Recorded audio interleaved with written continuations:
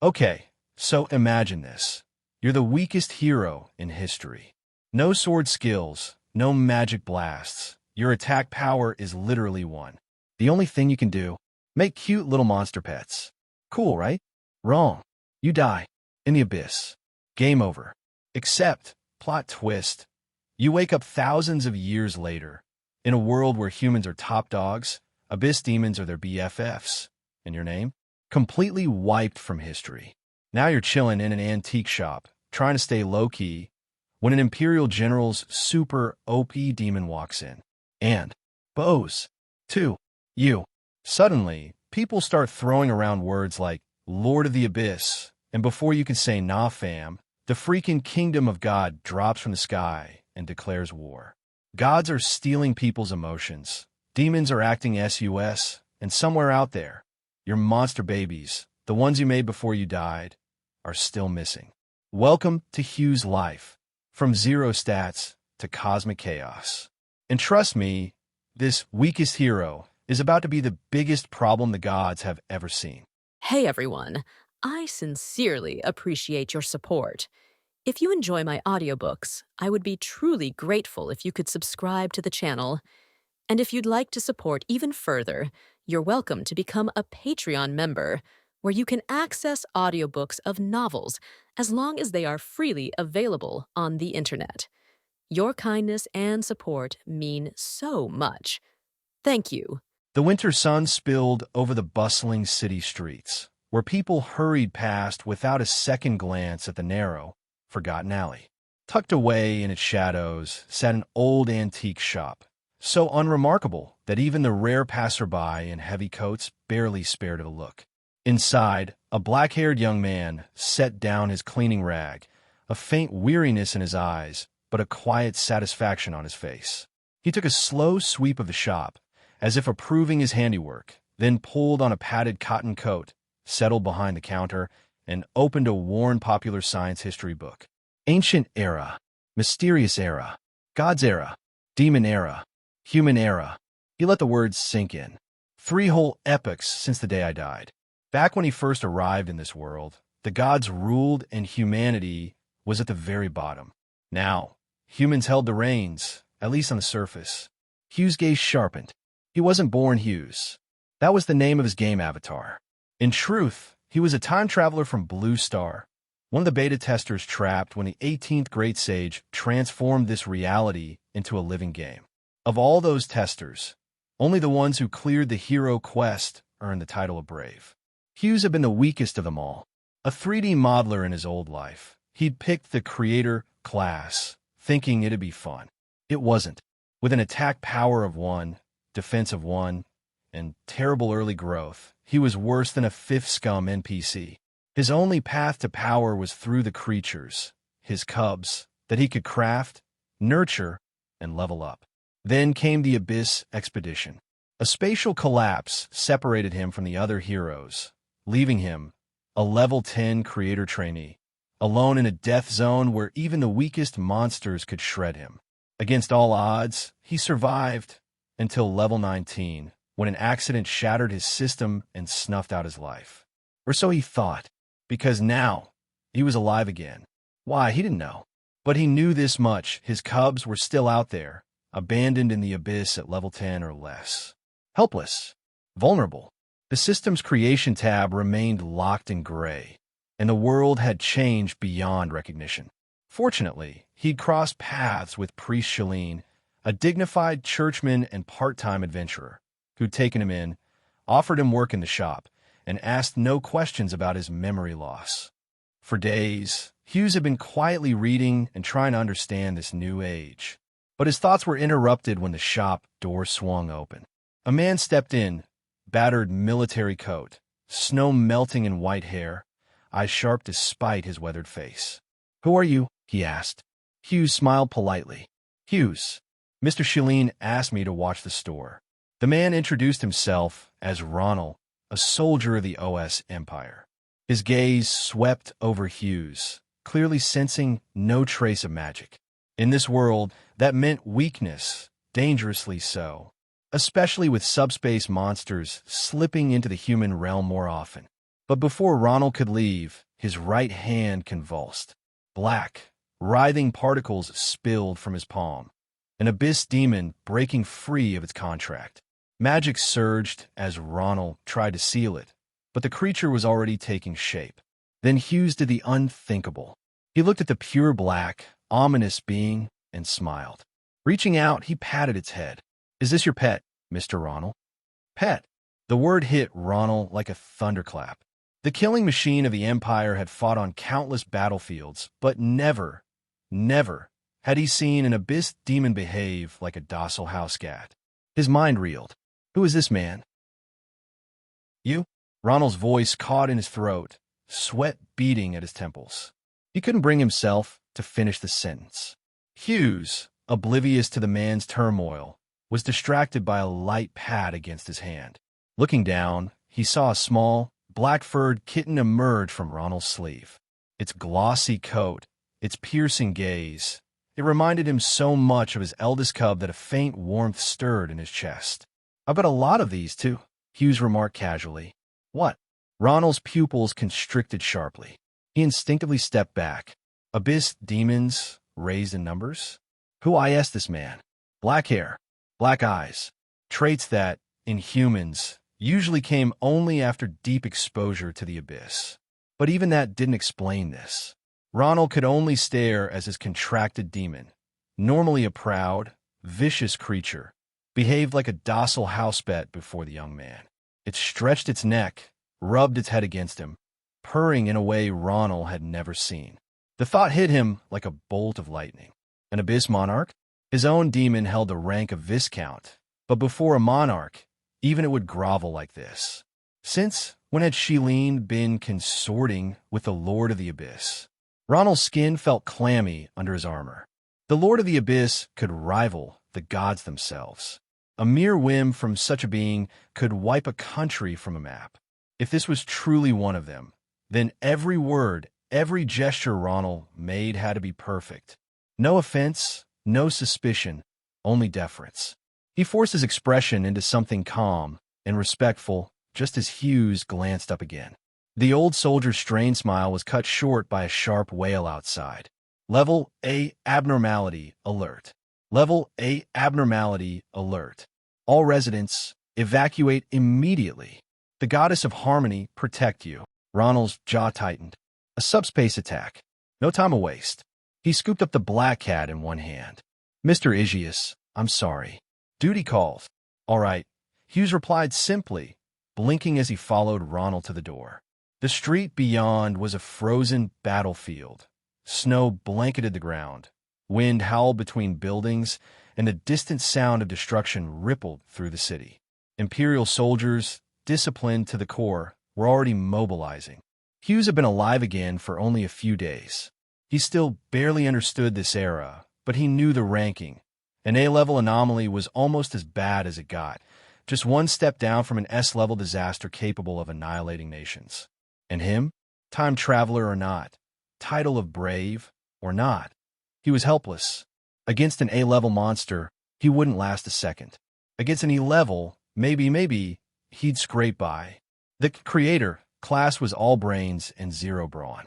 Other heroes could slaughter a level 10 monster at level 1. Hughes had been playing in the dirt at level 1, barely able to summon his first cub by level 3. But whatever was happening, the OS Empire was strong now, stronger than when gods and their creations once ruled over humanity. Then, just as quickly as it began, the alarm shifted. Level A abnormality neutralized. That fast. Hughes checked the clock. Under 3 minutes. Impressive, even for the Imperial capital. Satisfied, he returned to his seat and opened his book again. History recorded the summoning of 7 braves in meticulous detail, except, oddly, for him. Only 3 of the 7 had their deeds preserved. His own entry was a single, nameless line. A brave fell into the abyss and was never seen again. Hughes frowned. Even the strongest berserker among them had been omitted from the records, dismissed with a similar footnote, entered subspace on an expedition and never returned. History had moved on without them. Humanity had risen. But had he really contributed to that rise? His thoughts turned, inevitably, to his cubs, Baal, Agars, Vashik, and the fragile one, Eligor, clingy, timid, nothing like the warlord he was designed to be. The creation tab on his system remained locked and gray. His jaw set. I have to restart the system. I have to find them. Elsewhere, in the ruins outside the city, soldiers traded anxious questions. How did the Imperial wards break? Subspace monster must have been clever. Thank the gods General Ronald was close by. But Ronald barely heard them. His mind was still back in that shop. The way his Viscount-ranked demon had acted, the casual familiarity Hughes had shown. All signs pointed to the unthinkable. And if the Third Legion, led by another Abyss Monarch, was about to arrive, Ronald's stomach dropped. 2 Abyss Lords in the same city. Far above, in a shadowed chamber, green eyes snapped open. A voice, faint but unmistakable, calling his name. Eligor. It was the same voice that had spoken to him at his birth. The voice of his creator, the one he had called Father. The one who had vanished, leaving him alone in the dark. Why do I hear Father's voice? His gaze turned unerringly toward the Imperial city. Shio spent a night and finally finished reading the history book. Then the next day, he went out to the Hero Memorial Hall. He didn't have to look after the store on non-working days, and he was very grateful for Mr. Shalene's care. In the morning, heavy snow fell, and everything was white. Compared with yesterday, the temperature has obviously risen today, so there are more pedestrians walking on the road. Some people are dusty, with sharp eyebrows and eyes, and their faces are full of frost. You can tell from their footsteps that their level is not low. The Third Legion has returned to the city. Let's go and have a look. The Third Legion that has made 7 expeditions to explore the limits of the subspace. The light of mankind. If you want to go, of course you have to go. When they heard about the Third Legion, some young people were full of yearning in their eyes, and they ran away in a blink of an eye. Shios passed by them, blinked, and looked to the west. The huge airship was parked in the dark sky. It was too eye-catching, and everyone in the Imperial City could see it. The western part of the Imperial City is full of military areas, and military weapons often come and go. It is not strange for people. People are interested in the Third Legion, which is the largest legion with the closest relationship with the Abyss Demon. Shiosi stopped by the roadside, looked from afar, fell into deep thought, and said to himself, Abyss Demon? In my impression, the monsters of the Abyss are more crazy and twisted than each other, and have no rationality at all. How can they make a contract with humans? Could it be that after his death, the monsters of the Abyss finally evolved rationality over a long period of time? The history book he read did not explain this in detail. Humans have very limited understanding of the Abyss. The Abyss demons have made a contract with humans and lent humans power for so many years, but humans still don't quite understand their motives. And today, the honeymoon period between humans and the Abyss seems to be coming to an end. If Shiosi doesn't listen carefully, he can hear some street discussions. The Lord of the Abyss doesn't seem to want to lend his strength to humans. Really? But half of the Empire's armaments depend on the Abyss demons, right? I heard that they are going to the subspace collectively. The discussant looked worried. Over the years, humans have made progress, but compared to the vastness of the universe and those more glorious civilizations created by God, they are still like toddlers. After the departure of the Lord of the Abyss, humans will inevitably lose a great power of protection. Someone asked, is there no way? For thousands of years, even the sages don't know what they are thinking. Perhaps, only the rumored Lord of the Abyss can control them. Shios was thoughtful, wondering what the Lord of the Abyss was. He had never seen any Lord of the Abyss in the Abyss back then. He just thought about it.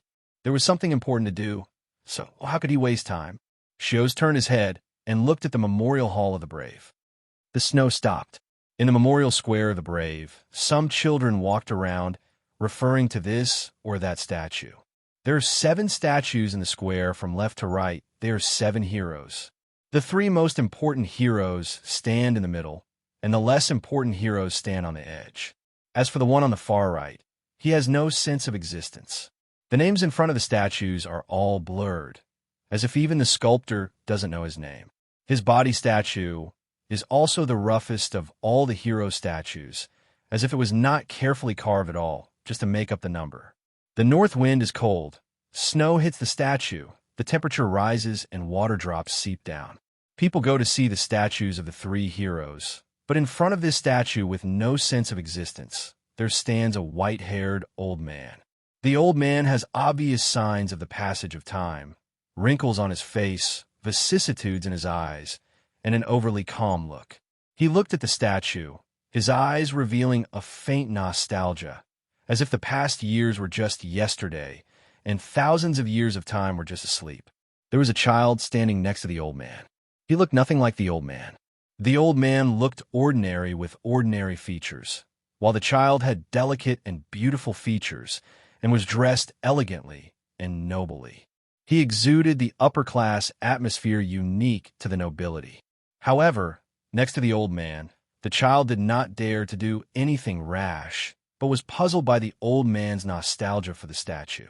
The child also raised his head and stared at the statue for a long time. He repeatedly dug out his memory in his mind, but could not find any achievements of this brave man. The doubt in the child's eyes became more obvious. He didn't understand why the old man cared about this brave man instead of other brave men. The old man seemed to notice the child's confusion, turned his head slowly, and said in a deep voice, "Don't you understand why?" The child paused, his big eyes were watery, and he said honestly, "I have a photographic memory. I have read many history books and remember them all in my mind, but I can hardly find any achievements of this brave man. Why do you miss him more?" Children speak without restraint and are honest. The old man smiled, narrowed his eyes, and said, "What is recorded in history books is not everything in history." The child suddenly realized, and the spirit of seeking knowledge came up, and asked, "Does he have any unknown major contributions?" The old man touched his chin, his eyes curved up, and said lightly, "There are no brilliant contributions that history books like to record." The child didn't understand. After all, he was young, although smart, but he didn't have much worldly experience, so he couldn't figure it out. The old man turned his head and continued to look at the statue, saying meaningfully, "You just need to know that in a sense, he is the greatest contributor to the rise of mankind, and he deserves the title of the savior of mankind." The child paused, even more unbelievable. The old man stopped talking. His eyes were complicated, as if he was recalling the past. This brave man has almost no highlights like killing big BSS and saving humans from danger. So why is he so important? Luo Jie's lips rose, and fragments of memories from the past seemed to emerge in his eyes. As players, they played games together at the beginning, so there was nothing to worry about. It was just entertainment outside of work and life. But after that day, they woke up one after another and knew that this was the real world. At the same time, they could not go back. To this, many of them reacted with anger, thinking that this was the kingdom's use and betrayal of them. They were furious and first had to deal with the people who brought them, but the magician didn't know why this happened. He kept apologizing, but apologizing couldn't solve the problem. It only made them more irritated. One of them even wanted to destroy humanity. But in the end, he didn't do that. Why? Because of that person. That person was the oldest among them, with a gentle temperament and a good person. He often sent them resources when they played games. That person must have felt uncomfortable about this accident, but he comforted them immediately. Among them were middle school students and college students, some of whom were irritable and some were eccentric, and they were all difficult to deal with. But after that person's hard persuasion day and night, they finally accepted it. They have no ill intentions. Accidents are common. Revenge is okay, but it should be moderate. The most important thing now is to find a way to go back, isn't it? In order to comfort them, that person talked to them alone and tried his best to enlighten them. It was clear that he was not sure whether there was a way to go back, but he said that there was a way to go back as long as the game tasks were completed. Was it a blank check? Yes. But for them at that time, it was so important that those one or two sentences almost became the pillar of their struggle. So, in this sense, that person undoubtedly saved the situation. Without that person, there would be no them later. It's just a pity that history books will not record these trivial matters, but focus more on a certain period, a certain person, and a certain major historical event. However, that person fell early before dawn. Roger's eyes darkened. Every time he thought of the Abyss adventure, he regretted it. Since then, he has also gone deep into the Abyss many times to look for people, but unfortunately he couldn't find them at all. The most likely possibility is that they were swallowed by the irrational Abyss monsters at that time. Unlike them, the other party is a profession with no combat ability at all. It can be said that there is absolutely no hope for survival if a person falls into the Abyss. Although he still can't believe it, he still insists on going to the Abyss every year to look for people. Roger muttered to himself silently. Looking at the statue, his face was a little complicated. The child next to him seemed to be still digesting the words just now, and there was a bit of mature thinking in his innocent eyes that did not match his age. As the first prince of the OS Empire, Talila OS has the royal obligation to improve himself all the time. There was a lot of noise around, and the instructor was introducing historical figures to the children. After the introduction, he took them to visit the Brave Memorial Hall. Talila glanced at the noisy children of the same age and seemed very dissatisfied with their performance. At the same time, a black-haired young man walked straight past him in his field of vision. There are so many people coming to the Brave Memorial Hall today. Talila scanned the surroundings and found that the young man stopped and looked at the statue on his side. Talila couldn't understand the look of the young man opposite him. There was a bit of nostalgia, but it seemed more of concern and worry. This might not be a strange look, but the object was a little wrong. Who would miss the heroes? Talila's mind turned, and he instantly thought that the other party might not be simple. But the young man just took a look, turned his head quickly, walked straight into the Memorial Hall of the Brave, and talked to a woman at the door. Talila turned his head to look at the old man immersed in memories, and then turned his head again, following the young man. At this time, Zeus was talking to someone. "Can I read some books?" Of course, the Memorial Hall of the Brave is open to all citizens. "Thank you." Zeus successfully walked into the Memorial Hall of the Brave and didn't notice the sight behind him. Zeus's idea was very simple. If he wanted to restart the game system, he would find the person who understood the game system the most. The great magician of that year had long been buried, and it was useless to find him. So the target is naturally them who are also players. They have lived longer than him, experienced more, and know more. Maybe they have also encountered such things? He had a clear goal, so he quickly found the biography of the hero and read it on the spot. The biography was indeed more detailed, with more and more detailed events, and it also focused on the background of the Demon Age, not just the story of the hero alone. So Zeus knew that the Abyss demons had fought a lot, and each time they fought to the point of turning the world upside down, and each time they were recorded by the historian. The historical record of the Demon Age is which demons fought every few years, and which demons clashed every few years. After the big demons signed a contract with human countries, the struggle between the big demons was even a struggle between countries. Seeing this, Zeus frowned. They all come from the Abyss. Why don't they live in harmony? At the same time, Eligor's human form landed, and his green eyes were fixed directly in the direction of the Hero Memorial Hall. At this time, the military zone. "General Ronald, are you sure? Even if he is not the Lord of the Abyss, he is still a terrifying existence of the same level. This is strange. It is impossible for Priest Shalene to bring such a dangerous being to the Imperial City. According to what you just said, it may also be that that person has a special physique." Legion Commander Philly pointed his finger at the solid wood table with sharp eyes, as if he didn't seem to believe Ronald's report. In the past 6 months, Ronald had reported many unusual incidents. They later sent people to investigate and found that 9 out of 10 cases were misunderstandings. A year ago, Ronald retired from the front line due to injury. His perception was no longer as sharp as before. He also suffered from post-war depression and was sensitive and worried. Therefore, he had the title of general, but his subordinates had no real power, let alone the force they could mobilize. Faley continued. "The Abyss Monarch I contracted with just entered the Imperial City. If the person you're talking about is the Abyss Monarch, then the Imperial City cannot be so calm and a fight would have started earlier. Ronald choked, recalling the appearance of the black-haired young man in his mind. The other person is very friendly, looks harmless, and doesn't look like a dangerous person at all based on his appearance. But if he said he was an ordinary person, Ronald wouldn't believe it. Ronald thought, "Can I contact Priest Shilene?" Faley shook his head. No one in Dawn Church knows where Priest Shilene has gone. This is not uncommon. Priest Shilene is a well-known adventurer.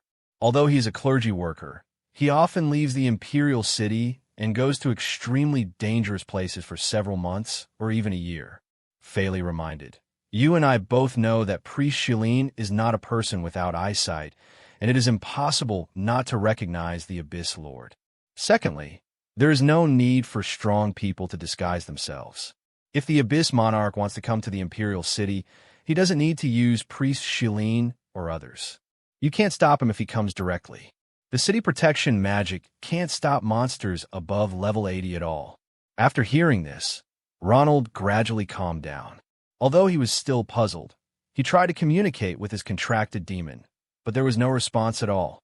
Faley said, "I understand that you care about the Imperial City, but things at that level are beyond our control.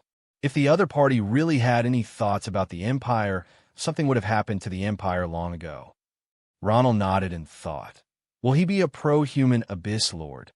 This is very important. Being close to humans means being able to communicate and even sign contracts.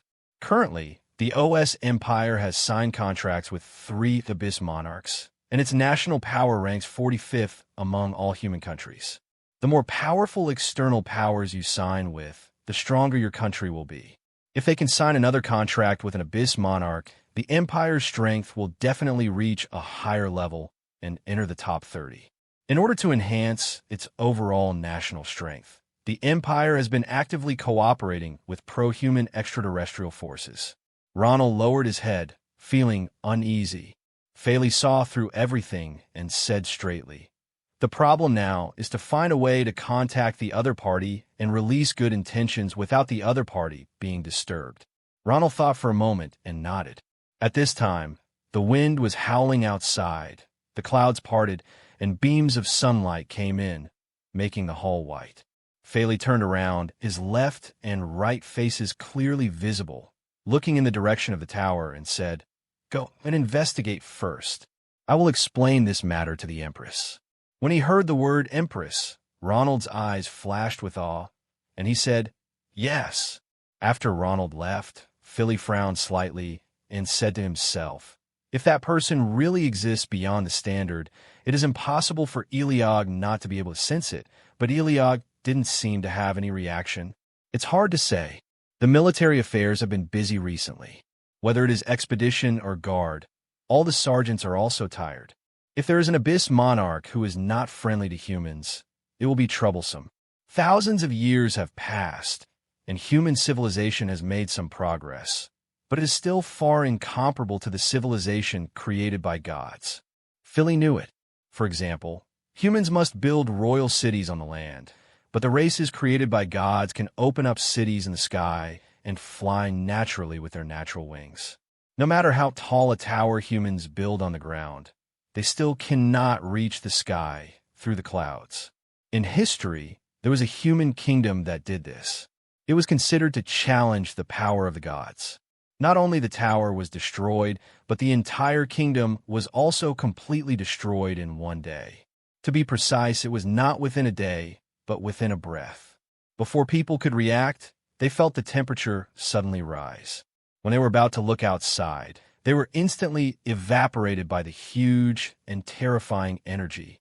It is said that there are still holes left in that continent after the divine strike. The age of gods is simply not a day for humans to live. It is precarious. Not to mention humans, even the goblin race, which is slightly stronger than humans, cannot escape the fate of being destroyed. Nowadays, when people live in times of peace and are wary of danger, they can't help but think of the past. Philly lowered his head and turned his hands to see. The devil's contract was deeply imprinted like a tattoo, which was both a threat and a sense of security.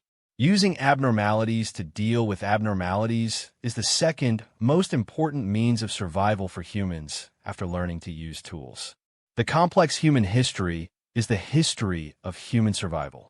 Entering the human era, it seems that the dawn has arrived and we are about to enter the glory of mankind. However, Philly knew that the current human civilization was still too fragile. Without the protection of the abyss, once the gods in the sky come back, the future will be unimaginable. Philly looked serious and said, "It's even possible that they are already making plans." The frequent A-level abnormality warnings these days are a sign that the storm is coming. The only good thing is that the brave man is temporarily in the Imperial City. Philly organized his thoughts, calmed down his emotions, and hurried to the palace after a while, not forgetting to remind everyone to be more vigilant on the way. Philly is well known as the leader of the intellectual faction. His low pressure certainly affected other soldiers. They were all aware of the current threat, and they all had serious expressions on their faces as they passed by. Some people look at the sky from time to time, lest there be a humanoid or monster with wings appearing on it. The old soldier even said, "Be careful of angels." The white clouds are long and windy from time to time. Under the gloomy weather, there seems to be a faint atmosphere of instability. At the same time, in the library of the Brave Memorial Hall, Hughes was looking through the biographies of the brave one by one. Seeing his once vivid experiences turned into black and white words in a book, Hughes felt melancholy. However, fortunately, he did not gain anything. Roger's biography happened to include an incident. The brave Roger was once seriously injured and on the verge of death. The system collapsed and became unresponsive. After 3 months of training, the system finally returned to normal and responded. Shosi paused. Judging from this passage, it seems that the game system is automatically repaired, and it will be useless if you do anything. So I can only wait? Hughes took another look at the gray game panel and felt as if time had stopped at the moment of collapse, with no sign of recovery at all. The game system is essentially a creation of magic. The way it looks now is probably because the inner magic logic is broken. What to do? I don't know such fine magic. Hughes thought for a while and continued to turn the pages, thinking that there might be other ways to look at it. At this moment, there was a sudden sound of books hitting the ground. Hughes turned his head in the direction of the sound and saw the bookshelf tipping over and a large pile of books falling from the bookshelf. At the same time, someone appeared in an instant, raised a hand, and used magic power to control the bookshelf and slowly push it back to its normal position. Then, the magic still wrapped around the books, arranging them neatly one by one. After finishing, she seemed to notice Hughes's gaze, raised a pair of blue eyes, and looked straight over. Just looking at her appearance, her whole body wrapped up and wearing a hood has already revealed her identity. This is the unique attire of a magician, and the fact that her robe is an elegant purple color is enough to prove that she is a magician of at least level 50. He looks to be in his 30s or 40s, with blonde hair and white skin, which is the most common feature of the OSS Empire. Hughes sighed in his heart. The magician's dress has never changed since ancient times, and you can understand it at a glance. Probably because his eyes were too dull, the other person tilted his head and didn't quite understand what he was thinking. After a few minutes, they started chatting in the library. The magician Shili is a friendly and enthusiastic person, and she told Hughes that she came here for a breakthrough in magic. Hughes took the opportunity to ask questions about the system. Shili, how to restore the system magic? Hughes, yeah, I want to know. Shili shook her head and said, I don't know. This is a very ancient magic that has been lost long ago. I didn't expect anyone to ask such a detailed question. Yeah. Hughes thought that looking for a magician couldn't solve the problem. Isn't this system really completely broken? Without a game system, can I still be considered a player? And Shili said, although I don't know what system magic looks like, I know that the essence of any magic is mental power and the control of mental power. As long as you control this, you may be able to restore magic. Hughes was stunned for a moment and suddenly realized. Miss Shili seemed very satisfied with his learning attitude and continued. Magic almost never progresses. It reaches perfection at the beginning. The basic logic of magic in different eras will not be much different. There's actually more to it than just magic when it comes to not being able to progress. In this world, humans have almost no ability to create new knowledge, and they have to look outside to obtain new knowledge. Hughes didn't care at all at first, thinking it was just a game setting. After awakening, he realized that this setting was too outrageous. In order to inhibit human development, the gods deprive humans of their ability to think upward, especially their creativity. Just like the electrical revolution that is currently in full swing, the knowledge used is not derived from human beings' own thinking and experience, but is brought back from subspace by the expeditionary force. As a blue star person, Hughes really couldn't imagine this situation. Humanity here is difficult in every sense of the word. Thank you. He thanked Seely. Shilly smiled and said generously, "It's a small matter. I'm glad I can help you."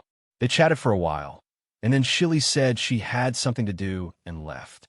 Hughes stayed there thoughtfully, repeating the words spiritual power repeatedly, trying to use the magician's method of deep meditation to drive the system in his brain. He didn't know that outside the Brave Memorial Hall, Roger turned his head and met Eligor's eyes.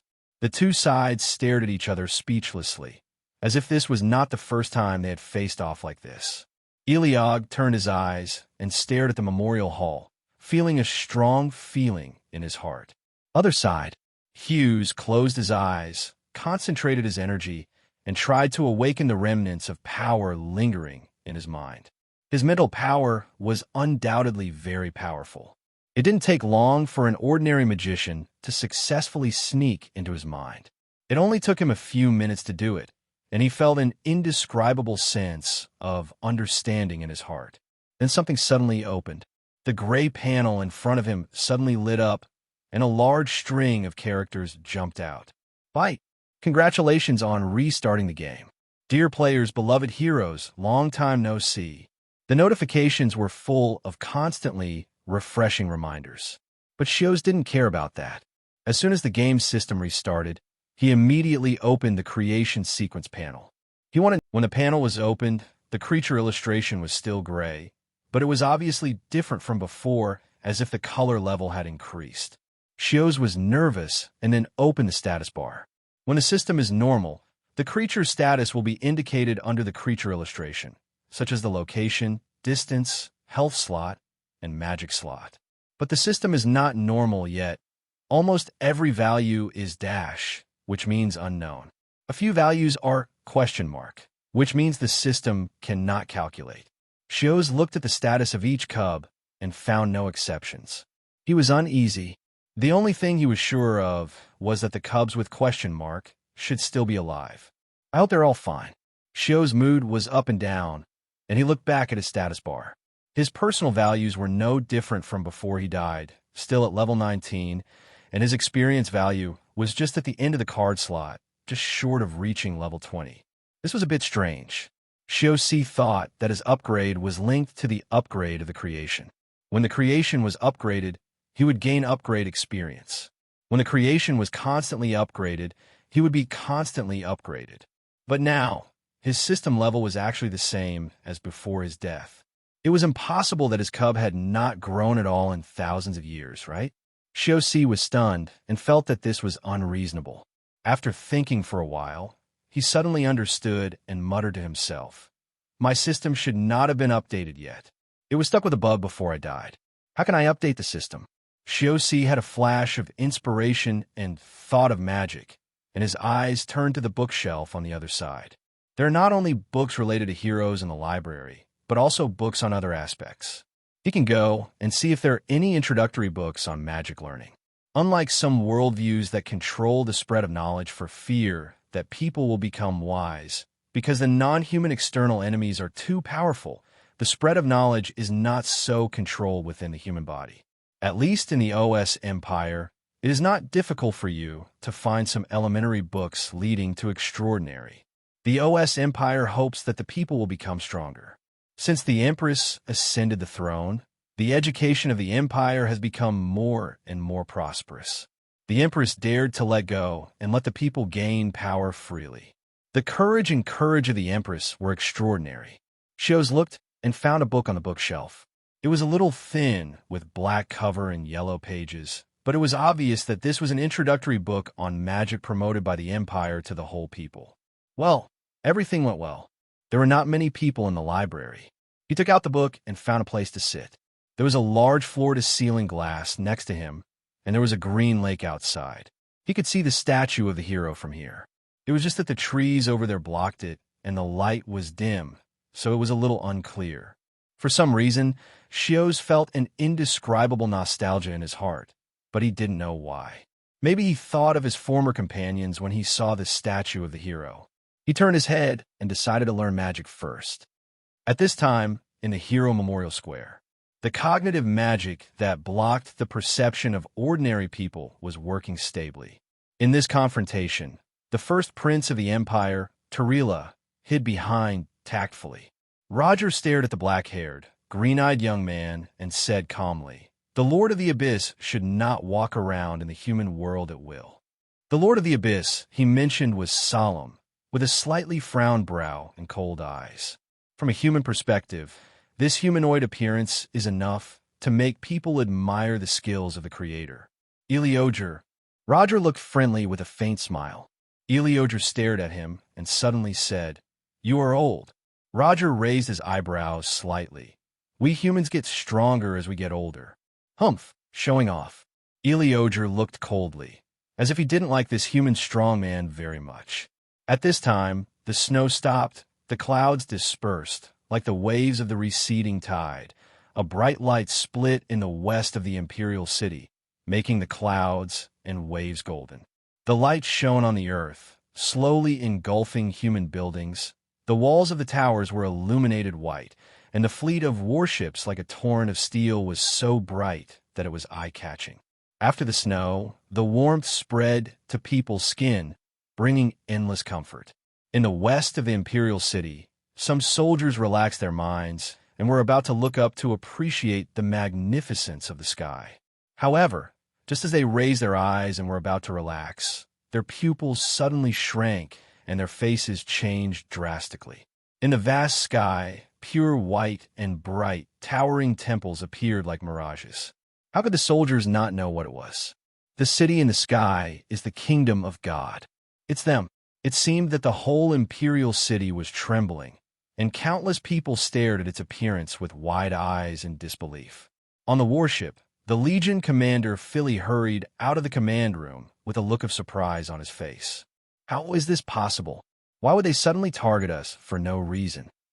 The defense mechanism of the imperial city was in operation quickly, and people in all positions were mobilized. In the palace, the senior officials who were in a routine meeting turned their heads to look at the sky. Everyone looked ugly, and some even cursed. It's the kingdom of light, the most unreasonable and perverted kingdom that loves to raid. At this time, Ronald, who had just arrived at the antique shop, stopped and raised his head in a daze. Although this era has entered the human era, it does not mean that the gods have entered the twilight. They're still there, and their kingdom is still there, and they come down from time to time to harm the world, or they are deliberately planning, or maybe they just want to mess with the ants on the ground. The ominous premonition actually came true. The alarm in the imperial city suddenly sounded, and the threat level seemed to have reached the highest S level. The threat of destroying the country. All the great magicians on the tower gathered and stared at the sky. The military district was in uproar at first, but then it quickly quieted down. Under the threat, someone reported the recent incidents of the Kingdom of Light. Philly listened while waiting for the order from the palace, but he had realized that the other party's purpose was definitely to provoke a peace war. The peace war, also known as the Interval War, is a war observed and supervised by the goddess of peace. Its rules are that once a war of gods is provoked, the strong cannot bully the weak. There is one interval for every 10 levels, and the battle is limited to one space. Levels 1 to 10 have 2 weak combat capabilities and are not in the ranks of war. Above level 11, they fight to level 90, a total of 8 levels of duels, with no limit on the number of people participating, only the level. In other words, if your country has only one person from level 80 to level 90, and the other country has 10 people, then the fight is also 1 to 10. The interval level is determined by the combat power of both sides. If neither country has a strong person above level 60, then the level above 60 is a draw. If one side has a strong person above level 60 and the other side does not, then the side that has one wins without fighting. The rules are very detailed but not complicated. More than 2,000 years ago, the goddess of harmony saw the suffering of all living beings and felt compassion. She used all her divine power to pull all living beings into the game, shocking the gods. After that, the war did become more peaceful, although it was only a little. The surprise in the hearts of the high-level officials of the Empire when they received the declaration of war from the Kingdom of Light can be imagined. The War of Harmony is also a war, accompanied by terrifying plunder. If a country loses the war, the victor can plunder the defeated country according to the rules. Only one thing can be plundered at a time, including but not limited to land, resources, citizens, lives, and even certain abilities of citizens, such as imagination and the ability to seek knowledge. As long as it can be plundered, it can be plundered. The high-level officials of the OS Empire did not expect that the other party would declare war without any warning. Refusing a peaceful war means agreeing to a real war. If they accept a peaceful war, can they fight against the kingdom of God, which ranks 7th in the sky? Well, they have to pay if they lose. Philly's face was solemn, and the staff behind him was racking their brains. The OS Empire only had half an hour to decide whether to fight or not. At the same time, Roger raised his eyes as if he was used to it. Compared with human countries that can only settle in one place, the kingdom of God in the sky can move freely as it pleases, with strong mobility and space magic, and can go wherever it wants. It is not unheard of for a country to appear so abruptly in the sky of a human country, especially this kingdom of light. The war perverts who love to provoke wars and play with humans the most. Roger stared intently, releasing a murderous aura that shook the space. But as Eligor said, he was old. When he was young, he could destroy a kingdom of God by himself. But now Roger paused and glanced at Eligor from the corner of his eye, but saw Eligor's indifferent expression. Is the Lord of the Abyss no longer interested in helping humans? Eligor could see the glorious kingdom of God above, but ignored it. His green eyes turned, and his sight was fixed on the direction of the Hero Memorial Hall again. The premonition became stronger. He had a premonition that there was something he had been looking for. At this time, in the library, an old-fashioned gentleman who looked to be in his 50s sat opposite Shios. The reason for this is that this person has an elegant temperament and an aristocratic aura that cannot be concealed from head to toe. Although he is old, you can tell from his appearance that he must have been handsome when he was young. Shios didn't know him, but he smiled at him and motioned him to look outside, especially to the sky. How could Shios not see such a sudden incident in the kingdom of God? Of course, he paused for a while, and then realized that he was powerless to do anything about such a big thing. Something happened outside. I'm afraid a war is about to start. Kisinson said lightly. Shios didn't understand why, but he knew that the other party was just talking to him casually because such a big thing happened. There's almost no one in the library, and he was the only one left. This kind of thing is very common. Maybe because he looks friendly, strangers often talk to him. And the answer is indeed so.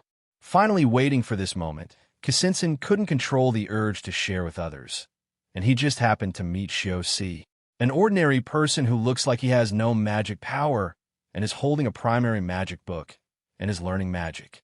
Do you know, Kisinson suddenly said, 3 months ago, the Kingdom of Light defeated the Roman kingdom and took away the conscience of all the people of the Roman kingdom. Conscience? Shios was stunned, a completely ordinary person's reaction. Kissinger continued, there were more than one war. Later, the Kingdom of Light seemed to have set its sights on the Roman kingdom. It declared war many times and won all of them, taking away the fear, hesitation, etc. of the people of the Roman kingdom. The king of their country was grief-stricken and ran to other countries to regain what the people had lost, bearing humiliation. Now the OS Empire has also encountered the Kingdom of Light. I feel deeply sorry for this and hope that it will not follow the footsteps of the Roman kingdom. Zeus digested it for a while, looked into Kissinger's eyes, and said, "Didn't the king of the Roman kingdom do it on purpose?" "What?" Kissinger was stunned. Zeus was thoughtful and boldly thought in reverse, and continued, "Didn't the king deliberately lose the war of gods many times, causing all the people to lose their conscience and fear, and then continue to losing all the negative emotions, so that he could harvest perfect people?" Kissinger's body was stiff, as if his evil deeds were suddenly exposed. He was caught off guard, and his face turned pale, and his pupils trembled. Is this person really an ordinary person? Kissinger couldn't believe it, and immediately used the advanced identification skill. This skill was blessed by the goddess of wisdom. It was unique in the world and could see through any false level disguise. Then he paused directly. The feedback of the skill was actually exceptional existence, no peeping. The black-haired young man looked outward and looked at the city in the sky calmly. Such calmness frightened Kissinger's. Kissinger's mind turned, and he said nervously, "Why do you say it was intentional?" "Why?" Zeus paused, his eyes slowly moved up, his pure black eyes were as deep as the night, and he said, "That is obviously more advantageous. To a large extent, conscience and morality are obstacles to strength. Negative emotions, such as fear and hesitation, will restrain the will and make people unable to be free." His tone was flat, and his expression was calm. It seemed that he was just stating it. If an ordinary person said this, Kissinger's would be hesitant and doubt his depth. However, this person is the superclass existence of the goddess. You must have been seen through. He already knows that your true identity is the king of the Roman kingdom. Kissinger's legs were shaking under the table, and he immediately sat up straight. What is a superclass existence? At least an existence above level 90. Kissinger's was sweating, and his thoughts were confused. At first, facing the Kingdom of Light, he did not lose the war intentionally. He and his people had tried their best. After the defeat, his conscience was taken away, and he felt that there was a void in his heart. He would no longer have sympathy for anyone's pain. He would only care about his own desires and always handle political affairs rationally. Then he found that his governance efficiency was higher than before, and at the same time, the efficiency of everyone around him was also improving. A year later, the country's overall productivity and combat effectiveness were more than twice as high as before. What does this mean? At that time, he stood in the imperial city, overlooking the panoramic view of the country, thinking for an afternoon, and then he suddenly realized. Conscience, it turns out to be an obstacle to the development of national strength. It's just that without conscience, the country can actually make progress. After he realized this, he was in a trance for several days, lost his appetite, and couldn't sleep day and night. And then he had a hypothesis in his mind. If the conscience of the people is gone, they can make progress. So what if there's nothing else? An impulse wrapped in the desire for development brewed in his heart, and with a strong curiosity. So later, he sent people to take the initiative to invite the Kingdom of Light to fight. Those war-loving perverts should not let it go. The only risk is that the things that the Kingdom of Light plunders after the victory may not be what he wants to give. And this is not difficult to solve, as long as it is agreed in advance. If you are worried about violating it, there's a divine covenant as a constraint. What problems can't be solved? After losing his conscience, as the leader of a country, he made some deals with foreign enemies for the better development of the country. What's wrong with him? In fact, after several wars, the country is stronger and the people are stronger. Is this not good? What's wrong with him? Isn't this the duty of a king? However, he was attacked by a foreigner and had no choice but to come here to hide. The OS Empire is far away, with medium national strength, few contracted gods, and almost nothing about the Roman kingdom. It is a good place to take refuge. However, Kissinger's did not just want to take refuge, he also had to find a way to take back his kingdom. During the time he was hiding in the OS Empire, looking at the current national conditions of the OS Empire, he also had an idea. That is to help the OS Empire increase its national strength. It is definitely not to drag more countries into the fall to justify his own actions. And now, has this person actually seen through all his thoughts? Kisinsin couldn't believe it. Although his negative emotions were plundered, he still felt fear at this moment. In the face of greater terror, ordinary extraordinary means will inevitably be cracked. Creatures that don't fear will fear.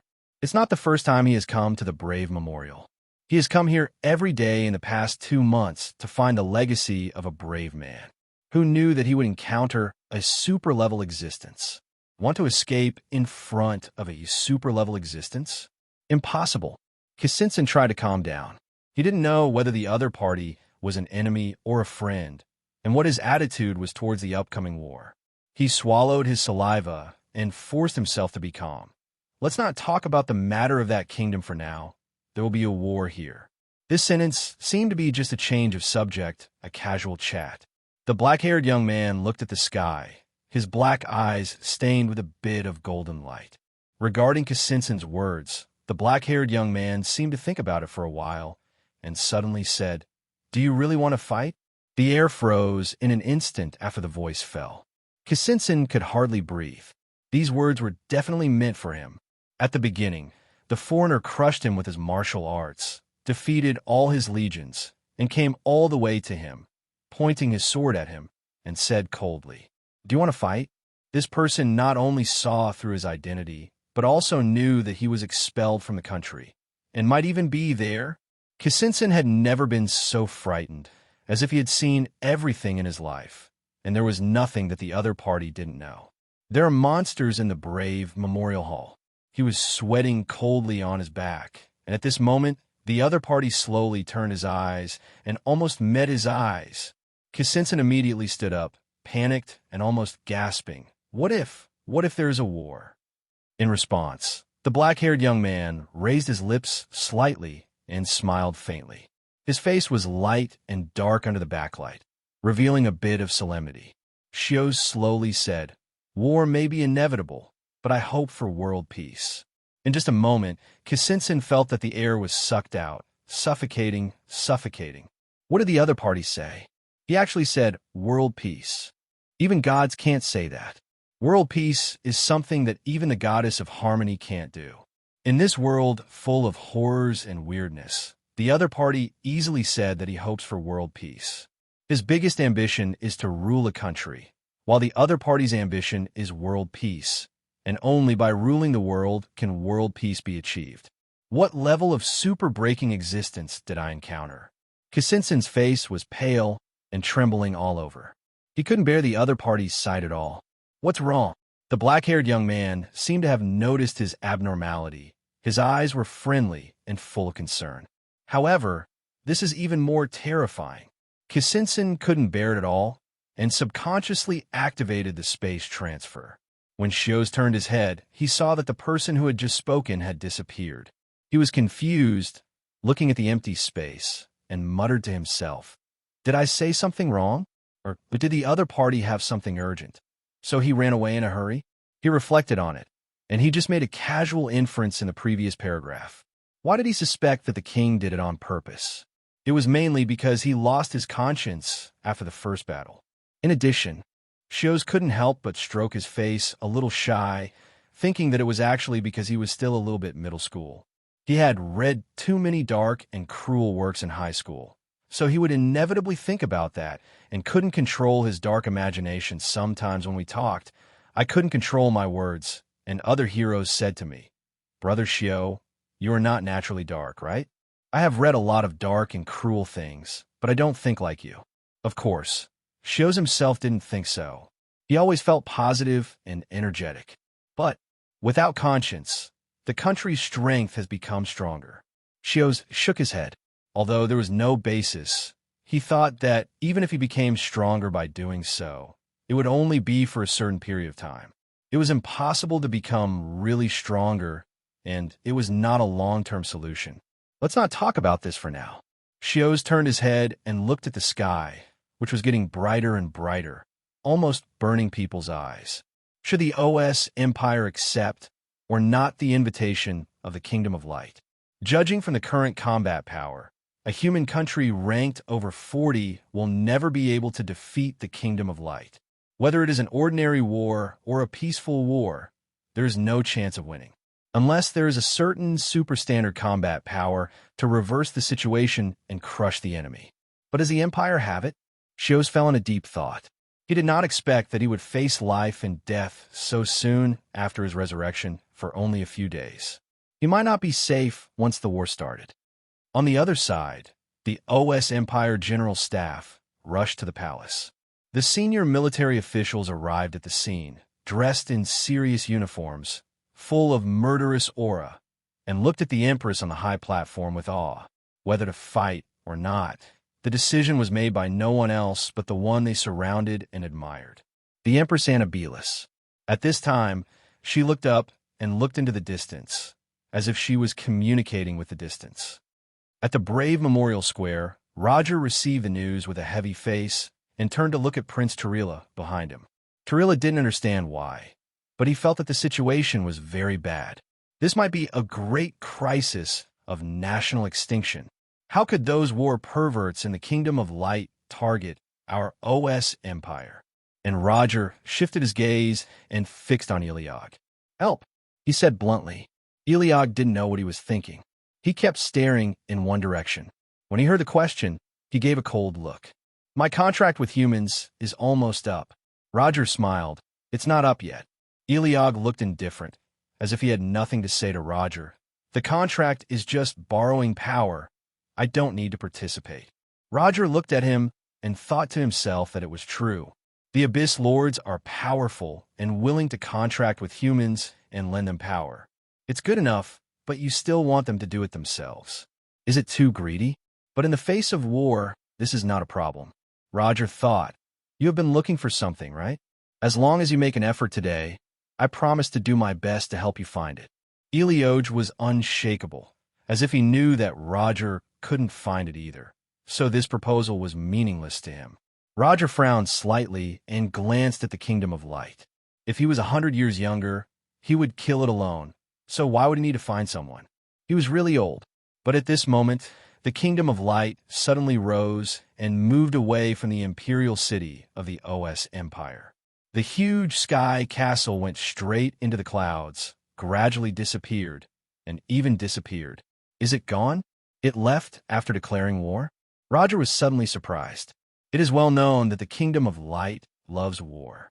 There has never been a history of not fighting after declaring war. But now, what are they doing? Talila came over with surprise. "Grandpa Roger, are they afraid of you?" Roger's mouth twitched slightly. He hoped so. Few people knew about his news in the OS Empire, but the Kingdom of Light should not be unaware of it. The Kingdom of Light definitely knew he was there, and they had invited him to stay under this premise. So how could they retreat? Because of him. But he couldn't figure out why. Could it be that something happened to the Kingdom of Light? Almost everyone had this doubt. Legion leader Philly was preparing intensively when he saw the enemy retreat, and he couldn't help feeling depressed. What's going on? Whether to fight or not, they must be afraid. That must be the case. I heard it before. Our OS Empire is protected by a super strong man. The military discussed for a while. The Prime Minister immediately rebuked. "Don't take it lightly. Maybe they're playing tricks on us." Everyone immediately became serious. At this time, seeing that the sky was not so bright, Zeus breathed a sigh of relief. Although he didn't know what happened, at least he wouldn't start a war immediately.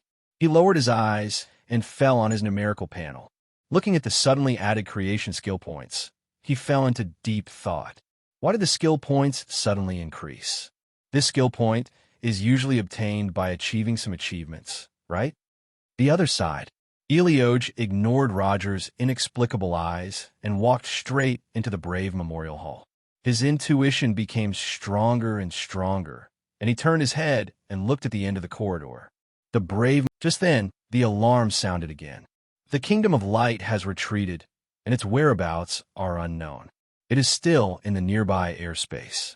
Please remain alert and stay in the building as much as possible. Please do not go out unless necessary. May the goddess of harmony protect the OS Empire. Although I don't know what happened, fortunately nothing serious happened. Shows glanced outside.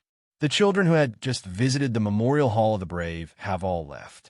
They should have gone home or gone to a safe place. Soldiers in military uniforms outside were under martial law everywhere. From afar, a huge magic circle in the sky and several giant airships like a torrent of steel could be seen. The ground was shaking slightly. It was the large-scale weapons in action. There were obviously hidden forces in the underground of the Imperial City. The OS Empire was obviously going to resist the attack of the Kingdom of Light. In the sky, angels looked down at the earth. They had golden eyebrows and eyes, and were wearing golden armor.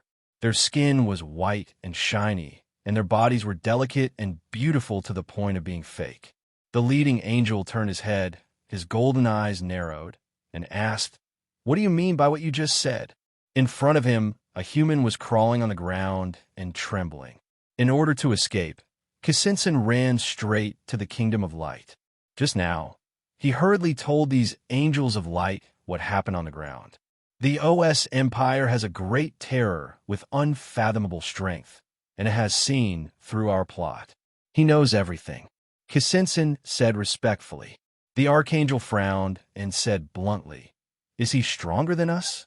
Kisinson couldn't judge and repeated what happened just now. "Because of your unfounded judgment, our glorious Kingdom of Light will retreat 3 feet. The Archangel sneered, his eyes as sharp and cold as a venomous snake. The Kingdom of Light declared war, but stopped. In the eyes of the lowly creatures below, isn't it afraid? We are so proud of God's life, so glorious and powerful God-made country. Will we lose face for 1 or 2 words from you? So what if we have an exceptional existence? Don't we have an exceptional existence in the Kingdom of Light?" The Archangel sneered and glanced at the other angels present. This bunch of rubbish actually stopped the declaration of war after listening to Kissington's words. Ridiculous. Too ridiculous. His golden eyes were sharp, and he released high-energy pressure in an instant. The angels on the scene immediately knelt on the ground, their legs trembling and sweating. It's just a human empire. In the past, we could destroy it if we wanted to. It was just a thought. Even today, it won't change.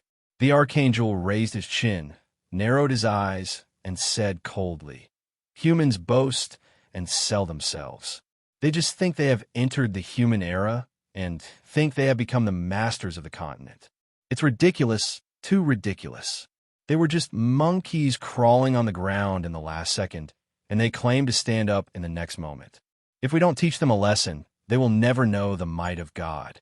Kissing Sun was sweating coldly, and his heart was in his throat. The Archangel looked down at the movement below and laughed. So what if they're extraordinary beings? Everyone is an extraordinary being. But he did not take action immediately, but continued to watch thoughtfully, as if he was brewing some terrorist means. Humans should die. All of them should die. In the palace, military advisors talked a lot. Some were terrified, and some tried to remain calm. It was only a dozen minutes, and peace was gone. The whole palace fell into a state of war. Everyone looked at Anna Belis in the middle, waiting for the Empress to make the final decision. They will not leave easily, and will definitely come back. Before that, there must be a way to deal with them. When the Legion Commander Philly arrived at the scene, he saw a group of people with nervous faces, all ready to die heroically. At this time, losing their composure is the road to self-destruction, and they have made risk plans for transcendent combat power. Either they fight to the end with all their strength, or they fight with other transcendental forces. To deal with transcendental beings, they always have to rack their brains and think hard. The Empire has accumulated strength for many years, and it is not that they do not have the strength to fight, but the incident happened too suddenly. They were caught off guard and had no intelligence, so they could not react at all. "Your Majesty, how do we fight?" Philly walked forward. At the same time, regular footsteps sounded in the Memorial Hall of the Brave. The light spread on the floor, bringing a little warmth. The breeze blew in from the open window, and there was a faint sound of the pages of the book turning in the wind. The interior of the library gradually appeared in Eligor's vision. The bookshelves made of solid wood are 3 or 4 meters high, with new and old books stacked on them. The layout of the bookshelves pays attention to a kind of geometric aesthetics. With the central reading area as the center of the circle, they are distributed in arcs, some long and some short. Looking from top to bottom, the positive film is a large area of magic runes. There were not many people in the library. Maybe there were more people just now, but after the alarm sounded, most people left first. The librarian did not remind the people inside to leave, but only stood guard at the door because the brave memorial hall was blessed by the goddess. What she should do was not to persuade the people in the library to leave quickly, but to remind those who wanted to leave to pay attention to the safety outside. As a result, the library was too quiet, with only the sound of pages turning. Eligor's footsteps were very light, as if he was intentionally maintaining this silence. His magic power would automatically reduce his presence, so his presence would not be noticed by others. Even if someone noticed him passing by, they would only be like the people outside and would not notice anything. For some reason, he remembered the memory of his birth.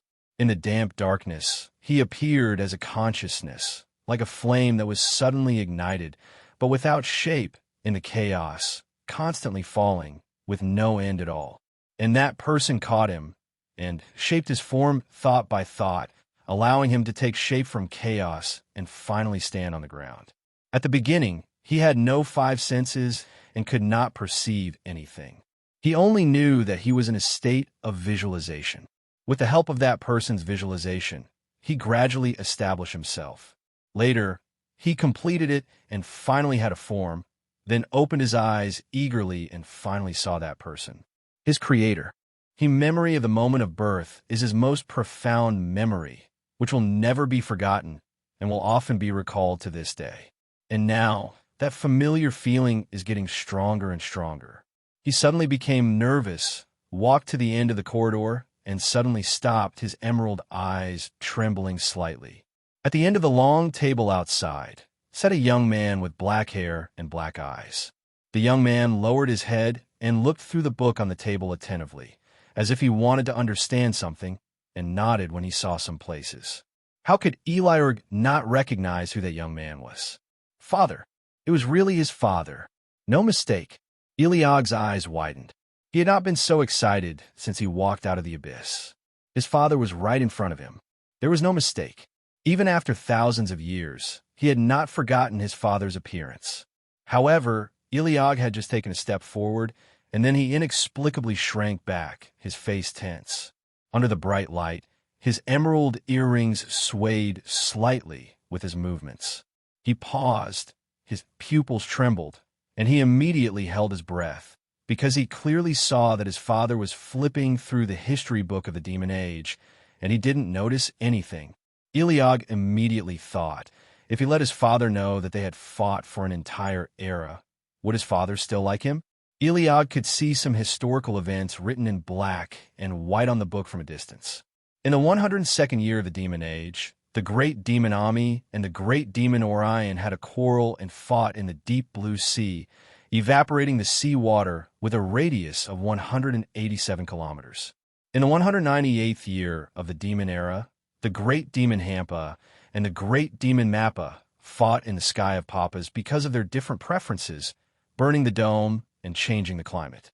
In the 207th year of the Demon Era, the great demon Burn built a city and invited the great demon Hagati. Because of the different colors of the sky, they fought fiercely, leaving a huge, deep pit, and so on. Eligor is in charge of wars, and he has participated in many fights. What if his father finds out? Eligor had just had a stern face, but now his face changed drastically and cold sweat broke out on his forehead. It seems that his father doesn't know that the great demons in the history books are them, which means that everything is still in time. Eligor thought quickly, wanting to recognize his father urgently, but also afraid that his father would know what they had done in the years when his father was away. You know, his father doesn't like to see them fighting the most. If he knew that they not only fought, but also fought for thousands of years, and that the fight was recorded in the history books every year, his father would have black eyes and fainted. Eligor paused again, his mind racing for a moment. At this moment, Hughes was reading a history book, and suddenly he seemed to sense something and subconsciously looked towards the entrance of the library. He fixed his sight on the entrance of the corridor, only to see that there was no one in the corridor. It was empty. No one. Hughes's feeling became stronger, and his sight moved down, seeming to bump into a pair of emerald eyes. The eyes were round and watery, blinking like stars, and when he looked again, it was a creature about the size of a cat, with a swaying tail and a fixed gaze. Hughes paused. His mind was shocked. His premonition instantly came true. His face was surprised, and he immediately picked up the cat. How could he not recognize it? This is his cub. He was looking for it, but he didn't expect it to appear on its own initiative. No, he was found. It's just that this form is a little different from what he remembered. He shouldn't have created a cub in this form. Of course, this did not prevent Xiao from happily holding the cub in his hands and stroking its soft back. Xiao could not help but say, "Did you find it yourself? That's great. I was looking for you too. You must have been worried when I suddenly disappeared." The cat blinked, unable to hide its excitement, and its claws danced wildly. Xiao seemed to understand what he was saying. "Really? You are fine, but you've been looking for me." Xiao breathed a sigh of relief and habitually grabbed the cat's paw and squeezed it. "I'm glad you are fine. The abyss is so terrible, and there are so many powerful monsters. You must have had a hard time." He didn't know that they were only in trouble at the beginning, and later it was the abyss creatures other than them that were in trouble. Who is bullying whom? The cat blinked with a very proud expression, and its tail swung up. However, Xiao fell into deep thought, and his mind flashed through the illustrations of his cubs, trying to recognize which of his cubs this was. It seems unreasonable that he is the creator, but he can't recognize his own children. But he remembered that there was no cat-shaped cub with emerald eyes. The child who would turn into a cat was. Xiao tried to think hard, looking at the emerald eyes, as if he was searching his memory very seriously. Eligor was excited, but he was caught off guard and heard his father say, "You have grown up, Leggins." In just a moment, Eligor paused, and his cat eyes trembled violently. "Wrong name, isn't that right?" Xiao choked, tried to recall, and finally said, "Sorry, I remembered it wrong. You are Eligor?" Eligor nodded. His emerald eyes were watery. Xiao touched his head and frowned. "Why did you change?" Eligor couldn't say that he thought his father liked cats more, right? However, Xiao looked up and noticed the status bar above Eligor's head. Like the illustration, it was completely gray, and the level was also stopped before his death, only level 6. However, thousands of years have passed. No matter what, it is impossible to be only level 6, right? Seeing Xiao puzzled look, Eligor seemed to understand something, and his cat eyes blinked. Xiao looked into his eyes. "Are you asking me if I can't see the status?" "Yes, I just woke up for less than a few days, and the system did not restart successfully. Now it has stopped at the state before death. I can't see your specific values, and I don't know the status of other children. No wonder I made a mistake." Eligor nodded. "With that said, my father wouldn't know where the other guys are. In other words, it is the opportunity to monopolize your father. Are you the only one? Do you know where the other children are?" Xiao asked. The cat immediately shook his head. "Is that so?" Xiao thought for a moment and asked again, "Are all your compatriots okay?" The cat hesitated and finally nodded. Xiao was relieved. Although he didn't know where the other cubs were, he was fine. Thinking of this, he suddenly smiled. "I just read the history books and saw many names like yours, and they were all big demons who did evil and made a lot of noise. I knew you wouldn't be." The cat froze, his pupils trembled, and he didn't dare to wag his tail. Xiao's eyes were gentle. "There are too many people with the same names in this world. I have seen many people with Jack, Annie, etc. The names of aliens are even hereditary, with a high repetition rate, which is difficult to distinguish." At this time, Eligor was extremely grateful for his father's slowness and was sure of one thing. "I really can't let my father know what they did." Seeing the cat in deep thought, Xiao was relieved. His cub had grown up. He still remembered how soft and sticky Eligor was before, and he had no opinion. Now he seemed to have his own thoughts. It was great that the cub still remembered him. However, he finally found one, but it happened to be in this situation. Xiao looked outside. The sky was covered with dark clouds, and it was obvious that a very troublesome crisis was brewing. The Kingdom of Light had set its sights on the OS Empire, and it would not be easy to retreat. You are in the Imperial City, and you can't leave even if you want to. But what can you do with the existence of the level of the Kingdom of Light? Xiao fell into deep thought. At this time, the cat scratched him with its claws, as if asking him what was wrong. Something happened outside. Xiao stood up with the cat, walked to the French window, raised his head, and looked up at the sky. The huge sky kingdom covered the sky and the sun, covering the entire Imperial City. One sky, one earth, and the upper and lower parts were clearly distinguished. It's not that there are no strong people among humans, but the OS Empire is only a medium-ranked country with a limited number of strong people.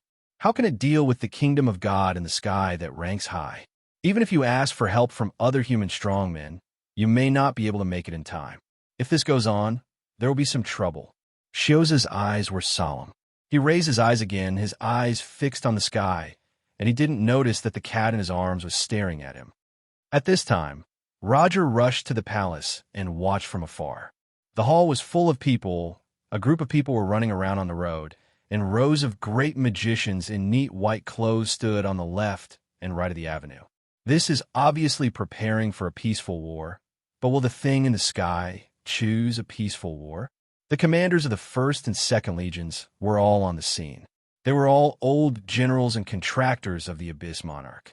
This will be a high-level war, and they want to win as many high-level beings as possible. The problem is that the high-level beings they can win are less and less willing to use power. Philly said, "They cannot communicate. They may have listened to our voices in the past, but in recent years, they have become less and less cooperative in lending us power. Humans made a contract with the Abyss Lord, but they did not know the content of the contract, and they did not even know what they had sacrificed as a price. They only knew that after the contract was successful, they could borrow part of the power or even the authority of the Abyss Lord. And the power to command the Abyss Lord does not exist in the content of the contract. But we have to try." On the high platform, Anna raised her eyes with a dignified look. The other 2 Legion commanders understood and closed their eyes at the same time, and then phantoms appeared outside of them. One was the image of a lion head, goose feet, and rabbit tail. That is the Abyss Lord Inbos. The image of a human facebull. That is the Abyss Lord Morgos. As soon as they appeared, the terrifying magic power crushed the whole audience. Some of the low-level ones could not even stand, trembling all over and trembling in their souls. It was too much pressure for them to show 2 Abyss Lords at once. Philly also summoned Eligor, but Eligor didn't respond at all, and his refusal to cooperate was too obvious. But the simultaneous appearance of the 2 Abyss Lords was shocking enough. You know, in order to avoid conflicts, they would try not to summon them at the same time. And as expected, rather than being unhappy about humans suddenly summoning themselves, the 2 lords stared at each other first, with cold faces and fake smiles. On the surface, there was no movement, but the magic power was madly counterattacking, almost fighting. The 2 Legion commanders quickly calmed them down and explained the situation. The 2 terrifying phantoms turned a deaf ear. Persia might care a little, but Morgos didn't care at all. His cold eyes could almost freeze everyone in the audience. The leading great magician broke out in cold sweat. Just looking directly at the Lord of the Abyss made the magic power in his body tremble. From ancient times to the present, they didn't know what the Lord of the Abyss wanted from humans and what he took from them. Sometimes they proposed a deal, such as handing over a large amount of magic stones, but they didn't dare to take the risk at all. Other demons were interested in them, but they were not interested at all. It was almost impossible to communicate with them and negotiate a deal with them. Therefore, seeing their attitude, the leading great magician thought that it was indeed the case, and at the same time, he was helpless. The two Legion commanders looked worried, but they stabilized the morale of the army in time. Morgus glanced around, looking at the faces of humans one by one, as if he was looking for something, but in the end he was extremely disappointed, and the shadow gradually became transparent. It was obvious that he had no interest and was about to leave. Inbo's was the same, but he looked at the silent Empress thoughtfully. The other party was calm and quiet, which subtly reminded him of his father. In the abyss, his father also had this attitude. As a creature, he tried to protect the creatures. They were strong and tenacious and refused to give in. Morgus glanced at Inbo's and said in a voice that only they could hear, "Why? Do you want to help them?" Inbo's paused and glared at Morgus. Morgus laughed. They generally have a bad relationship. One reason is that their personalities are somewhat similar. The more similar things are, the easier it is to repel them. This is generally the reason. As for why this is so, it is of course because they are all lives shaped by the human nature of that person. The difference is that the human nature they are assigned is different. Humanity suppressed the crazy nature of the abyss, allowing them to gain rationality from chaos. Therefore, that person is not only their father in form, but also their father in spirit. But that person disappeared. He left them behind, disappeared without a word and without any reason. Moragus's eyes darkened, as if a flash of anger flashed across his face, and his magic power suddenly surged, bringing a more terrifying pressure. Everyone present was shocked. Inpo stared at him and suddenly said, "What do you want to do?" Moragus said sinisterly, "Have you ever thought that it's useless for us to find him because that person left us and went back to his world and doesn't want us anymore?" Everyone was caught off guard by his words, and they all showed different levels of shock. Find? Who to find? Who left? This is the first time that the mysterious Lord of the Abyss has revealed such meaningful information. Philly widened his eyes, extremely concerned about what they are talking about. As for Moragus's speech, Inpos frowned and could not refute it. He also frowned and said in a low voice, "Maybe we have been looking for so long, and we should have found him. He must be gone.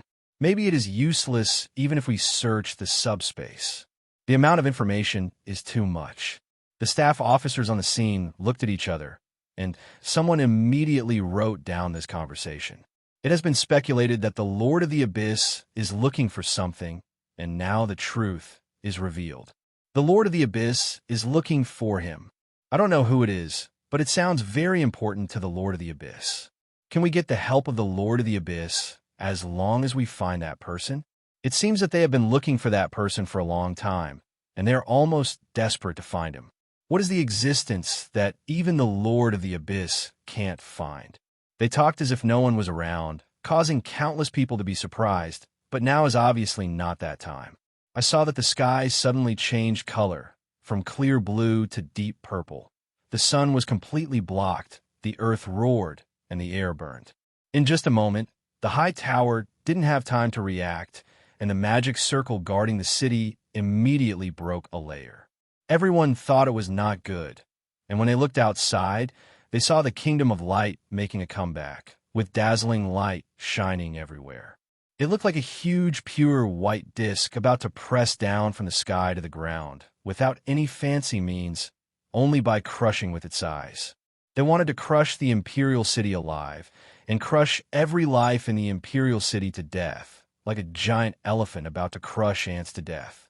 They even dared to challenge the protection rules of the goddess of harmony head-on. They are really crazy. Aren't you going to have a peaceful war? What are you going to do now? The giant ships distributed around the military district immediately responded, with a torrent of steel, magic power running, and protective attacks. The giant ship cannons burning high-purity magic stones kept bombarding. Any creature below level 50 or 60 could not survive a single blow. But the archangel above the god of solid only found it funny. An ant that can only crawl on the ground wants to challenge my kingdom of light. For a moment, the wind howled, and the strong men on the ground glared, and they were determined to fight to the death. Witnessing this scene, Morgus just watched, without any reason to help humans. They did it before because they thought that person would be happy. But now, is it useful? That person has left them and left. Morrigus gritted his teeth, but at this moment, his face changed, staring at Eligor, who suddenly appeared. Eligor actually stood in the air, facing the kingdom of light. This guy Eligor, didn't he always dislike humans? He actually showed up in person and wanted to fight against the kingdom of light for the human empire. When Morrigus was halfway there, he suddenly turned into a human form and reappeared, staring at the sky inexplicably. Inbos also wanted to leave, but seeing such a bizarre situation, how could he miss it? What was wrong with Eligor? Their thoughts were intertwined, and at this moment, the shining giant city came down with a bang, and the huge magic power dominated the entire sky. Everyone in the city watched the destruction in horror. The magic stones underground burned wildly, and the tower magicians did their best to support the magic circle of defense. Behind the Empress, the human Feng Chauga who protected the Empire also appeared. Under the powerful divine pressure, the earth shook and the air burned. Above the vast clouds, the silver-haired and golden-eyed Archangel lowered his eyes and looked down at the world arrogantly. Their arrival was always on a whim, holding an arrogant logic of destroying you. What does it have to do with you? In their eyes, the existence of non-God realm is nothing but an ant. Is the reliance you are talking about the Lord of the Abyss? The Archangel glared at Kissing Sun. Kissing Sun was stunned and didn't speak. The Sky City came down with a bang, only 1,000 meters away from the ground. The alarms in the Imperial City roared, and the people were in panic. The young Imperial Prince Turilla wanted to look up and look at the sky, but someone pressed his head down, and a warning sounded in his ears. Don't look directly at the gods. The existence of super-rationality will burn your rationality. Roger whispered. Turilla paused, and his mind was mature at a young age. Everyone in the palace had no time to think about the sudden appearance of Eligor, and they hurried to their respective posts. In front of the palace, Queen Anna was still calm. Facing the angels who were high above and ravaging humans, she was not afraid at all, but looked straight at them, with the majesty of the emperor in her eyes. Although he said nothing, he had clearly stated his position. If they wanted to fight, they would fight. Humans never underestimated the gods. The angels above gnashed their teeth when they saw this. They hated this kind of human emperor the most. They wanted to challenge them one by one, and even destroy them. Ridiculous, hateful, and hateful. Kill her. She must be killed. The extraordinary existence behind Anna narrowed his eyes slightly and blocked all the pressure for Anna. At the same time, Shios looked at the sky nervously. He had seen this kind of scene before. Thinking back to the age of gods, it was only a thought for these angels to destroy the country. Now, it was a major progress to be able to slow down for more than 10 minutes. Every time at this time, he would feel particularly sorry that he was a creator, otherwise he could also go to the front line. Shios vaguely saw that the second-to-last layer of the Empire's defense magic was space transfer magic. The Empire was ready to move the Imperial City in case of a defeat. It was really a dangerous moment, but it seemed that there was a super existence blocking the middle. Is he going to deal with the kingdom of God above by himself? Although he couldn't see who it was, he felt that it was a very powerful existence. Shios was a little worried and lowered his head to the cat in his arms and said, "If the Empire is defeated and we can't escape, don't worry about me. Just escape first, understand?" The cat scratched the man with its soft claws, and its emerald eyes were shining, as if comforting its creator. At this moment, high in the sky, the Archangel waved his arm, and the divine pressure was suddenly strengthened to the level of destroying the country. Not to mention a human country ranked in the 40s, even the human countries ranked in the top 10 would be dead in the face of the divine pressure of destroying the country. The soldiers below changed their faces, and the warships continued to attack, but failed to break the opponent's defense. The Legion commander, Philly, stared at the sky, but the weak couldn't even get close to the Kingdom of Light. As a mortal, even if you use magic to protect and strengthen your body, you will be completely shattered and turned into dust if you approach the area of divine pressure. However, Eligor's eyes remained unchanged in the sky, and he was not panicked in the turbulent magic flow, with a faint smile on his lips.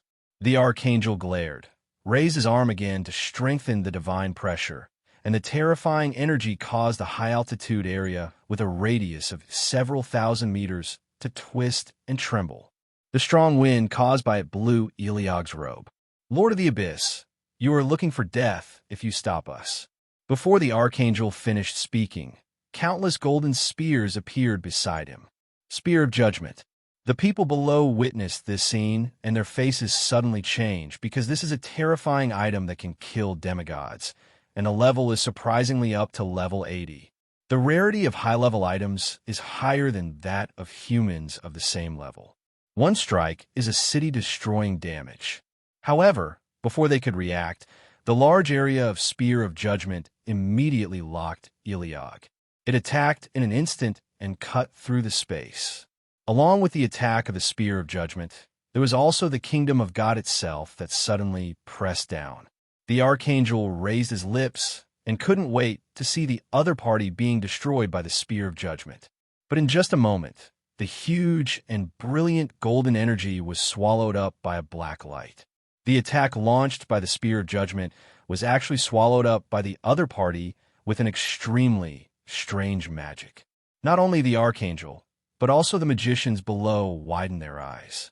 At the same time, countless magic black holes appeared out of thin air. The huge magic circle covered the sky in an instant, surpassing the border of the imperial city. People below saw a pure black madly swallowing the light, as if a terrifying and enchanting flower had bloomed in the sky. When the pressing kingdom of heaven hit the magic circle, a thunderbolt exploded out of thin air, scaring countless angels. When they realized it, it was too late.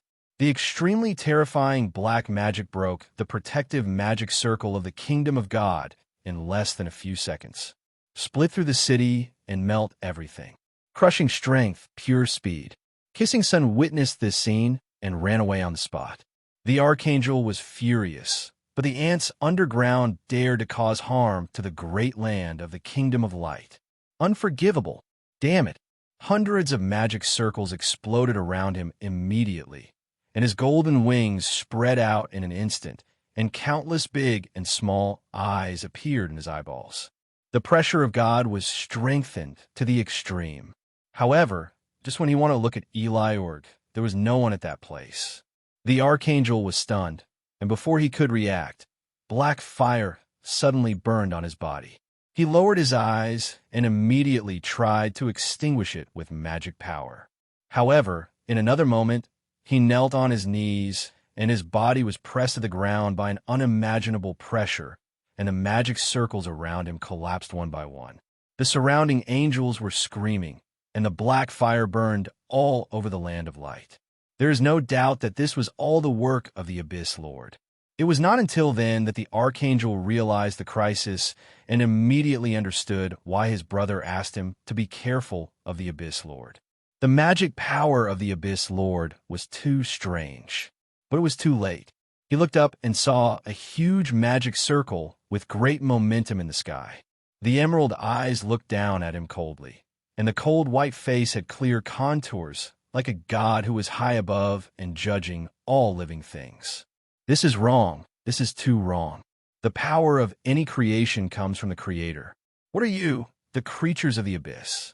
A group of empty beings without a creator, appearing out of thin air. How can you have such power? If you dare to kill me, the kingdom of light will not let you go. The archangel almost roared, but his eyes were soon filled with despair. Because in the sky, the terrifying magic of destruction had already taken shape. With just one glance, he realized that the magic could completely destroy him. He was suppressed to the point that he could not use any means and could not even ask for help from the strong men of his country. Facing the magic of destruction, he cried and begged for mercy. He was no longer the archangel who showed off his power and slaughtered ants. Humph! A group of angels with a maximum level of 89 dared to challenge the abyss head-on? This is the end. Eligor was almost laughing wildly. How could he, who had the power of war, be on the side of keeping order. He was a chaotic camp with an incomparably beautiful spirit. Eligor admired the burning black fire, listened to the screams as if listening to a beautiful opera, and smiled. Celebrate my father's awakening with your death. Celebrate my reunion with my father with the destruction of this sky city. Just right, so good. The desperate archangel heard the word, my father, and his already broken heart collapsed even more. How could it be possible? How could the creatures of the abyss have a creator? A few minutes ago, this heavenly city was brilliant and splendid, but now, in the blink of an eye, it was destroyed. Looking from below, the light was swallowed by the darkness, folded and twisted, and the whole city was about to be swallowed up by the terrifying magic. The grand scene of the eclipse of the sun by the heavenly dog is nothing more than this. In the end, they tried their best and burned their souls to escape in a small part. People were dumbfounded. They knew that the Lord of the Abyss was powerful, but they didn't expect it to be so powerful. It seemed that they solved the crisis of extinction without using a few magics. Even if it was not the homeland of the Kingdom of Light, but only a part of the border, without the blessing and protection of the God of Light, it should not be defeated so easily. The Lord of the Abyss, Eligor, his terror exceeded human imagination. Philly was sweating profusely. After confirming that the kingdom of God was completely defeated, he did not relax at all, but became more nervous. The brave Roger was surprised, and he didn't expect this to happen. The humans looked at each other, shocked and confused. After all, why did the Abyss Lord Eligor personally rescue them? This has never happened before. Morrigus and Inbos looked at each other, still a little confused. The stern Queen Anna also looked suspicious. The crisis was resolved, and everyone was still staring at the sky. In just a moment, Eligor crossed the space and appeared in front of Anna. Eligor, the crisis is resolved. In exchange, the OS Empire will do something for me. Morrigus was dumbfounded. He couldn't figure out Eligor's way at all. Not only did he help humans solve the crisis, but he also asked humans for help. What are you doing? In response, the extraordinary existence behind Anna had different expressions. Although they were grateful for Eligor's help, they were also afraid of putting forward terrifying conditions that they could not bear. But Anna remained calm, faced the Abyss Lord, and nodded to agree to the deal. Eligor smiled slightly, and then disappeared. The rest of the people were still in shock and looked confused. The other side. Hughes was shocked by the crisis being resolved and the amazing development within a few minutes. He was stunned for a while, then he looked down and saw that 10 points suddenly increased in the achievement point slot on his game panel. Why is this?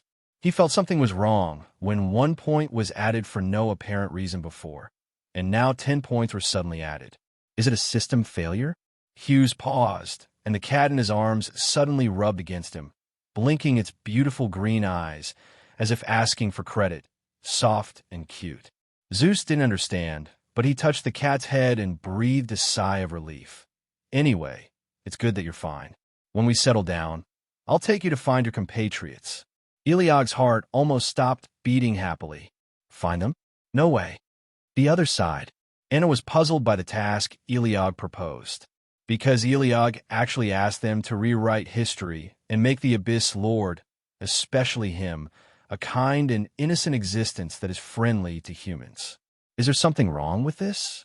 The staff around her were all thoughtful, thinking that the power of the Abyss Lord does not rely on faith, right?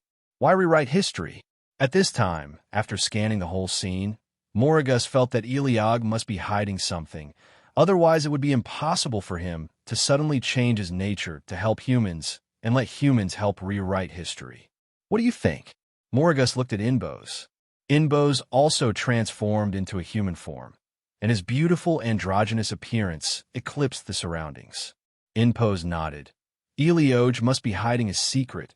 We must find him. At this moment, Shios noticed that the values on his panel had changed. Just now, Hughes' panel level was only level 19, and now it has been upgraded to level 20. Without any warning, it was suddenly upgraded. He was stunned for a moment and had no idea, but it was an upgrade after all, and no one would dislike an upgrade. Hughes turned his eyes and looked at the 11 extra achievement points. Achievement points are equivalent to the universal currency of the game system and can be used to upgrade, but they are usually used to add talent points to his Zeus. I think back then, he followed the other 6 brave men everywhere. Because they were a team, he also gained points of the same level. Now, Hughes turned to the creation illustration. He wanted to add talent points to Zeus, but the illustrations were all gray and couldn't be clicked. How to add them? At this time, the cat in his arms scratched him. He lowered his head and met those emerald eyes. Let me use it for myself. The cat nodded. Hughes was stunned for a moment, touched by his son's filial piety. Zeus has grown up and knows how to care about his father. But, Hughes asked, don't you need to upgrade? The cat nodded confidently, showing an independent look that no longer needed parental care. Hughes was a little shocked. His little boy had not only grown up, but also become independent. In his impression, Eligor had always been a weak child in a big family, and would always be bullied by other elders. Unexpectedly, after thousands of years it was, and is now completely independent. Such confident eyes are a bit like Bar and Agar's. Okay, I get it. Hughes felt relieved, half clicked in his own experience, and half empowered his creation level. There are 72 demon gods in Key of Solomon, but he only created more than 30 creations. He has not finished them, and it is impossible to finish them. After all, his strength is limited, his time is limited, and his resources do not allow it. Seeing the experience slot loading steadily, Hughes was greatly satisfied as a gamer. Looking outside, everything was fine. He found a few books and wanted to debit them. The librarian quickly helped him complete the book borrowing process. He is not a citizen of the Aussie Empire, but he is not stuck either. You respect the brave men. Librarian Ellie smiled at him. She had just passed through a crisis of national subjugation, but she didn't feel frightened at all. Her tenacity could be seen in her work attitude. Hughes had not arrived in the OS Empire for a few days when he felt something. That is, under the governance of the Empress Annabelius, the people of this country are generally mentally strong, and no one will panic and cause chaos when the country is destroyed. In a sense, humans are also forced to become strong. In this environment, powerful, extraordinary species often come like sudden natural disasters. With poor psychological quality, it is difficult to endure such a life of constant panic. Hughes walked out of the Brave Memorial Hall and suddenly murmured to himself, it's said to be the human era, but still not easy for humans. The cat in his arms raised his head, wondering what he was thinking, and his emerald eyes darkened. Hughes still remembered what the king said to him back then. What kind of world does this look like to you? Don't quite understand this question. Let me ask it another way. That is, if you were asked to describe the world, how would you describe it? At that time, he first awakened as a gamer and initially realized the reality of this world. The terrifying and cruel gods, and the giant gods in the sky who are even more terrifying than them. They become a civilization with just one thought, literally turning their hands into clouds and their hands into rain. Human beings are insignificant compared to them and cannot see any advantages. They can only be oppressed and ravaged. To this day, Hughes looked up at the sky. The land in the sky turned into clouds, releasing a dazzling and violent light. It was already dusk, but the scene that was visible was still bright. The warships in the distance are scattered in the sky, receiving the remaining energy and the sky cleaning. Soldiers with different responsibilities are completing their own work, and the efficiency seems to be very high. It's really good. Although I have accomplished nothing, world peace is always a happy thing. Hughes smiled faintly, his dark eyes reflecting the setting sun, and walked back to the antique shop with the cat. The cat looked around, as if wary of something. Its fur was a little fried, and its emerald eyes were staring in the direction of the palace. Hughes put the cat on the table without noticing. As a game player, one of the better things is that he does not need to eat to replenish energy. His body is not a real body, but made of magic power, so there is no need for material energy replenishment. Likewise, so are all his creations. That day, the mainland of the Kingdom of Light. The archangel with golden eyes and blonde hair had a dark complexion, and his body was full of divine power, scaring many passing angels. My brother is dead. Just now he instinctively noticed this. His brother was killed by lowly creatures from the lower world. Abyss Lord OS Empire. He all have to die. The angel's anger burned throughout the entire sky, and after a while he suddenly reached out into the void and pulled a person out. That was the embarrassed Kisinson. Kisinson was trying his best to escape, but he was suddenly grabbed by the back of his neck and arrived here in the blink of an eye. The first time he saw the archangel, he understood and quickly knelt down and begged for mercy. The archangel ignored him and went straight to the point. Tell me what happened. On the other hand, although the Empire did not know the reason for Eligor's request, they had no choice but to carry it out. Tampering with history is not an easy matter and requires the best historians. At the same time, this is a big project and a special team must be organized. Some old historians firmly oppose it, believing that they would kill to tamper with history.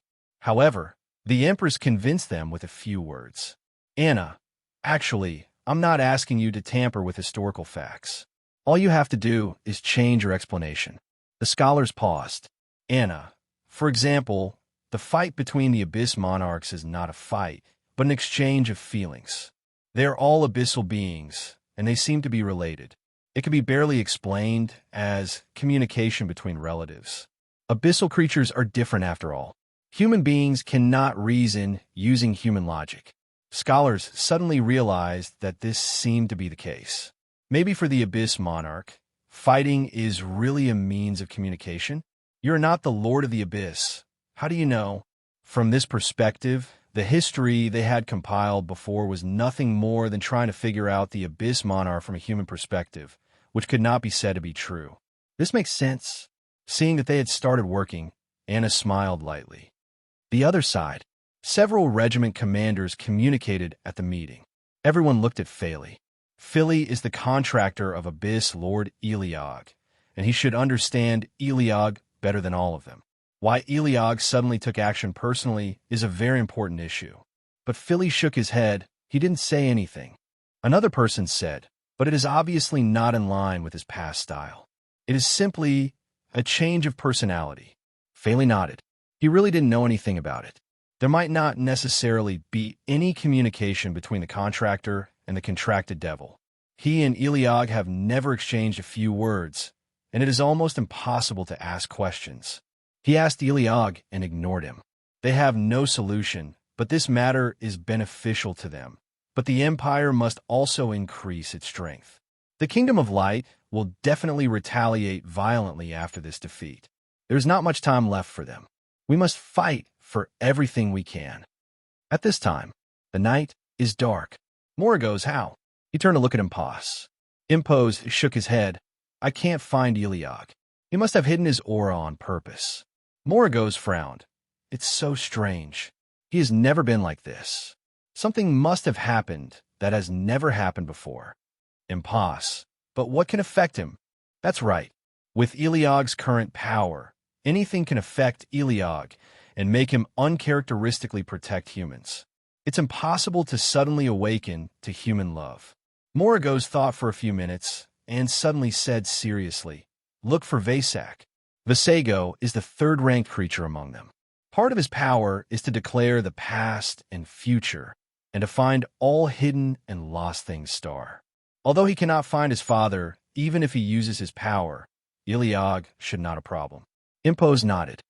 The other side. Around 8 o'clock in the evening, Hughes was reading late at night to make up for his classes, and he couldn't help but say something halfway through. How come there's so many names for you in the Demon Era, and they're all Lords of the Abyss? Isn't it such a coincidence? The cat froze and quickly shook his head. Yeah. Shio held his chin, thoughtfully. Eligor has already prepared his words. He is now in a state of amnesia, unable to answer any question. If the truth is exposed one day, he can still explain that he does not know. But no matter what, the historical adaptation work of the OS Empire needs to be accelerated. Otherwise, it would be troublesome if his father found out. Not only would he fight all day long, but he would also be recorded in history. Is it true that nothing will happen to the pacifist father if he finds out? The cat felt uneasy and did not dare to say a word. And at the same time, Ronald walked to the antique shop. During the day, the mission was delayed due to the war.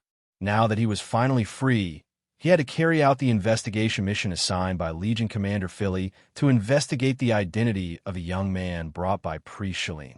He walked to the door, feeling nervous. He spent a long time mentally building up before opening the door. The lights in the store were bright, and the young man lowered his head to read a book, turning one of the pages. Just as Ronald was thinking to himself that nothing was abnormal, he turned his eyes and noticed the lying cat on the table. For just a moment, Ronald almost burst into tears. Eligor! Vasego was furious, and the melancholy in his eyes immediately disappeared, replaced by the fire of hell. This little guy ranked 15th is so cunning. Eligor definitely knew the news about his father, and he hid it from them. He was uncharacteristically, most likely because he found his father. Black magic erupted in an instant, and the entire abyss trembled. The abyss monster shivered in fear from the sudden pressure and lay prone on the ground with its head on the ground. What's going on? Who angered the third-ranked abyss monarch? The terrifying magic power not only covered the abyss, but also swept across the continent outside the abyss. The nearby monsters were frightened, including a kingdom of gods in the nearby sky. The land of the kingdom of darkness was shaking. Countless angels thought it was an enemy attack, but after a closer look, they realized that it was the Abyss Lord who was angry. Who is it who has angered the Abyss Lord? Why is there such a big movement? It's Vasak's magic power. A black angel stood out from the clouds and thought, strange, Vasak has a better temper among the Abyss monarchs. He has not gone out for hundreds of years and has been safe and sound. How could he suddenly become angry? Who provoked him? He thought for a while and then said, no, I should say, who can mess with him? At this time, Vasak's body was covered with thunder and lightning, making a crackling sound. His black hair stood up in shock, and his dark green eyes glowed with blazing heat. Although Moragos and Impas, who were both in the dormitory, were also angry, they were not as angry as Vasego. It's terrible to get angry now. In a sense, they would rather offend the first-ranked Bar and the second-ranked Alvarez than dare to easily offend the moderate Vasak. Vasego sneered, and hundreds of magic circles were deployed outside him at the same time. Needless to say, their role was to track Eligor. At the same time, Eligor was covered in hair. His cat eyes stood up, and his magic power started to work rapidly. Although he thought he would be discovered by his compatriots, he didn't expect it to happen so quickly. However, it was still Vasak's magic power that made it so difficult to do so. Eligor has been prepared to hide himself to the maximum extent. He and Vasak have the same power of finding lost things, but it is slightly weaker. He is not unfamiliar in this regard. However, he was still sweating profusely, trying his best to avoid Vasak's pressure. He finally succeeded in escaping Vasego's power because Vasego was in the abyss and was some distance away from him. But there is no doubt that Vasak's next step is to go out of the abyss to find him. Eligor was dissatisfied. He wanted to be alone with his father. Why did you come to disturb me? I thought back then you all hindered me. Why would you destroy such a good opportunity to monopolize my father today? The green-eyed cat is steadfast, determined not to be discovered by his troublemaking compatriots. The other side, under the abyss, Vasego was furious, and the black magic power went crazy. Two long horns sprouted from his forehead, almost revealing his prototype. Although Moragos and Impas were also angry, seeing that Vasego was about to go berserk, they had to calm down and each used their magic powers to stabilize Vasego. Vasego had just woken up. He was still wearing his nightgown and the funny eye patch loosely on his head, but after the magic burst, he was completely different. Only by working together can they stabilize Vasak. However, after the fire in Vasak's eyes subsided, his expression turned deep.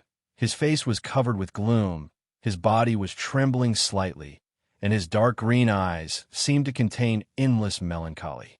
After a long time, he said, Why didn't Father look for me first when he showed up? Moragos and Impos were stunned at the same time. Doesn't he want us? He only wants Eligor. Vasak's voice was low and hoarse. As the Lord of the Abyss who shocked countless gods and demons, his eyes were vaguely watery. There was dead silence in the dormitory. Moragos hadn't said anything yet. Impos said, "No, Eligor must have deceived my father. My father will not abandon us." Vasak's eyes brightened again, and he immediately said, "Go to the OS Empire you mentioned, and look for any place where Eligor went before disappearing. Eligor can hide, but it is impossible to hide forever. He just ran to I will definitely be able to catch him in the subspace." Good. It was now 7 o'clock in the morning in the Ashan Empire. Hughes opened his eyes on time, blinked, and calmed down. He couldn't remember half of yesterday's dream. Only one feeling remained. In the dream, I feel as carefree and content as a god. It was such a magical dream, the most magical dream in his life. After Hughes woke up, he was still in a daze, and he sat on the bed and thought about it. A few minutes later, he remembered his cub, and when he turned around, he saw the black cat sleeping next to his pillow. The cat looked very energetic yesterday and didn't even need to sleep. Today it seems to be tired and paralyzed. It makes a purring sound in its sleep and looks a little cute. Hughes did not disturb the cat's sleep, but when he came, the cat followed. When he looked back, he found that the cat's eyes were still closed, as if he were sleepwalking, and he didn't want to leave him in his dreams. Human beings are also worried about gains and losses and are very uneasy. Hughes felt pity for them, but after thinking about it, he felt that this was also caused by himself. If he hadn't died suddenly and left them behind, his own cubs wouldn't be like this. So he picked up the cat and touched its head. After finishing the chores, he opened the antique shop and sat at the front desk. Seeing that there were no customers, he continued to add knowledge about modern history. There must be clues to Finebar. The continent is so big that it is spread over thousands of countries. It is the area spread out by Blue Star multiplied by dozens of times. It is hard to say how far the boundaries are.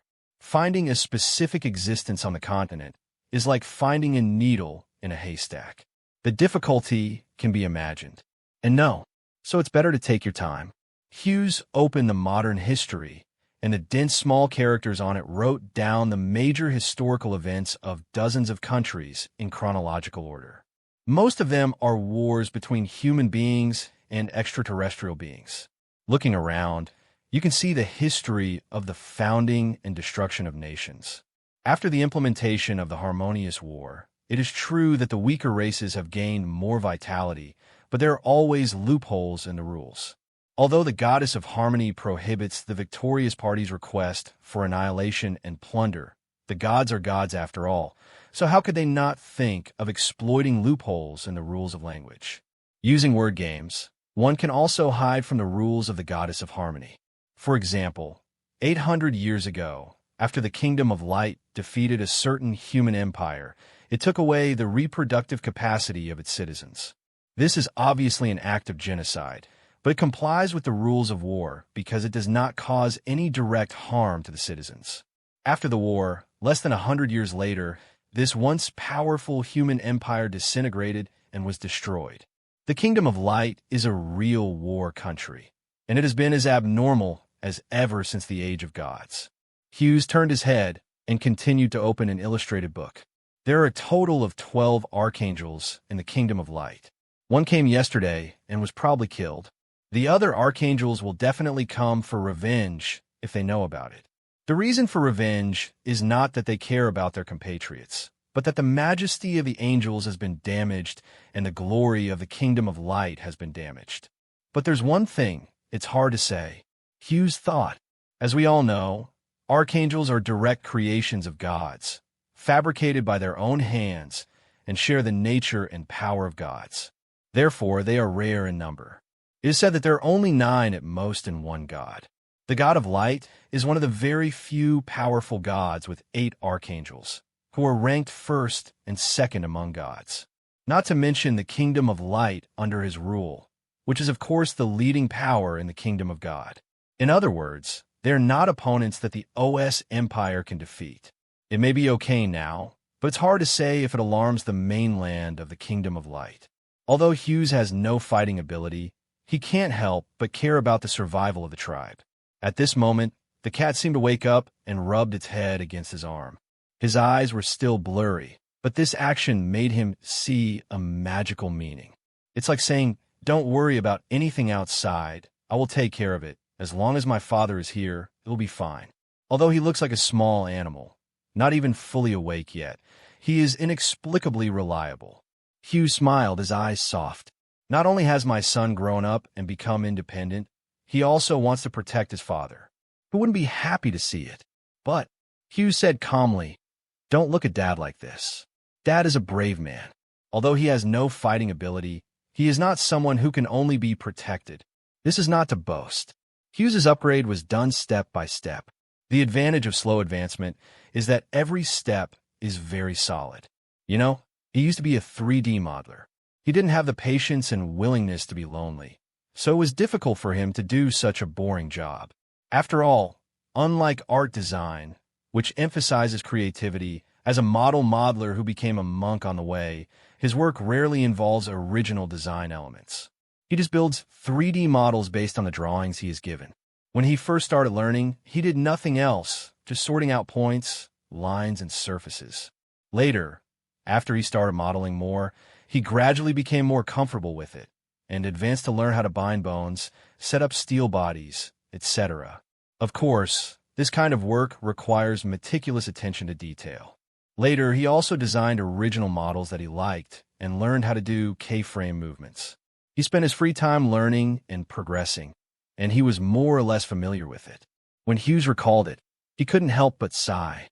After his creation skill was activated, a new screen of the modeling software would be created in the panel space, and then he would use his heart as the mouse to model and design on it. He was still thinking at the time, how could there be a game so suitable for him to play, with a difficulty level specifically for modelers? Unexpectedly, it was indeed suitable, so suitable that the game became a reality. Hughes recalled for a moment, and couldn't help but touch the cat. God knows how he felt as a modeler when he saw that the cub he created could move. Surprised, excited, moved, excited. He still thinks so to this day. Hughes narrowed his eyes slightly and said, "So, we have to find your other compatriots quickly." He didn't realize that after he said this, the cat that was rubbing against him stiffened again. Almost at the same time, the Ost Empire military, which was on guard against the Kingdom of Light, suddenly felt something bad. Legion Commander Philly looked up and saw dense clouds in the sky and an indescribable sense of suffocation floating between the sky and the earth. The people around him were extremely nervous, but he breathed a subtle sigh of relief. Under the doubtful eyes of others, he explained, "It's not the Kingdom of Light, so don't worry." But they were still a little panicked because this was obviously a sign of the arrival of Gao Ge. Feli seemed to be very familiar with this and said, "This is the magic power of the Abyss Lord. It should be an Abyss Lord visiting. Compared with those perverted war maniacs in the Kingdom of Light, the Lord of the Abyss is extremely friendly. Under the current circumstances, there is no need to disturb the other party even if he is passing by." However, Philly suddenly remembered that he had sent Ronald to investigate a young man who was suspected to be the Lord of the Abyss. Where was the investigation report? Where were the Almost at the same time, the void in front of him suddenly shattered, and a black-haired young man with deep green eyes walked out of it. In just a moment, his terrifying pressure controlled the whole scene. The young man asked, "You're the contractor of Eligor." Philly immediately sweated profusely. At the same time, the cat in a certain antique shop suddenly stood up. They're coming." Facing Vasak's question, Philly nodded subconsciously. He was so coerced that he could hardly speak. His mind was almost confused, but he was still thinking to the limit. The Lord of the Abyss usually appears as a projection and rarely walks around in his true form. However, the one in front of him is actually his true form. What happened? What on earth alarmed the Abyss Monarch? Is there a fight between the Abyss Monarchs? Vasego didn't pay any attention to what he was thinking and just narrowed his eyes to analyze the contract on Philly. Philly also felt it instinctively, and then his face was full of shock because Eligor actually terminated the contract unilaterally. Uh, no, isn't it? The corner of Philly's mouth twitched. As a man who became the commander of the army at a young age, he had seen strong winds and waves, but he was still caught off guard and was stunned. Can the Abyss Monarch unilaterally terminate the contract? Wait, why? Oh, after Vasak saw that the contract was terminated, he suddenly smiled in relief. He understood Eligor's approach. If he had discovered the clue about his father first, he would have hidden it. But it's not him. The black magic power erupted like a silk net, covering the imperial city of the Austro Empire and even the world beyond. Countless people were shocked by the sudden magical force. The great magicians in the tower were confused and were about to solve the abnormality urgently. When they found out that it was the Abyss Monarch or even Vasak who was ranked third, they immediately stopped and their expressions changed dramatically.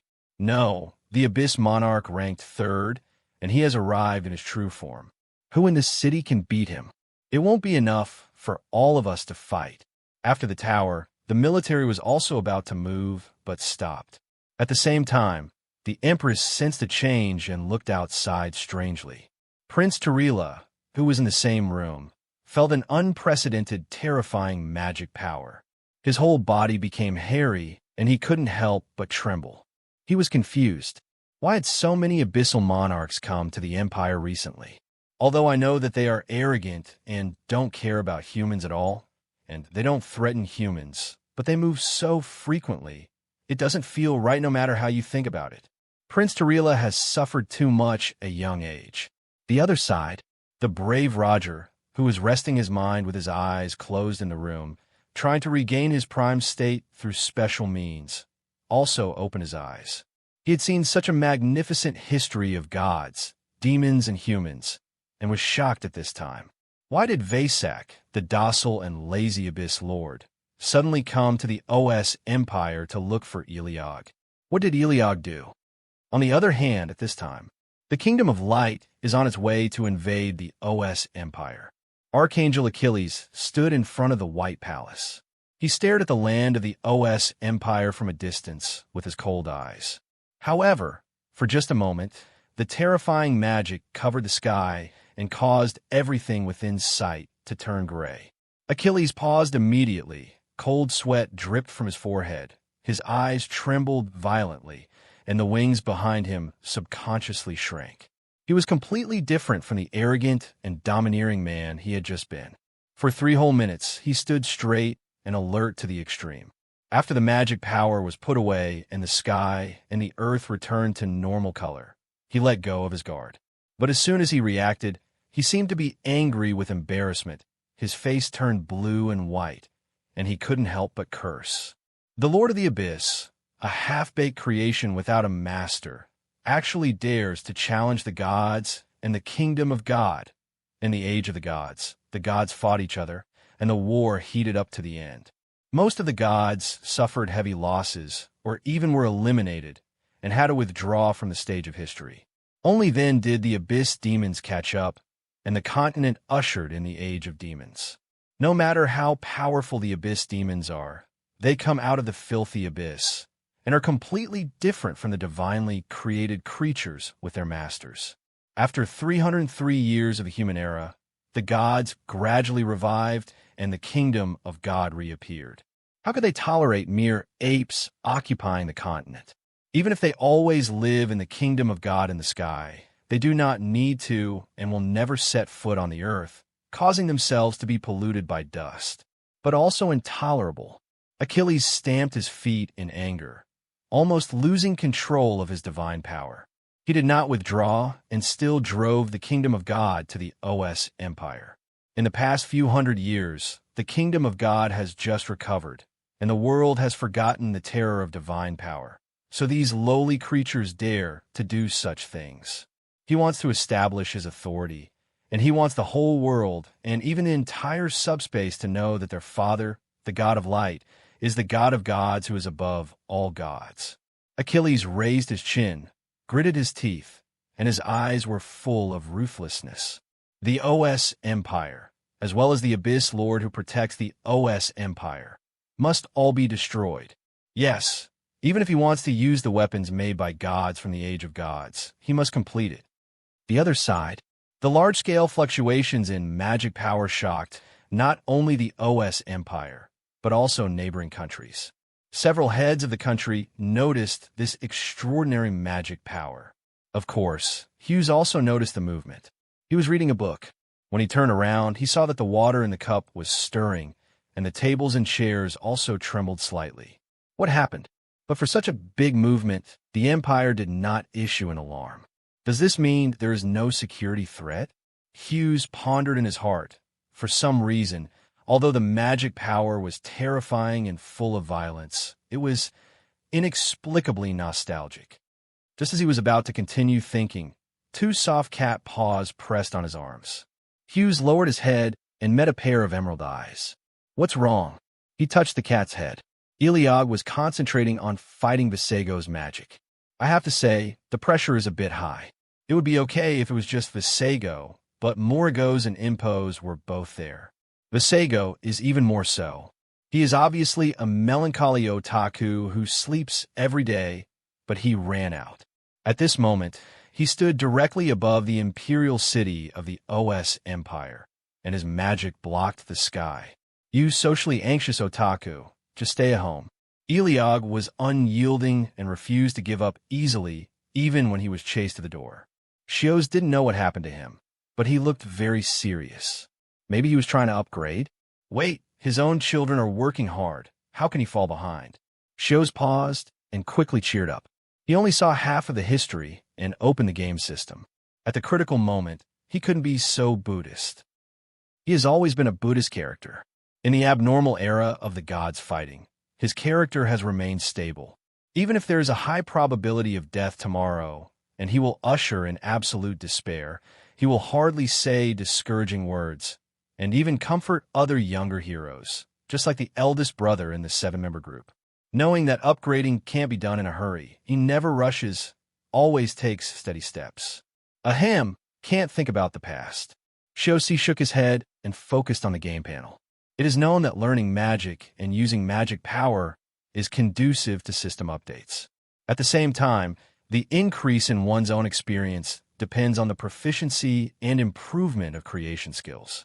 The former needs to learn magic by himself. There are magic books brought from the library, so there's knowledge to learn, but magic learning values talent, and his own magic talent. Shosi paused and sighed. It's not that he didn't want to learn magic before, but his magic talent point was only an astonishing 1 point. In the words of the game system, it is an extremely low magic potential of, it is impossible to break through level 3 even if you study magic hard for a lifetime.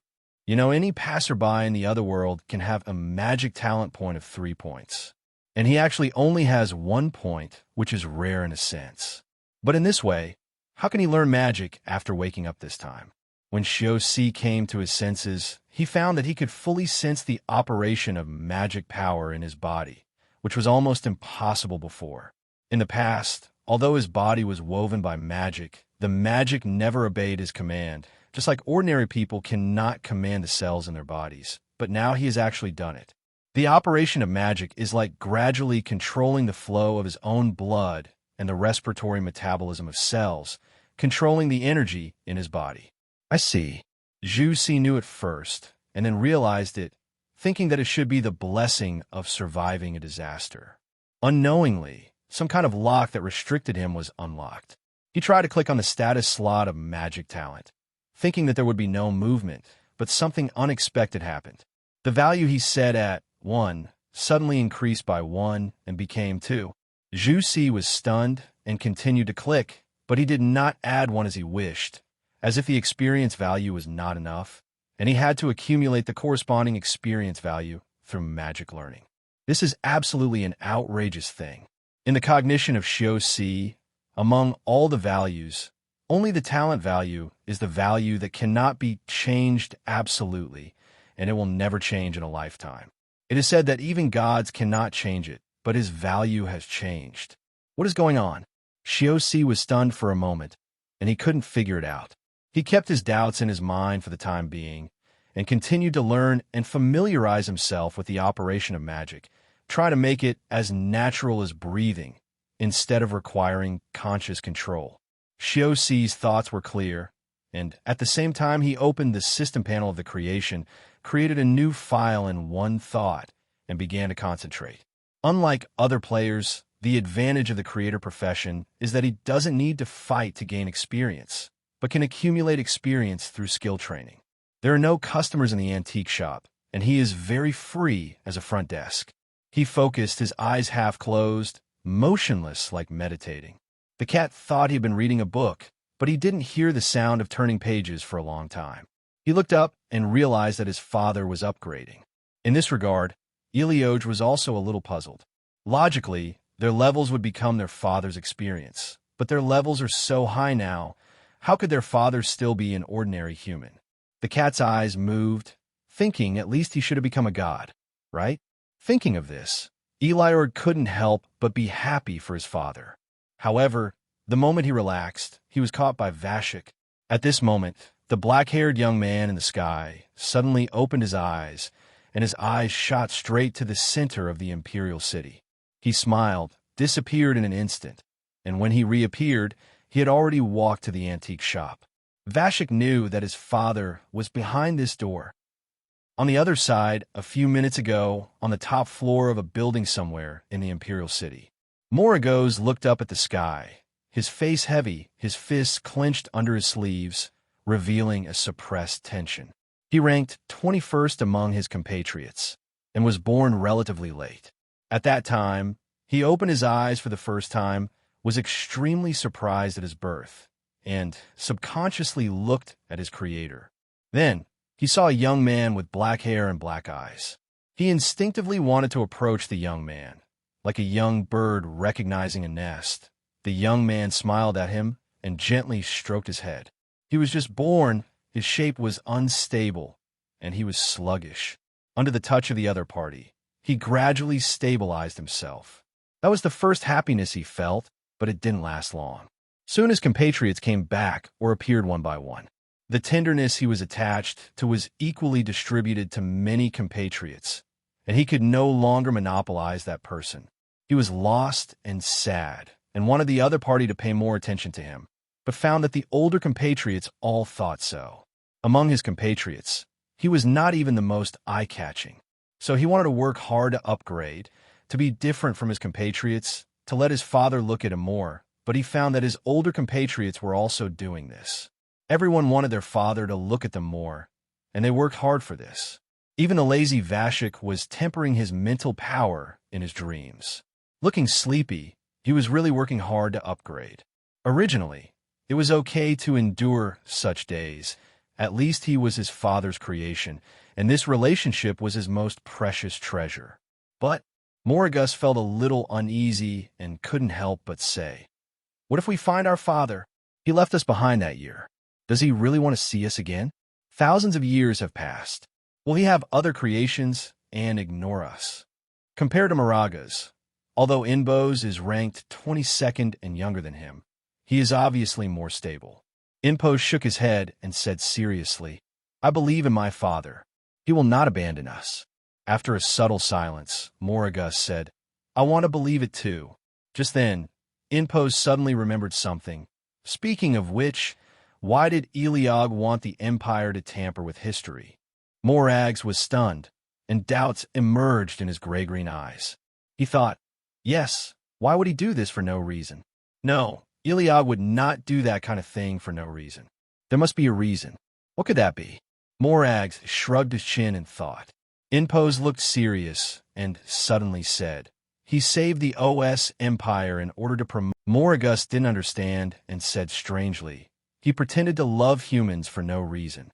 No matter how you look at it, he has ulterior motives, but what is his purpose?" They were silent for a while, and suddenly thought of the key at the same time. Yes, Eligor's doing this must be related to his father. Inpos had been in the human world longer than Moragos and had richer thoughts. He immediately thought of what they had done in history, especially the Demon Era, when they fought at every turn. Just imagine, What would his father think if he found out? The two demons looked at each other and suddenly understood. Maragas was anxious. We must not let our father know about our current situation. Yes, even if we want the truth to come out, we have to wait until history is tampered with. Eligor is so thoughtful, but this also shows that he has indeed found his father. Their thoughts cleared up, and they immediately thought of everything and knew what Eligor was planning. It turned out that Eligor was working hard to improve their image. Although Maragas was very angry about Eligor's abominable behavior of trying to monopolize his father, he had to agree. He is right. Our father needs white lies. Impose nodded seriously. That's right. We can't let our father know what we have done over the years. Which parent can stand their children fighting for thousands of years and being recorded in history? My father never liked seeing his family quarrel. Back then, they didn't like each other. When my father was around, they barely pretended to be peaceful. After my father was gone, they let themselves go and started to overturn the abyss. Later, they overturned the continent. If the reasons for the fight were justified, it would be fine, but many of them were just trivial matters. They quarreled over whether the color of the seawater was blue or green. The demon era that lasted for thousands of years was definitely their black history, but it was recorded in detail by human historians. History to them was simply a piece of evidence written by a teacher to parents. How dare I let my father see it? The two demons were exchanging important opinions. When they turned around, Vashik in the sky looked like he had discovered something and suddenly disappeared. Inpose exclaimed, "He must have found Eligor. We have to follow him." Mora goes, "Wait, we can't let Vashik appear in front of my father like this." They immediately chased after him, and their magic power exploded to the extreme. After leaving, the space was distorted. On the other side, Vashik walked to the door, his hand already on the doorknob. Eligor behind the door was anxious, glaring, and furious. His cat's tail stood up like an electric shock. At this time, Zeus lowered his head, still immersed in the operation of magic and the creation of mental power, and did not notice anything unusual. Vashik was extremely excited and nervous, but just when he was about to push the door open, Moragos and Inpose came and stopped him together. Three young men with noble temperament and eye-catching looks actually quarreled in front of a shabby antique shop. Fortunately, there were not many people outside at this time, otherwise they would have stopped. Vashik's face turned black. He was about to deal with the two compatriots who tried to stop him, but Persia quickly passed on the message, and Vashik's face changed word by word. Eligor saw their internal strife and naturally thought of it. It's better to run away. Take my father away from them. But it was too late. Vashik's magic controlled this space. The rules restricted everyone from leaving this space. He raised his hand and cast a supergrid magic. Even Eligor couldn't break it immediately, and could only watch the door open. The gap in the door became larger, casting gray light and silver snow falling. The room was so warm, but it was dragged down by a few degrees by the sudden cold wind. The wind even blew the pages of the book on the table, rustling. Eligor was immediately alert, but saw that the door was empty. It seemed that the wind accidentally blew the door. What? Eligor paused, lowered his eyes, and met three pairs of eyes in a cold manner. Three cats walked on the ground. One was lazy white, one was irritable red, and one was slightly thoughtful gray. Eligor was confused, but soon realized. Like him, they're all cats. They're outrageous, and they actually copied his strategy. God knows how the Abyss Lords, who were extremely terrifying, just now suddenly became like this collectively, but they are proud and have no signs of aggrieved. They are all here to settle accounts with Eligor. While Eligor was still excited, the three cats looked at the young man who was thinking on the table at the same time. At that moment, I don't know how long it took, and fierce waves were shocked in their hearts. This is not an exaggeration at all, but it is true. Father really appeared again. It is their father, the father who shaped them personally. After so many years, I can finally reunite with my father. No matter how many worries the red-haired cat had in his heart, they all disappeared in an instant. What abandonment! Even if his father really abandoned him, so what? His father was still his father. The gray-haired cat's eyes trembled, and he didn't show too intense emotions, but the flickering eyes said it all. The white-haired cat's paws were stiff when he was walking, and his mind was blank in front of the other party, and his deep green eyes were shaking. Seeing them like this, how could Eligor not know their feelings? But empathy only lasted for a moment. Hughes, who was focused on the game panel, noticed the movement, turned his head, and saw several cats playing together in a friendly manner. The black cat was suppressed underneath, his paws were dancing, and his tail was swinging vigorously, trying to break free, but he was controlled by the red cat and the gray cat on the left and right. The black cat couldn't run away, so he could only confront the white cat head-on, waving his paws to fight like it was tickling, and at the same time, the white cat also waved his paws to respond. Perhaps, if they were in an animal body, their actions would look like a quarrel, but now they are soft cats, and any action looks soft like four pieces of cats fighting, especially they're not thin. Like white cats, white and fat, full of flesh, every action is soft to your heart. Anyone who sees it will say it is cute. And how could Zeus not recognize his own cubs? After Eligor, he found 3 more cubs. You said they found them by themselves? Haha, it seems so. Zeus didn't care about the details, holding his chin and watching them fighting, meowing from time to time. After thousands of years, his cubs are still so lively, it's really great. Dad is so relieved. Fortunately, this table is big enough so that they won't fall down after a few quarrels. After a while, the cats finally noticed the sight from their father and trembled all over and dared not fight anymore. The white cat reacted the fastest and ran forward first, his deep green eyes sparkling. Hughes learned from the last lesson, and dozens of names flashed through his mind before he finally thought of one. Vashik, is that you? Upon hearing this, Vashik excitedly rushed over. Sure enough, his father remembered him. His father had not forgotten him, nor abandoned him. Eligor gritted his teeth and chased after him. He seemed to be just lying on his father, but in fact he secretly kicked Vashik down with his claws. The secret game was too exciting. Moragos and Inpos were 2 steps slower, and there was no place for them on his arm. He could only look at them with resentment and shook his head. Hughes also said their names. Moragos, Inpos, is that you? The 2 cats were in tears at the same time. Although they were in cat form, they couldn't help wagging their tails like dogs. Eligor was heartbroken, wondering why I was the only one who was mistaken. This must be your fault, not my father's. And it turns out that all these places are mine. Who are you? Don't come over here. They are all mine. The 4 cats had countless thoughts. But Zeus' next words shocked them at the same time. Zeus smiled unconsciously and said, "You came back just in time. I was just building your new compatriots." The 4 cats widened their eyes at the same time. At the same time, it is 10 o'clock in the morning in the OS Empire. Location: Ostrich Historical and Cultural Center. The historians worked hurriedly. The pages of the books were turned over, and the pens almost burst into flames. Quick, quick, quick! What's the use of being quick? Don't forget to be rigorous. New historical compilations must also be logical and reasonable, but not random.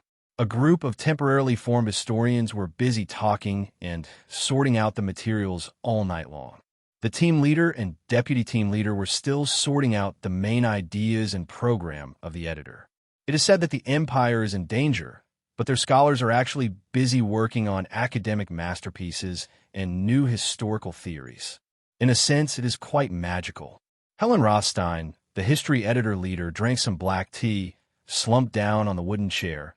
Her eyes moved vaguely in the sky, and said lightly, "The mainland of the Kingdom of Light is on the way, and our destruction will only happen overnight. Maybe tomorrow we will become a piece of history recorded by historians in other countries." When the deputy team leader heard this, he not only did not call her alarmist, but also smiled. This is very common. Helen felt a little hopeless. The military must be very busy. Deputy leader, you have to be busy effectively. Your opponent is the Kingdom of Light. During its heyday in the Age of Gods, it destroyed a continent and almost plunged mankind into a terrifying country of eternal daylight. I think back then, If it weren't for the kingdom of darkness, confronting the kingdom of light and fighting an endless war over eternal day or eternal night, they will not both retreat from the stage of history and cede the continent to other gods. Helen, haha, but it is just revived. How powerful can it be? Angels and archangels have come out, but where is the god of light? The deputy team leader's heart skipped a beat. He was frightened by Helen's boldness. As a human, he dared to call the god of light by his first name. If it had been in the age of gods, he would have been burned to death before he could even speak. At that time, the power of God's rules spread across the continent. Human beings lived under various gods' rules. Every word, deed, and even every thought was under control. They could only self-censor at all times, living a humble and sad life. At the end of the age of gods, it took thousands of years for the power of rules of most gods to finally naturally fade away. Yes, it's just most, and to this day, some of the power of the rules still remains. The situation in this regard is a bit complicated because the power of rules is not entirely bad, such as the rules of harmony of the goddess of harmony. Not all gods will persecute humans, and it is the existence of a few compassionate gods that allowed early humans to continue and avoid extinction. The deputy team leader thought for a while and analyzed. According to records, the god of light and the god of Hades almost died together back then. Both sides almost killed their immortality. If they are revived today, they may not be able to return to their former glory. Helen giggled and put her hands on the side of the chair. Don't underestimate the gods, especially the gods of the original series. The deputy team leader paused and turned his eyes. I'm trying to be optimistic. What if he doesn't even wake up? It's possible, but it's useless to think about it, because there is no way to verify it. This is the job of the Tower Wizard. The only job of their historians is to record, and then find ways to preserve the records to tell the next generation of humans how they lived and how they were destroyed. Maybe they can't pass on any experience, and they can't warn the next generation. After all, generations are reincarnations. How can we hope that mankind can learn from history? But you just have to look forward to it. Because if you don't have this expectation, you won't be able to stick to this job. This is a dull and boring job that may not even have any meaning. Helen stood up and looked at the imperial city not far away. Speaking of which, what I'm a little confused about is the behavior of the Abyss Lord Eligor. In the past thousands of years, they have at most lent some power to humans. However, yesterday he actually took action himself. The reason is unknown, but it is so surprising. It may even be an epic-making event, marking a further step in the relationship between the Abyss Lord and humans, and extending a helping hand to humans in distress. The deputy leader said, "It can't be a whim, because he has a clear motive." Helen nodded. It's to change the explanation of history, but the question is later, why did he change it? I don't think the Abyss Lord cares about how humans record them. Deputy leader, yes, rather, they don't care about humans. Helen continued her analysis. Therefore, following logical reasoning, it should be something that changed the mind of Abyss Lord Eligor. The deputy team leader agreed. Maybe it's someone. That's true, Helen thought. I heard that the Lord of the Abyss, Moragos, said something meaningful. They may have been looking for someone. That person must be of great significance to them, enough to change their minds, influence their actions, and make them go against the norm and do things that are not what they thought.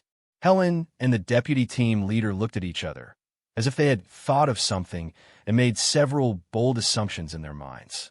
Helen held her chin up, her blonde hair hanging down around her ears. Maybe we have really encountered a key node in history, standing at a changing point in history. At this time, the years are still quiet, and the historian next door is immersed in his work, turning the pages of the book quickly. Everything seems to be at peace. Helen and the deputy team leader looked at each other again, and then said, no matter what, it is not something you and I can control. There are so many capable people in the Empire, so we will always find a solution. The deputy team leader was silent for a moment, nodded and said, That's right. It's a pity that the eldest princess led the 4th Legion to go on an expedition to subspace and has yet to return.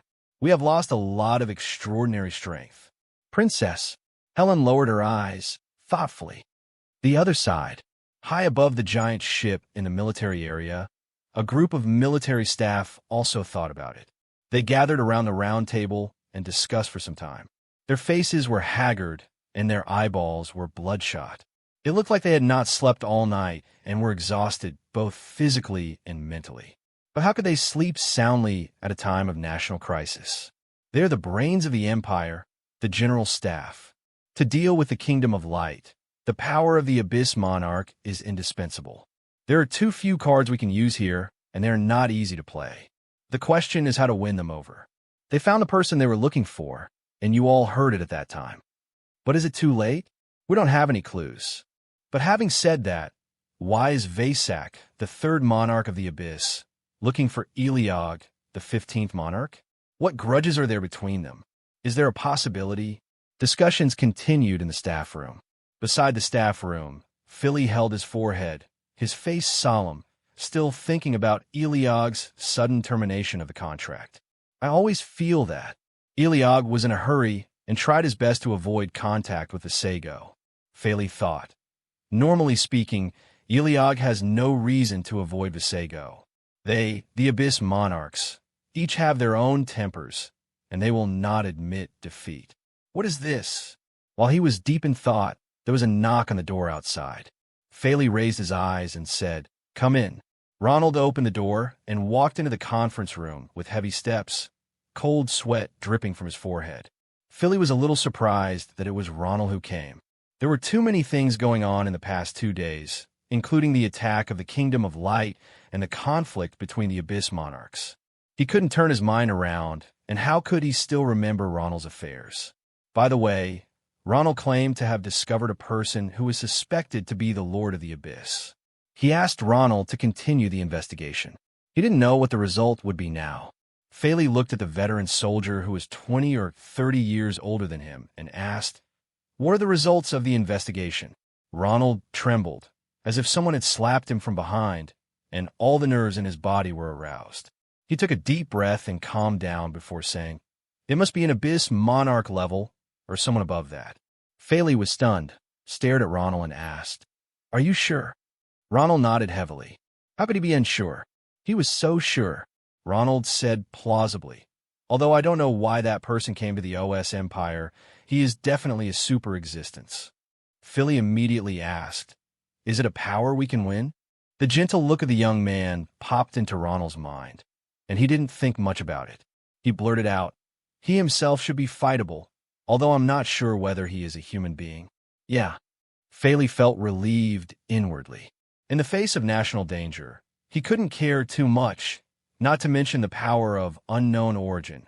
No matter how dangerous the power was, they had to find a way to win over it.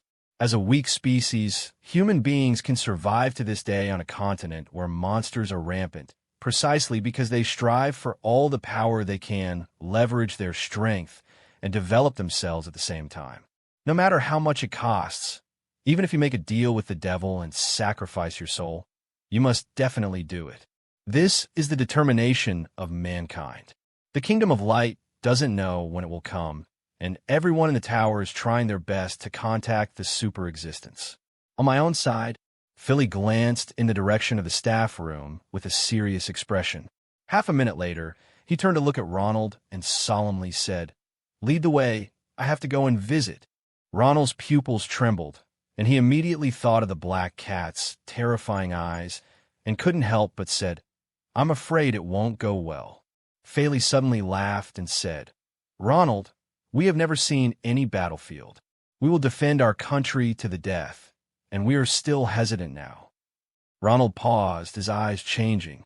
At this time, Philly had already pushed open the door, his resolute face showing determination. He turned to look at Ronald and said, "Let's go." Ronald was shaken and reflected on himself. How could we hesitate to move forward just because we saw a picture beyond our understanding? Commander Philly is young, but he is right. He is the force we must fight for. They reached an agreement.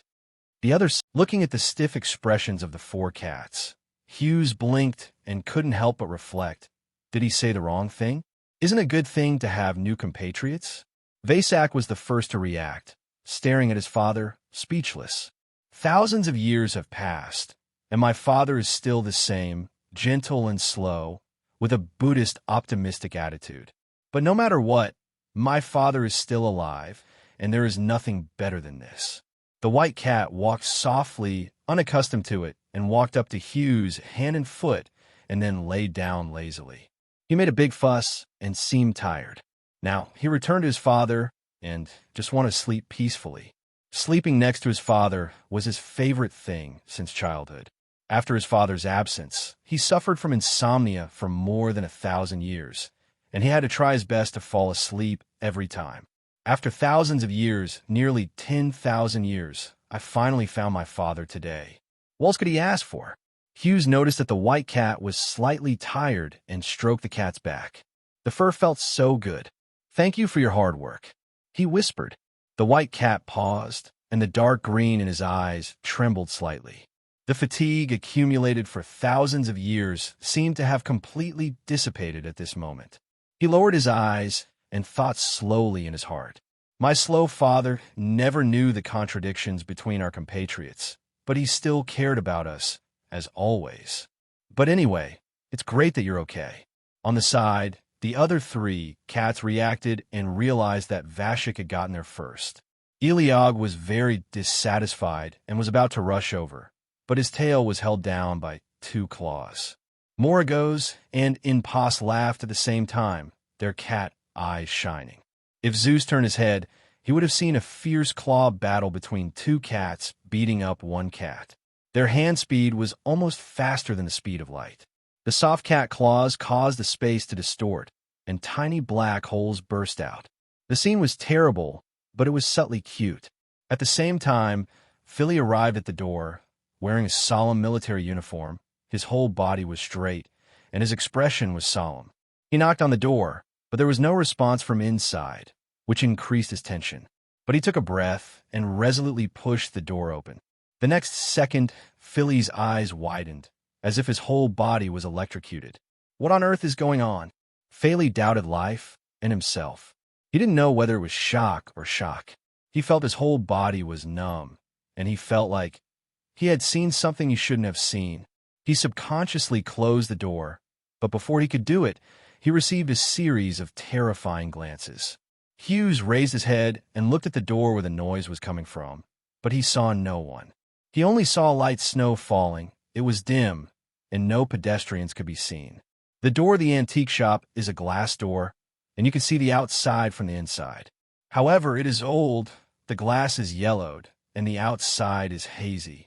People's faces are often blurred. From his position at the front desk, he can only see the opposite side. Gray-walled house. It feels like there was a knock on the door just now. Is it an illusion? But it seems like this isn't the first time. Hughes felt a little weird and lowered his eyes at the white cat. The white cat was looking outside lazily, with half-lidded eyelids and a yawn. "Hughes, did you hear a knock on the door just now?" The white cat blinked and shook his head obediently. "Hughes, didn't you hear that? That's really weird." Outside the door, Philly was encountering Eligor at this time. Eligor was no longer in the form of a cat, but transformed into a human in an instant. His emerald eyes were cold and majestic, and his face was dark. Eligor stared. "You saw it." Philly was stunned for a moment and almost didn't react. He could only say, "Yes. I was just doubtful just now, but now I am convinced that there are actually 4 abyss monarchs in an ordinary antique shop." Eligor glanced at the contractor in front of him and warned, "You can't leak it. You can't disturb that person. You can't spy on that person. If you dare, you know the consequences." Philly paused, cold sweat dripping from his forehead, as if he understood something, and asked cautiously, "That person is Dash." Before he finished speaking, Eligor interrupted, "Can't you see?" Philly's face turned pale, thinking about that scene. The Lord of the Abyss was just a child in front of that person. Who can treat the Lord of the Abyss as a child? And is that person really a human? Is that God? But even gods can't do it. Don't you, the Lords of the Abyss, not even want to see gods? How could Phaley have imagined that such a terrifying figure would stay quietly in an ordinary or even shabby antique shop in the Imperial City, looking almost without any magic power? If Ronald hadn't met him by chance, they wouldn't have been able to find out. His mind was confused, but Phaley did not forget the purpose of his coming. But before he could say anything, Eligor saw through it and said directly, "If you want to use our power, it depends on whether you can fulfill our requirements." Require? Phaley immediately thought of re-editing history and said, "Scholars are rushing to compile it." Eligor said calmly, "He must hurry up before his father's game system is updated. Otherwise, once his father discovers it, all his efforts will be in vain." Although Phaley didn't understand why this request was made, he fully understood what he wanted to do and just nodded in agreement. At least he got the promise from the Lord of the Abyss. It's just that Eligor didn't pay attention to what he wanted to know next. Watching Philly walk away, Eligor was silent for a moment and resumed his contract with Philly. He thought to himself that humans sometimes really see outsiders. They were born from the hands of humans and were originally powered by humans. They didn't care about relying on external powers. However, this is also because they have never told the real reason for their contract with humans, as well as their origin and truth. Eligor was silent, not knowing what he was thinking. At this time, his outstanding appearance attracted the attention of a human girl passing by outside the alley. The girl with twin tails stopped and looked at him in surprise, her eyes sparkling with curiosity, as if she had never seen such a special existence before. Eligor turned his eyes and met that cautious gaze. The girl was startled, inexplicably frightened, and took 2 steps back. However, Eligor seemed to comfort her, his lips slightly raised, showing a perfect smile. Snowflakes were flying, and the young man stood in front of a quaint antique shop. He was wrapped in black and looked mysterious. His whole body was filled with a cold aura that would repel people thousands of miles away. But after a smile, he revealed a bit of tenderness. The fear in the girl's heart immediately dissipated, and she stared at him blankly until she was taken away by her parents. Eligor looked at the alley with flickering figures, a somewhat complicated look flashing in his eyes. There are many opinions among humans about the reason why the Abyss Lord made a contract with humans, and the specific content of the contract is also unclear. Most people think that the Abyss Lord will take away the soul of the contractor, or even more important things. But it's not. They are not interested in human souls, and they are different from some gods who love to collect human virtue. They just want to find their father through the human eyes and ears all over the continent. So they will be more inclined to choose the strong or powerful among humans as contractors. As for why lend power to humans? Perhaps it is because they're the creations of their father, who is a human being. They have inherited their father's humanity and have developed themselves based on their father's humanity. They are aware of their father's wishes, and there is something in their hearts that wants to fulfill their father's vision. Therefore, they helped humans behind the scenes, burying the era of demons, where giant beasts were rampaging with their own hands, and ushering in the era of humanity on the continent, although humans had no idea about it. Concealing it was exactly what Agar's ordered. Agar's, Lord of the Abyss, will not do anything without reason. Eligor's eyes darkened slightly, and he turned to look at the towering imperial city, then scanned the towers that almost reached the clouds, and finally landed in the direction of the brave Memorial Hall. In the history of mankind, their father was unknown and did nothing. As a heroic savior who was highly expected to save the world, he had almost no fighting power and withdrew from the stage of history early. But sooner or later, mankind will know that Father is the meritorious person who has protected mankind until today. Eligor said in a deep voice. At this time, Hughes was learning about the situation over the years with the Zai. Hughes asked, "Are you all working hard to upgrade?" The cats nodded in unison. "Isn't it? Work hard to upgrade." Hughes, have you ever been bullied by an abyss monster? Have you met any bad people? The cats all shook their heads. Maybe it wasn't easy at first, but now they are the bad guys. Abyss monsters are nothing. The abyss has been penetrated. The cat's eyes are bright, especially the red-haired Moragos, who raised his chin with a proud look. You ask me how the new compatriots are doing. Hughes opened the game panel. In fact, he has just started modeling. He only has a rough configuration and no outline details or specific setting descriptions. The improvement of creation skills will be reflected in the precision, but it does not mean that the children who model in the front are rough and the children in the back are more refined.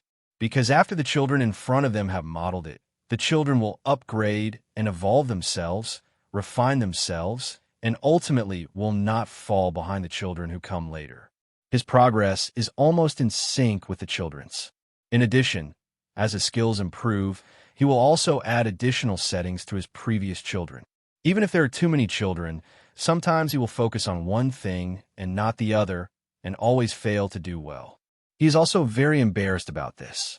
Hughes looked at them and said, "It's still being built. I haven't used the system for a long time, and I feel rusty, but it's still going well. You will gain experience when using skills. You can only upgrade when you have enough experience. The good news is that I am now level 20. By the way, what level are you at now?" The four cats suddenly made eye contact. Visego looked at Eligor, who was coming back, and asked in his mind, "How many levels have you applied for?" Eligor subconsciously replied, "Level 21. Visego was silent. Moragos immediately signed up for level 22. Eligor was stunned for a moment, and then Impose reported level 23. This time it was Moragos' turn to be stunned, but Vasak then reported level 24. Eligor is popular. These guys are all scheming, right? Use me as a stepping stone to prove that you work harder to upgrade. But he didn't expect that Hughes' eyes would fall on him, as if he paid more attention to him because he was the lowest among them. Eligor suddenly realized that he had won. The weak ones get more attention and let these guys play their tricks. When the other three cats came to their senses, their faces all turned black, and their paws that wanted to beat their compatriots were itchy again. However, after Hughes learned about it, he did not ask for too many details. Instead, he said happily, "Finally found four. Speaking of which, how did you find me?" The four cats all confessed at the same time that they sensed his location and ran over from the abyss. The abyss is actually a kind of subspace, but it is closer to the mainland. It is a self-consistent realm, equivalent to the inland sea in the ocean. As long as the location from subspace to the physical world is clear, time is not a problem. For existences above level 90, it is just a matter of a thought. Of course, the premise is stable time and space. Hughes understood and continued to ask, "By the way, do you know where the other children are?" The three new cats shook their heads at the same time. Hughes was a little embarrassed and asked, "Where are Bar and Agars? Don't you even have any clues?" They were silent for a moment, and Eligor, Moragos, and Impose looked at Visego at the same time. Visego knows where they are best. Compatriots Bar, who ranks first, and Agars, who ranks second, are the compatriots that their father trusts most. Ball was born first and is the strongest among them. Agars is not only powerful, he is the wisest among them. Even if they are so hostile to each other, they all have to admit that Ball Agars and Agars are relatively special existences among them. When her father has no time to take care of them, Ball or Agars is basically taking care of them. They often fight among themselves, but few guys dare to provoke Bar or Agars. Bar and Agars will not pay attention to them. However, as for the question, where is Ball? To be honest, they don't know. The last time Vasak sensed Baal's aura was in a subspace crack. It was more than 3,000 years ago. As for Agars, we don't know. Agars is elusive. There is a saying, "It is he who inhabits human virtues and dreams," and his true form has not appeared for at least 5,000 years. Visego still remembered that before Agars disappeared, he seemed to have had a fierce quarrel with Ball, and even fought in the subspace, causing a great shock in the physical world. He has the power to find lost things, but Ball and Agars are in a special situation. Just like their father, for some reason, they are unable to use their power and cannot find them at all. It is also possible that they did not want to be found by him, so they used their strength to block the power. After thinking about it, Visago honestly understood the situation of Bar and Agar's. Hughes frowned, was silent for a while, and asked, how to get to the subspace? He wants to find Ball in the warp. Visago paused. If the physical world is a water surface, the subspace is the deep sea under the water surface. The so-called supergrid existence is the existence that can break the water surface and enter and exit the deep sea freely. In other words, one way to enter the subspace is to become a supergrid existence, and other than that, you need to use some magic or other means. However, it is extremely difficult to find any existence in the subspace. In recent years, they have searched the abyss and the continent, but couldn't find their father. They thought that their father might be in the subspace and were about to move there to find him. Fortunately, he is found him now. He does not agree with his father going to the subspace to find Ball. Apart from anything else, the subspace is too dangerous and some gods in it are very troublesome. The other three cats have the same opinion. Moreover, Bale's presence is too strong. If he is really found, it will be a big obstacle. After thinking about it, Visago said an objective reality. No matter what means, humans must be at least level 30 to go to the subspace. The real subspace is different from the abyss. It is extremely unstable. You can enter the abyss at level 10.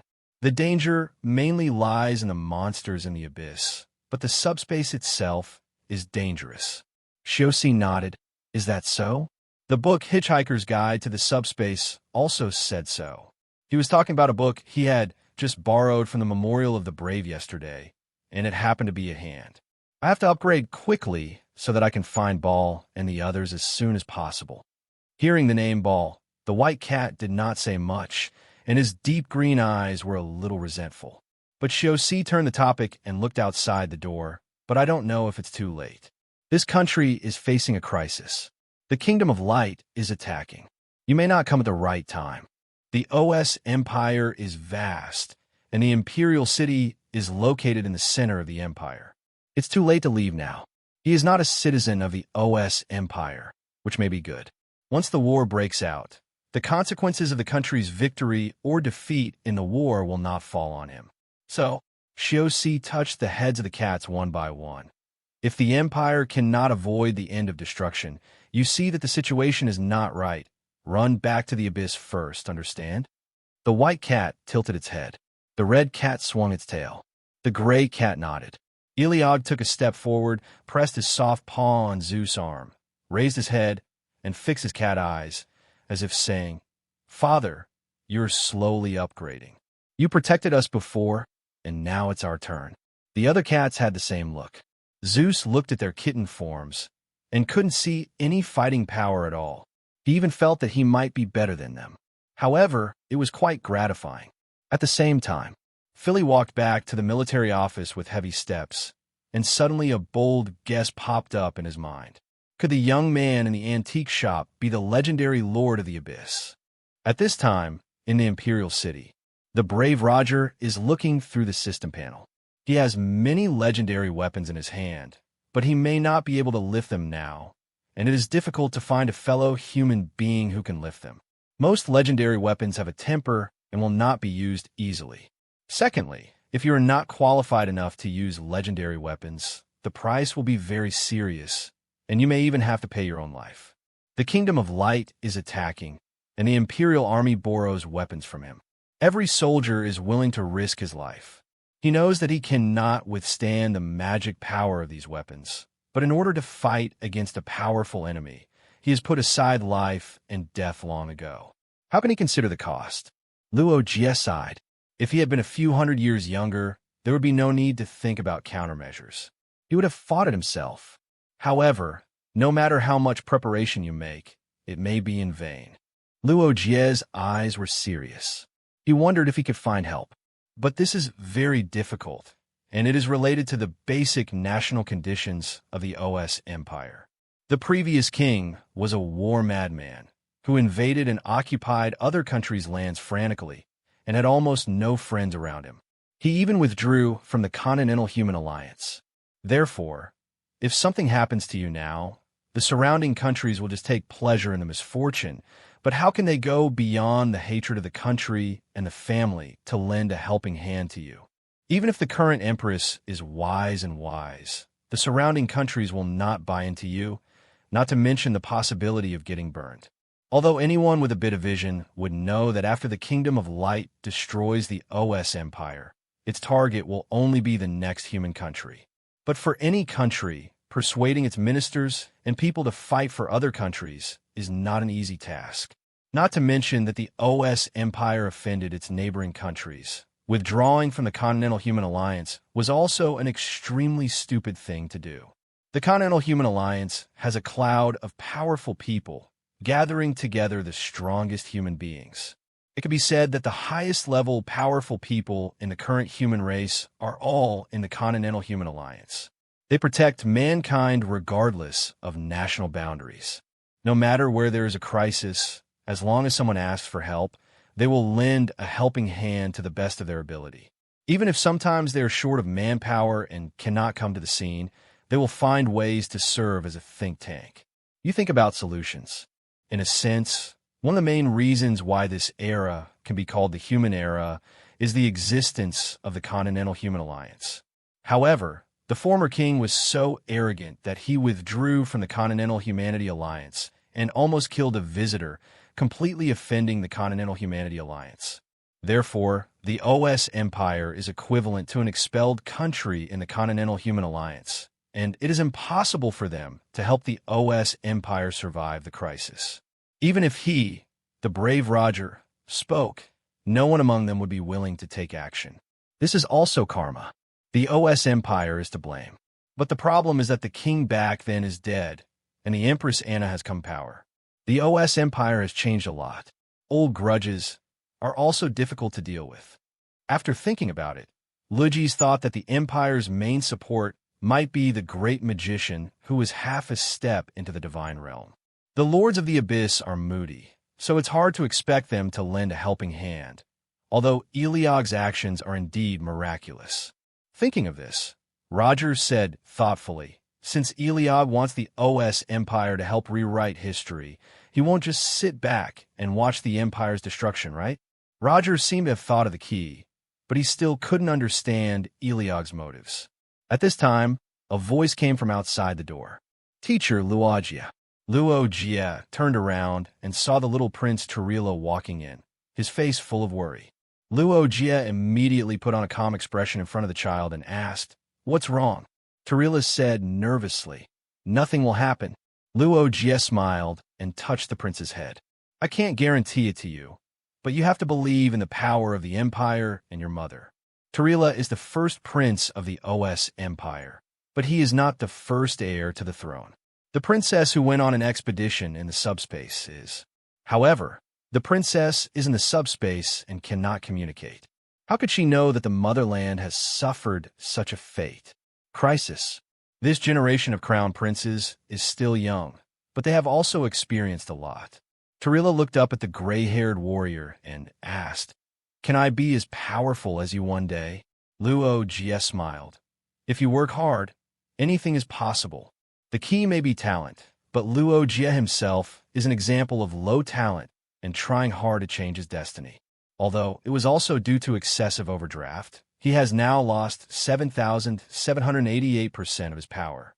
He was once powerful enough to cover the continent with magic power, but now he can only reach as far as covering the borders of the OS Empire. He did not expect that as a retired warrior, he would still be working now. However, Turilo was obviously confused about the word effort and asked, "How long will it take?" Luogia said calmly, "It depends on how hard you work." What he said to Turilo was almost the same as what Hugh said to him back then. The adventure of just a few years seemed like a blink of an eye in a life of thousands of years. But to him, it was the most significant moment. He will never forget his companions and Brother Shio, who took care of him the most. He doesn't know why, but when people miss someone, they will subconsciously imitate that person's words and deeds. Torai paused and smiled slightly in relief. "Well, I understand." After the little prince left, Luogia's eyes dimmed, and a determination emerged in his heart. On the other side, inside the palace, The great magician Eileen's son stood behind the Empress and watched the Empress talking to the person in the mirror. Understand what your majesty means, but the Alliance really has no one to go out. The subspace has been unstable recently, and disasters above level A have emerged one after another. The Alliance's manpower is distributed all over the continent, and no one can lend it to the OS Empire for the time being. The white-bearded old man in the mirror stated slowly. His tone was calm, and his vicissitudes of life had accumulated over a long period of time, and no emotion could be seen. He is one of the members of the continent's Human Alliance. He is highly respected and once powerful. He forced back the invasion of the Zerg army in the subspace with one sword. It's a pity that he is a warrior. Generally speaking, warriors will decline when they reach a certain age, which is different from the magician profession that becomes more and more powerful as they get older. Whether what he said is true or false, the OS Empire cannot actually judge. It may be because there is really no manpower, or it may be that they don't want to contribute at all. Elinson frowned, pursed her lips slightly, and stared at the white-bearded old man with brown eyes. Are you going to let us test the reality of the kingdom of light first? Her tone was a little cold, and she had no respect for the old man. This was natural, because they were people of the same generation and didn't care about being pretentious to their peers. The old man raised his eyes and smiled meaningfully. How could it be? Humanity is in trouble. How could we plot behind their backs? Elinson snorted, seemingly not believing the old man's words. However, Anna asked directly, "Do you know the situation of the God of Light?" This information is very important. Related to the chance of winning is 0.1%, or almost zero. Fighting against the Archangel, there's a chance of winning. Fighting against a high-level god, there may be only one way to die. The old man touched his beard. His eyes were serious, and the wrinkles on his face suddenly deepened. He said, "We don't know too much. There is no evidence that he has awakened, and there is no evidence to deny that he has not awakened. Anna, even you can't find it." The old man was silent for a while, and suddenly said, "From a logical point of view, if the God of Light has awakened, the OS Empire should have ceased to exist long ago. But you are still talking to me here, which means that he has not awakened yet. So, if I were an angel of the Kingdom of Light, at this moment, I must be trying to wake the God of Light." After the voice fell, the air was silent. A few minutes later, the conversation ended, and only Anna and Elinson were left in the room. Anna lowered her eyes. "Will the Empire's luck end here?" Elinson said in a resounding voice, "No, I will bet everything I have to protect the OS Empire." On the other side, Archangel Achilles opened the door all the way, walked hurriedly, and walked straight to an extremely magnificent palace. Above his head was the sky, and the high walls were hollowed out and inlaid with countless gems. To be precise, those were not gems, but various things from humans, including fear, cowardice, morality, and love, all of which they took from humans through war or looting. Gods have always had the habit of collecting human nature, because humans are too rare, weak, but wise, and are simply a miraculous species. Human nature is even more colorful, and it is fun to play with it. But the purpose of the archangels collecting these is not purely for fun, but more importantly for the revival of the God of Light. Achilles' eyes fell on the giant golden trough that reached the sky, watching the energy being continuously filled and about to overflow, and he smiled very coldly. "I will celebrate my father's awakening with the destruction of a country and announce the return of the Kingdom of Light." At the same time, it was noon. Shios was chatting with the children. The white cat was too sleepy and fell asleep, snoring in the dormitory. The black cat ran away, as if he was doing something. The remaining red and gray cats were still energetic and not tired at all. Morrigus had long seen that his father was learning magic, and there was a fluctuation of magic power on his body. Shios nodded. "Are you talking about magic power?" "Yes, it takes magic power to restart the system. Although I don't know why. After waking up, I can also control the magic power of my body. But then again, if I have magic power, I can try to use magic, right?" Besha is very familiar with magic, and many great human magicians were taught by his vest identity. Teaching my father magic is simple. The gray cat then came forward and waved its claws, as if drawing patterns in the air. The red cat blinked and watched the interaction between the two sides. Zeus was shocked. "Let me try to run the magic like this." The gray cat nodded softly, his lake green eyes sparkling. "Okay." Zeus understood and tried to run it in his body, imagining that there were sets of circuit diagrams in his body. After a while, he felt the heat flowing in his body and subconsciously turned his palms and saw the black fire flashing and forming in an instant. Inpose was stunned for a moment. At this amazing speed, it seemed like only a few seconds. Father actually did it? He has taught so many students, and he has never seen such a fast one in thousands of years. Father has really changed a lot when he woke up this time. Inpose was very happy. Morgus also found it incredible. Zeus looked at them in confusion. Is there something wrong? The children are at a higher level than him at this time, and they must know more than him. Inpose shook his head and waved his claws to instruct. Zeus nodded as if he understood, closed his eyes, and then opened them again. The fire in his palms moved and transformed into the form of animals.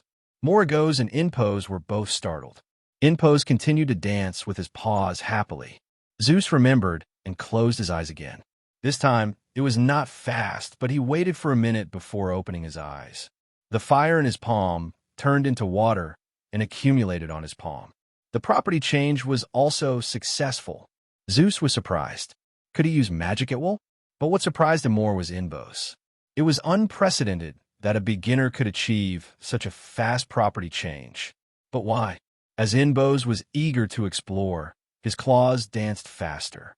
Zeus tried to remember and cooperated with Inbos to change the magic property dozens of times in a short period of time. Morgus just watched it first, but then his cat eyes flashed with surprise. Could my father finally become stronger? Inbos saw more things than Morgos. He saw that the magic property closest to his father was almost at the same frequency as their characteristics. As long as his father upgraded, he might be able to use the magic of all their compatriots, or even power, one day in the future. Inbos was so excited that he couldn't stand at all because he thought of it next. Their father is likely to become an all-round magician unprecedented in history. Is this the real strength of the creator profession? A few months ago, he had just imagined that ordinary creatures can only control 3 magical properties. If they control more, they will not be able to control them, causing magic power chaos. But if they can control all magical properties, then this magician may be able to step into the god's realm. However, he did not expect that such a gifted person was far away in the sky and right in front of him. And it was his father. Chevron_left. When Persia was excited, the cat's paws quickly drew lines. His short hands did not hinder his enthusiasm for teaching, so fast that they even left an afterimage. Hughes could keep up at first, but later he was dumbfounded and couldn't learn from it. When Impose came back to his senses, he realized that his father was looking at him blankly. Teaching is too fast. Morgos on the side stared at him faintly and cursed before he realized. Your personality, which has become so high-spirited as soon as you start teaching, will probably change. He is truly worthy of being the sternest magic instructor in human history, although not human either. The gray cat calmed down, walked timidly to Hughes, patted his father's hand with his paws, and raised his round head, as if to say, "Father, don't hate me for this." Hughes reacted, pinched his fleshy cat claws, and said with a smile, "It's okay. You just want to teach me magic, but it's a bit fast. Let me digest it." The gray cat's eyes sparkled, as if there was some water in them. If those great human magicians he taught were present and witnessed this scene, their pupils would be shaken and they would doubt their lives. Hughes touched his head. He didn't doubt anything. He just felt that his child deserved to live for thousands of years and really understood everything now. It's a pity that the level has not been upgraded very high, but this is not surprising. He has seen little monsters that were level 3,000s of years ago and level 3,000s of years later. The upgrade speed can't be rushed. After all, it is higher than before, right? The gray cat raised his head comfortably and ignored the red cat with a dark face on the side. The red cat was crazy jealous at this time. It would be great if he could have the skills to help his father, but when it came to teaching magic, he had to admit that Imbos was stronger. In short, the learning speed has slowed down appropriately, and Hughes has become more and more proficient in operating magic. When his body is full of energy and can be controlled freely, he feels that even his weight has disappeared. He is very light and free. His magic level suddenly broke through to level 5, and he could break through to level 6 at any time. Is this an old talent? Hughes was pleasantly surprised. As a person who thought he was not the best in anything, he had never felt talented, but now he seemed to feel it a little bit. That feeling of knowing everything you do. It's incredible. It is already past 1 o'clock. The brave man's body does not need to eat. At most, he only needs to sleep and rest. It can save a lot of time on weekdays, which is perfect.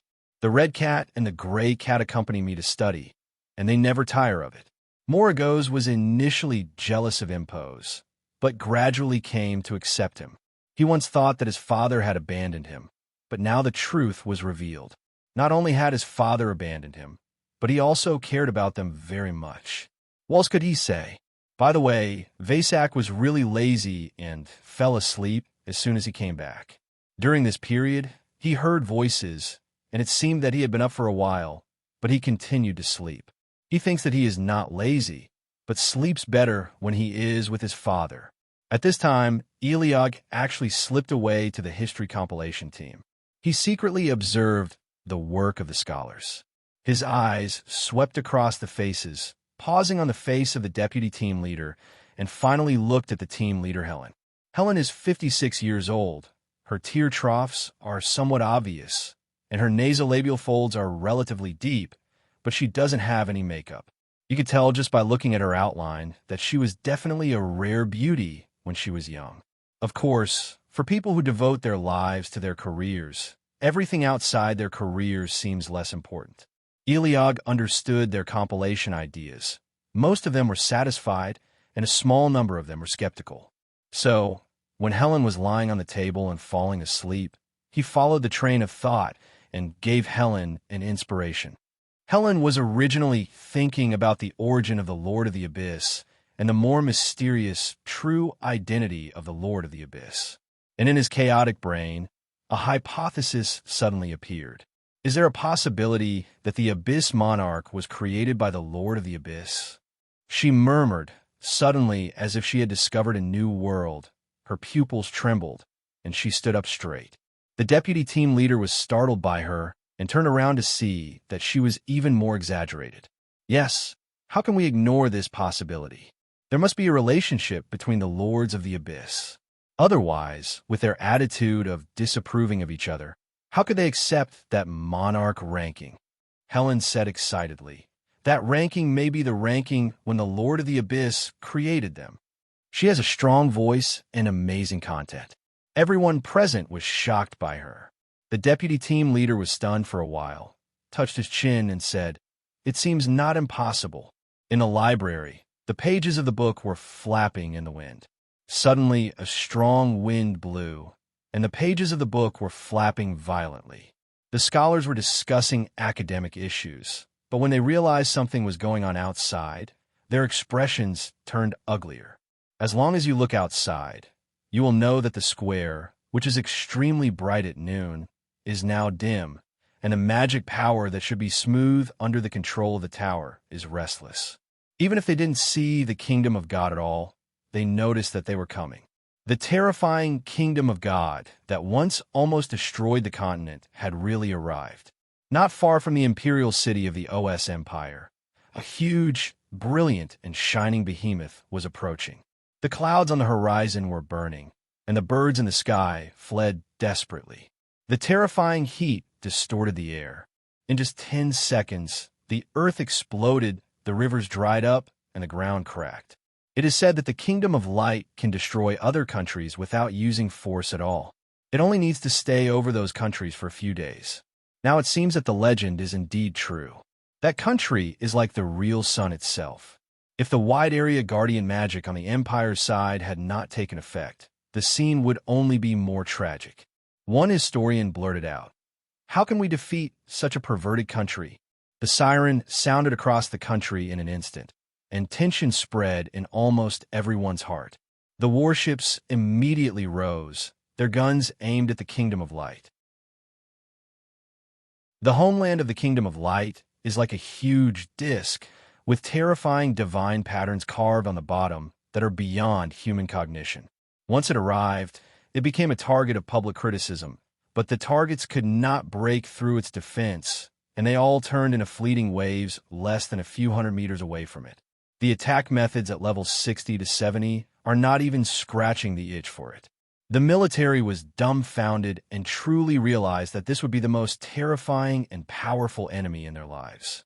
Unless there is a method above level 90, it is impossible to break through the defense of the Kingdom of God. And in their entire Ost Empire, how many people are above level 90? How many of them can fight? It's really going crazy. Why are they so powerful?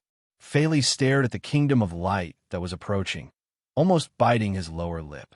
What is even more desperate is that no human being above level 50 can look directly at the mainland of the Kingdom of Light, otherwise the soul will be burned. At this time, Empress Anna walked out of the hall and looked at the enemy country from a distance, her deep blue eyes reflecting the blazing golden light.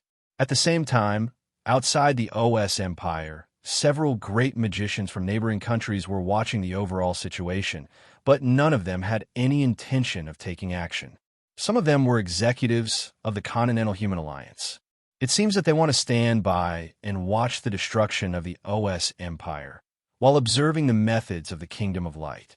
Thousands of meters away from the OS Empire, there was a distortion of the void, revealing a pair of dark green eyes. His magic power was so powerful that it eroded this space, and the dark aura leaked exposed his own dark character. He is Beelzebub, the Lord of the Abyss. He is a terrifying existence that scares countless humans. He is rated as one of the greatest threats to mankind by the Continental Human Alliance. He had not appeared for hundreds of years, and no one knew that he had opened his eyes at this time, and was slowly observing the world, as if looking for something, and finally set his sights on the imperial city of the OS Empire. He is obviously not interested in this war, nor does he care about the life and death of humans. But there seems to be something in the imperial city that makes it difficult for him to calm down. Is it because the annoying Visago is there? He whispered in his heart, sadly, staring in that direction.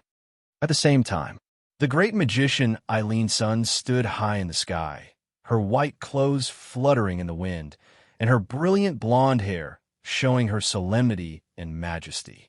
There are more than one large-scale super magic spells unfolding beside her. The three attributes of fire, wind, and air plus the fusion attribute, each of which can destroy a city, are still accumulating magic power at this moment. In a battle between super beings, the strength and weakness can be seen just by looking at the scale of the magic ripples. She is very powerful, and her magic power covers the entire imperial city. However, opposite is the Kingdom of Light, and her divine power directly controls the entire airspace. The OS Empire has a trump card, but can that trump card be able to deal with the Kingdom of Light? Anna fixed her eyes and clenched her fists. The citizens in the imperial city looked pale as they watched the impending destruction in horror. The earth trembled and magic was in chaos. If you do not abide by the rules of the goddess of harmony and attack a human country, there will be a debuff judgment, but the Kingdom of Light obviously doesn't care. The Archangel looked down at the desperate scene on the ground with a sneer and squinted his eyes, feeling that it was not enough. They're all fighting in front of the city. Why not have some fun to add to the fun? He spread out his 4 snow-white wings, and his own magic circle was filled with light. Angels who are familiar with him all know that Achilles will randomly select citizens to kill demonstrators in public. King Curison stood tremblingly at the back, not expecting that things would develop like this. Achilles' laughter resounded throughout the airspace. Even a mere human wants to offend the gods, so you should know the consequences. Meanwhile, Hughes left the front desk and walked to the window that looked out onto the sky. The red cat said to the gray cat, "How about it, gray cat? The fight hasn't started yet. Agar said not to intervene unless necessary." Red cat, "But father is very concerned." The gray cat was silent for a moment and glanced in the direction of the dormitory. Vashik is still sleeping, which means there is no need to take action. Red cat, "That's right. Eligor hasn't come back either." They whispered and exchanged glances. However, there was a sound of banging on the window. They were stunned for a moment and looked at the window at the same time. The person who was supposed to be there was gone. Their father is missing. At this moment, Hughes appeared inexplicably above the kingdom of light. Behind him stood the people who had also been selected. In front of him was a tall angel with 4 wings spread out. "What is going on?" Achilles glanced coldly at the humans present. "I will kill you stupid citizens who surround incompetent people one by one in front of the king." Seeing the situation, Erinsen's veins jumped in his forehead and he cursed angrily. "How dare you? A group of birdmen." The imperial city was protected by super magic, but Achilles actually took advantage of the loopholes in the magic and randomly kidnapped their citizens. The other side, because Persia was furious, he revealed his true form. "Whoever stole my father should be damned." Because the Persian magic power was like a volcanic eruption, overwhelming the entire imperial city. Before the hot-tempered Moragos had time to lose his temper, the calm Impos exploded first. The black magic power shot straight into the sky, breaking through the clouds, showing an unparalleled sense of presence. No one in the city originally cared, but this sudden outbreak frightened both sides of the battle. The great magician Eileen's son immediately looked at the point where the magic power broke out and recognized it at a glance. "Isn't this the magic power of the Abyss, Lord Impos? Why did it happen suddenly?" Legion Commander Phaley paused on the spot, as if he had realized something, and immediately reminded the entire army not to be nervous. At the same time, Beelzebub, the Lord of the Abyss, was stunned and looked at the compatriots who suddenly exploded in disbelief. In his memory, Imbos was considered a compatriot with a gentler temperament.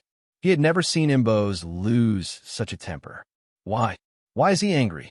Beelzebub originally only cared a little bit, but now he cares very much.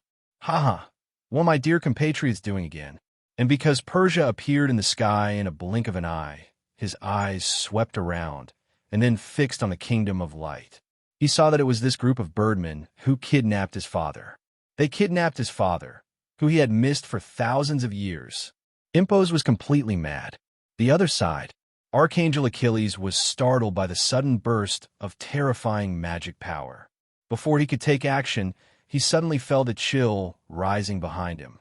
Just as he turned around, he saw the defense of the kingdom of God being blasted through by a black light, and a terrifying heavy blow hit him directly. It shook the entire country. "What's going on?" Achilles' eyes widened. However, after the black light broke through the defense, it broke through the front door of the Temple of Light, and its magic power covered the huge gathering square, drowning the newly arrived humans. Just as Hughes was about to turn around to see what was going on, his eyes were surrounded by darkness. He didn't understand what was going on. He only knew that he seemed to have unfortunately fallen into the enemy's territory, but he didn't know why he fell into this place again. The angels outside were stunned, and in disbelief. Who is it? Who took action? Achilles locked onto the enemy's position and quickly adjusted the kingdom of God's defense. At the same time, he opened his eyes again and immediately charged up the attack. Because the terrifying magic power of Persia is still surging, venting like a sea, causing the space to distort and roar. From a distance, it can be seen that in the center of the abyss and sea of magic stands a cold young man. His appearance is indistinguishable from male to female, and he is dazzlingly beautiful. However, no one dares to gaze at this beauty, and they can only face the terrifying fear in their hearts. It's actually Impos. Achilles recognized it, and his head froze for a moment. If Eligor was the one, he could still understand. After all, he had taken action before, but why impos? The Lord of the Abyss just intervened once, but now he wants to take action again. Why? What is so good about the OS Empire that it deserves the Abyss Lord's attention? Is it just because of the treasure that the former king once obtained in subspace? Or is it because this location is special? It doesn't make sense. Achilles was questioning in his heart, but he did not take any time to deal with it, nor could he relax. The deconstructive power of Impo's magic is too strong, and when their defensive magic touches Impo's, the magic power will be deconstructed in one go, and it will burst like a bubble at the first touch.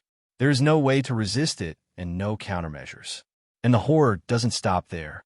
You must know that their defensive magic is blessed by the god of light, but the magic of their divine domain cannot withstand the deconstruction of Persian magic. Who can believe it? Achilles gritted his teeth and immediately spread out his four wings, shaking every space. His divine power was raised to the extreme, and he unleashed a very wide area of extremely destructive magic. It looks like he just drew a circle in the void. The disk is white and bright, surrounded by divine patterns and radiant. But once it breaks out, it has the terrifying power to destroy a country. Seeing Impos approaching with great force, Achilles launched his strongest attack without saying a word. Everyone present saw a flash of light that was extremely fast and bright. The defensive magic of the Imperial City was useless, and it blasted straight into the sky where Impos was. Anyone who saw would think that Impos couldn't resist that terrifying light.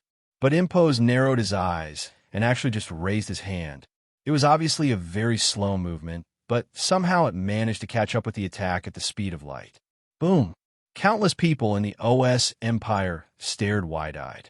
I saw that the white light hit the palm of Impos's hand, but did not cause any damage.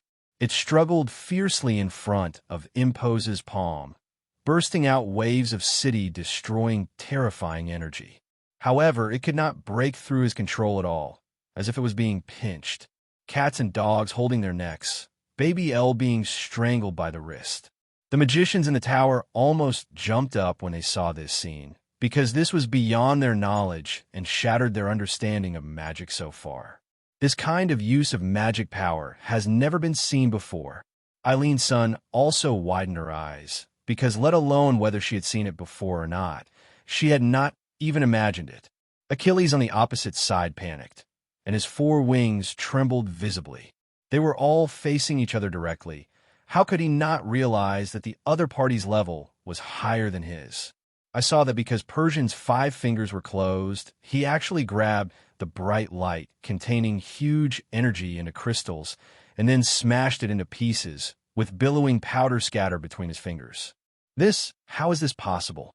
Impos didn't even seem to be exerting much effort. So how could he crack his maximum output magic? Achilles was in disbelief and was shaking violently. Everyone who witnessed this scene was stunned. They knew that the Abyss Lords were powerful and had amazing powers, but they did not expect that it was so beyond imagination. They could not even imagine how it was done. Moreover, this seems to mean that the magic of the Abyss Lord has reached the divine realm. In this second of astonishment, Persia suddenly appeared in front of the Kingdom of Light, less than 100 meters away. He looked like a young man and faced thousands of white-winged angels from the Kingdom of Light. Behind him was a group of warships in a torrent of steel and a high-speed, rotating super magic. This comparison is too terrible and shocking. The Lord of the Abyss is ranked 22nd because of Persia. He rarely appears in front of people. If he doesn't take action, it will shake the world. Countless people were shocked. This was the first time they witnessed a super existence taking action. The brave Roger behind him stopped, his hand holding the sword trembling slightly.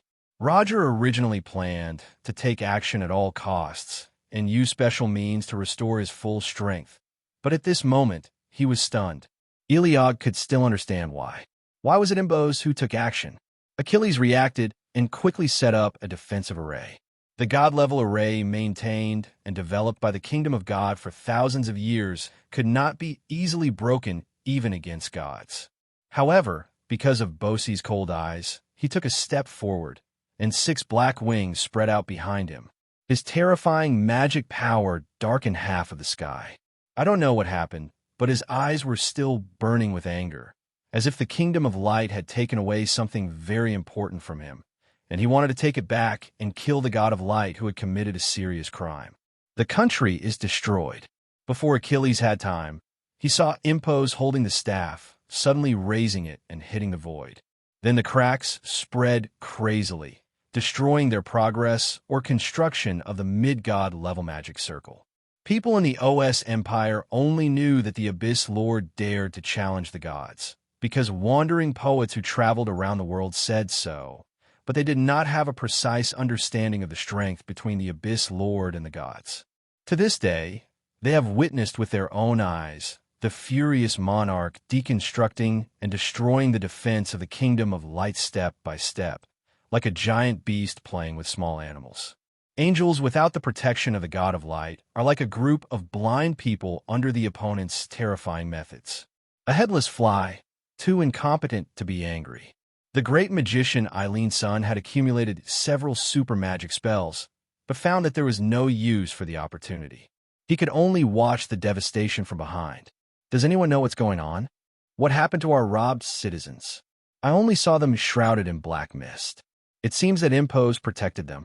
Isn't this impossible? The Lord of the Abyss would actually help humans. The military staff were all dumbfounded and couldn't figure out at all. They turned around and found that there was an Abyss Lord standing high in the sky. It's Morgos. He also had an angry and ferocious expression, but because Impos took action first, he was still standing here.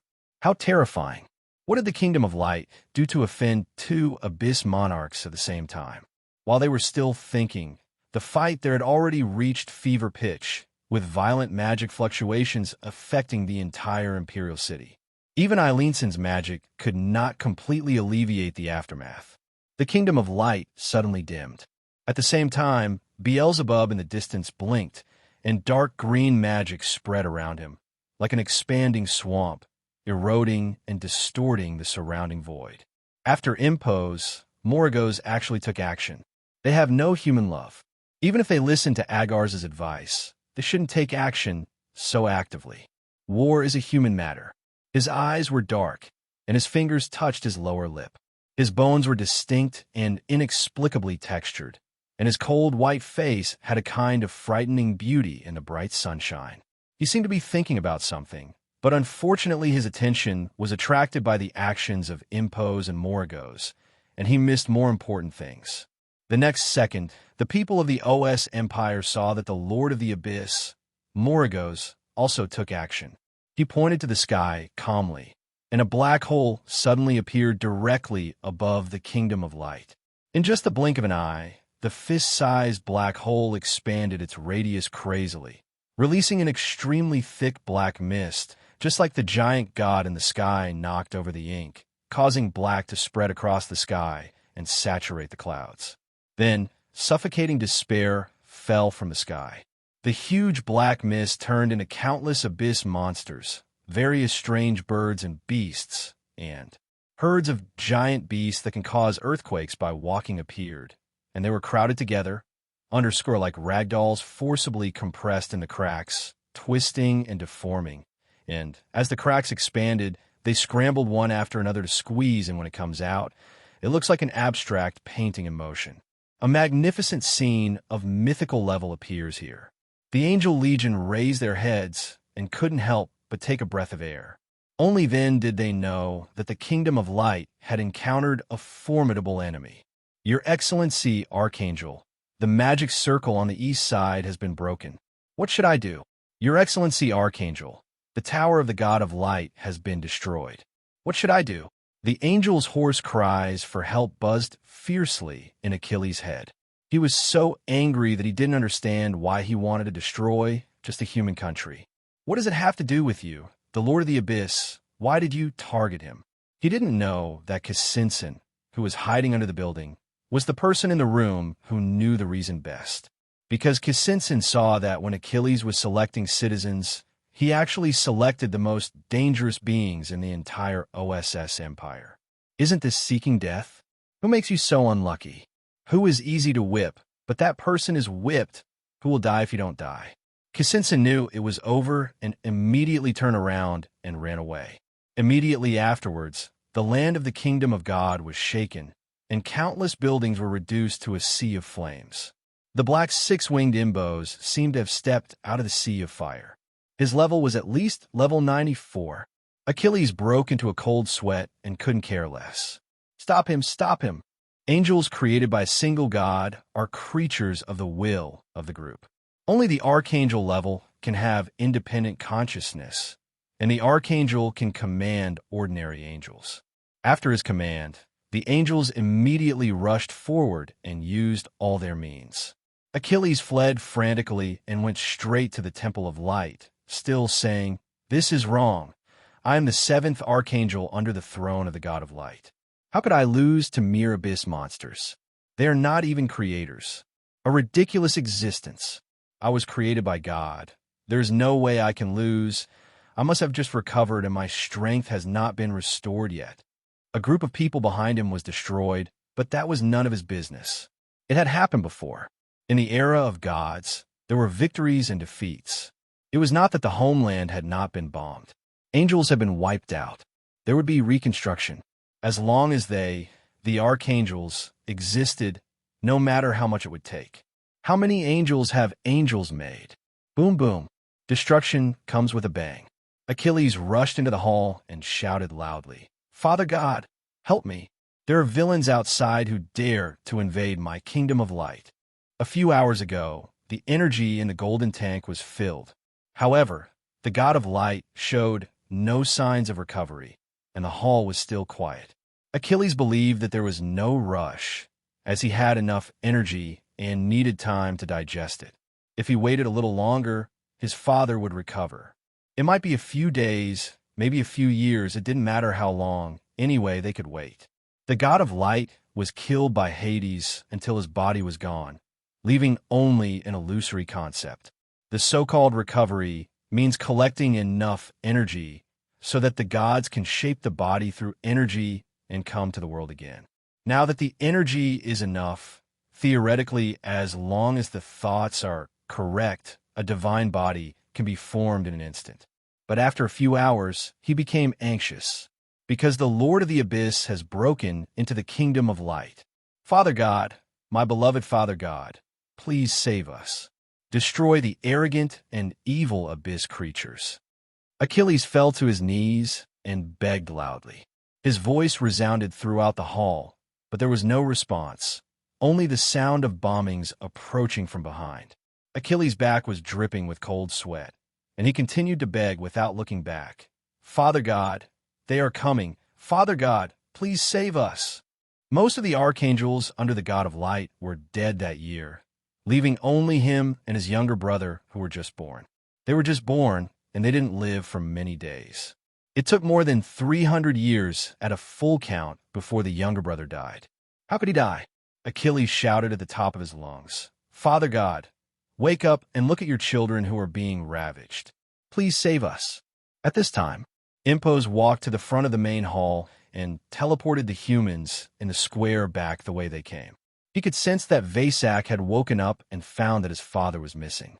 Vesak was also furious and almost wanted to kill him. But before that, he sent his father back and stabilized Vesak. If Vesak gets angry and loses his mind, not to mention the Kingdom of Light, which is the instigator, even the OSS Empire will suffer. Vesak's anger is never a joke. The last time he got angry, he swallowed an island alive. In fact, Vesak was not sleeping, but fell into a dream and went to find Agars. He learned from his father what happened before his disappearance, and thought that there were too many doubts, so he wanted to discuss it with Agars. But Agars hadn't found it yet, and he intuitively sensed that something was wrong. When he woke up, his father had been kidnapped. How could Vesak still hold his nerve? The Kingdom of Light, the country of a bunch of birdmen, should be destroyed. Vesak almost exploded in anger, but fortunately, Persia sent the man back in time. As for Hughes, he was confused from beginning to end. When he came to his senses, he returned to the bedroom of the antique shop. The white cat was in his arms, his eyes were bright, and he didn't know what was going on. I can only say it subconsciously.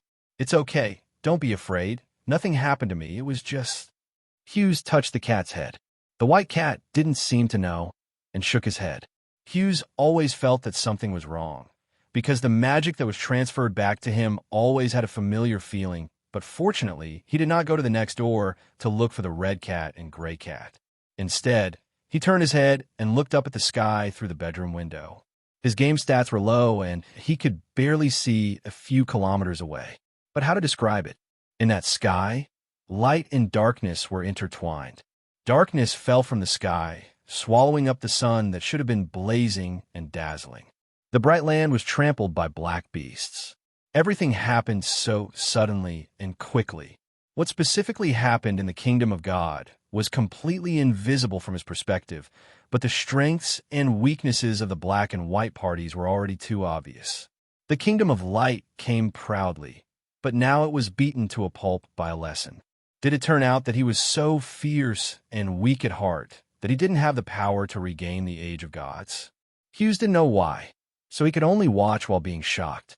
Like him, there are also various high-level officials in the Empire.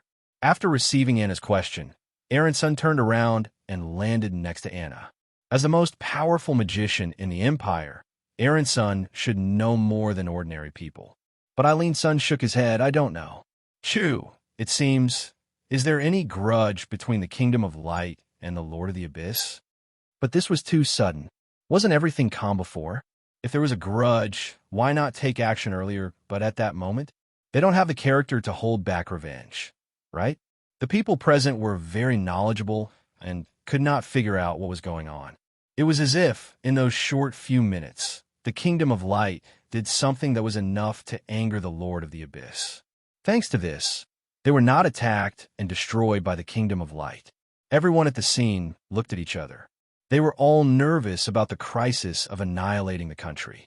However, looking at the tragic situation in the distance, they were a little speechless. Among everyone, only Philly knew why.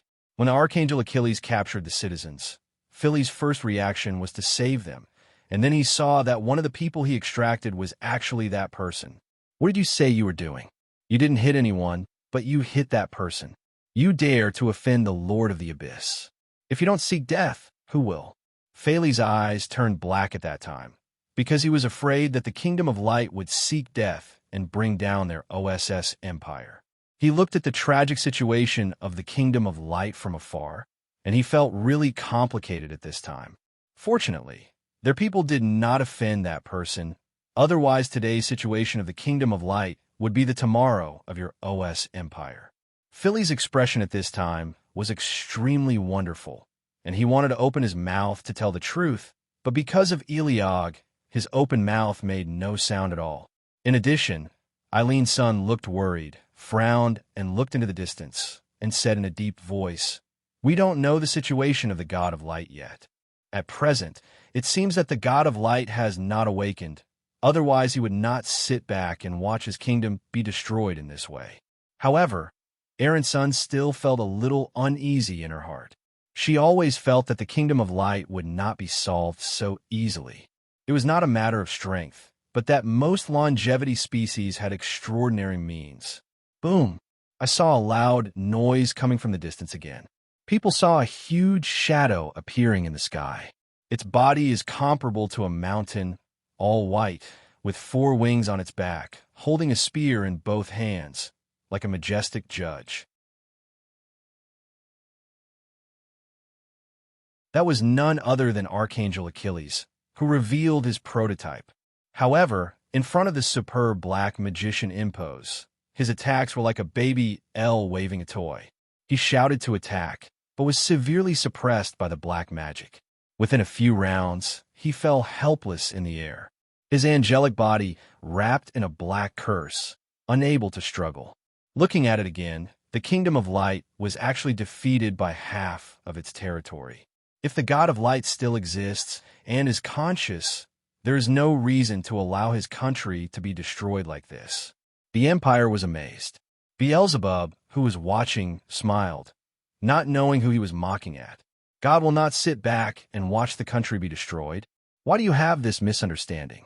For God's almost eternal existence, what is the country?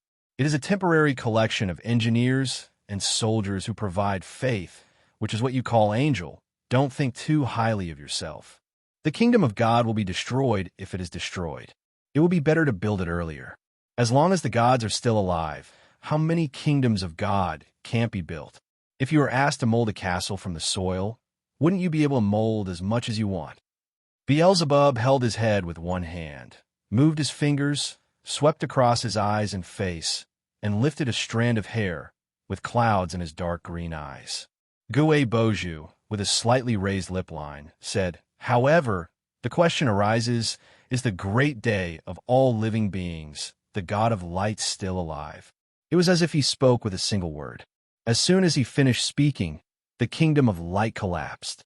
Countless angels stopped moving, the bright halo behind their heads dimmed, and they became mechanically frozen. Large areas of Achilles' body were disintegrated, exposing lines like circuit diagrams, as well as geometric depressions exposed by incomplete inlays. He himself was shocked, looking at his own flaws in disbelief, and lost his voice in horror. "This is impossible. I am the perfect creation of God the Father. How could this be possible?" In the eyes of a divine being, flaws are equal to ugliness. He has always thought that he is the most beautiful and good. Now that the mask has faded away, he has revealed such an ugly posture. His faith has completely collapsed. This is more painful than killing him. He cried out in pain, "Father God, why am I imperfect? You have deceived me. You have deceived me." Before the black magic could completely destroy him, he himself collapsed. The mythical existence with a level as high as 9-1 was turned into fragments and powder under the witness of countless people. It only took less than a few days to go from brilliance to darkness. Minutes are simply mind-blowing. Beelzebub's smile deepened, and his wavy dark green hair fluttered in the wind, as if he was answering his question. "You ask why? Of course it's because your creator was perfunctory and careless. So it's not perfect, so it's full of flaws, so even if it's strong, it's not really strong. You also say that we don't have a creator. It's really stupid, and it's also offensive. Who would like to be told by a strange being that they have no parents? My father, but your father is more thoughtful."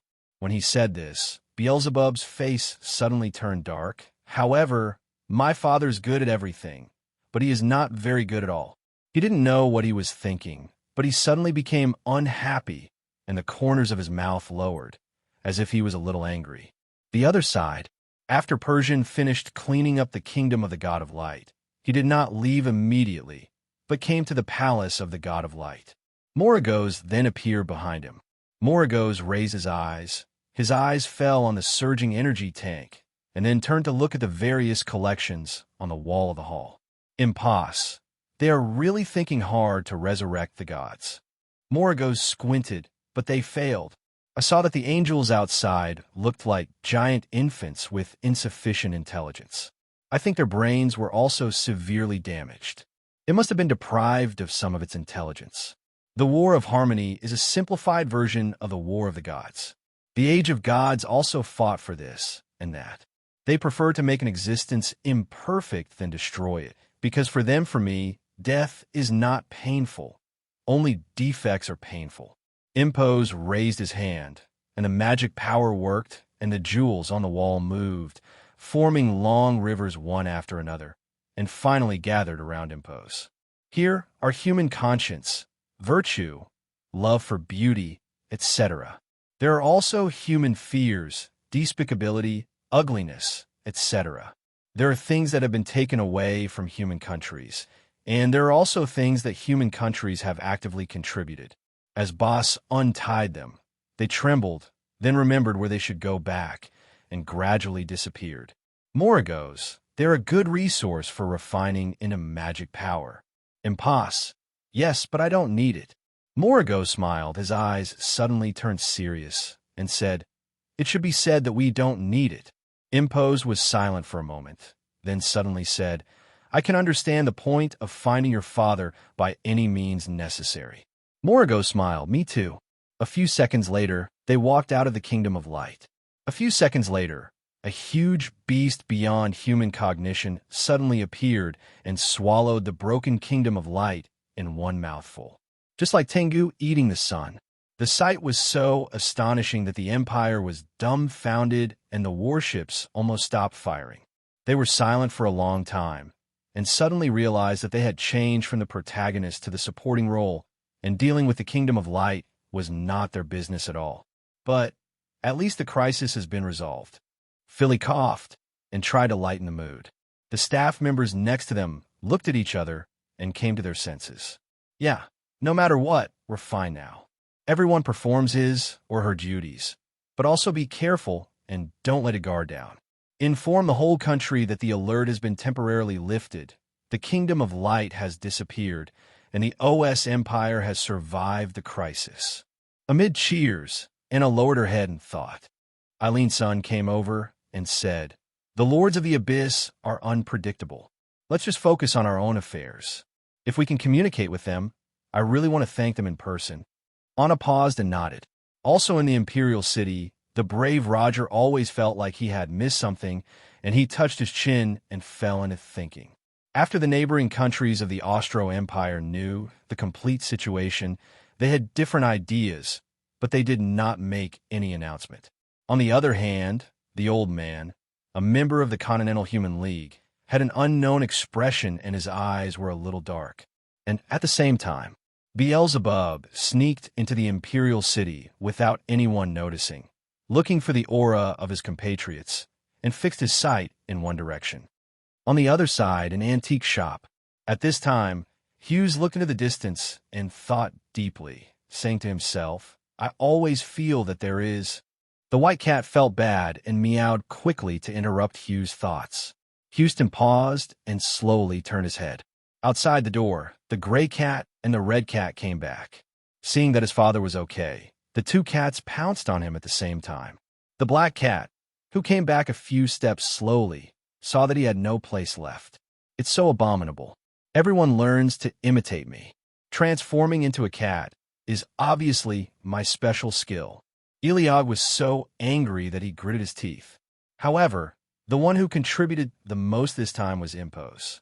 He was somewhat tired and just wanted to sleep while lying down.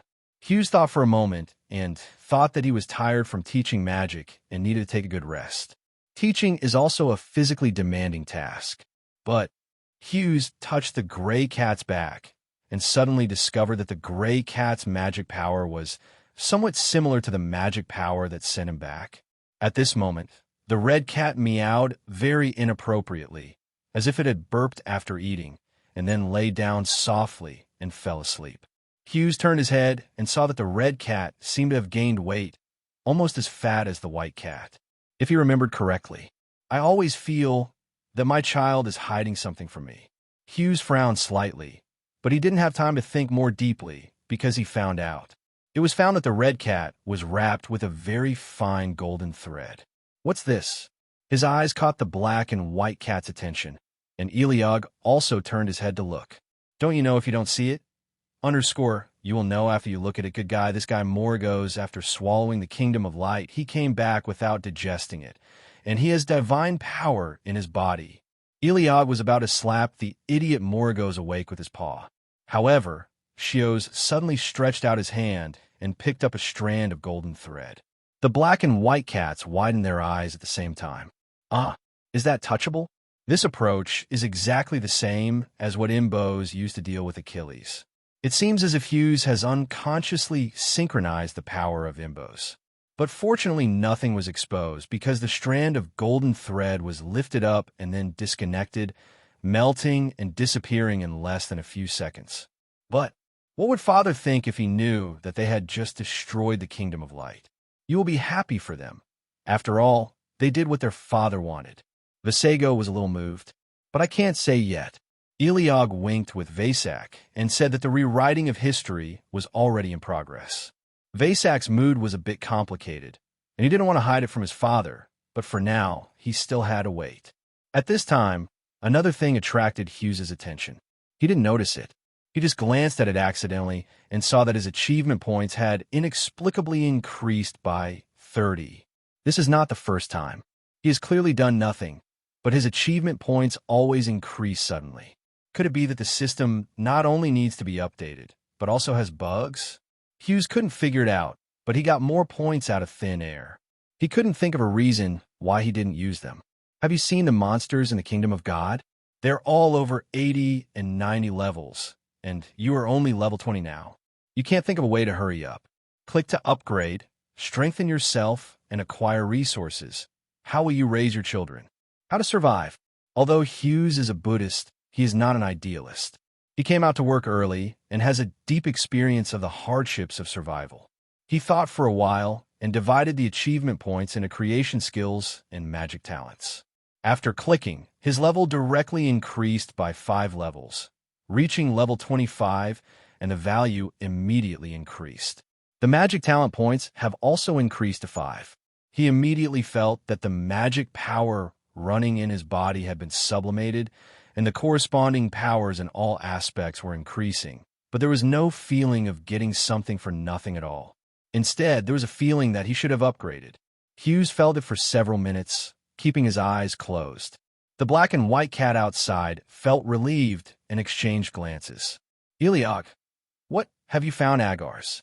Visego, not found. Agars is in a very hidden place and difficult to find. Eligor, I think there was something wrong with my father's disappearance. Baal and Beelzebub were with my father at that time. I don't doubt Baal, but Beelzebub is different. That guy has been dark since he was a child, and he doesn't know what he is thinking all day long. He is very likely to cause trouble.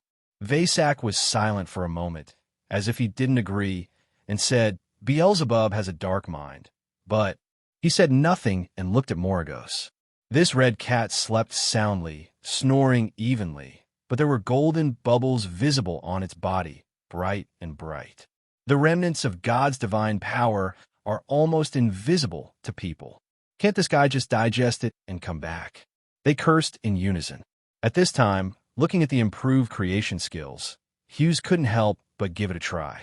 Modeling, refinement, bone binding, weight settings, textures, etc. all have to be done by yourself. After improving my skills, I seem to think faster, do things more easily, and improve my efficiency. He was so focused that he forgot about his surroundings. He quickly switched the game board, and within an hour, he had almost succeeded in shaping his body. However, this is not an abyss, and there will be no consciousness responding to this form, so the initially built model can only be left alone. No matter how well shaped you are, you still need to be conscious to become a living creature with a soul. In a sense, Hughes was clearly in an extremely dangerous abyss, but he could still persist in creating things. The main motivation was not him, but the consciousness that urged him. They all want to have a body, and they all want to be stable as real existences, no longer a consciousness that is helpless and may be extinguished at any time. After Hughes finished thinking, he clicked the Save button, and a new model was saved in the creation illustration. But something unexpected happened. Hughes didn't notice it, but the black and white cat outside could see clearly that the bubbles coming out of Moragos happened to fall on Hughes. That was a very meager divine power and could not cause any harm, but for some reason, Vasak just felt something was wrong.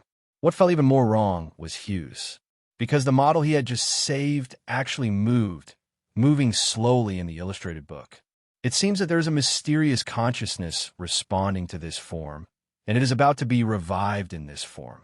That consciousness was none other than the god of light that Achilles couldn't summon back. The newly created child actually came alive in the illustrated book. Hughes had never seen such a situation before and was a little confused. But the space in the illustrated book seemed too narrow for the child, making him unable to breathe and looking uncomfortable. Hughes was stunned and quickly released him. The black and white cats who were exchanging glances turned around and suddenly saw an extra little guy. Father actually created new compatriots? No. Eligor was struck by lightning, and his cat hair almost exploded. But Vasak was immediately blown away because he saw that this little guy had golden eyes and exuded the unique magic power of the god of light. However, the little guy with two wings in his eyes had a confused look on his face. His golden eyes flashed. He looked at Hughes, raised his head, and said softly like a child learning language, "Father, Father." The pronunciation is very problematic, but you can clearly hear what it is called. Vasak was dumbfounded. He suddenly remembered that although the concept God is almost eternal, it will be consciously renewed after the temporary death of each generation. Of course, the consciousness has been updated, and the core must have completely changed. The God of light is still the God of light, but in a fundamental sense, it is no longer the same God. This is how the conceptual God exists. In other words, this weak little guy might be the new God of light, and he is also their new compatriot. After Eligor thought about it, he was stunned on the spot, thinking, right? This is okay, but the newborn cub is a newborn cub after all. He can't even walk when he is born. His eyes are squinted, his fist-sized body is soft and waxy, and he still waddles when he walks. He looks particularly cute and easy to be loved by others. Hughes couldn't hold it back and stretched out his hand to touch it gently. His golden eyes flickered again, and he took the initiative to rub his index finger with his head. This scene is simply amazing. Eligor was shocked. You are a newborn God of light. You have no memory at all, but you are fighting for favor right after you were born. What's even more outrageous is that the little guy seemed to sense Eligor's anger, turned his head innocently, and looked at him, raised his tender finger, and pointed at him. "Father, he is fierce." Chevron_left. Eligor was furious, but when he saw Hughes turning his head, he immediately turned into a docile and cute look with innocent cat eyes, as if he didn't understand what he was talking about. Hughes paused, then turned to look at the little guy, thinking that maybe he was just born, he didn't understand anything, and everything he looked at felt dangerous. So he comforted him. "It's okay. He is your compatriot." As he said that, he pointed to the other cats. "They are all your compatriots." The little guy seemed to understand, and his golden eyes flickered, making him dazzling. Hughes couldn't help but think that he didn't seem to have written this kind of setting. Did he complete the setting himself? He didn't quite understand. Maybe it was because he was creating something for the first time since his resurrection, and he always felt that something was missing. When he was thinking, the little guy seemed to feel tired and sat down in his hand, with his head resting on his head, his golden hair. Beautiful and bright, her arms are thinner than his fingers. She looks weak and pitiful, just like a human baby, even a little weaker. Shosi said, "Come back. You are not suitable to come out yet." The little guy seemed to understand and nodded, then returned to the illustrated book and fell into a deep sleep, almost turning into a painting. Eligor and Vasak looked at each other and were speechless. Why did a cub of the God of Light come here? This guy must be very troublesome. They all blamed Moragos. What about the Kingdom of Light if they had nothing to eat? Now that things are better, the gods of light have become their compatriots. Who will believe this? They would have said that this is nonsense. But there is no way. Things have already happened. You can't secretly attack your compatriots. Although this idea really flashed through Eligor's mind. Eligor, speaking of which, the God of Light was actually killed until he lost consciousness. Vasak, I don't want to worry about him. I'm tired. I'll take a nap and see if I can find Agars. You protect your father and don't let him be taken away inexplicably again. Eligor, don't worry. If you were careless today, it will never happen again. Vasego yawned, thinking that every time you say that, it will happen again. Hughes didn't know their eye contact and was still thinking about what happened to the cub just now. It had just been made and could move in the illustrated box. Hughes didn't think about it. He always felt that even if he went to the most knowledgeable person in the world about this kind of thing, the other person would be shocked and say, "I don't know either." There was no other way. He thought about it for a while, then shifted his attention to study the operation of magic power. As long as his system restarts successfully, these problems will definitely be solved. He concentrated on meditating, with deep or shallow consciousness, practicing the precise operation of magic power, trying to perceive the nature of magic power and transform the nature of magic power. Magicians are one of the most valued professions in human beings. They formed the Great Wall of Magic for humans to fight against extraterrestrial beings. If he had the chance to become a magician, his life treatment would definitely be different. In the OS Empire, registered magicians can receive free subsidies every month. In exchange, of course, you have to listen carefully to some of the Empire's instructions, such as setting up classes, sharing magic knowledge, etc. In fact, they're mainly related to education. There won't be any excuses to drive you like a bull or a horse. After all, Empress Anna attaches great importance to education. In addition, now that human beings have been deprived of their ability to innovate, magicians are among the few who are still struggling with this, and they have been passed down from generation to generation. Exploring new magic and new knowledge does achieve something. However, that is too difficult. Human life is short. Even if a magician can live longer and develop one or two new magics in his lifetime, he can be regarded as a great person who can go down in history. Among his brave companions is a legendary magician, Yi Qingyi, the strongest and most versatile magician in human history. He is powerful and knowledgeable. He is also known as the first system magician in history. His personal development alone, the number of magics constitutes countless textbooks. The Magic University of the OS Empire has a special major called Yi Qingyi's Magic Research Department, which specializes in studying Yi Qingyi's magic and magic theories and practices in each period. It's a pity that Yi Qingyi disappeared thousands of years ago.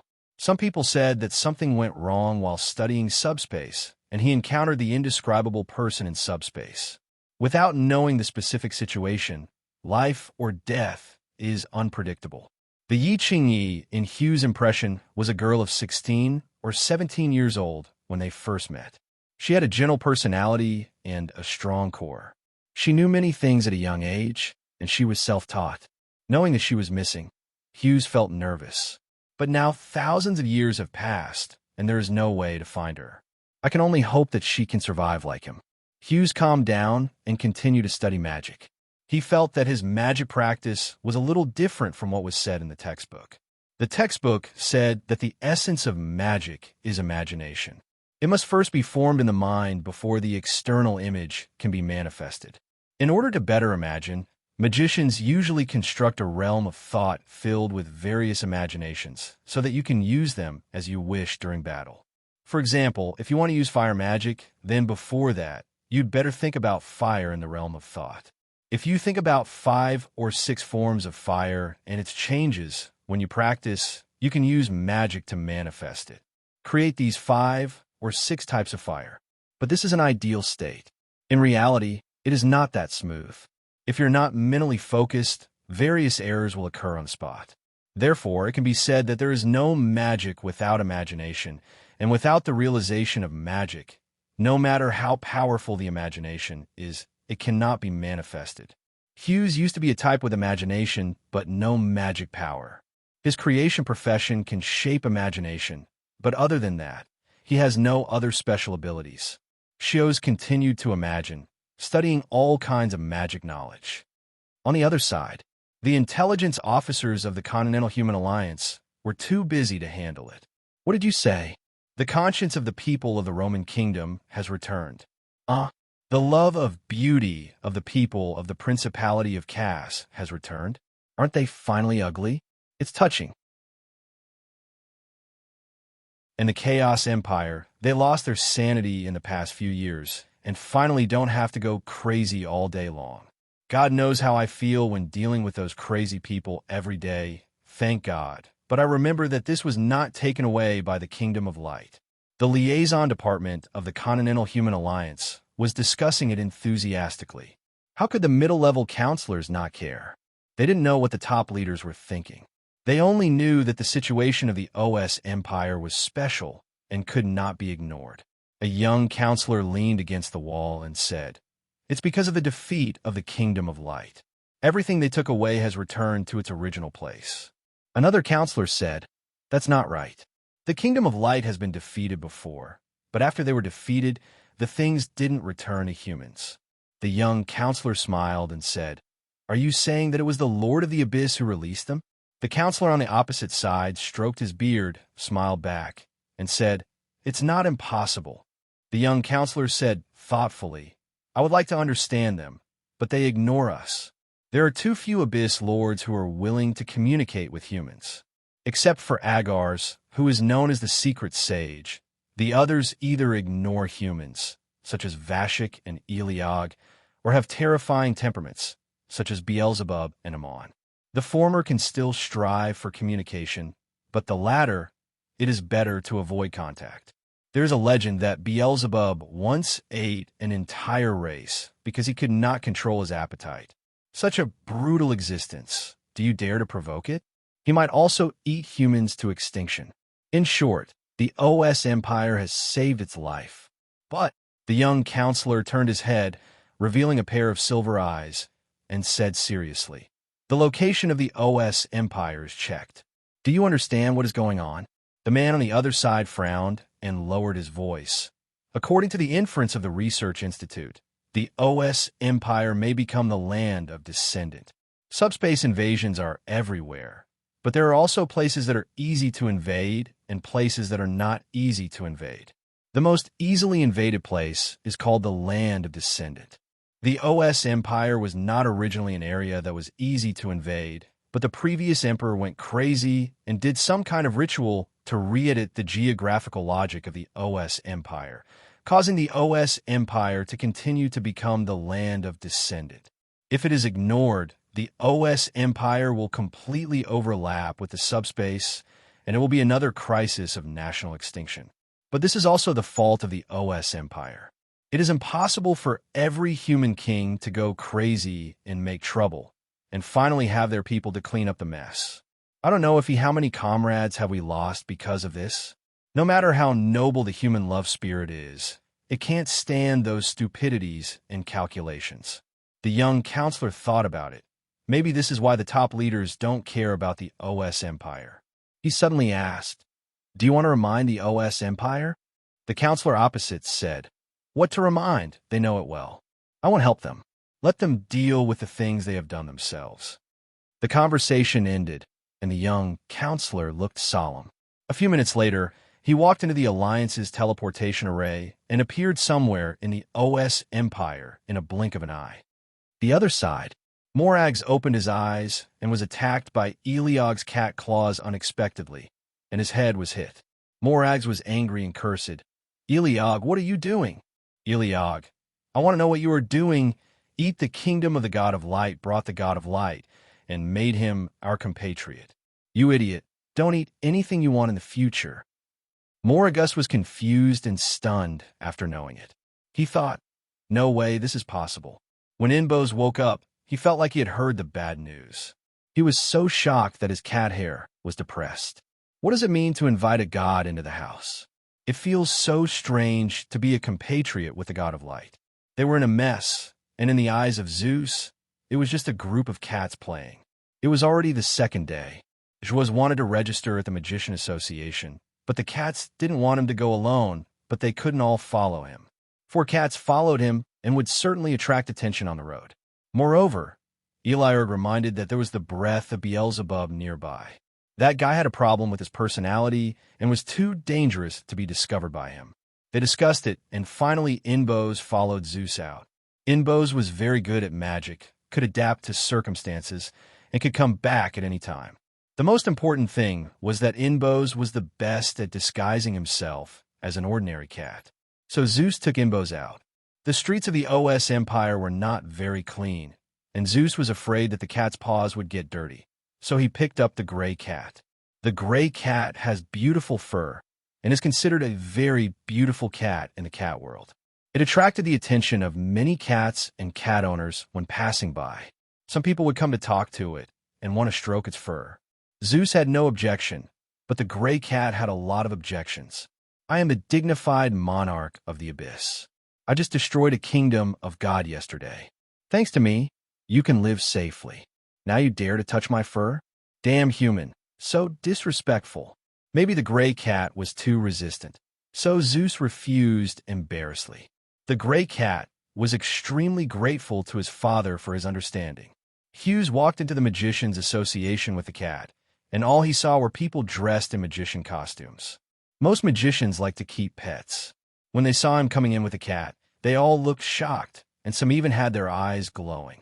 The gray cat felt that he was a sheep in a tiger's mouth, and waved his paws to strongly refuse, thinking, more than half of you guys are my disciples. If you dare to disrespect me, I will set your human magic back 100 years. Perhaps his aura is too strong, and no one dares to approach him. There was an old magician who didn't know whether it was an intuition attack or something. He looked around and said, why do I feel the aura of my mentor? What a coincidence. I felt it too. Are you two tutors the same person? The two of them turned their heads at the same time and said in unison, No, my mentor and his mentor are sworn enemies who have never been in contact with each other. Those two people are me. The gray cat glanced at them coldly and thought to himself, Stupid humans have no eyesight. One of his vests is even called the father of modern magic. Hughes walked to the registration window and said, Hello, I would like to come and register. The person on the other side responded with a professional smile and said politely, Hello, please introduce yourself. Before Hughes opened his mouth, the gray cat said proudly in his heart, Be optimistic. This is the father of modern magic. The receptionist blinked and looked at the cat in Hughes's arms strangely. He saw the gray cat raising its head with extraordinary momentum, looking arrogant and inexplicably old-fashioned. The receptionist couldn't help but smile and said, You have such a cute cat with you. Hughes nodded and thought his child was cute. He briefly introduced himself. The front desk was surprised by his identity. People who came back from the abyss were so rare, and Hughes' level was relatively low.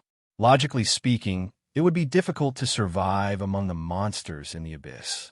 When the front desk looked at the information, they discovered that it was actually Priest Shilin who was the guarantor. Priest Shilin is very famous in the Imperial City, and many people know him, including the front desk. Since it is the person guaranteed by Priest Shilin, there will definitely be no problem. The front desk completed the registration quickly and gave Hughes a gift package for novice magicians, which included a staff, a junior magician's guide, an advanced magic research theory, 2 magic stones, and a set of A robe exclusive to Imperial magicians. Because of his lower level, the robe is the most basic gray. This set of things added up is almost equivalent to 5,000 to 6,000 yuan of supplies on the earth. This is the OS Empire's investment in magicians, sparing no effort for talents. After receiving the supplies, there will be dedicated people to guide you and help you understand the magical world of the OS Empire. Hughes took a magic number plate and sat in the lobby to wait. When a number was called, someone would be responsible for guiding and teaching him one-on-one. The gray cat looked around and felt that the level of these people was not as high as his. It was all because he had lowered his level before, otherwise he would have been able to show off more to his father. There are a lot of people walking around in the hall, because next door is the task receiving area. The Empire or civilians will place tasks here every day, and then there will be magicians who look at the task content and rewards and choose to accept or not accept it. The mission level can be as high as S level or as low as F level, as big as solving country-level disaster, or as small as just helping someone find their own kitten. The scroll of the task was hung too high and far away, and Hughes could not see the specific content clearly, but it was obvious that low-level tasks were in short supply and high-level tasks were almost no one interested in. It's not that I don't want to, it's that I don't have the ability. Except for lunatics and perverts, no one likes to risk their lives to challenge difficult tasks. There was some noise in the hall, and the magicians seemed to be talking about the fall of the Kingdom of Light yesterday. But the gray cat scanned the circle and thought that you guys know each other and don't have the guts to put our names on your lips. How about letting our father hear their names in the streets? No matter how Buddhist my father is, he will always find problems. While they were waiting, there seemed to be some kind of dispute. The aristocratic magician almost got into a fight with a civilian magician. Fortunately, this was the Magician Association, and there were so many experts. There was no real fight, so the two were forced to stop. The person who came to reconcile was a blond young man with blonde hair and black eyes. He was slender, noble in temperament, handsome in appearance, with long pointed ears, and wore exquisite gold jewelry on his oracles, with dazzling pendants hanging on them. At first glance, he was not a human being, but an angel.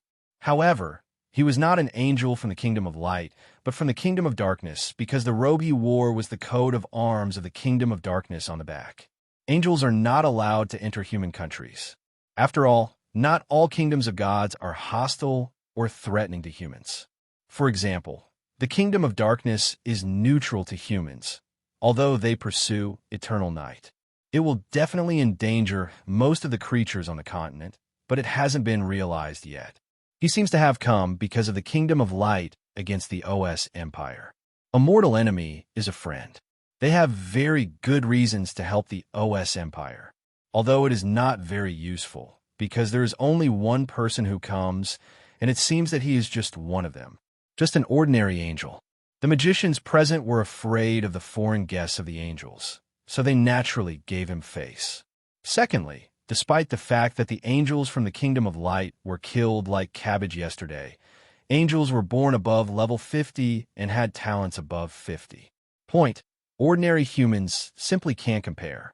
However, this angel is quite worldly and does not put on an arrogant and indifferent poker face.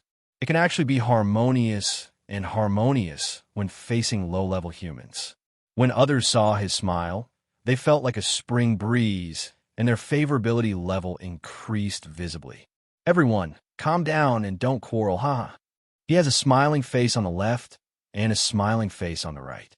His beautiful face makes people put down their guard, and his gentle tone makes people feel happy. His voice also has a kind of beautiful magnetism. Some young magicians who are just in their prime will inevitably be moved when they see it. Looked straight at it and felt in my heart that this is what an angel should look like. Having said that, angels have no gender, or in other words, most of the races here have no gender, and their reproduction methods are all kinds of weird. Gender civilization is even considered to be an animalistic civilization, an inferior civilization, a kind of incompetent civilization that has to evolve. Division of labor. If angels have sex, it is divinity. Divinity is not only an essential quality, but also a gender, and it also means extremely powerful strength. Hughes blinked, but he didn't have much idea. He didn't have much objection to angels. He just felt that if this was a disguise, it would be a bit scary.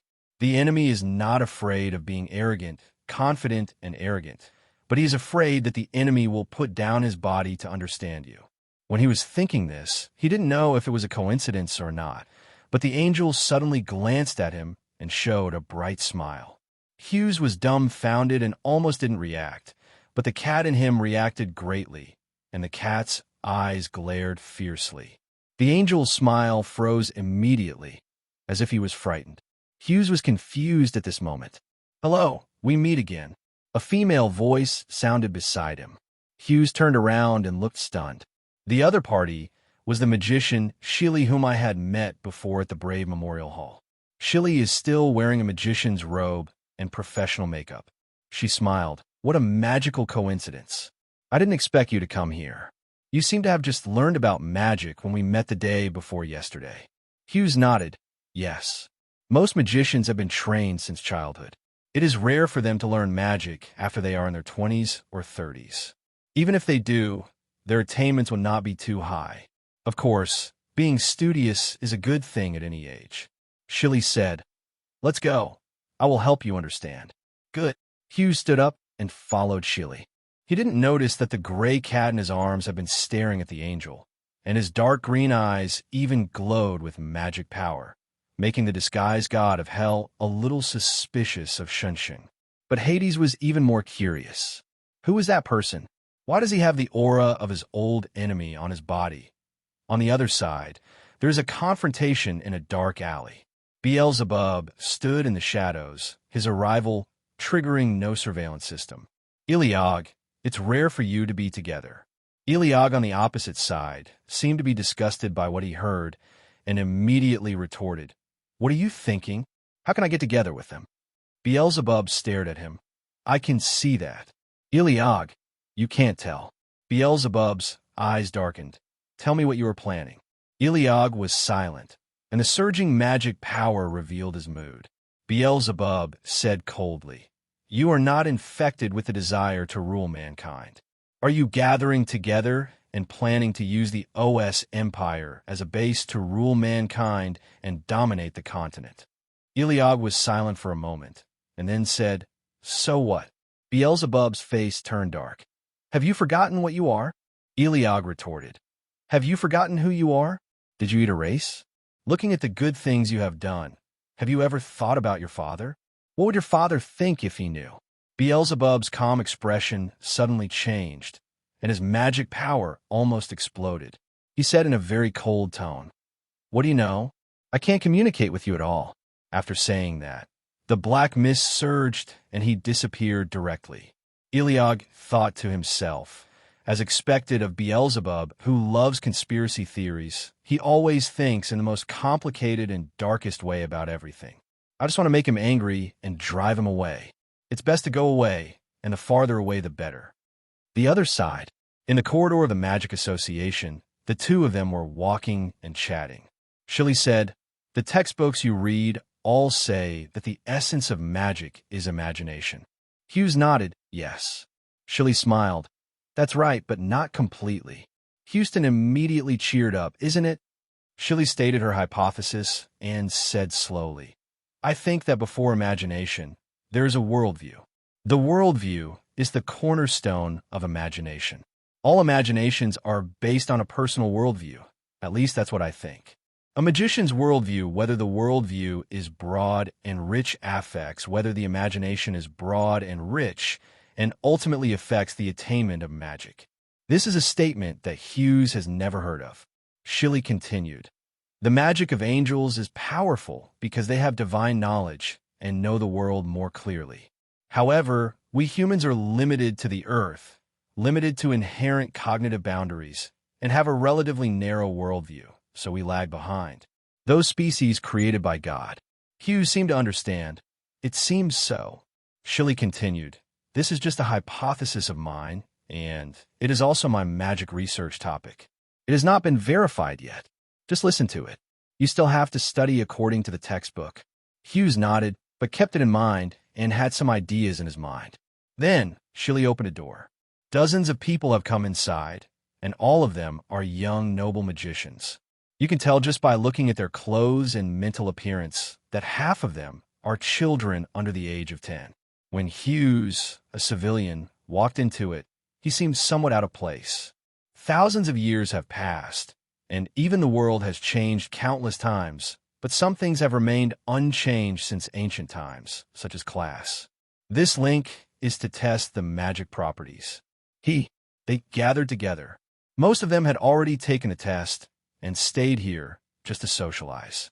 Everyone wanted to curry favor with the genius with high talent and strong attributes. The gray cat glanced at these people and was so bored that he almost yawned. Hui Yuqian reminds you that after the Lord of the Abyss awakens, will be updated as soon as possible. Remember, don't pay attention to them. I was also a civilian. Shilly motioned him to a testing window. There is a large crystal ball with a radius of more than 10 centimeters placed on the table by the window. Just put your hands on the ball. Shilly gestured and put her hands on the crystal ball, and then 3 colors of magic appeared in the ball at the same time. One color was fire, one was water, and one was wood. They were very pure colors, indicating that the magic talent was also extremely high. Is definitely considered a top genius, and in fact she is. The other magicians looked at it, and all showed admiration in their eyes.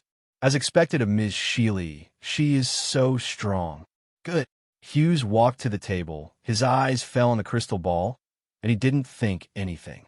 However, the gray cat came closer, looking at the round cat face reflected on the crystal ball with big eyes and small eyes, not knowing what he was thinking. When others looked at Hughes, they thought he must be a commoner with no talent. How could he learn magic after awakening his magic talent so late? Wait, why did he bring a cat with him? Hughes put the cat next to him and put his hands on the crystal ball. At first, the crystal ball did not move. Everyone shook their heads. But then, the crystal ball vibrated and suddenly released an extremely dazzling light, accompanied by an extremely terrifying magic power. The people present were so scared that their faces turned pale. What was going on? At the same time, the Black Angel in the Association Hall was shocked, turned his head in disbelief, and showed surprise. What exactly is this magic power? At the same time, Beelzebub on the city wall turned around, and his eyes were immediately fixed on the building of the Magic Association. He didn't know what he understood, and suddenly cursed. Ariorg, you really concealed it. Ariorg also turned around and cursed. Inbos, what are you doing? At this time, the crystal ball cracked. Suddenly, a dazzling light was released in the room, and everyone couldn't help but close their eyes, not knowing what happened.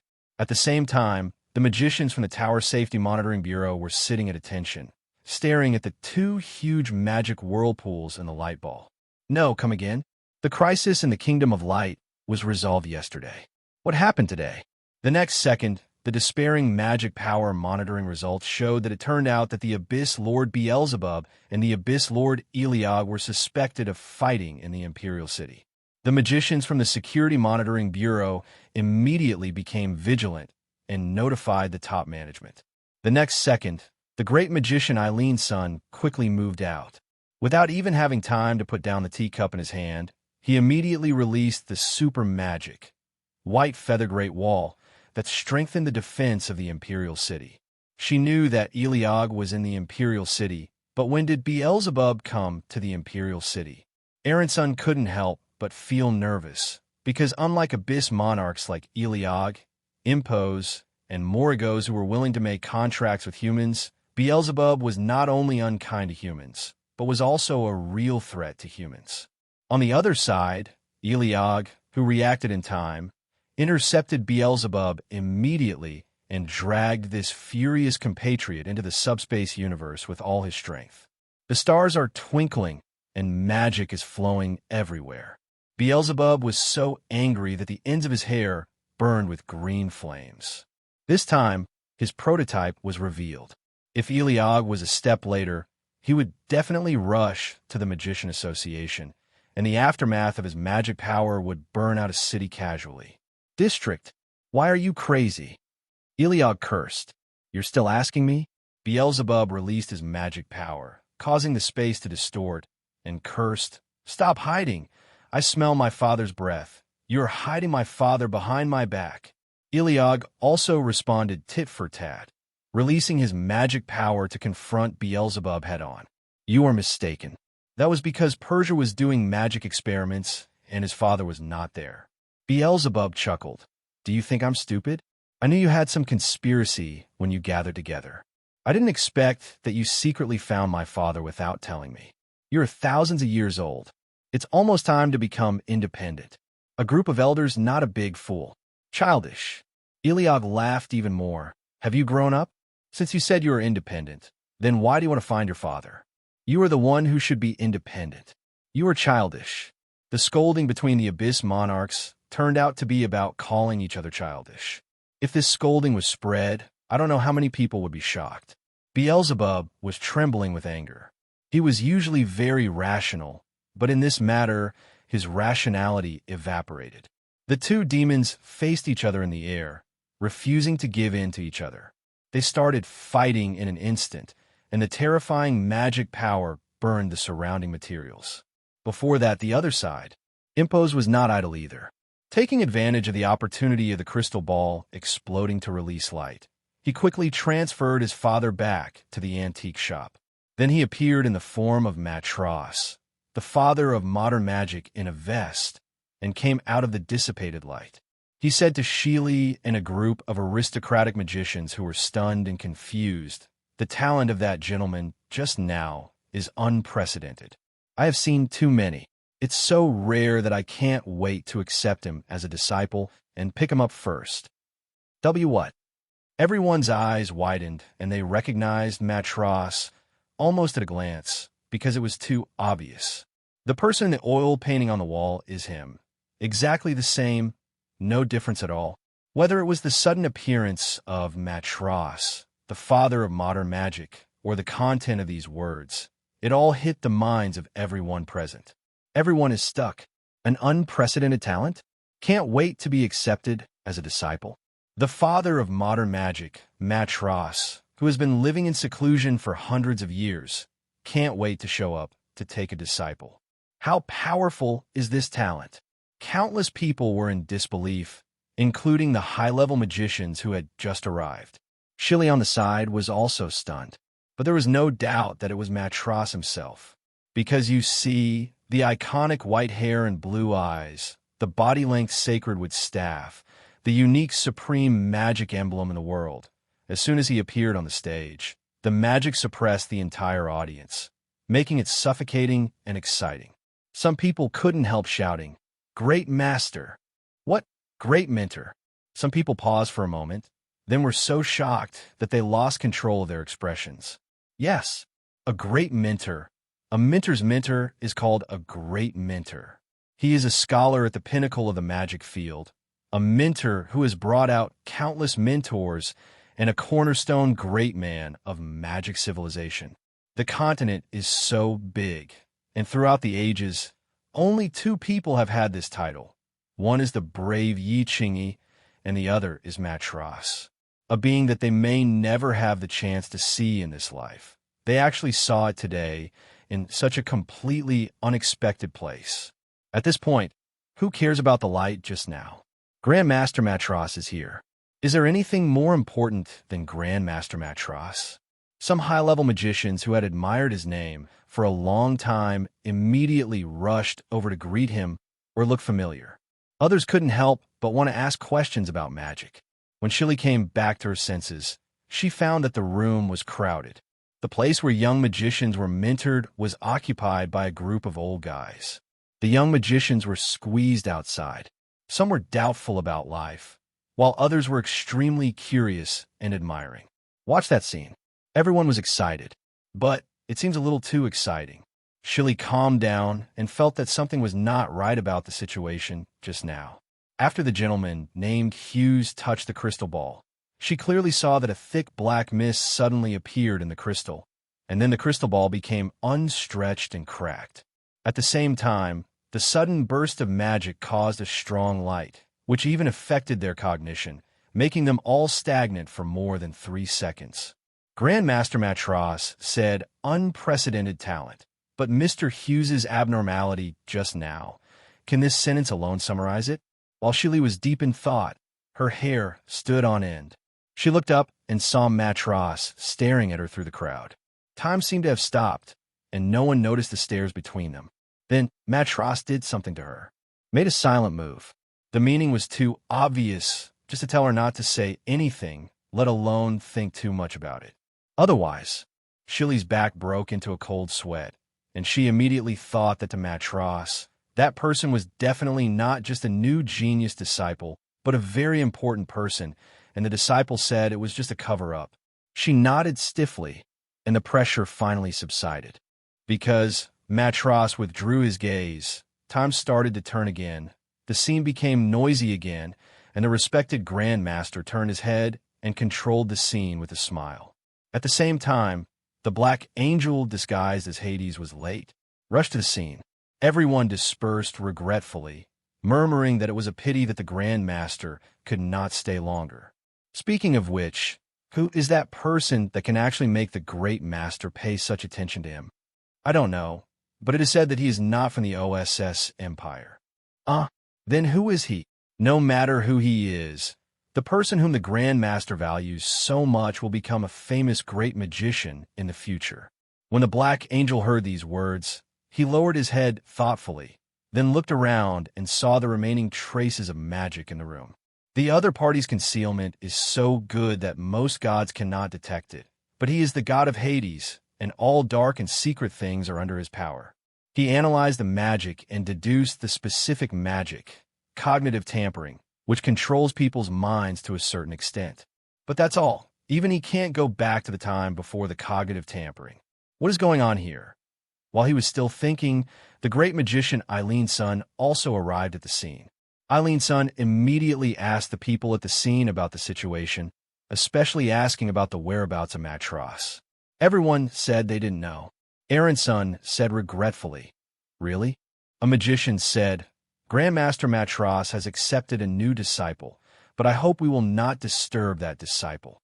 In fact, it is not a hope, but a warning with murderous intent. Grandmaster Matros' tone at that time was extremely cold. Anyone who dared to say no might be killed on the spot. Shilly next to her thought to herself, with the protection of Grandmaster Matros, who would dare to offend that young man? Aronson heard the meaning and felt even more regretful. She really wanted to know who the young man that Grandmaster Matros valued so much was, but Grandmaster Matros said so, and you can't go against it even if you are a magician. After she understood the situation, she left first because she had important things to do. Two abyssal monarchs fought in the subspace near the Empire. The aftermath may affect the present world, and defense work must be strengthened. At the same time, the Black Angel watched everything. The flow of dark magic made him lose his sense of existence in everyone's eyes. Everyone who passed by seemed not to see him. Humans are afraid of the mysterious Grandmaster Matros, but Hades is not afraid. He was very curious about who that young man was and why he carried that kind of existence and the aura of his old enemy, the god of light. Hades lowered his eyes, and in less than a few seconds, he knew the name and specific information of the disciple Matros had accepted, especially his temporary residence. Shilling Antique Shop. The concept of light is immortal, and the god of light is immortal. The destruction of the kingdom of God is nothing to them. The ranking of the kingdom of light and the seventh kingdom of God is a matter of the age of gods. Thousands of years have passed. That ranking does not mean what. Their kingdom of darkness is even ranked 6th. But this time, something seemed to have changed. It was an unprecedented, historic, and transformative change. It was not just the destruction of a kingdom of God. You must know what it is. Hades recited the syllables of Shilling Antique Shop in his mind, and a playful smile appeared on his lips. Light and darkness, the concept of twins, twin gods, he is also curious. He has revived. What is the state of his old enemy, his twin concept god? The other side. Want to read Hui Yuqian's after the Lord of the Abyss awakens? Please remember the domain name. There are constant aftershocks in the subspace, but the Empire's machinery cannot stop functioning because of this incident, and people are still performing their duties. The Imperial military staff is still discussing the fall of the Kingdom of Light and the motives and reasons for the Abyss Lord's action. But they discussed it all morning, and in the end they still had no clue. Instead, the more they thought about it, the more they felt it was too mysterious. At this moment, a staff officer noticed that Faley was silent and had a dark face. So he asked, "Commander Faley, don't you have any ideas at all? Don't you always have a lot of assumptions?" Before he finished speaking, a group of people looked at Faley. Who is Philly? The youngest Legion commander of this generation must have 2 brushes. However, Faley sighed inwardly and glanced at the whole audience, thinking, should I tell you that this is because the Archangel Achilles went crazy and drew people to kill, but unfortunately he drew the Lord of the Abyss? Such outrageous things can be used to make up stories. However, Faley thought for a while and suddenly said, maybe it's a debuff caused by violating the rules of harmony. Debuff. Several staff officers looked puzzled at the same time. As we all know, violating the rules of harmony will result in random debuffs with uncertain effects. Some are serious and some are average. But no matter how serious the debuff is, it will not directly lead to the destruction of a divine kingdom. Otherwise, the goddess of harmony can directly rule the age of gods. Faley said, there's a debuff that may be possible. All the staff members asked in unison, what debuff? Faley said seriously, unfortunately. Staff officers. The commander of the Philistin Corps is also joking. Philly shook his head and sighed again. Before that, the other side. Moragos flapped his claws, repairing the cracks in space. Hughes was sent back to the antique shop by Impasse, but he still kept the gesture of touching the crystal ball, lowering his head as if in deep thought. In fact, he fell into the previous dream space again. This time it is no longer a scene of the sky, but a specific scene. It was a memory from a long time ago. In the forest at night, several people were discussing in low voices around the fire. Do we have to go to the abyss? Yes, the abyss is a relatively stable subspace, and leveling up will be faster. The gods on the mainland are fighting, and the rules of the gods are suppressed, which is not conducive to our upgrading. If we want to grow up safely, we have to find a way to avoid the gods' eyes and ears. But the abyss is also a subspace after all. What if it suddenly becomes unstable? This is what Wang Changer and Yi Qingyi are discussing. Both of them looked heavy and worried about venturing into the abyss. Wang Changer was a berserker with extremely strong explosive power and very fast leveling. He reached level 50 in just a few months, setting a historical record at the time. But his personality is not that of a berserker, but a very rational person. In fact, he is a newly graduated graphic designer with a calm personality and mature approach, and he has more in common with Hughes. After a while, the scene fell into silence. After a while, Jazz, who is a therapist, Ting broke the silence. I understand everyone's worries, but don't worry, I will be able to protect you all. In fact, therapists are the ones who should be protected the most. His defense is only 3 points higher than the weakest one present, Hughes. After Justin finished speaking, everyone looked at him and hesitated to speak. Wang Changer sighed. Mingjie, who was a ranger, smiled and leaned against a tree, playing with some leaves. Don't be so serious. You have to go and see it anyway, right? Yi Qingyi said frankly, I am somewhat interested in the monsters in the abyss. I want to know how they exist and how they are structured. Magicians all love to delve into the truth. Yi Qingyi not only chose the profession of magician in the game, that's why she has this mentality. She also loves to seek the truth and love to learn in reality. Among all the people present, she may be the only one who does not object to coming to another world. Compared with the boring and restless real world with mountains and mountains that are difficult to move around, the chaotic other world may be more suitable for realizing her ambitions. At the end of the discussion, Hughes, who had been silent all the time, suddenly spoke and said with a smile, Go and have a look. It might be an opportunity. Everyone looked at him at the same time, and the air became silent. In the firelight, Wang Changer smiled faintly. Since you even said so, Yi Qingyi said, if Brother Xiu agrees, there's really no need to hesitate anymore. Chun Lingxi, a tank and heavy armor professional, turned to look at Hughes and said confidently, Okay, Brother Xiu, you have to hide behind me when the time comes. Brave men must act together, so as to save mankind from danger. The sage said so. Therefore, even though I was of no use at that time, I still had to follow everyone on adventures. But that's not a bad thing, because being around the brave is far safer than elsewhere. The memory of the past was clearly extinguished, and Hughes almost forgot that night. If you think about it carefully, that night was the last day they saw each other. The scene of memories is shattered like glass, and behind all memories, there is a huge and endless black sun. Saying it is black may not be accurate. It has no color itself, and just absorbs everything crazily. After an unknown amount of time, Hughes finally opened his eyes, and then found that he was not in the Magicians Association, but back in the antique shop, sitting at the front desk. When he looked down, he saw that the magic value on the panel had actually doubled. Why is that? Hughes was confused and looked down, only to see 2 cats looking at him worriedly. The blue eyes of different colors are filled with a faint luster. They are weak, innocent, and lovable. Hughes was stunned for a moment. Did I walk back by myself? Registration is over. The gray cat stepped forward and put his paws on Hughes' arm, as if saying something. Hughes was even more shocked. So that's the case. Then I lost a memory? During that time, I was accepted as a disciple by the great Master Matros. The red cat paused, glaring at the gray cat from the corner of his eye.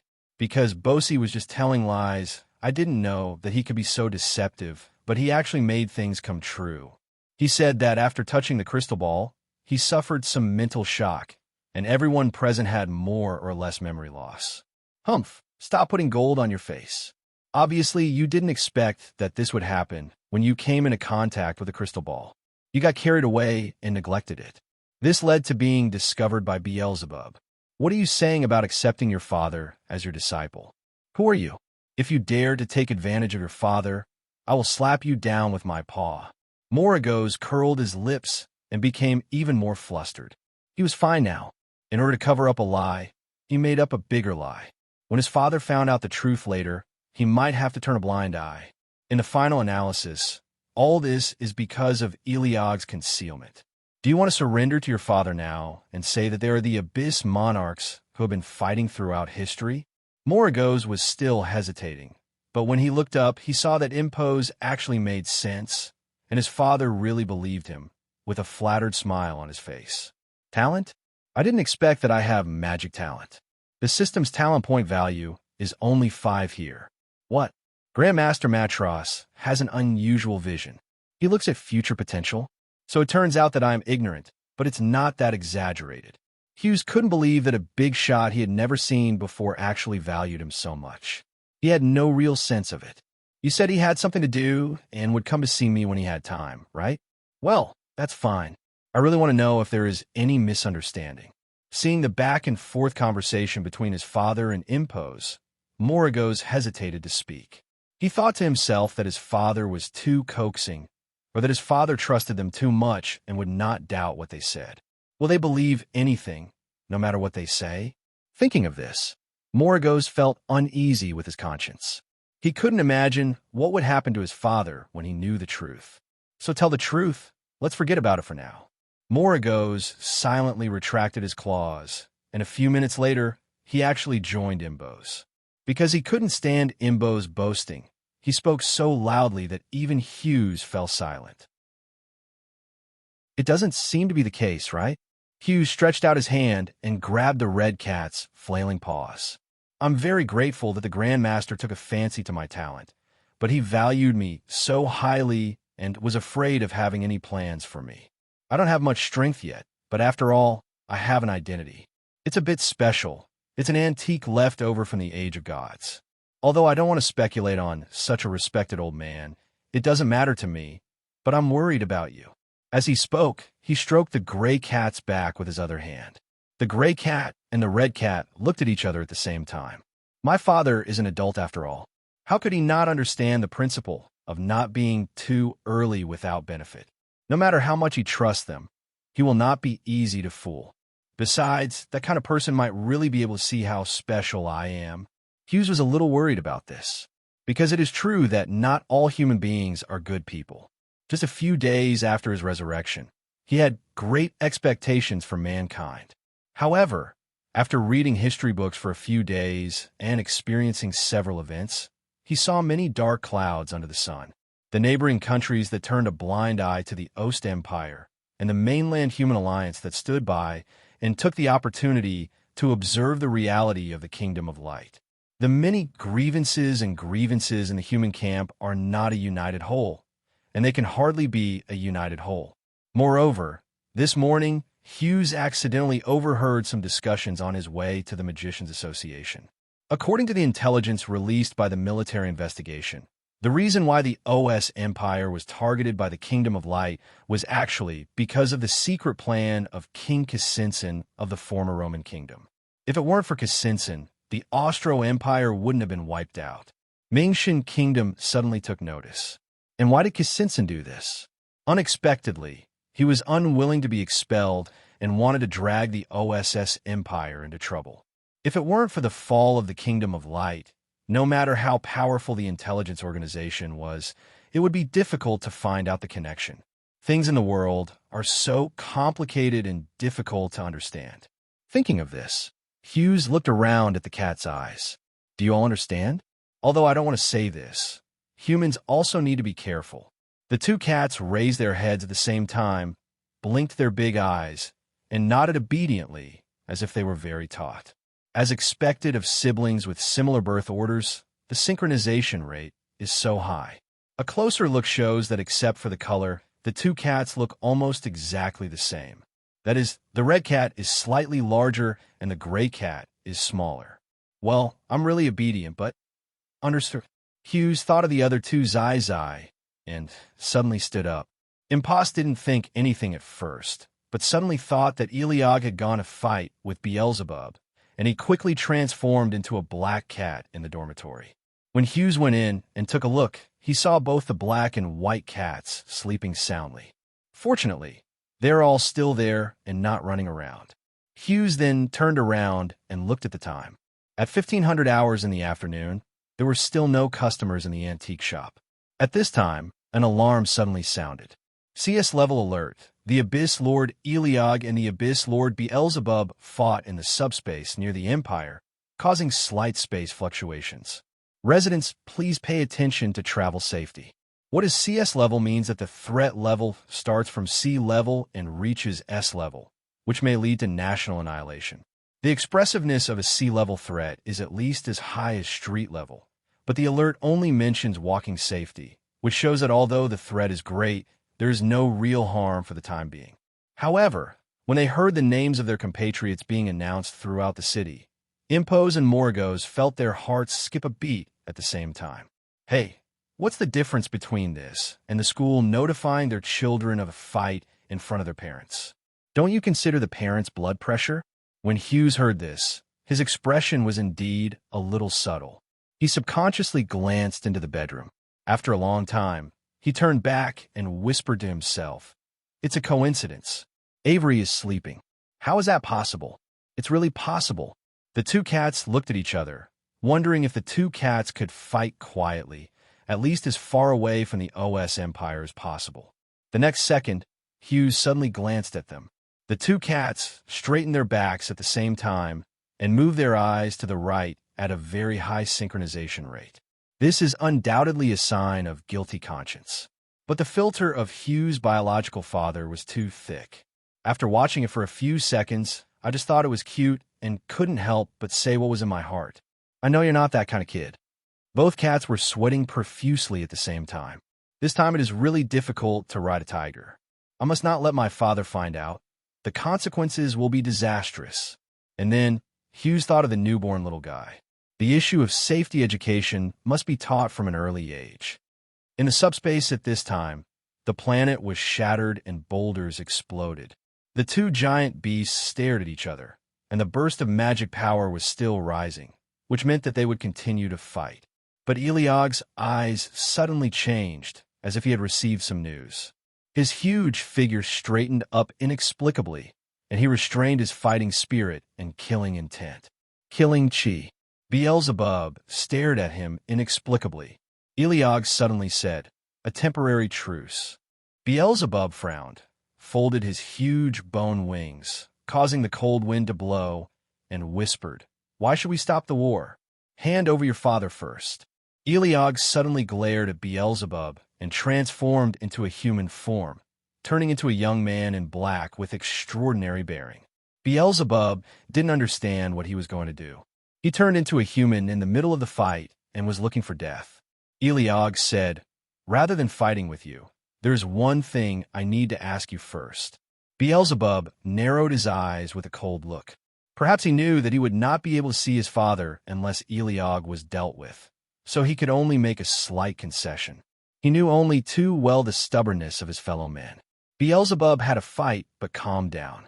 He also transformed into a human form and said coldly, "What do you want to ask?" Eliog spoke with a solemn tone and said directly, "What happened on the day my father disappeared?" Beelzebub's face darkened. "Didn't I say that? Why? You don't believe me now. Do you think I might hurt my father?" In Eliog's eyes, Beelzebub was the last to stay with his father, so he should know the most. Eliog stared. "I'm not doubting you. I remember everything you said at the time. What I'm asking you is whether your statement has changed since then. What does this mean?" In fact, it was not that Beelzebub was suspected of lying. At that time, they were still too weak and could not detect or discover many things. What they saw at that time was not necessarily the real situation. Over the years, they have become stronger, their cognition has improved, and their vision has risen. Looking at the same past with the current cognitive vision, they will definitely be able to see more things. This is what Eliog asked. So Beelzebub fell silent. Two human figures confront each other in the air. After a long time, Beelzebub said, "After I have spoken, Let me see my father. His tone changed slightly. Eligor stared at Beelzebub. He had had a problem with this dark-tempered compatriot since childhood. There are many reasons. For example, first, their names are all taken from the Key of Solomon, but Beelzebub is not. He is another name given by his father and does not belong to their series. Second, Beelzebub was actually the seventh in the order of birth, but he had no consciousness for a long time, and he was the last to awaken consciousness among them. In other words, he cannot be said to be the seventh child, nor can he be said to be the youngest. He doesn't even know where to rank, or not at all. The accumulated specialties also became the reason for my father to pay more attention to him. Their other compatriots then had a strong opinion of Beelzebub. In addition, Beelzebub's temperament is also well known to be dark. He can't get along with any of his compatriots. Naturally, they don't want to get along well with Beelzebub. Eligor stared at Beelzebub and saw the anxiety underneath Beelzebub's calm surface. After thinking in silence for a while, Eligor said, "Just tell me." After a few minutes, the subspace aftershocks gradually subsided. Aaron's son breathed a sigh of relief, thinking that the two Abyss Monarchs finally stopped fighting. The movements of the Abyss Monarch in recent days have been really intense. Come more often. Behind it, what is the reason? She vaguely felt that there was a reason behind these movements. Or a being.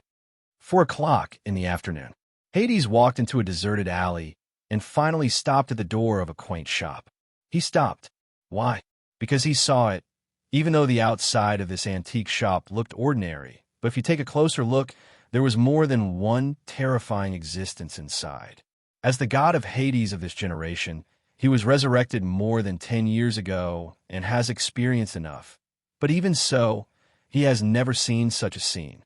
Several abyssal beasts that were big enough to crush the Ost Empire actually lived together in such an inconspicuous little place. They should have disliked each other and would have fought each other when they met, but yet they lived together in inexplicable harmony. Why? Because there is someone there who can suppress them so powerfully that they have to live in harmony? The Hades was actually nervous and stood nearby hesitantly, but at the same time, he actually sensed the magic power of his nemesis. It was not the residual magic power, but the freshly baked magic power. In other words, his living nemesis was inside. Through the glass on the door, he should have been able to see the situation inside, but for some reason he could not. There was a faint voice coming from inside, but he did not know what was being said and could not hear it clearly. The Hades was a little confused, but he was the Hades after all. He was a terrifying existence who had once dominated the world and killed people all over the world. How could he hesitate because of something he could not figure out? Even though he was still young, he should not have hesitated. He took a deep breath and walked to the door, put his hand on the door handle, and pushed it open without any resistance. Then the Hades actually paused, and his mind was blanked by the scene in front of him. How could this be possible?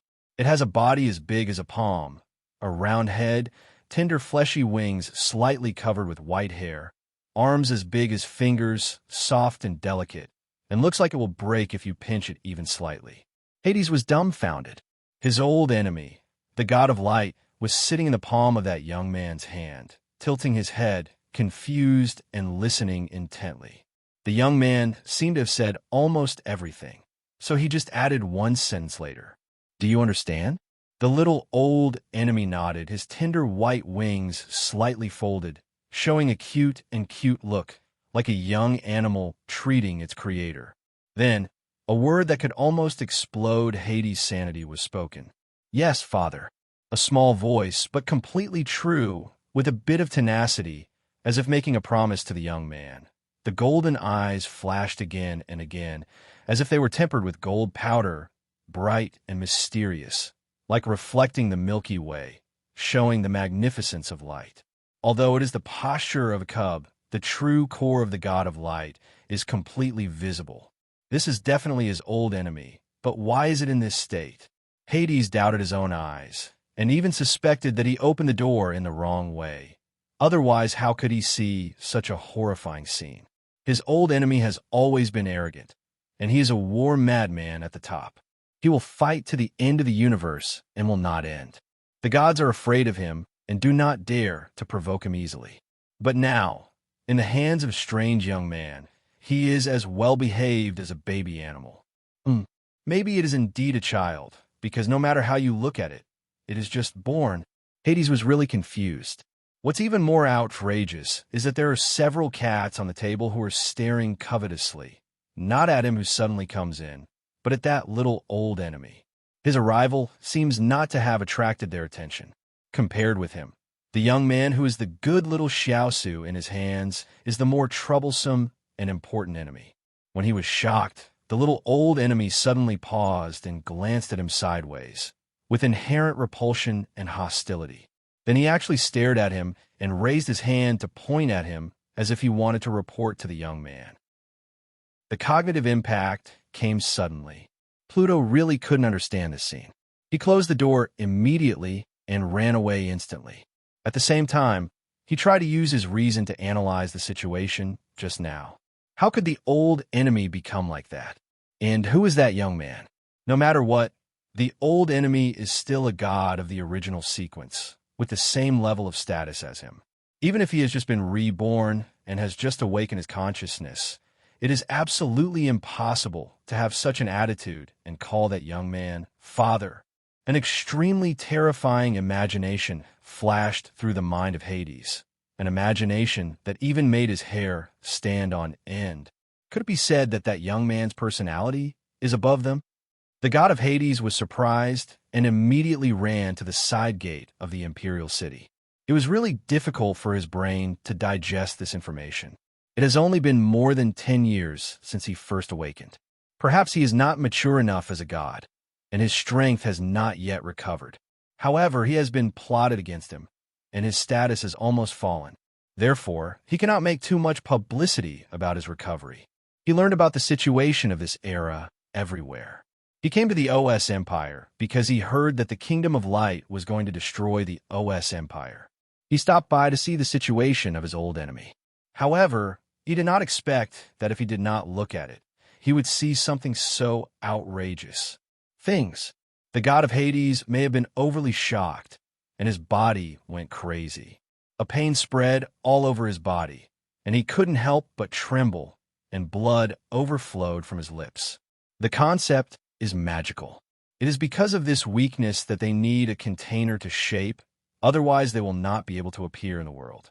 And every time the container is destroyed, only when the container is reshaped can they revive their new consciousness and reappear.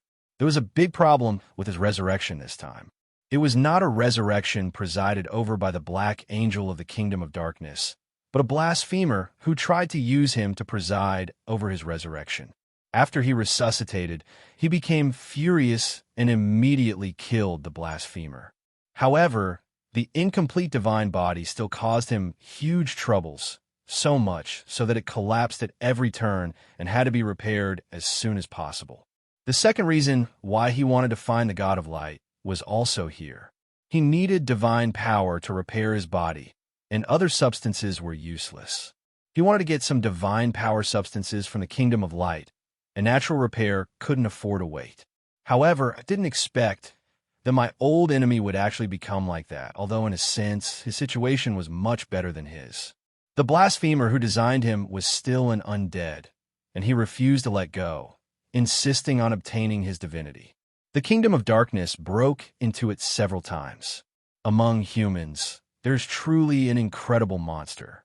Even the gods of the original series dare to design the layout, and even dare to snatch the godhood.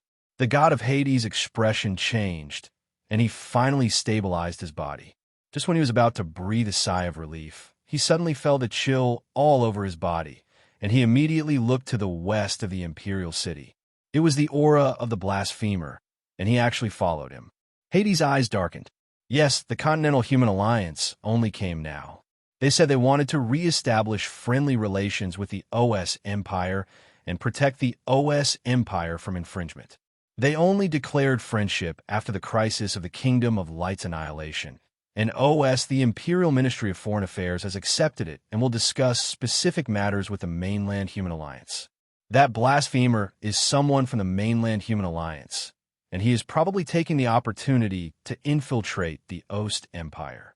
Hades frowned, unsure whether the other party had noticed him or not.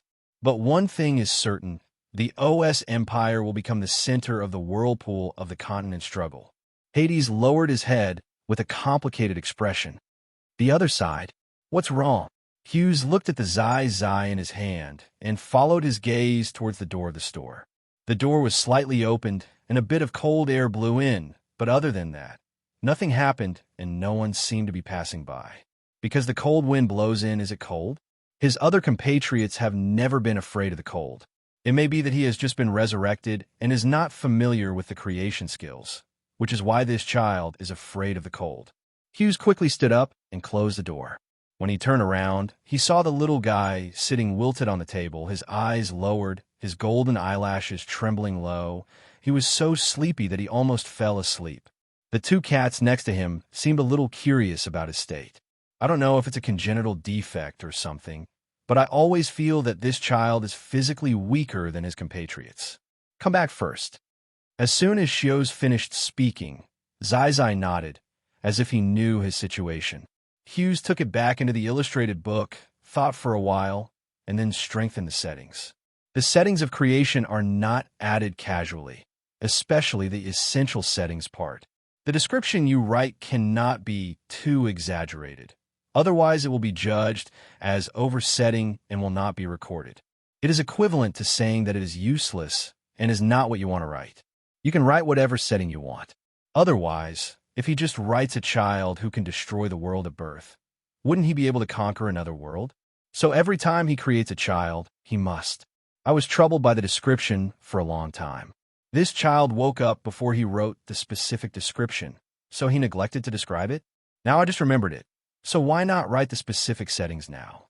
However, what is more important is name. Yes, he hasn't decided on a name for the child yet.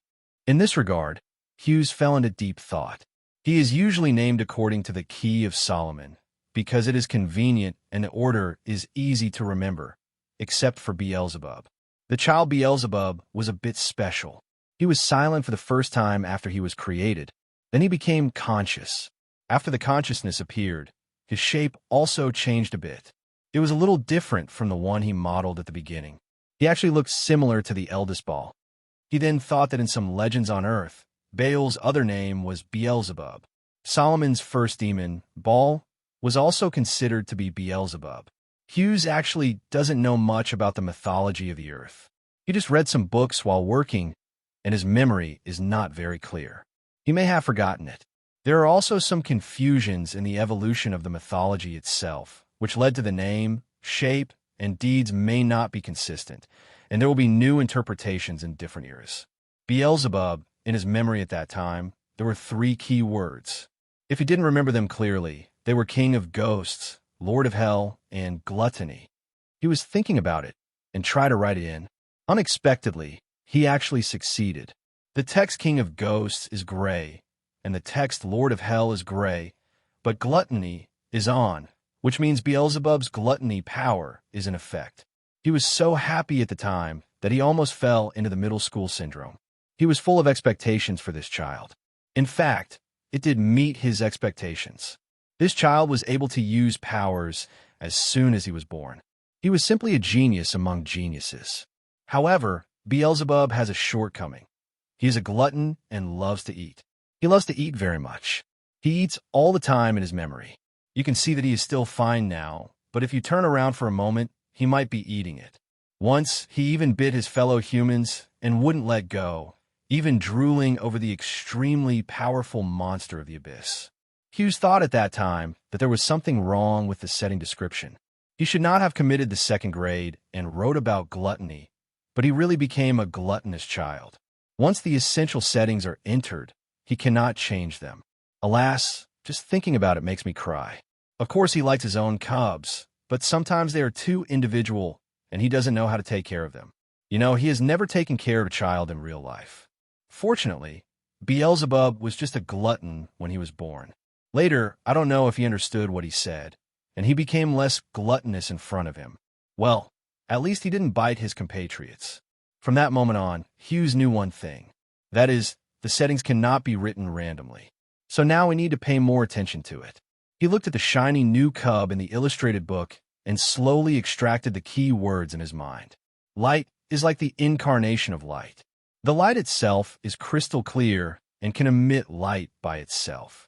If you put it out at night, you don't even need to turn on the lights at home.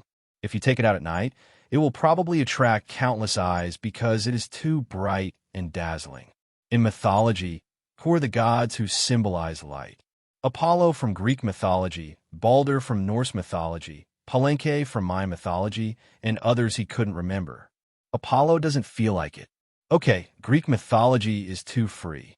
What if Zeus takes the name of a god from Greek mythology and becomes free when he grows up?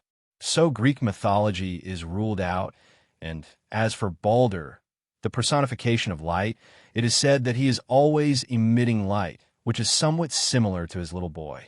Hughes was thinking in his mind, and for some reason, he thought of the god of light in this world.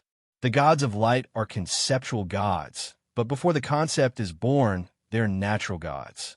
They do not care about the 7 emotions and 6 desires, and do not care about personality and thoughts. Existence is just existence. They only complete themselves and do not mix with other things. After the concept is born, they contact others and walk. Only after entering the big other can we move from simplicity to complexity. The original consciousness is destroyed, and the consciousness that is born next becomes more and more complex. Hughes didn't want his children to be like the god of light after the original, aloof, cold, and cruel. So what should be done? Hughes thought about it and quickly made a decision, writing in the settings, power of light, incarnation of light, and love all things, be loved by all things. The following words come from the god of light, Balder, in Norse mythology. He thought it was very suitable for his child, so he wrote it. This paragraph is both his expectation and his blessing to his child. He hopes that this child can love everything and be loved by everything, just like him, like the sun, shining brightly and blessing everything. Shiosi thought silently. If it is called Balder, it is only 1 letter different from Ball, so it is inevitable that it is too similar. Why not call it Pard?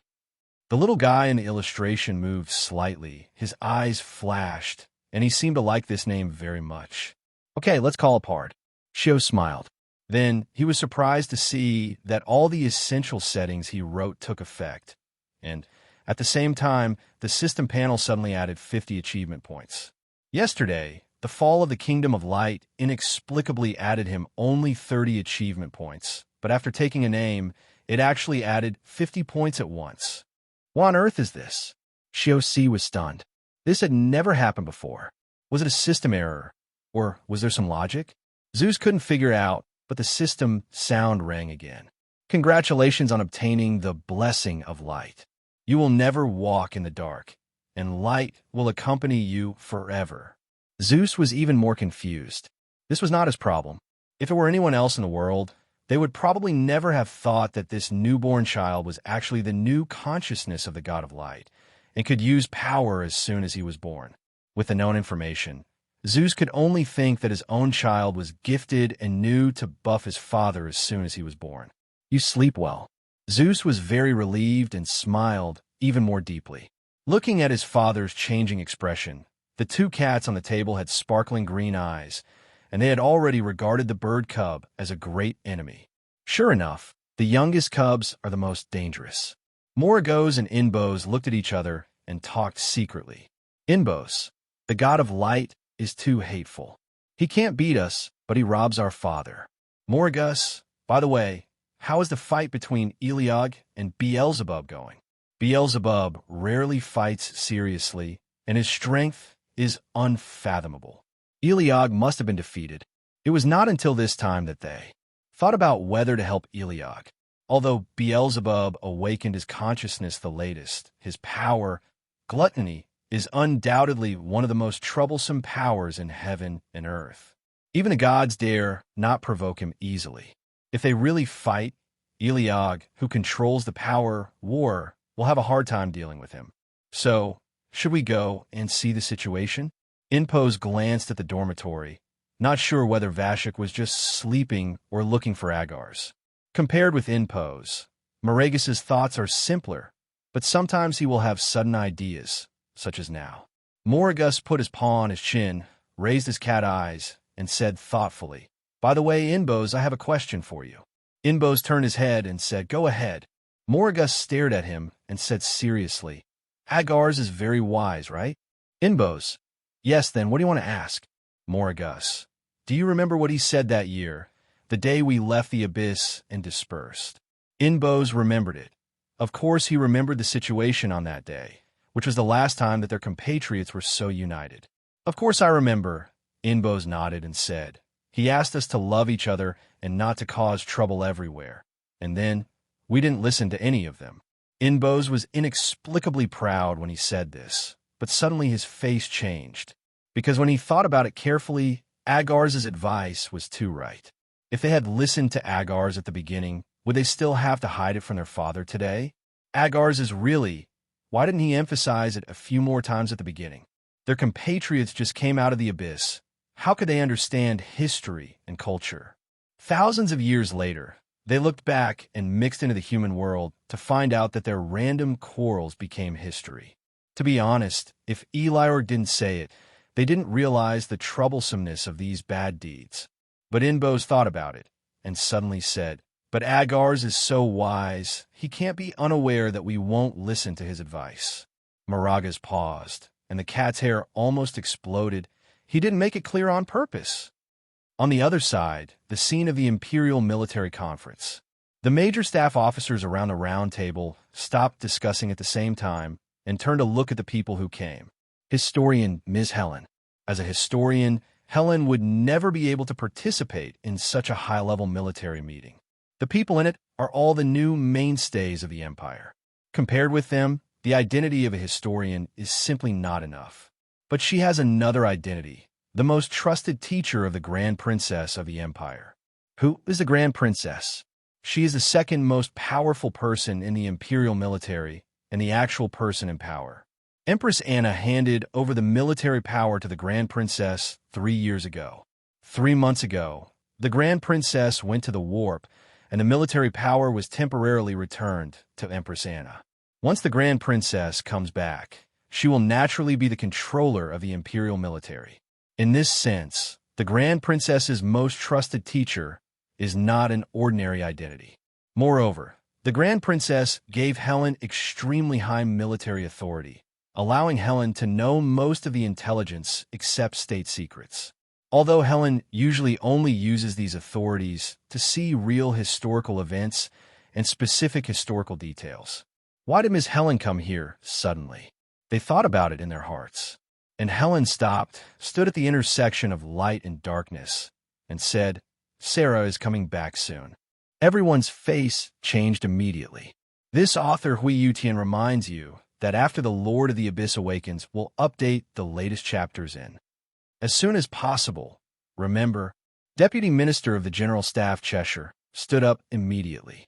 The Grand Princess is about to return in triumph. The Grand Princess's real name is Cerebelis, and there are only a handful of people in the entire Empire who can call the Grand Princess Sarah. Cheshire asked Helen, "Have you contacted His Highness?" It is difficult to contact the subspace and the real world, not to mention that the location where the Grand Princess is going out this time is relatively far away, making it even more difficult to contact. Many exploration teams have been to that location, and almost all of them have never returned. Even human strongmen of level 90 have died there. It is not an exaggeration to be rated as an S-level risk location. Before the Grand Princess went, many people opposed it, but the Grand Princess overcame all objections and suppressed all objections. Finally, a small number of elites were determined to form an exploration team and send out warships. Everyone understood the eldest princess's determination, but the eldest princess was too important to the Empire, and they could not sit idly by and watch the eldest princess take risks, although this was also an indispensable experience on the road to becoming an emperor. If you want to become an emperor, you can't stay in a greenhouse all your life. You have to fight hard to fight your way to the real emperor. But now there's been no intelligence for 3 months. How can I not be anxious? In response to Cheshire's question, Helen replied, "She told me in a dream."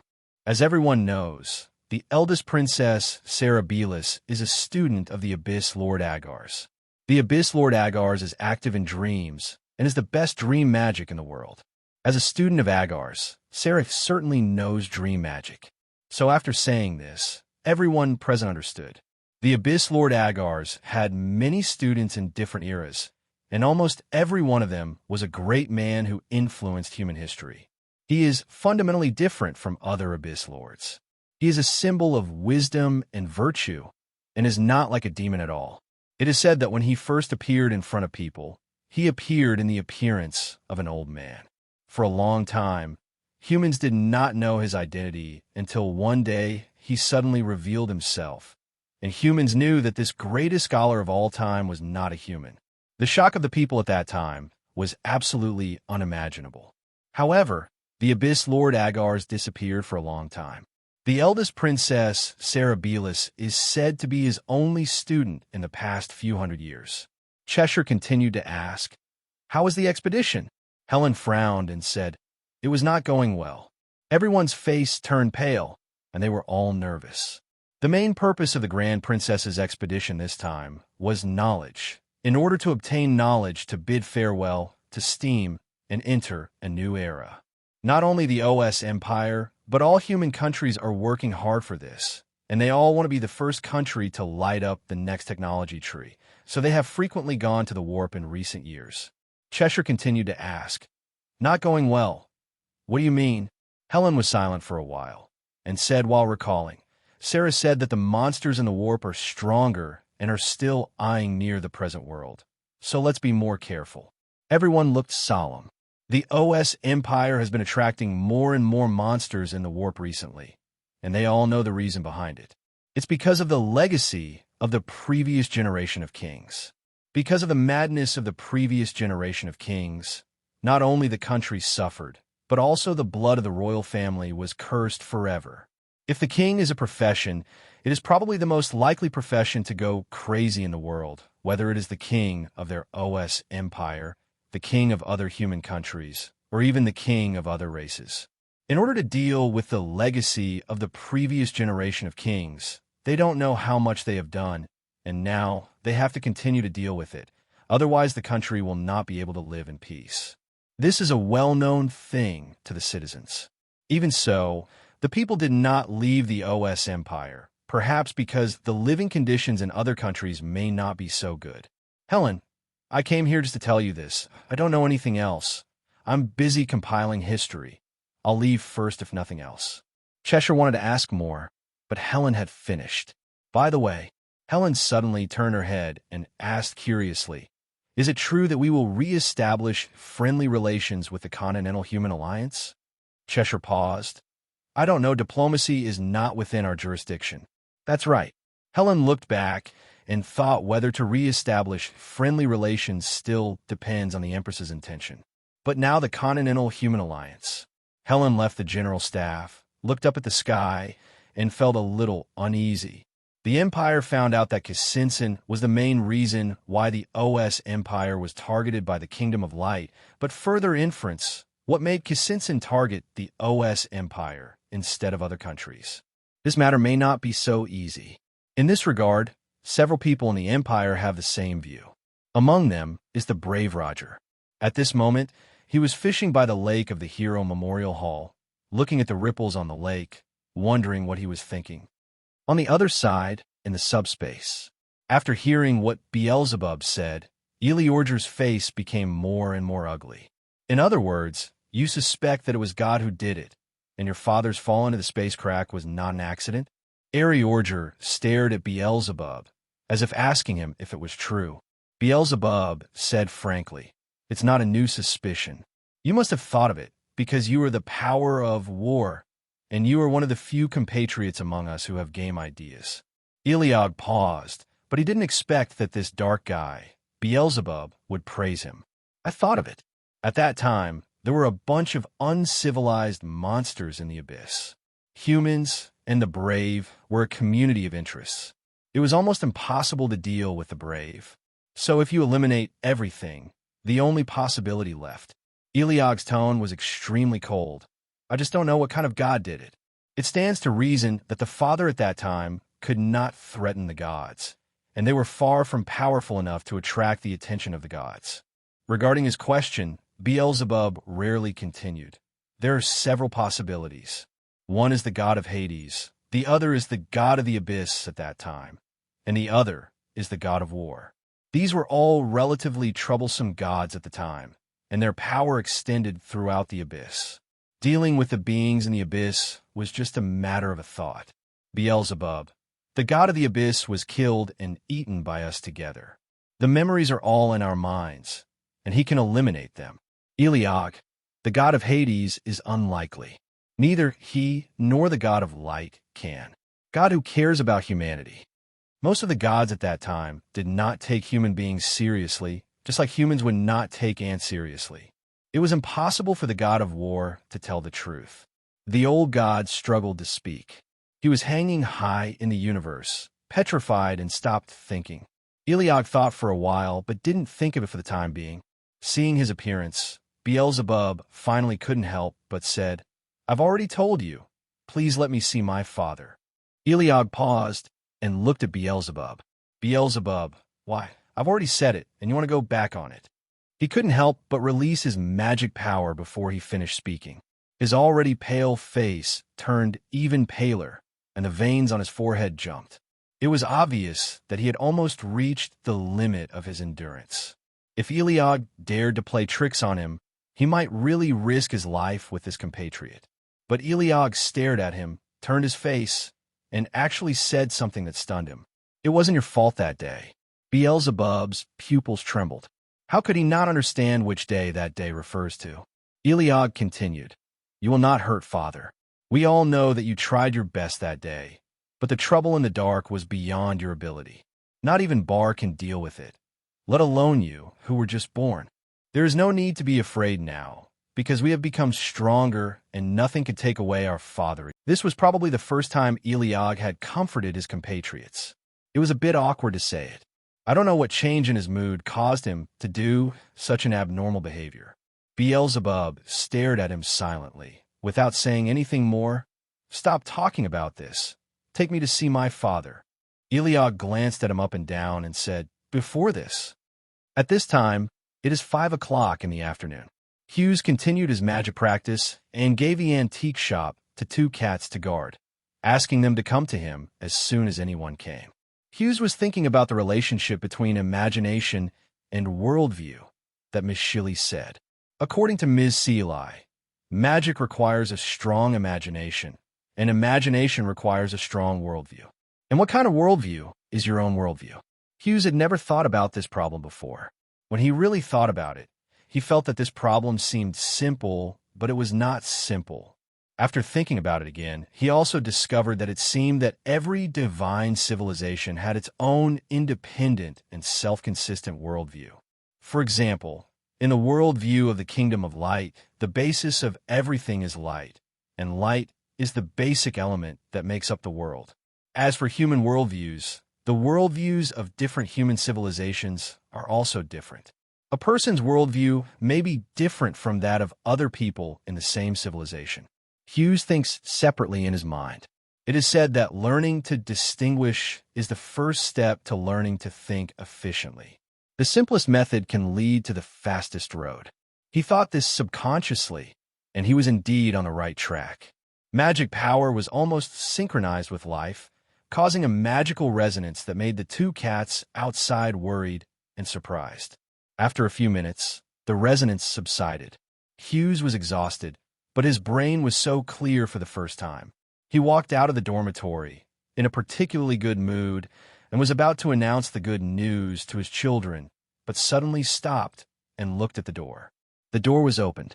First a black cat walked in, and then a silver tabby bicolor cat walked in. Houston paused and thought to himself, "Nice-looking hair." "He is." When he pushed the door open, Beelzebub was nervous as he had never been in thousands of years. He hesitated for a while and did not dare to step forward. However, Eligor pushed the door open first. The screen was opened, and the person was right in front of him. Beelzebub was caught off guard when he saw his creator. He was shocked from the bottom of his soul. His body moved towards that person blankly before his will. Father, his lost father, his father who had been missing for thousands of years because of his negligence. The structure of the body is positively related to the structure of the mind. The simple brain structure of animals determines the simplicity of thinking. Therefore, after becoming a low-level feline, Beelzebub can personally feel that the thinking is downgrading from complex to simple, from maturity to immaturity. It seems like I have returned to when I was still young. A few minutes ago, Beelzebub had just taken a few steps and felt unaccustomed to it. He angrily scolded Eligor for why he had deceived his father and did not dare to reveal his true identity. However, Eligor choked him with one sentence. "Aren't you afraid that your father will know that you have eaten a member of your race alive?" Beelzebub's expression changed, and he hesitated to speak. He had to open up his mind and accepted the matter of turning into a cat. Although I'm still a little unaccustomed to it, what's the point of putting down my body for the sake of my father? Beelzebub came in with enlightenment, and then his mind went blank for a moment. He was picked up by the young man who came over without resistance and was held in his arms. His father's breath was everywhere. Happiness is at this moment. "Beelzebub, have you come here too? Long time no see. How are you after thousands of years?" Hughes placed the new silver-furred cub on the front desk, not noticing the horrified looks in the red and gray cat's eyes. Moragos became furious on the spot, glared at Eligor, and cursed. "You are crazy. You actually led the wolf into the house, and even brought Beelzebub in. You agreed not to let him know." Impose was furious at the same time. "Eligor, you won't betray your father if you lose. You are so useless." Eligor's mouth twitched slightly. He also had mixed feelings about this. Who wants to expand the team to compete for favor, but Eligor did not retort immediately, but looked at Hughes, who was happily stroking the silver cat. He didn't want his siblings to increase, but he also knew that his father wanted to see more of them and confirm that they were safe and sound. It was best for the whole family to be reunited. He wanted to make his father happy. Eligor didn't say anything, but the complex look in his eyes conveyed this meaning inexplicably. Moragos and Impose saw it, so they were stunned at the same time and felt conflicted in their hearts, but they had to say that Eligor's consideration was reasonable. They all want to please their father. Only the silver cat endured so many scorching gazes that he finally came to his senses. His brain was still trembling. He touched his father back and forth with his paws, as if to confirm whether he was dreaming. His father has really come back. Is he the real father? Not an illusion, let alone some calculation by the gods, but the real one? His living father. The silver cat's eyes were filled with tears, and his head was pressed against his father's arm. It seemed that he was back to the time when he was just born.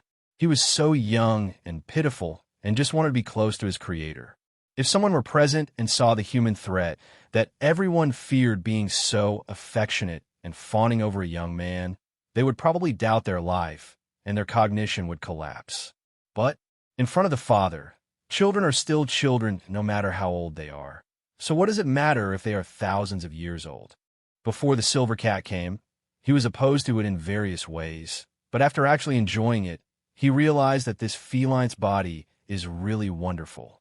Speaking of which, I don't understand why you all came back like this.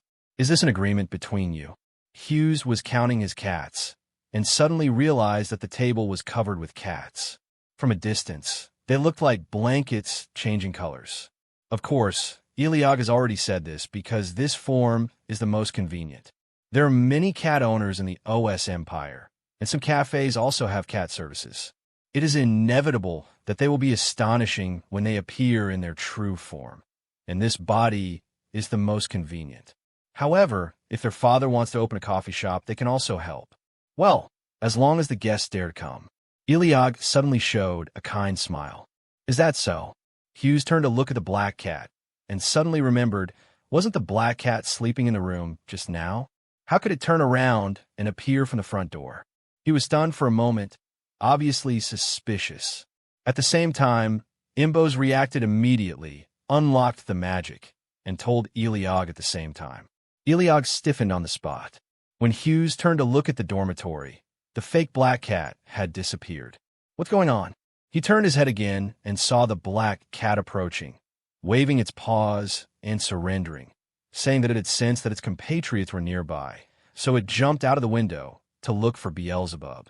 What a perfect statement. Moragos lamented Eligor's on-the-spot reaction. Houston paused, turned his head, and saw that the window was open. It seemed that he jumped out of the window. Beelzebub looked at the cat's eyebrows and murmured, "Humph, is this how you deceive your father?" Eligor chuckled. "Now you're also our accomplice." "Beelzebub, I can turn myself in now." "Eligor, do you dare?" Beelzebub raised his cat eyes, glanced at his father's gentle expression anxiously, and then lowered his head, not daring enough. How could Vasak, who was sleeping to death, know that the situation outside had changed drastically and that his accomplices had betrayed the revolution? However, when the black cat was competing with the silver cat, Hughes caught him and stared at him seriously. The black cat was startled and looked at his father pitifully. I saw that Hughes said seriously, "It's very dangerous outside now. Don't go out casually, you know." The black cat paused and nodded quickly, its tail wagging wildly. There are some evil magicians who like to capture monsters and train them into various magic props. Although the Imperial City has good security, you must also pay attention to safety and tell me when you go out. Do you understand? Hughes was strict, not just to Eligor, but to other children as well. He was not worried about Vasak, because Vasak didn't move at all. The four cats on the table nodded in unison. The silver cat slowed down for a moment, because he was not used to it. When he took a sideways look, he found that these compatriots actually looked like cats. It was a real thing. The black cat seemed to know what he was thinking. He patted his paw and said, "Although I don't want you to come, if you come, you have to help me with my work." The silver cat tilted his head. "What's going on?" "Black cat, him. The two of us are mainly responsible for protecting our father. We work together to investigate the truth of the year, find out the god who wants to kill our father, and kill him. Moragos cannot be responsible for this matter, because Moragos is prone to irritability and is not calm enough. And because Persia has another task to do, that is to teach his father magic. Vasago went to find Agars, not to mention. Eligor needed a helper. This guy couldn't be too honest. He had to at least be able to keep up with his thinking, and Beelzebub just came. Halfway through the fight, Eligor changed his mind and felt that it was impossible for Beelzebub to retreat anyway. Instead of entangled and causing greater trouble, it was better to let Beelzebub join. After all, Beelzebub is both keen and strong enough. The glances between them became a sign of friendship in Hughes's eyes. You know, in Hughes' memory, Eligor and Beelzebub never made eye contact. Now that thousands of years have passed, the children's feelings seem to have improved. This is a good thing. Hughes was very pleased that they were obedient and asked some questions to the silver cat. He turned around and saw that the sky was getting dark, the sun was setting, and a warm orange light was cast outside the window. After a lot of trouble, it was finally night. Hope nothing big happens. Hughes was thinking and suddenly felt movement. When he looked down, he found that the gray cat was scratching his hand, and its claws were moving around, as if it was wearing something on him. He took a closer look and saw that it was a pure black chain.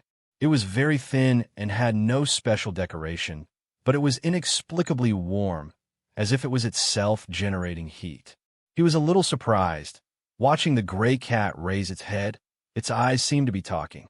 "Protecting me?" Hughes paused and said in surprise, "Now you can even make magic props." The gray cat nodded proudly. Hughes's system was broken, and he could not determine the level of the item for a long time. He could only use magic to sense it, and then he only felt that it was a magic item of about level 20 to 25. It contained defensive magic and was the wish of his child. How can parents be unhappy? However, in fact, it was a magic prop of nearly 100 levels, filled with super magic, and made of top-notch continental materials such as dragon blood and keelbone. Its value was simply immeasurable. Because Persia had been building this thing for many years, it was not a temporary thing. 2,000 years ago, he missed his father too much, so he spent hundreds of years building it. Later, he still couldn't find his father, and he almost forgot about the chain. Moragos grinded his teeth beside him, wondering why he couldn't do anything to help his father because Persia was so good. He complained quietly and was suddenly picked up by Hughes and placed on his lap, as if because of his large size, he could keep warm. Molags suddenly became happy and seemed satisfied, and Hughes looked at the chain on his hand, silently feeling the magic in it.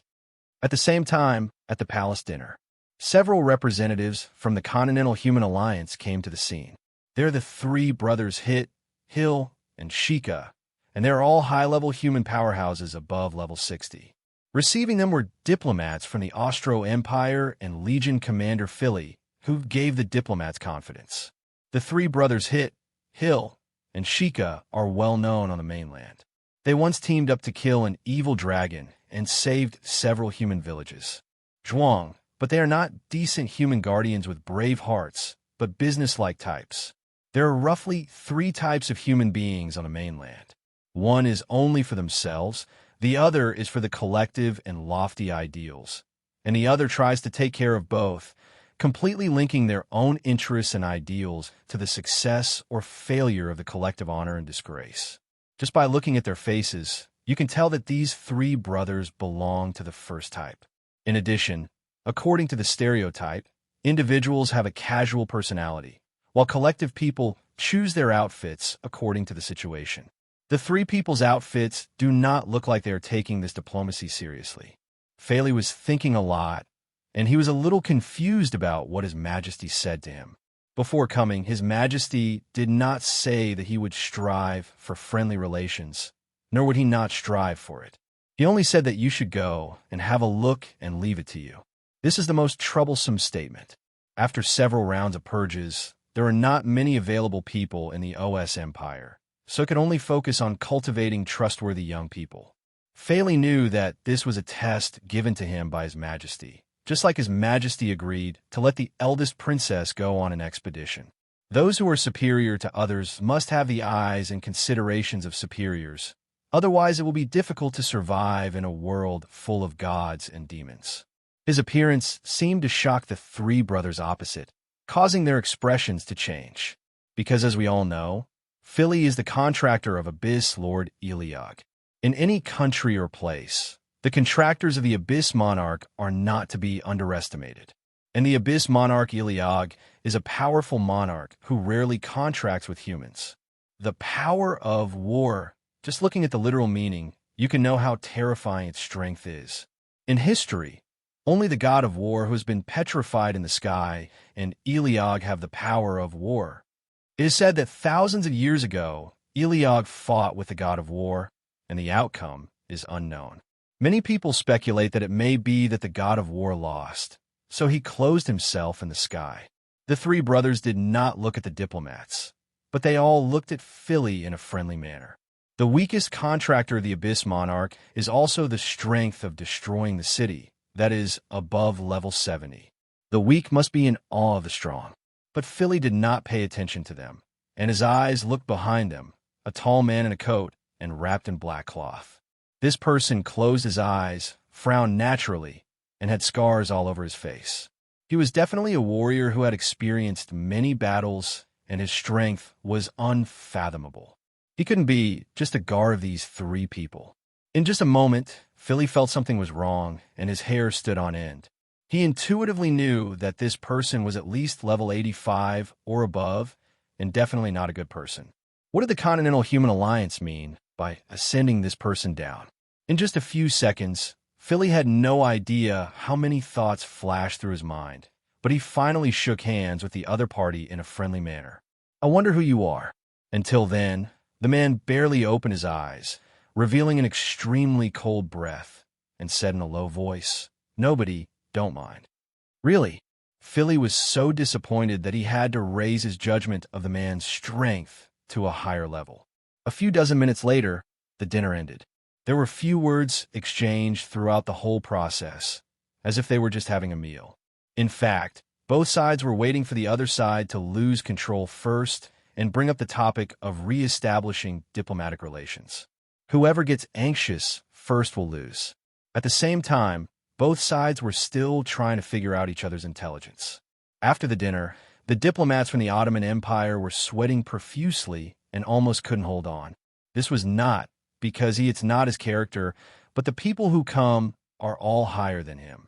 The strong have a natural pressure on the weak. Seeing the other party finally leave, the diplomat breathed a sigh of relief and wiped his sweat and said, "Sir Feely, they?" The diplomat hesitated, but Feely knew what he wanted to say. Feely, the Continental Human Alliance was jointly established by the brave Wang Chang'er, the brave Yi Qingyi, and the brave Chen Lingxi. It is divided into 3 parties. The people who came to our OS Empire this time are mainly from the Continental Association.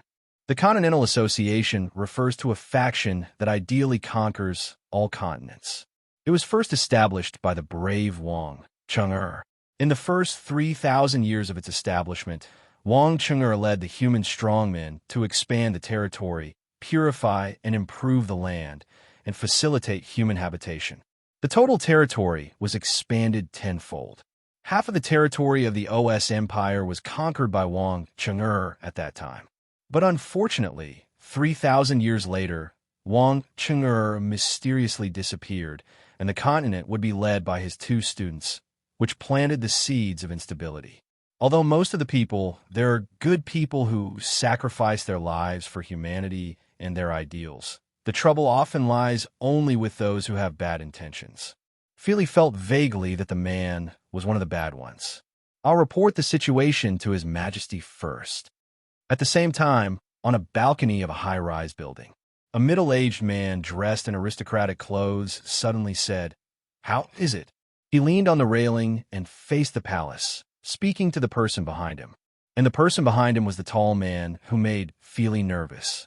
The man replied, "It's not that great. The OS Empire is average in strength, ranking 45th in virtual ranking, and has a real strength of about 30.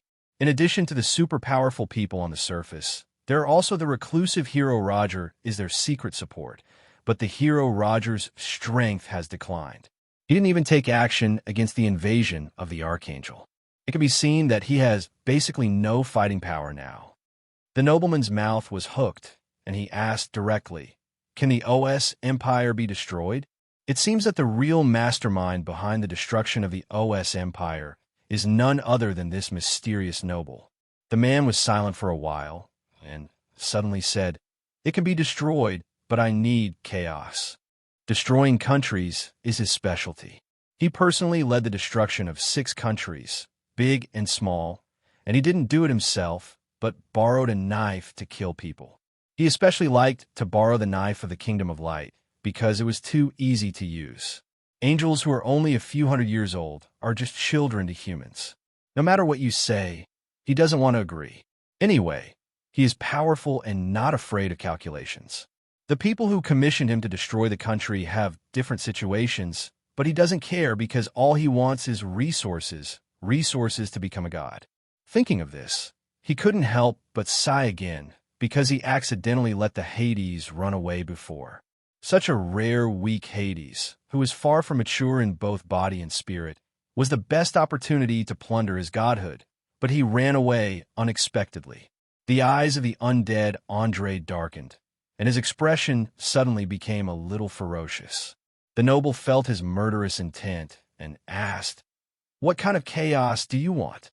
Andre said, "Enough to make all the defensive magic of the imperial city ineffective, a chaos that the great magician Irene's son could not spare and the brave Roger had no time to take care of." The noble frowned. "This condition is a bit troublesome. Let me think about it." Andre glanced at the noble and didn't care much. It was just a task. This author, Hui Yutian, reminds you that after the awakening of the Lord of the Abyss, we'll update the latest chapters in as soon as possible. Remember, however, he did remember one thing. "I heard that Matros appeared in your OS Empire." The noble paused. "That's right. Matros accepted a student in the Imperial City, but then he disappeared." Andre said, "Is that student in the Imperial City?" The noble seemed to have thought of something and asked, "What do you mean? Kill that student and set up a trap to frame the OS Empire military. What do you think?"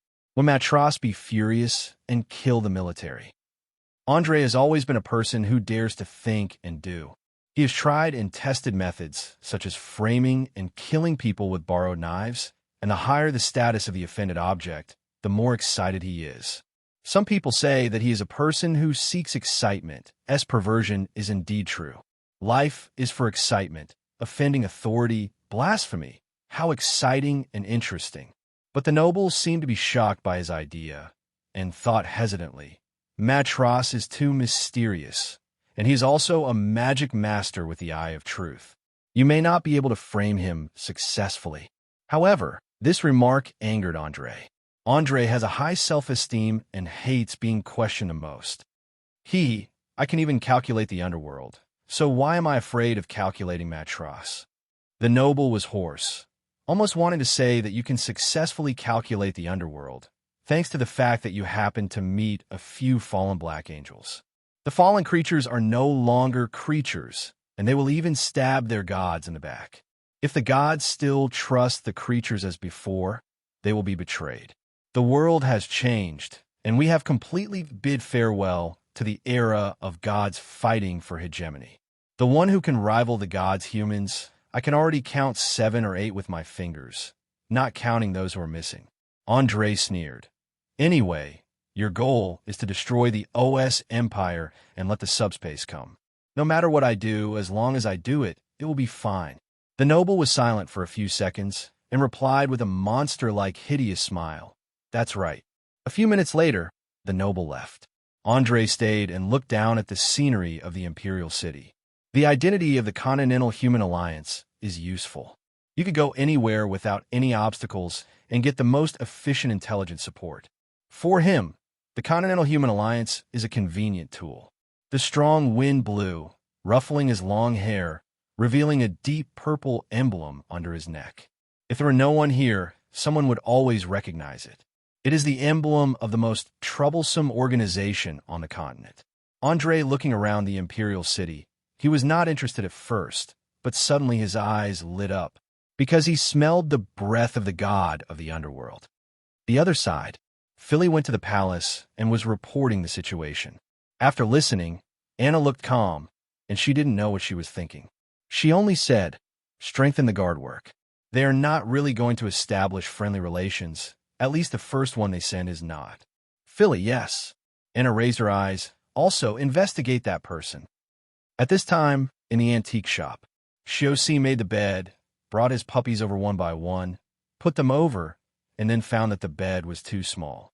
Well, after the number increases, there are not enough beds to sleep? Sir, you sleep on the bed. I'll go to the store to lay the floor. Several cats suddenly became excited. Who wants to sleep with a nasty guy? And the father can't sleep on the floor. But Shiosi just took a step and suddenly realized a big problem. His whole body stiffened, his pupils trembled slightly, and he turned his head nervously to look at his children. I seem to have forgotten something very important. The cats also became nervous. What is it? It can't be something that can discover their identities. I saw that Shiosi's face was solemn, and he blamed himself. How could I forget? I only cared about my own upgrade and forgot your upgrade. The cats were stunned at the same time. Upgrade? Our upgrade? The gray cat almost slipped and fell off the bed. Sometimes their father's brain circuit is also strange. This is indeed a problem. In the eyes of their father, they have not grown a few levels in thousands of years. Isn't it a big problem? Thinking back to the past, my father tried every means to help them upgrade. It was really hard. Obviously, he didn't force himself so much, but for them, he looked for resources everywhere in the unfamiliar alien world, and it was even more difficult in the abyss. They exchanged glances, as if asking each other what to say. At the same time, Shiosi opened the game panel. If the system was normal, he would click on the creation illustration to see the level of the creation and the resources required for the upgrade. But now it is all gray. When I was away, the children might have had a hard time surviving in the abyss, and they had no spare energy to find resources for upgrading, which led to the fact that after thousands of years, they had only upgraded a few levels. In his mind, Shios imagined his children trembling in the abyss surrounded by giant beasts, being bullied by them all day long. living a life of having one meal a day and not having enough to eat. How could they upgrade? It's not that they don't work hard. It's that the conditions don't allow it. Zeus's fatherly love ignited in an instant, thinking, I have resurrected. How can I let the children live a life of hunger without resources? They said that they had lived well for thousands of years, most likely to reassure him.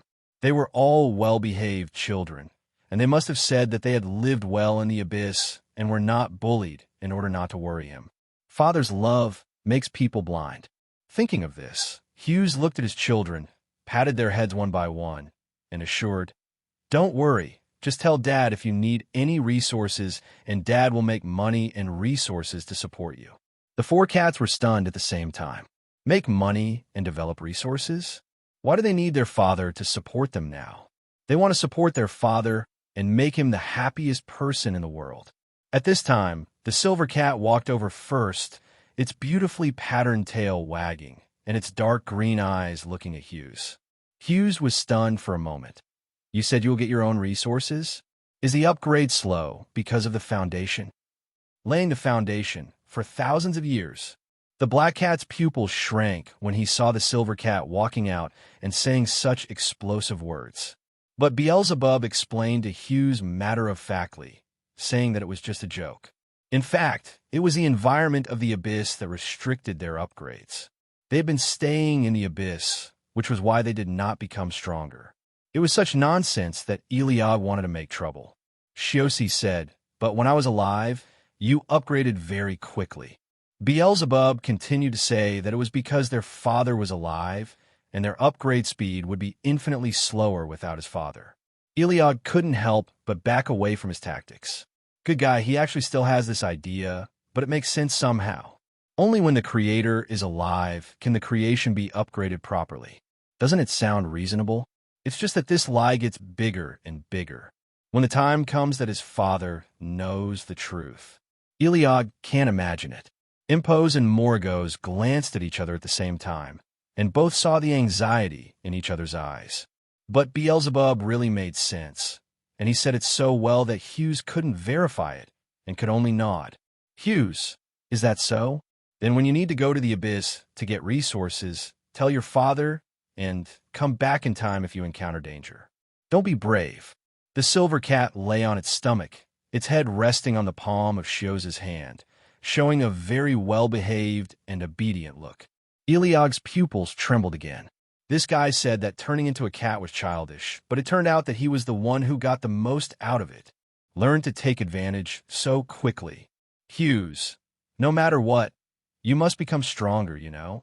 The cats nodded in unison, wanting to show their father how powerful they were, but now was not the time. The three cats looked at Eligor at the same time. Eligor conveyed that this matter should not be rushed. It is too difficult to clean up the dark history, especially Beelzebub. This guy is still a threat to human beings. It cannot be cleared up by simply changing the explanation. Beelzebub had nothing to say about this. He couldn't quibble and say it was because he was hungry, and no one could say in front of him that he had no father and that it was those people who deserved to die. And Zeus looked at the time. It was almost 9 o'clock in the evening. The weather was so cold, but the quilt on the bed was not enough. Leaving aside the upgrade, he looked outside, turned to his children, and said, Wait a moment, I'll go out to buy some things. When the red cat heard this, he immediately followed. Zeus understood their worries and had to send one to follow. So he picked up the red cat and said to the others, You guys take good care of the store. The other three wanted to follow, but they had no choice. Impos was about to say that he could change the bed at will, but this magic required at least level 30. Of course, it was impossible to do it with the level he lied about. Now the lies are getting bigger and bigger, snowballing. Is it really okay? Eligor, the instigator, slapped his face with his paw, his cat fur trembled, and he said straightly, We can't back down now. At worst, it's our avatar doing trouble outside. It's none of our business, and we don't know. This idea actually makes sense somehow. The most talkative demon in the whole abyss is probably Eligor. However, Yinbosi suddenly transformed into a human being, looked in the direction of the imperial city, changed the subject, and said seriously, Do you all feel it? Eligor also turned into a human form and leaned against the cabinet of the antique shop. Of course I feel it. There is another human being above level 90 in the Imperial City. Beelzebub did not transform into a human being. He seemed to be familiar with the body structure and said, "Do you care about human beings?" "Can't say I don't care," Impos said frankly, "because my father cares about human beings." Eligor and Impos are both abyss monarchs who have a relatively close relationship with humans. Moragos is the one who has almost nothing to do with humans. He's been rolling around in the subspace for thousands of years, wrestling with gods and gods. His prototype is so huge that he can use satellites as marbles and kick planets as balls.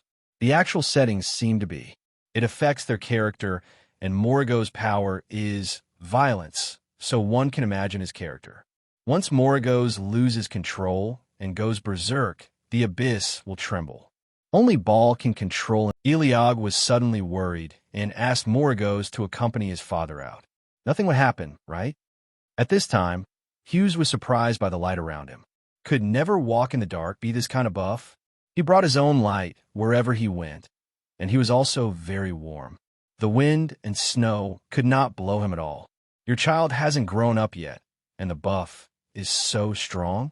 However, when Hughes walked out of the street, he didn't see a few places that were still bright.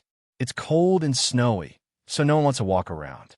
The only shops that are still open are grocery stores and the like. He walked into one of them and asked if there were beds. The store manager regretfully said that there were no beds and reminded him not to walk around at night to avoid bumping into subspace monsters. The night was originally the domain of Hades' power. In the Age of the Gods, Hades' power dominated the entire continent, making humans fearful and fearful, but it also drove away the monsters in the subspace. Now, the power of Hades is declining, and the night is gradually losing its divine protection. The monsters in the subspace are not threatening and can run rampant. The defense magic of the Imperial City is very strong, but there are too many people in the Imperial City, so it is inevitable that there are places that are not well protected. Be careful when walking at night. The store manager is very kind and reminded Shios earnestly, because he can see that Shios is a complete outsider and black hair and black eyes are not common in the OS Empire. The reason why he reminded, "Be careful when walking," is because the goddess of harmony is guarding the building and ordinary monsters cannot enter the building. As long as you stay at home and close the doors and windows, you will be safe. I understand. Shios thanked the store manager, looked at the time, and decided not to look for it. He went back to stay for one night. He looked down and saw that the red cat almost fell asleep in his arms, making a regular purring sound, which looked very cute. Moragos is a straightforward child with emotions exposed and impulsive, so he is also easily injured. When he was a child, he always came back from fight with blood all over his body. He was worried and reprimanded the child several times, but the child was born with that kind of temperament, and it was indeed difficult to correct. I should not have written the setting of violence earlier. Shios felt that this was his responsibility, and he could not help but hug the red cat tightly and return to the antique shop against the wind. However, just as he turned the corner and was about to enter the alley of the antique shop, he suddenly smelled a strong smell of blood. That was not ordinary blood, because it contained extremely powerful magical fluctuations. He realized that a bloody incident might have happened less than 3 meters away from him, and he just turned his head and saw a bloody black bird lying in the corner. The bird was dying, staring at him, staring intently, as if saying something. At #%, at hashtag, the seriously injured bird made a sound as thin as a mosquito, which was not clear at all. What is this black bird talking about? Hughes was stunned for a moment. The wind was so strong that there was rustling everywhere, and a suppressed, whistling sound came from the distance, as if a strong man was angry and chasing something. The black bird struggled, and the snow covered his body, staining the patches red, and they were as eye-catching as plum blossoms in the bright light. Hughes squatted down, holding the red cat in one hand and picking up the black bird in the other. The light spots wrapped around him brought warmth, so that even if he came into contact with ice and snow, he would not suffer from frostbite. Hughes picked up the bird and took a closer look, only to find that the bird was healing itself. But a curse prevented its self-healing and continued to destroy his body, causing the body to collapse. The right wing had already been broken off, and a few hairs had fallen off, as if it would completely collapse in a second. Hughes thought to himself that it was not an ordinary bird, but something like a monster, at least level 50, because it looked very intelligent. But it was so late, the wind and snow were heavy, and it was definitely not possible to take him to the hospital. His condition didn't seem to be treatable by ordinary hospitals. Since it is a World of Warcraft, then take it to the Magician Association. The bird seemed to know what he was thinking. Even though he was on the verge of death, he still struggled to speak. Although he couldn't understand a string of bird songs, Hughes glanced in the direction of the Magician Association and thought that there probably wouldn't be anyone on duty at the Magician Association at this time. So he decided to bring the bird back first. Because the boy from Persia knows magic well, he might be able to cure it. During the process, the red cat slept so soundly that he didn't notice anything unusual at all. The cat's head was facing the bird's head, and the bird didn't know what he was thinking. His pupils were trembling slightly, as if he was aware of some danger. But compared to the danger, his godhead was obviously more important. So he could only turn to this person for help. No matter what kind of dragon or tiger's den it is, he must break through. Hughes pushed open the door of the antique shop, and the cat on the table immediately looked at him. There was only one gray cat left on the table, missing the black cat and the silver cat. It might have gone asleep. The gray cat was originally happy that his father was back, but when he saw the black bird in his father's hand, he was shocked and scratched his face with his claws. He was shocked and turned pale. The cat's eyes showed great hostility, because Imbos recognized it at a glance. Isn't this guy the god of Hades? Moragos, even though you were following your father, you allowed your father to bring back such a troublesome thing. This bird is still half dead and looks like it is in trouble. While Impose was thinking intensely, Hughes came back and put the red cat on the table. It was only then that the red cat finally woke up. His cat's head was just right facing the bird's head. At first, he didn't think anything. He was wondering why there was a bird here. He subconsciously wanted to catch it and play with it. But when he saw the ghostly look in the back, he understood immediately. God of Hades, why did you, the bird, come with you? Moragos was about to slap him with his paw on the spot. Pluto's eyes darkened, and he immediately started to scream for help. Hughes turned around and saw the red cat's paws stopped in midair, suddenly caressing the black bird gently. Ah, his children are really good children who love animals. Hughes was deeply relieved and turned to the gray cat and said, I picked it up on the road. It looks very seriously injured. Do you know healing magic? Impost certainly does. He can save ordinary existences as long as they are immortal, but this bird is the god of Hades. Even if the grudges of the past are not mentioned, the Abyss Lord has no reason to save the god. Secondly, the destruction of the conceptual god's body does not mean its true destruction. At most, it means the death of a consciousness, which will revive again in hundreds or thousands of years. To be honest, it doesn't make much sense to save a consciousness for an existence that cannot die. However, Impose approached the black bird with a roar and stuck out his round cat head, which made the black bird tremble in fear. Percy took a closer look and found that something was wrong this time.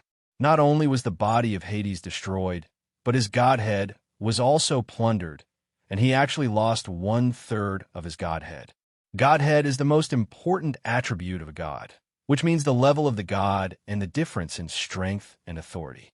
The decline of godhead means a decline in level, and the loss of godhead means losing the divine status and turning into an ordinary spirit. As a god in the original series, Hades has a very high status and is in the second echelon, who can take action to rob Hades of godhead in the imperial city of the OS Empire. Impose was stunned for a moment, and the cat's paw pressed on it. The god of Hades suddenly shivered, fearing that he would be crushed to death by a claw. But in front of Hughes, Impose didn't know how to kill a bird. Impose just looked at his specific situation. For damage to the divine body, general healing magic has no effect. Divine power and magic are not a systematic force. Generally speaking, only divine power can repair a divine body. This is one of the reasons why the Age of Gods was so fierce. Most gods are perfect and self-consistent existences. Once the divine body is damaged and the self-consistency is broken, it'll be difficult to repair itself. Natural repair can take anywhere from a few thousand years to tens of thousands of years. If you want to repair it quickly, you have to plunder the power of other gods, use gods to supplement gods, and make up for your own shortcomings. The more the fighting got more intense, they fell into a vicious cycle. The hatred added up, and it became more difficult to stop. In the end, they all became red-eyed. At the end of the Age of the Gods discovered that human beings were also a resource that could recharge the divine body, but by then it was already too late. Many gods had withdrawn, leaving only a bunch of angels or archangels. It was also after that the gods who originally looked down upon humans at all began to plot against humans and almost wiped out the human race. If it weren't for the protection of brave men and great men, as well as the help of some mysterious forces, humans would not be able to survive today. Because Persia is disgusted with the gods, they only think that they are a group of perverts who go crazy every day. Some of them get sick naturally, and some get sick after being eroded. Most of them are sick, and the few who are not sick will get sick sooner or later. So far, the only ones who have always been normal are those three goddesses. The gray cat was dissatisfied. He patted the bird on the head when his father wasn't paying attention and asked, "What are you doing? Do you know who my father is? You dare to follow me?" Blackbird was dying and almost knocked out. He tried hard to hold on to his senses and said, "There is a dangerous existence in the imperial city. His target is my godhead. I was almost wiped out by his hands. You help me revive. I'll give you a favor and we'll make a deal." Moragos said indifferently, "Oh, what a benefit." Blackbird said extremely seriously, "All the things that the power of Hades can achieve, as long as I can do it." Impose poked the bird's head with his paw, looked closer and said, "Humph, do you think we want it?" Blackbird was suppressed until he almost died. "You don't even need the power of Hades. You, the Lord of the Abyss, will. That's outrageous. To put it bluntly, I am the god of Hades, the god of the original series, and I am not a big cabbage. Who didn't respect me back then, and you still despise me?" But Yimbosi was really indifferent, and his cold eyes seemed to have sentenced him to death. Blackbird felt anxious and said weakly, "I'm only a teenager." Impose almost laughed out loud, and finally couldn't help but pat the bird's head with his paws. "Teenage? You are such an old god, and you are still pretending to be young." Blackbird argued, "The past was the past, and the present is the present. I only recognize my consciousness in this life, and I am not the same god as the pervert before." Gray cat, who cares if you have an inheritance system or not? Those who grow out of perverted genes will still be perverted. They were perverts before, and they are perverts now. Hughes looked over and happened to see the gray cat hitting the bird's head, and the red cat on the side seemed to want to join in. His pupils trembled. The gray cat immediately reacted and explained that it was giving first aid to help the bird regain its breathing. While talking, he pretended to be performing cardiopulmonary resuscitation and looked very professional. The blackbird immediately looked at Hughes for help, saying that he was going to die. "Please save the bird's life. My brother is your child, and I'm also your child, Dad." Hughes couldn't hear what the bird wanted to say, but he just felt that the bird had a very strong desire to survive.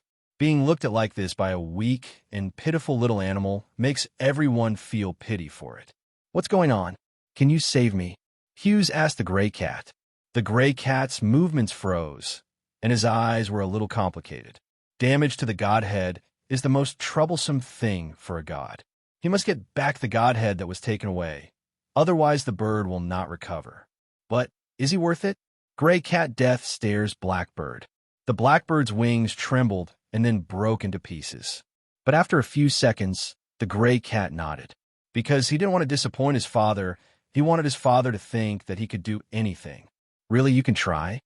Seeing the gray cat nodding, Hughes felt relieved and asked, "Do you need me to do anything?" The gray cat and the red cat looked at each other. Restoring the godhead of Hades requires finding the stolen godhead, which means finding the murderer. But the other party is at least level 90 and above, and his father cannot be involved. Eligor and Beelzebub went out because familiar fluctuations had just appeared in the subspace. The gray cat thought for a while and told Hughes that he didn't need to help for the time being, because before regaining his godhead, this guy's divine body might have collapsed, so it's better to stabilize his divine body first before talking about anything else. Because Persia looked disgusted with the blackbird, he still helped stabilize the bird's life, at least making it look less bloody. With the existence of the god of Hades, whichever generation is not arrogant, this generation will suffer greatly in its turn. White light rises around the blackbird. The gray cat was like rubbing a ball in the air, creating magic spells one after another. It is very serious, but because it is in the form of a cat, it inevitably looks like it is rubbing a ball. The movements of its two paws are like rubbing a conch ball, which is particularly cute. Hughes was stunned. If he were on Earth, he would definitely record this scene and enjoy it over and over again. His children seemed to have special skills, and thousands of years were really not in vain. So gratified and touched. Seemingly okay, Hughes was relieved for the time being, but now it was over. It's late. It's already 11 o'clock. The gray cat then raised his head, looked at Hughes, and blinked. This author, Hui Yutian, reminds you that the most complete after the Lord of the Abyss Awakens is available at the domain name. Hughes, you asked me to sleep first, so you don't have to, right? The gray cat nodded. In fact, they do not need sleep now or in the past, unless they are too tired and their bodies stop involuntarily. If Hughes's system is normal, he can actually see the fatigue value.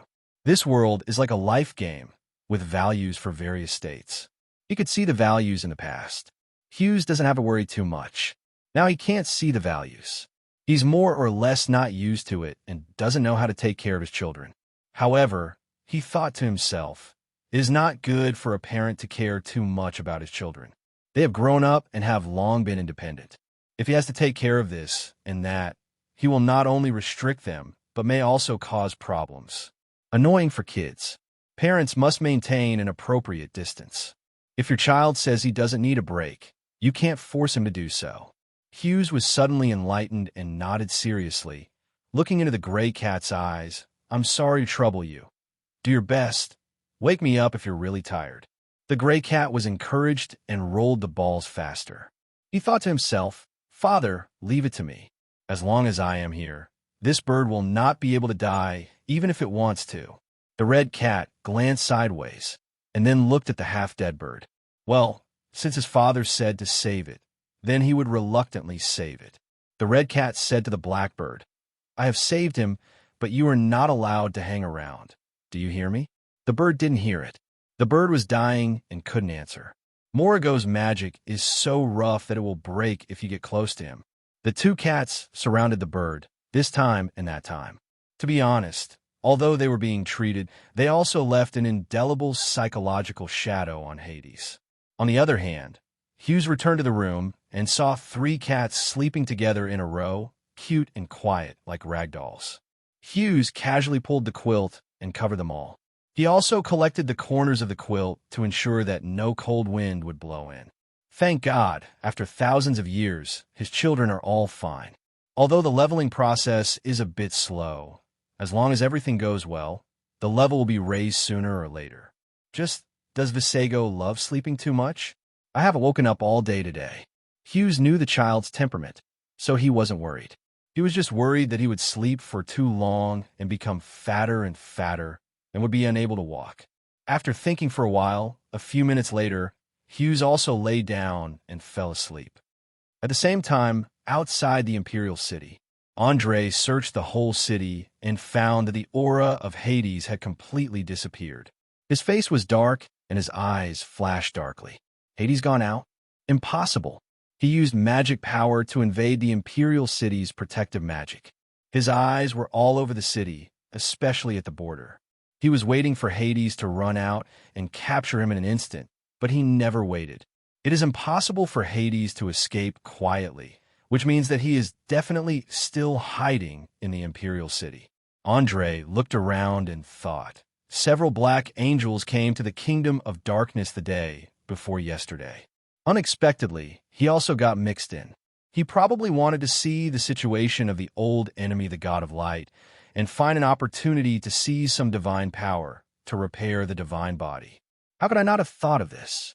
Maybe it was because subconsciously I felt that it was impossible for the gods of the original series to condescend to become human beings.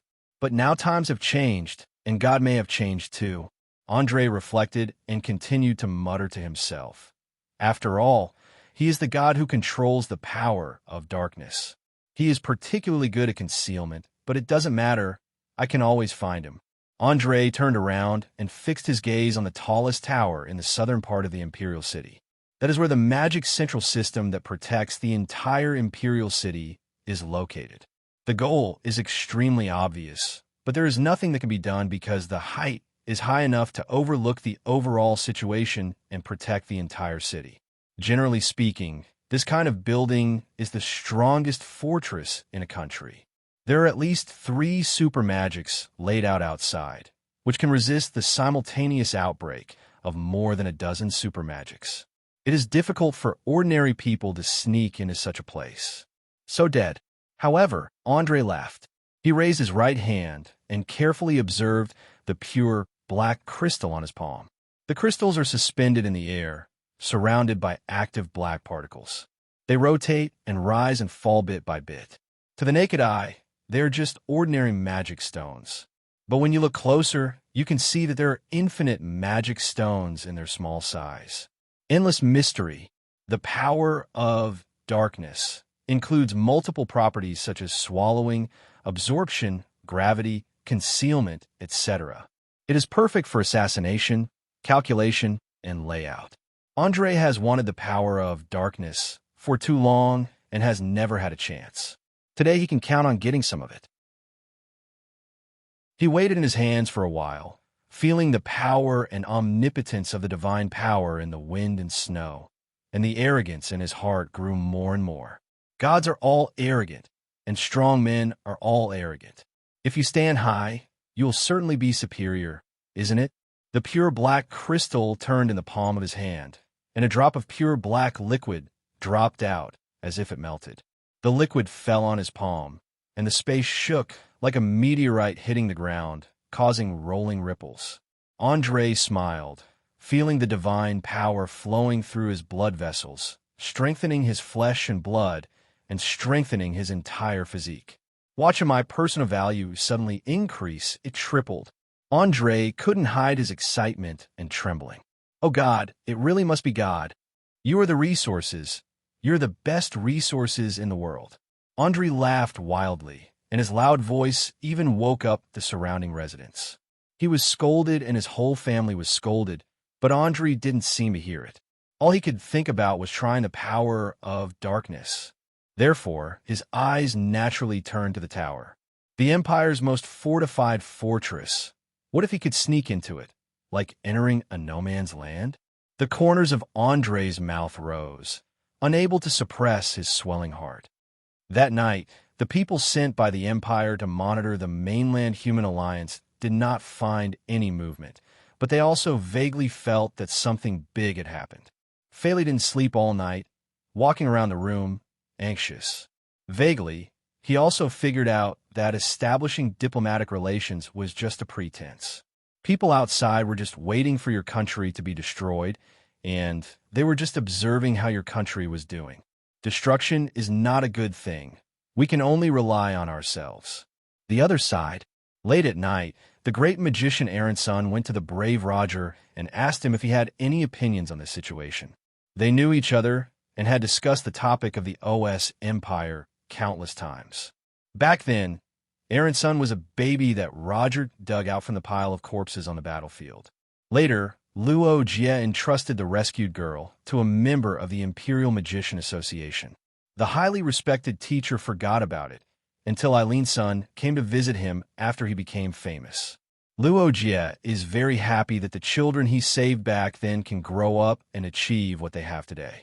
A few years ago, It was because of Eilinson's request for help that he came to the OS Empire and learned about the specific situation of the OS Empire. Severe subspace transformation and the fact that the royal bloodline was contaminated by the alien gods of the subspace. Yes, the location of the OS Empire is locked by an alien god from a certain subspace. The alien god that the king wanted to summon back then is about to come uninvited and bring his crazy kingdom with him. The top congressman of the Continental Human Alliance knew about this matter and had given up interfering long ago. Therefore, before the invasion of the Kingdom of Light, the attitude of the white-bearded congressman was ambiguous. The implication was that it would be the same if he died early or late. Your OS Empire was invaded by alien gods. Targeted, there's not much national destiny to speak of. Rather than waiting to be destroyed by the alien god, it is better to choose to be destroyed by the god of light. The latter may be more honorable. However, the middle-level congressmen of the Continental Human Alliance do not know the thoughts of the higher-ups. Several young congressmen are investigating the Ost Empire, especially under the guise of establishing renewed friendly relations. They also think that the Ost Empire does not necessarily know about their own country situation. Of course, their investigation is not to solve the problem, but more to record. Record the various performances of an empire on the eve of its destruction, perhaps as research or as experience for future generations to refer to. The arrival of that crazy kingdom of God may take 1 or 2 years, or it may take more than 10 years, or decades. No one knows. Before Eilinson came, a young congressman from the Truth Society of the Continental Human Alliance wanted to tell her some research results. She shook her head and said she already knew, and the other party was shocked. If the invasion of the Kingdom of Light is an S-level crisis of annihilation, then the invasion of the Kingdom of Madness is an SS-level crisis of annihilation. She already knew it. Eilinson said to Roger, His Majesty's idea is to evacuate the citizens, but due to the bad relations between the Empire and neighboring countries, even if he wanted to evacuate the citizens, he would not be able to find a place to accommodate so many people. The population of the Ashan Empire is nearly 40 million. To evacuate 40 million people and move a country is by no means a simple matter. It involves many diplomatic issues and more complicated class interests. In a sense, civil rule is more troublesome than military rule. Eilinson continued. According to my research, the arrival should be 10 years later, but in less than 3 years, the Empire's land will be unable to survive due to severe subspace transformation and severe pollution. Luo Jie nodded, and his judgment was about the same time. This is something that even the Imperial military does not know, because if you say it, it will definitely cause panic. Even the commander of the Legion only knew that the land of the OS Empire was polluted and the royal bloodline was cursed. He did not know that the alien god was about to come. The military thought that the eldest princess went to subspace just to seize the opportunity of the times and seize new energy. In fact, it was even more. Eilinson raised her eyes and said in a serious tone, looking for a way to save the country. In addition, Sarah speculates that new energy may be a powerful means to fight against gods from other worlds. Roger paused because he knew what new energy Eilinson was talking about. It's electricity. Of course he knows. All brave men know, because they all come from that era. But they can't tell that knowledge. Once they tell it, it will be blocked by the world and become crazy knowledge in other people's ears. Any teaching method will be ineffective, and it will even cause weirdness. They had already tried various methods back then. Secondly, unfortunately, none of them are from the physics or electricity department. They are all confused about how to build a steam engine or generator. Back then, Sister Yi settled for the next best thing and had the idea of constructing electric magic on a continent-wide scale. However, before the idea was realized, she disappeared, and almost no one inherited the thunder magic. Does Princess Sarah think electricity will be the entry point to fight against the invasion of alien gods? Luo Jie was a little surprised and thought this was a very good idea. In Earth mythology, many gods of thunder and lightning are the most powerful gods, But the amazing thing is that there are no gods related to thunder and lightning in this world. There are gods of nature such as water, fire, wind, and cold, but there is no god of thunder and lightning. This is a bit strange to say. Luo Jie suddenly remembered that Brother Xiao had said something like this back then. Artificial electricity is a symbolic energy source that completely bids farewell to the mysterious era. Since then, a large number of legends and anecdotes have been disenchanted. Gods, as a way of explaining the world, have gradually been eliminated with reason. Does thunder and lightning have an extraordinary meaning in this world? Roger paused. In fact, most of the wise men in mainland China have also seen the possibility of electricity as a new energy source and realize that it is the stepping stone for the new era. It has been used experimentally, but their brains are limited by the power of rules and have been unable to enter the next era. One step, that is, the invention of the generator. Luo Jin knew very well that the new knowledge they wanted was generator. Eileen's son continued. Helen said that Sarah is coming back soon and may have found new knowledge. Luo Jie was silent for a moment. That may be hopeful. Eileen's son nodded and continued to ask, in your opinion, how should we survive the crisis? You have worked hard enough, and I can't think of a better way than you. Luo Jie felt a little emotional and said, but you must be careful of the apostles. Before the alien gods come, there are usually apostles to guide them and make arrangements in advance to clear all obstacles to the alien god's arrival. Aaron's son nodded solemnly and replied, yes, we will strengthen our vigilance. Luo Jie smiled. A sharp light flashed in his eyes and said, I can also assist you if necessary. That night, many people couldn't sleep. Hughes slept peacefully without dreaming. He closed his eyes and slept comfortably until dawn. He had Zai heating beside him. It couldn't be more comfortable, but he was not lazy. As soon as he opened his eyes, he woke up immediately and rushed to the store as soon as he finished his chores. Hughes, how is it? Is yesterday's bird cured? Before he finished speaking, he saw the bird lying motionless on the plate with two cats sitting next to it. Hughes took a closer look and saw that the bird was not alive at all, and indeed it was not breathing. Has the treatment failed? Just as he was thinking this, the bird moved and weakly opened its eyes. Although it was still half dead, it was at least stable. It's still okay. In response to Hughes's question, Gray Cat shook his head and said it was hard to say. It will be the same for anyone else. If his godhead is missing, he must find his godhead. But even if he does, with his current divine body, he probably won't be able to withstand the complete godhead. He spent one night and saved him, but he did not fully live him. Therefore, the Gray Cat's suggestion to the Blackbird is to accept your fate as soon as possible. The god of Hades will not be eliminated. You are just the consciousness of a period of time. After you disappear, the god of Hades will continue to exist and usher in the next consciousness. God's renewal is no different from the rising and setting of the sun. Just take a nap. But the Blackbird is very stubborn and refuses to die. Just like human beings who refuse to fall asleep for fear that they will not be themselves the next time they wake up. Few gods are so persistent. At least Hai Mao has never seen a god so obsessed with Ishi's consciousness. By the way, this guy was also very strange when he was in the Magician Association. He actually blended in with humans, flirting with them, talking and laughing. Orthodox gods wouldn't do this at all, would they? Even if the divine power has weakened, God is still a god and is extremely majestic. How could he let down his body and blend in with humans?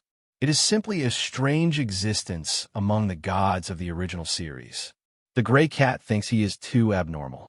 If it can't be cured, it depends on itself. Hughes lowered his eyes, feeling nervous about it. For a life with such a strong desire to live, if possible, he really hoped that the bird could survive. The Red Cat saw what Hughes was thinking and turned to the Gray Cat and said, do you want to go to the subspace to catch some small gods, use the gods to replenish the gods, and hang the gods of the underworld?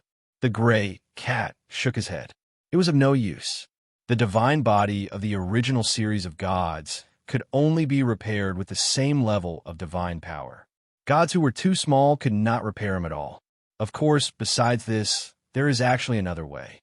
That is, just like the god of light, his father reshapes his body. But this also means that they have to add another compatriot. They all disagreed with this. One bird is troublesome enough. How is it possible to have one more? And they don't want to be compatriots with these guys. Even my father's hope. Their faces were downcast. Hughes turned around and thought they were mourning. After all, one of their lives was about to be suspended. After thinking about it in silence, Hughes held the bird stick in his hand and asked softly, "Do you really want to live?" This may be a nonsense question, but it caused Hades to become excited. If you don't want to live, how can you ask for help? Gods are immortal. Existence is immortal.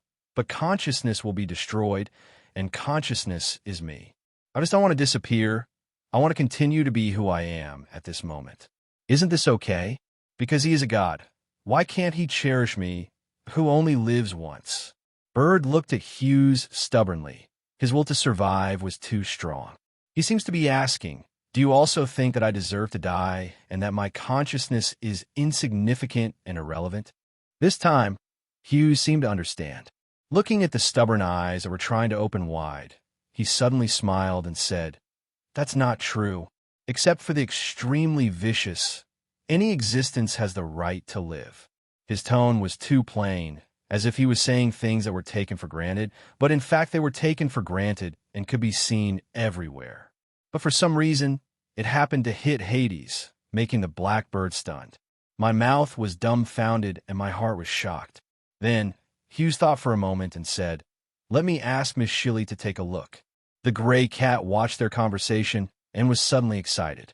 He really wanted to think that even if he couldn't cure it, which magician in the world could cure it? But the level he claims to be is too low, only level 20 or so he has no right to speak. When he hesitated, Hughes took the blackbird and prepared to set off. Moragos seemed to have thought of something and sent a message to Imbos. His father took the bird out. Wouldn't it be dangerous if he met his enemy? Yes. Impos was immediately nervous, but after thinking about it again, he felt that it was also a fishing opportunity to fish out the person who was secretly causing trouble. However, time did not allow them to think too much, so Hughes hurriedly opened the door and was about to leave. Impos quickly followed and asked Moragos to look after the house. Moragos took a step slower and could only look at the door resentfully. In other words, as soon as Hughes left, an ordinary guest arrived. As soon as the man opened the door and came in, he was dumbfounded because he saw a young man with an extremely outstanding appearance. The young man glanced at him coldly, not showing off his anger, and he was immediately frightened away. The clerk in this antique shop is so cruel. Other side, Andre successfully sneaked into the major magic towers of the OS Empire late at night and got a lot of confidential information. He had never felt so happy before. He knew that the eldest princess, Sarah, was about to return, and he was unhappy about it, as if he had something against the eldest princess. After playing with power without being discovered by anyone, he gradually remembered that he still had a mission to destroy the country. He wanted to plan and make a big mess, but he lacked a breakthrough point. Andre smiled, stepped through the space, and appeared on the top floor of the building of the Magician Association. That's right. He wanted to know who Matros's students were and whether he could be used to frame them. At the same time, Shios walked into the Magician Association under the surprised eyes of the magicians and found Shilly all the way. "I picked up a magic beast. Can you take a look?" Shios sincerely sought help. Of course, Shilly would not refuse. But after watching for more than 10 minutes, she shook her head helplessly. "I'm sorry, Mr. Shios." "Is that so?" Shios looked down at the bird in his hand. Shilly was actually a little surprised. She didn't understand why Shios would ask for help for a magical beast. Wasn't Master Matros here? Having said that, it was a bit strange. Master Matros accepted a student, but why didn't he teach him? This person is really unusual. She lowered her eyes and glanced at him unintentionally. Below, his face suddenly changed, frightened by the black chain in Shiosi's hand. How could there be such a powerful magic prop? How many super magics are there in it? Shilly was stunned, her eyes widened. Gray Cat praised her eyesight, saying that young people are good, and they can actually see the good stuff. Shiosi continued to ask some people, but did not receive any promising answers, so he inevitably felt disappointed. Gray Cat felt bad when he saw his father was worried, and he wanted to share his worries. During this process, the bird, whose consciousness was about to be cut off, was always awake. His eyes were bright or dark, and his eyes were pressing. It was complicated. He wanted to survive, but he seemed to have troubled that person too much. Is it time to accept his fate? Blackbird held his eyelids, his heart churning with resentment, not knowing whether it was the resentment as the god of the underworld or as himself. No, the god of the underworld would not be resentful. If so, this resentment should belong to himself. I only have one consciousness. I really don't want to destroy it. At this moment, Shio suddenly said, "Wait a little longer. There must be a way. I have a friend. He is the best at treatment. Although he disappeared mysteriously, but he has students. Maybe the students inherited his methods." The blackbird's wings moved, and its claws could not help but tighten. He was about to say something, but suddenly he had a bad feeling, and his sense of crisis reached its peak. It was the undead who took his godhood, and he was nearby. As soon as Zeus walked into the corridor, he saw a tall man wrapped in black cloth walking towards him. Andre originally just wanted to find Matros's students, but he never expected that he would find what he wanted most.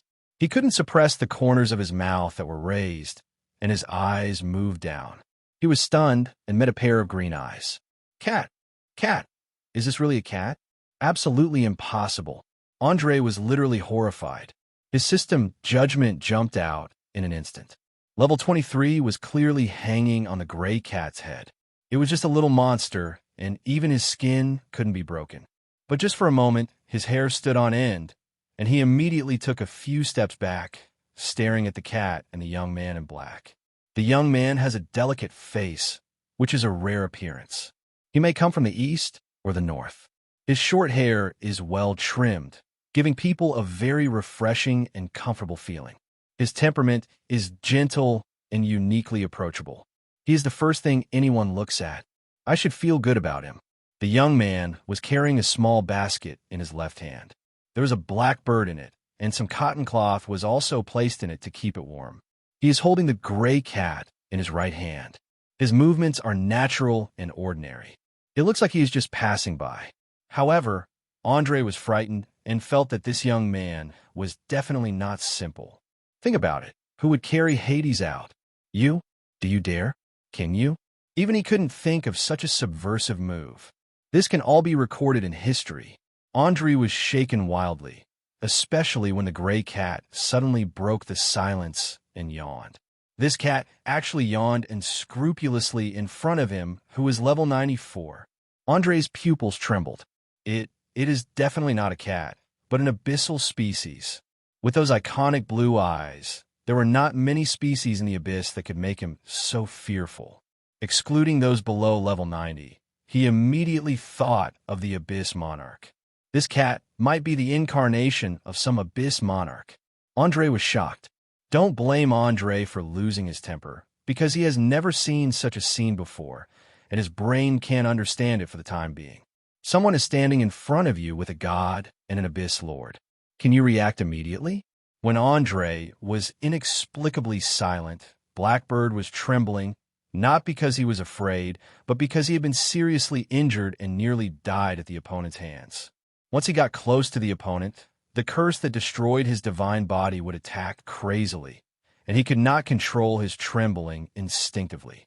The movement of the Blackbird alarmed Hughes. Hughes originally felt that something was wrong with the person opposite him. When he looked down, he saw that the Blackbird in the basket was trembling, as if he was afraid of the person opposite him. This reaction can mean only one thing. Of course, Hughes could see that Blackbird was probably the one who was seriously injured by the other party. He actually ran into him on the wrong side of the road. The opponent is not a pure magician, because pure magicians are rarely so strong, and they probably have other professions. No matter what profession or person you are, torturing an animal in the middle of the night is definitely not a good person. Hughes' eyes turned cold, and he asked directly from a distance, "Did you do it?" Andre paused, looking calm on the outside, but actually extremely fearful inside. This man saved Hades and even carried the Lord of the Abyss while walking in the Imperial City. Who is he? What to do? Andre hesitated, but after the system determined it, he only saw that the opponent was only level 25, and they're ordinary humans. How could a level 25 human do this? Not to mention the Lord of the Abyss. Not even the god of Hades can. A level 25 human can carry it like this. While Andre was still thinking wildly, the young man stared at him and said solemnly, "Did you hurt him?" Andre had an inexplicable feeling of being accused. He was frightened under the gaze of those black eyes, and he had some instinctive fear. He wanted to say, so what? He not only wanted to hurt him, but also wanted to take away his godhood and kill him. But his throat seemed to be bitten by poisonous insects, and he was numb in pain and could not utter a single syllable. Andre also realized that the man was angry and stared at him coldly. The terrifying sight could almost kill him. He was born with a rebellious nature and faced no one, including kings, brave men, even gods. The gods of the original series were never afraid. He just wanted to destroy them crazily and replace them. However, this person, he couldn't understand. Could it be that the opponent is hiding his strength and is actually more than level 25? However, Andre exhausted all his level determination abilities, but he could still only identify this person. Only level 25. Everything is ordinary and there is nothing extraordinary about it. But why does this person carry two god-level things with him? This is too weird. Andre was so shocked that he rummaged through the knowledge in a few seconds, but still couldn't understand the person in front of him. Yes, he suppressed his complicated emotions and finally spoke, his voice trembling. Even he couldn't believe who he was.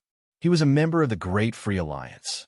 His belief was to resist everything and destroy everything. How could he be so afraid of an ordinary person who was only level 25? The other party looked at him quietly, wondering what he was thinking, perhaps thinking about his death date. Finally, the other party glanced at him and passed by him. The sound of slow footsteps was like the sound of a bell in the middle of the night. It was solemn, majestic, and terrifying. It rang in his mind step by step, making his brain buzz and the blood all over his body. Frozen, Andre's whole body stiffened, and he turned as hard as he could, only to see the man carrying him away. And the cat with gray fur and blue eyes was lying on the man's shoulder, staring straight at him, and suddenly smiled. Andre's hair stood on end, feeling like he had been locked. There are only two choices left. Fight with the opponent in broad daylight in the Imperial City.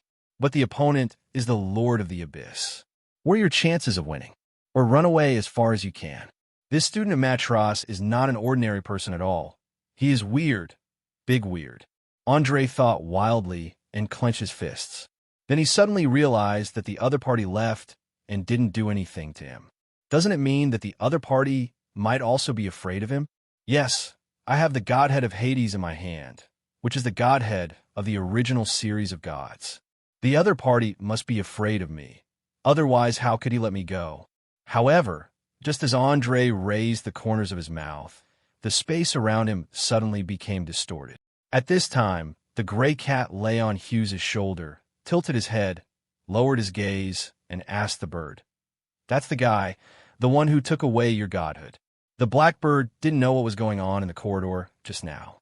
After he was far away, he finally breathed a sigh of relief. He looked into the gray cat's eyes through the slit in the basket and replied, "He was right. I didn't expect that he actually delivered it to the door by himself. So it turns out that I also have a lucky buff. I offended the goddess of luck at the beginning, thinking that she would never add buffs to me in this life. Gods are all genderless. In other words, the gender of gods is divinity. The reason why goddesses are called goddesses is because they appear more often in the form of women. Human historians recorded them and passed them down, so they spread widely and formed a fixed impression. Gray cat. It has nothing to do with Lady Luck. That guy is here to find his father, because his father is a student of Matros, and it has nothing to do with you. Otherwise, he wouldn't be shocked because of you. However, he looks just average. Is this what happened to you? It's really useless. The current gods are too inferior. What did you say? Blackbird became angry. He plotted against me. Unlike you abyss monarchs, we have been studied for thousands of years. Almost all the information of our gods has been thoroughly studied. If we can't solve this problem, we can only say that they are inferior. Don't underestimate the efforts of human beings for thousands of years. Human beings are also very powerful. The gray cat was amused, especially the bird who was so confident. He said, "Do you still remember that you are a god, and now you are praising humans?" Blackbird was helpless. To tell the truth, I have been put into this situation. Should I still be incompetent and furious, shouting, "A mere human being, you ants are worthy of hurting me"? Hey, this is outdated. I am different from the god of light and his followers. I am a god who can make progress. I know that this era is called the Human Era for a reason. Incompetent fury is a word that the brave men brought to this world. It has been spread all over the world thousands of years ago. It is said that many people could not understand it first, but later it became more and more widely used. The gray cat blinked and suddenly smiled. Wow, you were right. By the way, I have studied the magic to deal with you. I just remember that I seem to have written a magic circle to deal with you, as well as the theory and practice of how to destroy gods called 100 Ways to Destroy Gods Before You Are Born. The author, Macarona, is another one of my favorites, haha. Blackbird was dumbfounded. Fake. So you are the culprit? The gray cat touched its paws and glanced at him, as if he thought he was a country bird coming into the city and making a fuss, and said, "What's so strange? I can't do 1/10 of what my older compatriot Agars can do. What happened to you when a Lord of the Abyss studied magic?" The blackbird choked, because of course he knew the name of Agars. After he woke up, he specially supplemented the historical knowledge of this era, and then discovered that whether it was the history of mankind or the history of other races, Agars was written all over it. Reese's name, the hidden sage, the Lord of the Abyss, the God of Truth, the Lord of Dreams, the founder of the hierarchical system of all races, the constructor of the mainland subspace defense system. I can't even remember the titles. Agars is so great. It can even be said that beyond race, you can't find another being with more merits than him. Thinking of this, Blackbird was even more shocked. Hey, wait, Agars is actually your compatriot? Could it be said that you Abyss monarchs are all compatriots? Gray cat proud. Basically, they are all my compatriots, because those who are not compatriots are all dead. The Abyss is our territory and our father's back garden. Sooner or later, we will welcome my father back. Before them, of course, there were monarchs in the Abyss, but they all died in their hands later. After that, the Abyss monarch will naturally become equal to them. After hearing this, Blackbird felt his brain buzzing. Before that, he had never thought of it. He asked a little stupidly, "Then your father is the same person?" This is nonsense. The gray cat nodded. Apart from their compatriots, almost no other existence knew about this matter, because they hated each other and it was impossible to tell their kinship. The gray cat pointed its paw at the bird and said, "Now you know." Blackbird is horrified. "I know your secret. You won't kill me to silence me." The gray cat showed a ferocious smile, as if he really wanted to kill the bird, but then he restrained himself and said seriously, "That won't happen, because Father wants to save you." Blackbird paused, feeling awe-inspiring. It is said that he found that it was okay for the Abyss monarchs not to use the cat form, but when they used the cat form, they would become more cat-like. It means that the thinking will be affected by the shape. Having said that, his mind is a little bit crazy right now. The gray cat stared at him. "So you know how important our father is to us." As he spoke, he suddenly released a deterrent magic power, carrying a strong warning. As soon as he finished speaking, Blackbird's hair stood on end and his pupils trembled slightly. Of course he figured it out. That man was actually the creator of all the Abyss monarchs today. As the god of the underworld, his memory is unknown how long, but in such a long history, he could not find such an existence. Even the gods of the original series can only create 8 archangel-level creatures at most, but this person created dozens of them and also shaped his nemesis. Let me ask, how did he do this? Who is he? Can someone who can do such a thing really be called a human being? The black bird's wings trembled, and a few feathers fell off. It felt that even if he was seriously injured but not dead, he would be shocked to death. No way. Is he going to be the first god in history to be shocked to death? Gray Cat, I see you understand it too. You are not allowed to rely on your father after resurrection. We have enough compatriots and cannot allow one more. Do you understand? Huh? The blackbird's eyes flashed, but he did not answer immediately. His two small wings folded together, and he didn't know whether he nodded or shook his head.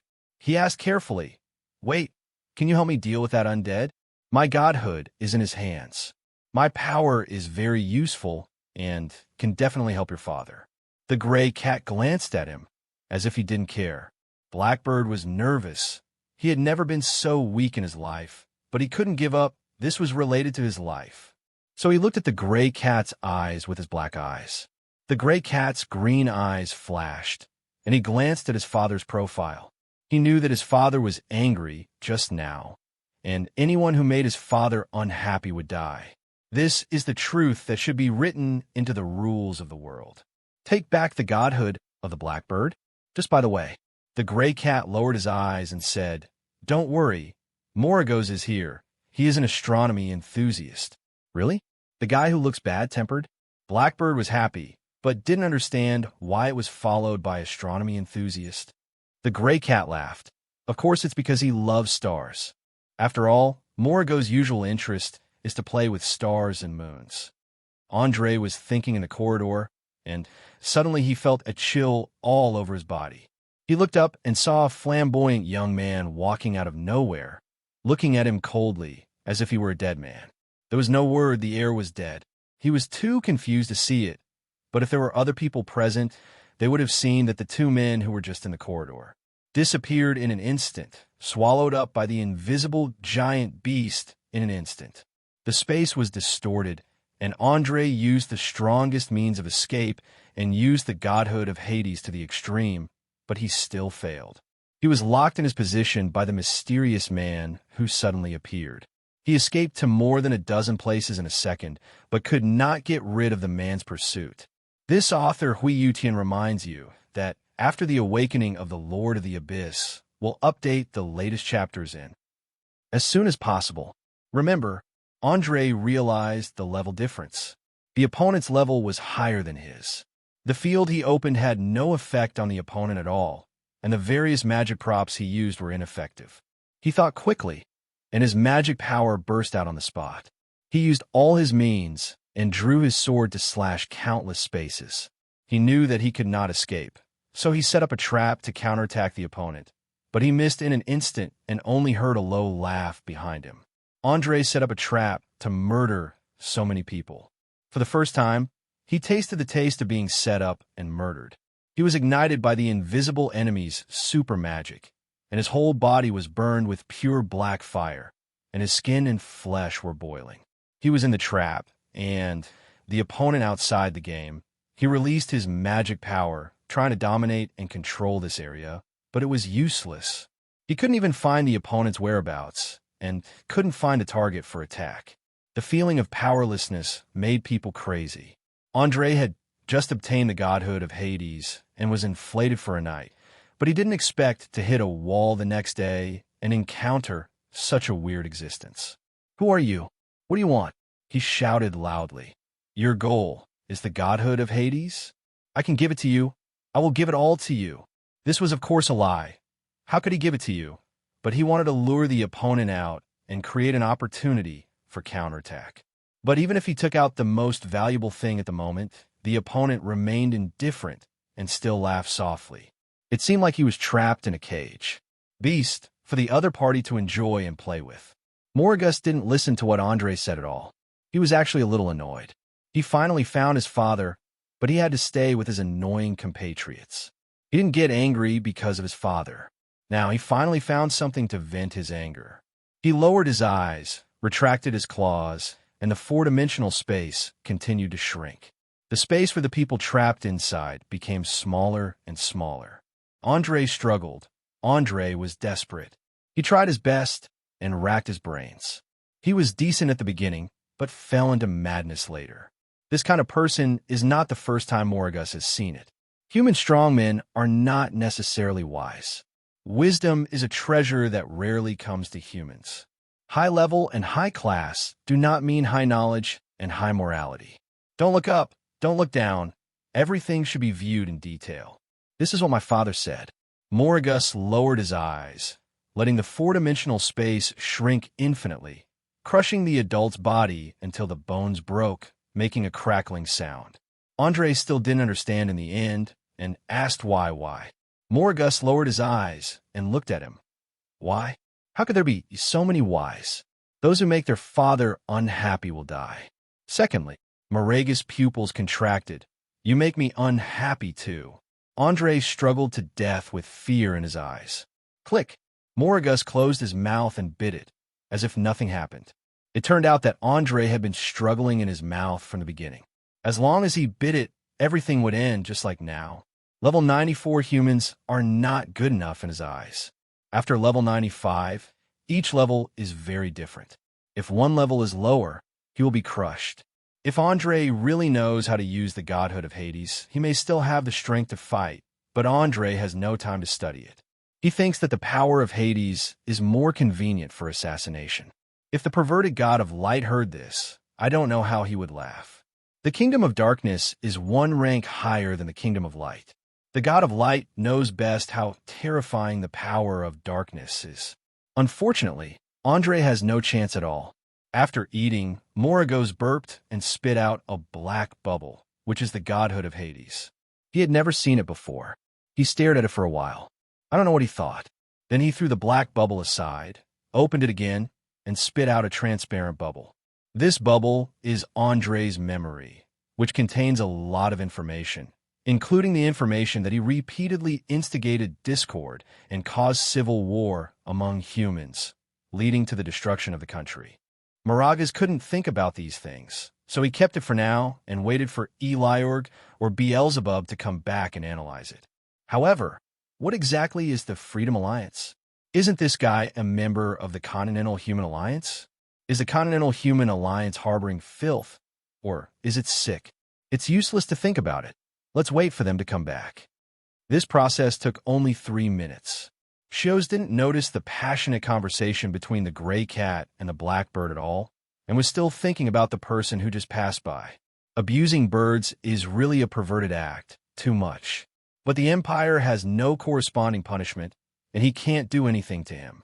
If the bird has an owner, he can find a crime, such as destroying private property, etc., but there is really no way to treat it in the wild. Now, we have to find a way to cure the bird. Shios lowered his head and took a look at the condition of the blackbird. Although the blackbird is weak, it is vigorous, and its eyes are shining like black pearls. It doesn't look like it will be fine for a while. However, after a closer look, it looks inexplicably similar to his youngest cub. Shiosi was stunned and found that it was true. He always felt that if the bird grew up, it might look very similar to his little cub. It is a bit difficult for a warcraft to grow up. Under normal circumstances, a warcraft can only grow up after level 50, and it has to endure some hardships and undergo the transformation judgment. Having said that, he was quite looking forward to his cub growing up. He always thought it would be very good-looking, but when he thought that his cub would only level up a few times in thousands of years, and it would take at least 10,000 years to train to level 50, he couldn't wait. As a modeler, Shiosi's biggest interest when he was on Earth was to read various fashion magazines, learn to imitate, collect inspiration, and integrate creation. He was quite persistent in the beauty of the model.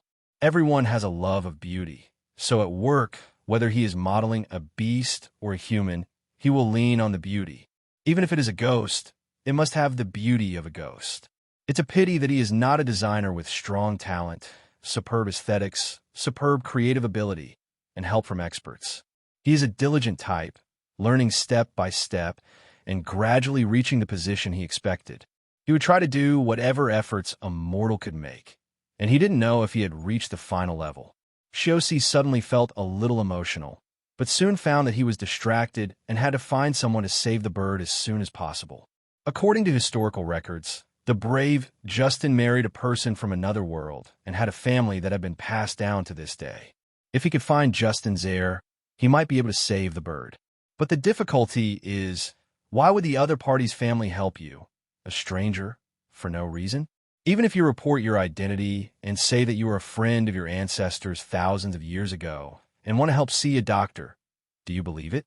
Xiao was not sure about this and could only say that he would try his best. He was in the eastern corridor of the Magicians Association, and he could walk out of the Magicians Association by walking straight, but he had just taken a few steps when he heard cheers from the hall next door, followed by warm applause and continuous praise. Congratulations, Lord Duke, for inventing new magic. It is well known how difficult it is to study wind magic. Lord Duke has invented a whole new field of wind magic at such a young age, and his future magical attainments are immeasurable. It seemed like a group of magicians were praising the magic level of a duke. They were exaggerating, and I don't know what the specific level is. Xiao just passed by the door and glanced inside. I saw that among the crowd, there was a man in gorgeous clothes with a smile on his face.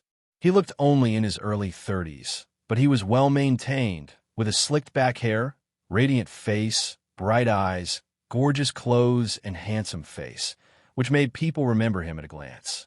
At first glance, he was a successful nobleman with a broad mind and a successful career.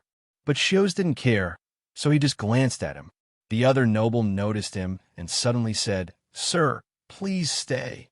Xiao paused, turned his head strangely, and saw the other person walking straight towards him with a smile on his face. "Sir, you're a student of Master Matros, right?"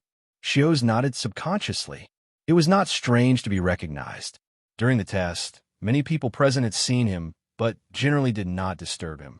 It seemed that it was the request of Master Matros. The noble in gorgeous clothes walked through the crowd and walked straight to Xiao, smiling. "I am the Duke of the Empire, Feynman Berhart. I am glad to meet you. I have a dinner party at my house today. Can I invite you to attend?" "Hughes, thank you very much for your kindness, but I have something to do today. I'm sorry that I can't go to the meeting. I have to be in a hurry now." Feynman's face was full of disappointment. "You are a student of Grand Tutor Matros. I think many people in the Empire want to get to know you." Hughes thanked him, ignored him at all, turned around and left, heading straight for the door. Feynman stared at Hughes's back, his face dark and his expression a bit ferocious. He seemed to want to do something and was contacting someone, but the other party didn't reply to him. Andre, how are you doing now? We have a mission. Do you hear me?" They communicated using crystals. There was no problem with the crystals, but there was no response. Feynman waited for 3 minutes and gradually realized that something was wrong. Nothing would happen to Andre. At this time, Hughes walked to the door and was looking at the map, looking for the location of Justin's successor. After a few minutes, the gray cat suddenly suggested not to go. "Why?" Hughes put down the map, a little surprised by what the gray cat said. "Just now, Impos received a message from Morgos, and now that he has obtained the godhead of Hades, other things are relatively easy to handle." Impos also explained the situation to Hughes, to the effect that he remembered that Justin's family lost the healing magic of the brave Justin more than 1,000 years ago, and now he can't find healer. Yeah, Hughes felt a little strange. Not only did the brave man disappear, but his magic inheritance also disappeared. Isn't this too strange? Although Yi Qingyi passed down a lot of magic, there are also some that have been lost, such as thunder magic. Thunder and lightning were the most feared natural phenomenon for humans in the past. It was a power that only gods could control. Thunder and lightning magic was once considered the strongest magic system. Having said that, among the 3 core settings he wrote for Baal, the first creature, one was the power of thunder and lightning. But Baal rarely uses thunder and lightning, preferring to use his body, and his fighting style is mainly hand-to-hand combat. He always fights with powerful monsters, and then steps on the defeated monsters to declare victory. Did he ask Bar why he didn't like using powers? Is it because you were afraid of losing control and hurting yourself? Bar was still young at the time, but he seemed to have an idea. He did not give a specific answer, only saying that he did not want to rely on power. He was convinced at the time, but later thought about it and felt it was wrong. Power is one's own strength, no different from fists and feet. Can you say that using fists means relying on fists?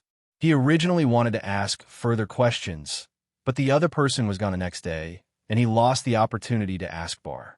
Hughes felt a little nostalgic, but unfortunately Ball was in the subspace and couldn't be found. Wait, now is not the time to reminisce. The life of the bird is more important. Hughes immediately looked at the bird in the basket and was a little surprised. Blackbird seems to be getting better. The curse has been lifted and his self-healing ability has improved. It seems to be in good condition. Of course, Hughes didn't know that this was precisely because of the return of his godhead. Yinbosi frowned, thinking that the return of Hades' godhead sounded like a good thing, but the question was whether his divine body could withstand it. Are you okay for now? Hughes picked up the basket and looked at the blackbird carefully. The blackbird was trying to recover, but was caught off guard by a knowing blow, and its wings trembled. How can any human being be so gentle? Blackbird's heart beat like this for the first time, and he didn't know where to turn his eyes. He suddenly understood the reason why those children love their father so much. Of course, it is because their father loves them deeply. Love because you are loved, and use everything you learn on the other person. How normal is that? He was actually a little envious of them. I don't know if it's my fault that I changed into this bird form. Hades' mood became complicated. He is only a teenager, and although he understands many things, he has not experienced them. Then let me take you back first. Hughes smiled and walked out of the Magicians' Association. As soon as he left, several people appeared behind him. That was the man sent by Duke Feynman. Even if they didn't contact Andre, they couldn't do nothing. Secondly, Feynman was interested in Hughes and wanted to know what happened to the magician whom Matros evaluated as the greatest genius in history. It stands to reason that magic geniuses are all gifted early and are the best in a generation. How can there be a late bloomer type? There is something mysterious about this man. The other side, Aronson sent a message to the brave Roger, asking Roger to pay attention to the situation in Duke Feynman's mansion. Luo Jie readily accepted it, as he still had nothing to do. Aronson was very grateful and gave the frontline surveillance information to Roger. Roger didn't think anything of it at first. Duke Feynman was not just an ordinary bloated aristocrat, so he was not surprised at all. It wasn't until he saw Feynman paying special attention to a magician that Roger's expression changed and his pupils trembled. A student of Grand Tutor Matros? Who is he? Ixis. Luo Jie's pupils shrank slightly, and he remembered the past in an instant. Only one word was missing, and he almost thought he saw Brother Shio's name. There are too many people with the same name in the other world. In the past thousands of years, he didn't know how many people named Shios he met in the other world. Although, even so, he was not used to it. When he heard this name, he would always look back, thinking that he would see an old friend. 7 heroes came to this world, and 6 of them disappeared mysteriously, leaving only him. It started with Brother Shio, then Chun Lingxi, then Wang, Cheng'er, then Yi Qingyi, Justin, Mingjie, and almost all of them disappeared in the subspace. To be honest, this is not surprising, because most of the human strongmen disappeared in the subspace. Apart from the subspace, there are not many existences in this world that can threaten them. The strong men disappeared in the subspace. Some were accidents, some were in danger, and some were in unclear circumstances. Perhaps they would appear hundreds or thousands of years later. The time and space of the subspace is chaotic. The time you measure on the mainland is basically inconsistent with the time experienced by individuals in the subspace. Some people disappear for thousands of years, but come back and say that they only experienced one day in the subspace. This kind of thing happens from time to time. Luo Jie is not too worried about Wang Changer, Yi Qingyi, and others because they're strong enough and may find their way back. He is worried about Xiao, Gu, and Justin, who are low-level and may not have the ability to protect themselves.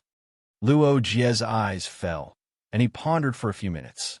He said to himself, it should be a coincidence. Xiao Gu has no magical talent and basically no magic power. How could he become a student of Matros? It's completely unrelated. Really, when people get old, they can't help but miss the past. The goddess of harmony reminded me, right? Don't be too persistent. It's time to say goodbye to the past. Luo Jie lowered his head, pressed down the corners of his mouth, and suddenly remembered the advice of the goddess of harmony. He said, the way to restore your declining strength may be in a certain universe in the subspace. If you want to regain your heyday, you can go there and try, but you have to know the risks. If you also have an accident, there will be no more heroes on the continent. The advice of the goddess of harmony is always correct. The only question is whether you can do it.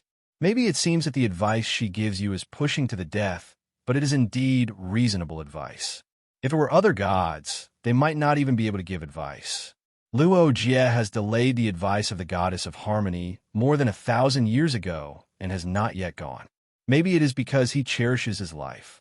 Unlike Yi Qingyi, he is not so keen on pursuing the truth and forgetting his life.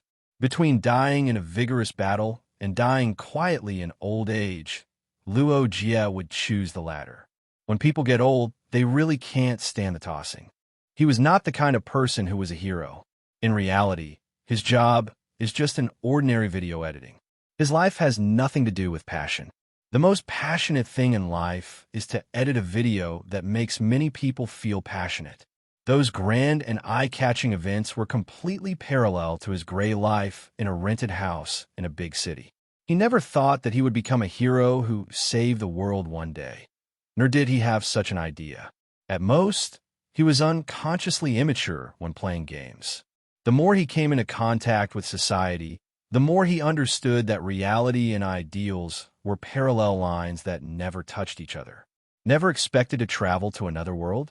Parallel lines intersect and overlap, but in the end, Luo Jie's eyes dimmed, and his mood was complicated.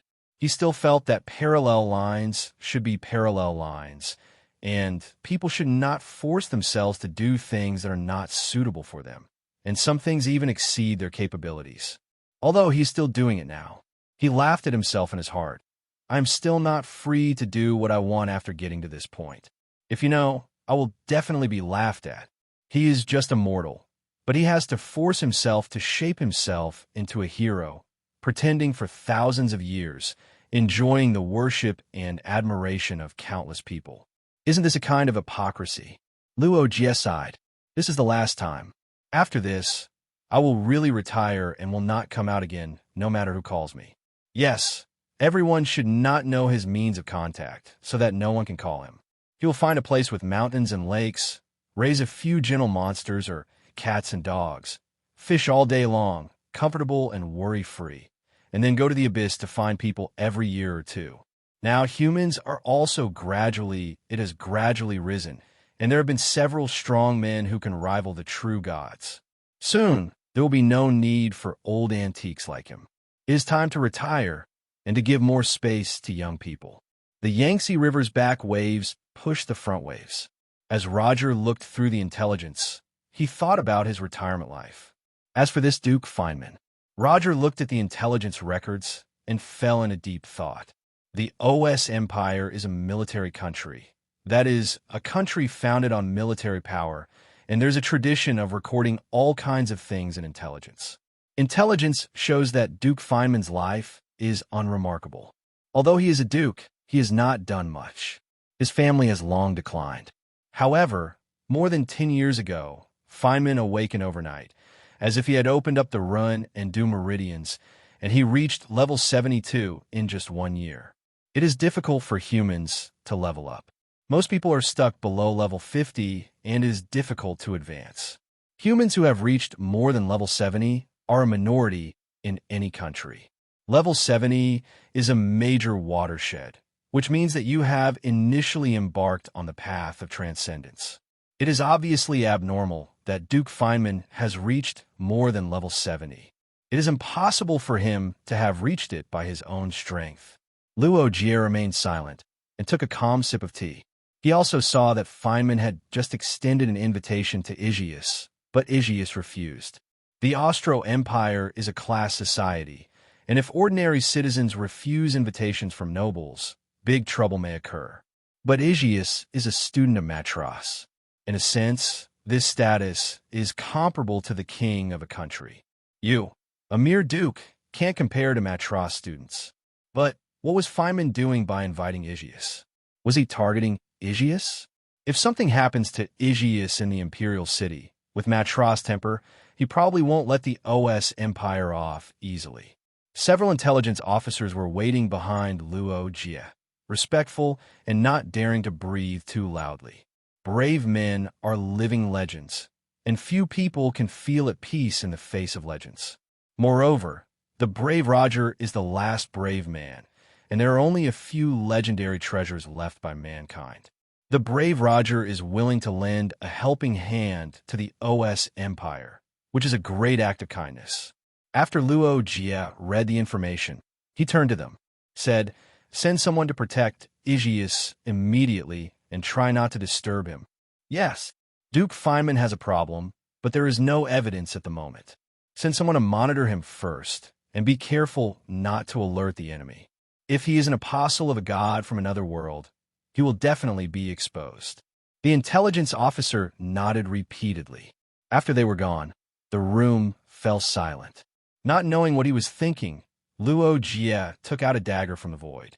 The blade is green-black, and there are several magic stones embedded on the back of the blade.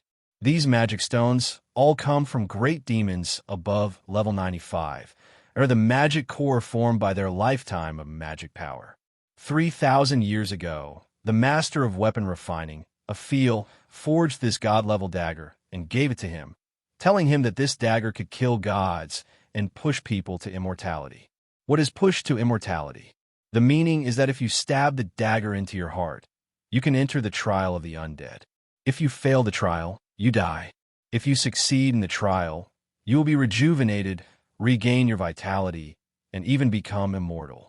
Not to mention whether Luo Jie's current strength can survive the undead trial. What he hesitates about is becoming an undead. He always felt that people still have to have an end, and cannot become monsters without an end. He also has no confidence that he can endure the long years rationally without being abnormal or crazy. In Roger's opinion, the thing that makes people crazier than the nameless beings in space is time. No matter what, this time is definitely the last time. Luo Jie stood up and fixed his gaze on the imperial city. The other side, Feynman, who had not received any news from Andre, looked dark and gradually felt something was wrong. He felt that Andre was most likely dead. And let me ask, who in the Empire can kill Andre quietly? Feynman thought of a few people sporadically, and they were all extremely troublesome.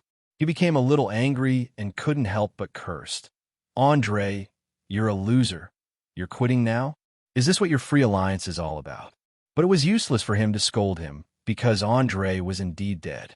In theory, the undead who passed the immortal test would not die, but he happened to meet Moragos. How to deal with rules? The answer is to override the rules and nothing more. Feynman knew nothing, but after a few seconds, his face changed again, with a sharp mouth, monkey cheeks, and snake-like vertical pupils. He looked like a monster, and he was indeed a monster. It laughed suddenly, and several voices overlapped like several people talking at the same time.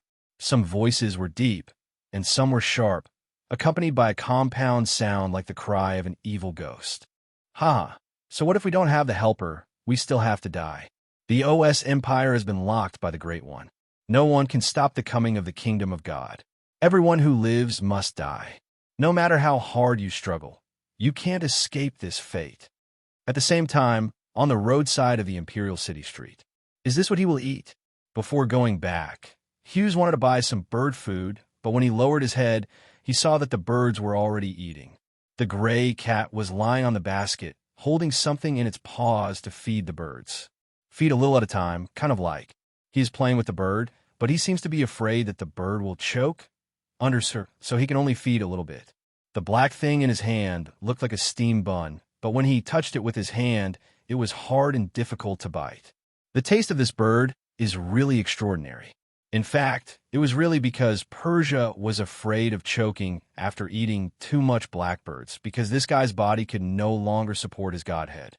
The black bird ate with difficulty, unable to express its pain. and Hughes looked at the bird, fearing that it would be cold, and helped him collect the corners of the cloth, wrapped it tightly, checked the body temperature, and confirmed that it was okay to keep warm. The blackbird was about to scream, and said his heart, "You, don't be too gentle to me." The gray cat rolled his eyes. "Don't you want to be nice to you? Get cured and get out of here, or I'll eat you." The blackbird was chirping in his heart, completely expressionless. This look of wanting to move, but being unable to move, is inexplicably cute. His body shape is actually only about the size of a fist, a little fat with small eyes, a small pointed beak, short legs, and thick feathers. He must look like a fat chirp when he stands, but unfortunately his wings are broken, making him look broken and pitiful. Not to mention Hughes, who would encounter such an injured bird on the road and not think of a way to treat it. Hughes carried the cat and bird back to the antique store. During the process, the gray cat said that the bird was left to his care and he would find a way to take care of it, but whether the bird could recover or not depended on the bird itself, especially his life force. "Good." Hughes nodded, looking relieved, but actually a little worried, because the bird had not been able to speak until now. "I always feel that. He has injured the essence, such as the magic core, and even if he barely survives, he will never be as healthy as before, especially one of his wings may be permanently lame. If I were powerful in magic, could I save him?" Hughes suddenly felt that he was not strong enough, and thought that he still had a level up. Only by raising the level could he find resources for the cubs and solve various problems they encountered, including rescuing this little bird on the roadside. A few minutes later, Hughes pushed open the door of the antique shop and saw that the red cat on the table seemed to have grown a lot bigger. The fur had become longer and a little fluffy. The tail of the fur slightly changed color and turned purple. It seemed like it had just eaten something, and it even had a slap. Hiccup! I slept on my stomach after eating, my eyes were squinted, and they opened wide when I saw the person coming back. Hughes was a little surprised, turned around and said, "Do you know how to find something to eat by yourself?" The gray cat nodded and said that his father should not worry about their food. After all, they have lived in the abyss for thousands of years. In a human world, it is not difficult for them at all. Finding something to eat is as simple as it can be. But you have to be careful not to eat other people's food. Hughes warned, most things in a human world have owners.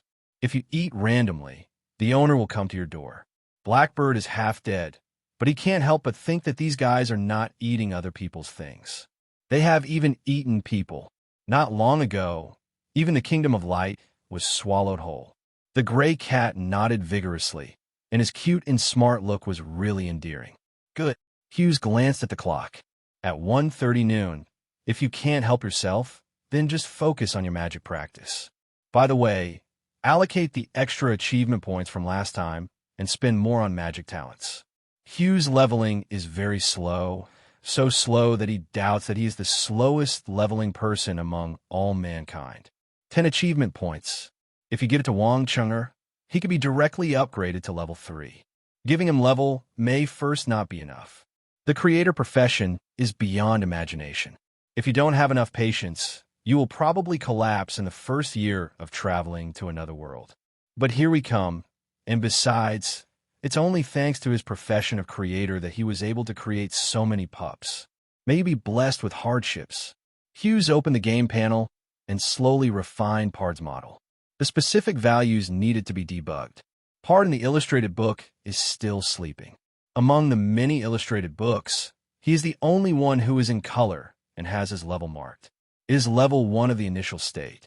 After curing the bird, if the bird is willing, he would like him to be a playmate with his cub. It feels like they will look cute together. Hughes thought for a while and unconsciously shaped the model to something similar. At this time, the new god of light did not know that his old enemy was beside his father, but he was slightly uneasy and felt a sense of crisis. Leveling up is boring. Hughes repeatedly adjusted the model and overturned it several times. He thought to himself that I originally wanted to be more majestic, but how could I become cuter the more I modeled it? In the abyss, being cute will be bullied. Hughes was a little reflective. In addition, it doesn't matter the gender when he creates cubs, but there will be some reference. Perhaps it is influenced by certain concepts that beauty transcends gender. Moreover, the immortal species does not need to reproduce, and there is no gender consideration at all when creating cubs. Secondly, Hughes feels that his children have the right to choose the gender, rather than the parents making them whatever they want. Why, right? When it was almost finished, Hughes took a closer look at the finished product, paying particular attention to the details of the hair. He is also a furry person, and his understanding of the bird shape is fluffy fur. It is best to be able to bury his whole body and sink into the fluffy fur. Just thinking about it makes me feel comfortable. Hughes was quite satisfied. He was especially focused when doing the weights. He was so focused that he almost forgot himself. When he came back to his senses, he realized that 3 hours had passed. The pent-up fatigue is more or less coming up, but his hard work paid off. He looked over it and felt very satisfied. He couldn't wait to see Yao's eye become active. Hughes took another look and found that he was now level 25 with a level experience value of 118 BR 125. This professional operation added 8 experience points. At present, each achievement point is equivalent to 10 experience points. After removing the achievement points used elsewhere, the remaining 5 achievement points are added to the level. Once the level is exceeded, the level is upgraded to level 26 with an experience value of 21 BR 135. Thanks to the achievement point bonus, otherwise his upgrade speed would be greatly reduced. Although he didn't know where these achievement points came from. Well, that's almost it. Turning off the game panel temporarily, Hughes looked back into the store, moved his eyes to the table, and saw 2 cats surrounding the bird, poking it again and again with their paws, as if to say, "It's not moving, what's wrong?" Houston sat up immediately and took a closer look. The bird in the basket really didn't move. It was as stiff as if it had been frozen for decades. Even the hair on its wings was straight. Isn't it almost healed? Hughes looked at the gray cat. The gray cat was a little frustrated, saying that there was nothing he could do about it. It all depended on the bird himself. Forcibly accommodating the divine body when the divine body is extremely damaged is extremely risky in itself. This generation of Hades was calculated before they were born. He was constantly being hunted after he was born, which was extremely unlucky. I'm afraid none of the gods in the sky were as unlucky as him. It was to be expected that they couldn't accommodate him now. Life and death matter. Sometimes you have to give up. This author, Hui Yuqian, reminds you that after the Lord of the Abyss awakens, will be updated with the latest chapter as soon as possible. Remember, the gray cat felt a little stuck in his heart. Although he didn't like this guy, he didn't hate him either. After a few rounds of quarreling and bickering, he felt that he didn't want this guy to die. Hades finally had an interesting consciousness, so it is a pity that it is gone. Hughes looked at the black bird and was silent for a long time. Suddenly, he turned to the gray cat and said, "You still have a way, right?" The red cat looked at the gray cat, not agreeing or disagreeing this time. The gray cat was silent, then nodded. "Hughes, tell me what to do." Blackbird froze, thinking that he was going to die. His divine body could not bear the terrifying power of the Godhead, and he was about to explode and die. But in the haze, he seemed to see a person at the closest distance. Then his all-important consciousness, his true self, was touched. At the same time, in the subspace, there is a chaotic universe. Beelzebub suddenly turned his head, stared at Eligor not far away, and asked, "Speaking of which, the reason why the 3 of you contracted with the OS Empire is..." Eligor stopped and answered directly. Of course, it's because he knew that the alien god would come to the OS Empire. Beelzebub said as expected, "Really? Eligor, the subspace is too chaotic, and it is easy to lose your location. It is best to have land when going to the subspace to stand firmly and confirm your location, so as not to forget your location." Beelzebub said simply, "It seems that your goal from the beginning was to rob the kingdom of the gods from other worlds. Eligor is not good at space magic, which is one of the most difficult magics. Among them, apart from Agar's, Bashin, who is ranked 18th, is the best at space magic. Bachin went to the subspace 2,000 years ago, and soon there were other compatriots who knew space magic. Only those who did not know space magic were still on a mainland. Eligor explained, "We thought our father was in subspace, so we wanted to occupy a kingdom of God to find him." Really? Beelzebub's answer was neither salty nor cool. Eligor glanced at him subtly. "Didn't you think that father was in subspace before?" Beelzebub, "I think so." Eligor frowned. "Then why don't you go to the subspace to find it?" Beelzebub said, "The subspace is too big. If you search without clues, the concept of finding it will be almost zero." Eligor quickly understood. "So you want to find the god who plotted against your father first?" Beelzebub directly affirmed, "Yes, that is the fastest way. Anyway, you are also looking for subspace, so I won't join in the fun." Eligor looked into the distance and said, "It is indeed faster this way, but you didn't find many clues." Beelzebub's face darkened, and he snorted coldly. Eligor turned his eyes and continued to ask, "Are his clues so difficult to find?" Beelzebub was silent for a moment and said, "The power of God. Another term is miracle. The so-called miracle means that it happens suddenly without any warning. There is no sign at all. In the words of human detectives, it's the perfect crime." Eligor was a little surprised. "I mean, you won't go to see detective these years, right?" Beelzebub glanced at Eligor because he was right. He had sneaked into the human literary world over the years and used his identity as a vest to get to know many writers, some of whom were detectives. The development trajectory of human history is always similar. What should be there will always be there, and what will appear will always appear. It is just a matter of sooner or later, because there is no difference in human nature as the basis. No matter what method is used to stir-fry the same ingredients, the final taste is still related to that ingredient. Unless you are a pervert, be sure to use other spices to completely eliminate the original flavor of the ingredients. Some gods have this interest. Rather than raising humans as food, they prefer to use humans as toys. Eligor smiled and said, "Going to the human world for further study sounds nice, but in the end there is still no progress. Their compatriots will always compete with each other habitually, even if they have become accomplices now."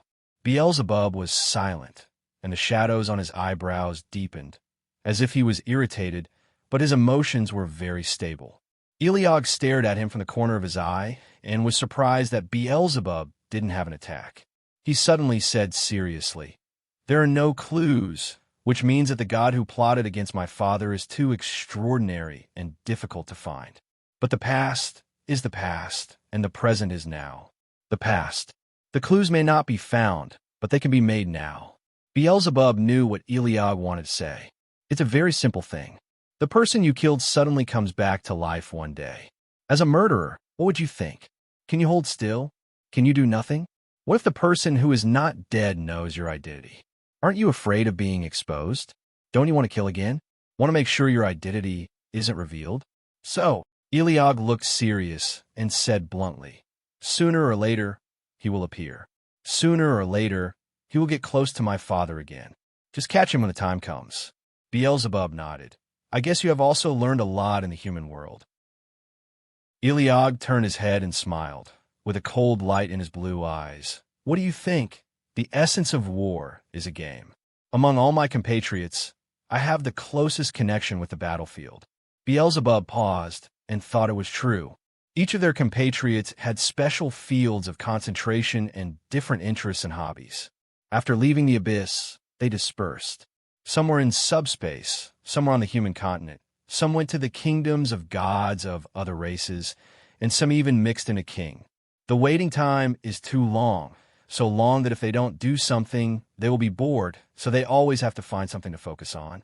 For Eligor, that is war, observing various wars happening on the continent. However, he has observed enough here. The alien god is about to come and bring his crazy kingdom of God to the human world. Eligor turned around and said, "Put the alien god aside for now. Go back first. Although Vashik is here, Morgos and Inpos are not that reliable, especially since they are all cats now. Once they get used to it, they will really be assimilated by their size. I am not at ease leaving my father to them." Beelzebub agreed. "Okay. By the way, do you remember where to go back to?"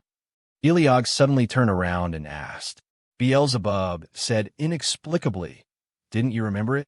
Eliog? Question mark. What? Beelzebub's expression changed slightly.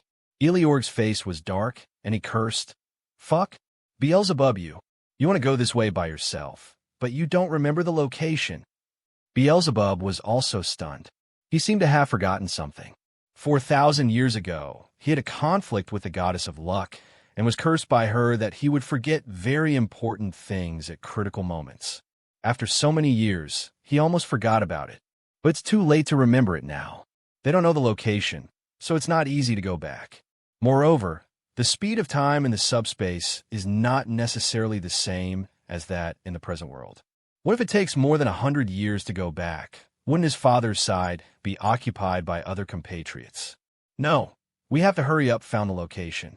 At the same time, I don't know how long it took. A young white bird was in the vast unconscious, rising and falling, floating as if feeling the warmth from all things. He heard the laughter of a family reunited with great difficulty, the laughter of good friends traveling together and sharing happiness. The beauty of the world was like a scroll in his mind, slowly unfolding. He also heard many voices thanking him. Many people praised the light and thanked the light for all the beauty it brought. There were also countless people praying to him, praying that the light would gently descend on the world, so that the weather would be sunny and the crops would grow smoothly and produce a good harvest. He felt the coming of he loves all things and wants to love all things in return. He wants to be a light that benefits countless races and receive praise from all things. His father also hopes so. He wants to listen to his father and be a good and loving child. The young god smiled in his heart, and then his big eyes gradually opened, shining and sparkling, very beautiful. He knew that he was in the illustrated box. This was a small space that just accommodated him. It was neither wide nor narrow. Although it was a closed space, it gave him a sense of security like his own nest. The boxes outside of him were all gray. He saw last time that those boxes should have his peers, cells, but those compatriots are gone, so the boxes have turned gray, and only he can stay in the father's system space, which is equivalent to saying that only he could be so closely connected with his father. Yes, it should be so, but this time, things have changed. The little white bird sat up and was happy. When he turned his head, he actually saw that there was a guy next door who looked almost exactly like him, but the difference was that the other person was black. Then his innate disgust and rejection broke out in an instant. The little white bird's bean-sized pupils trembled, and the heart that had just been brewing and loved everything suddenly cracked at this moment. What is this guy? Why is he here? The little white bird was so angry that he stamped his feet.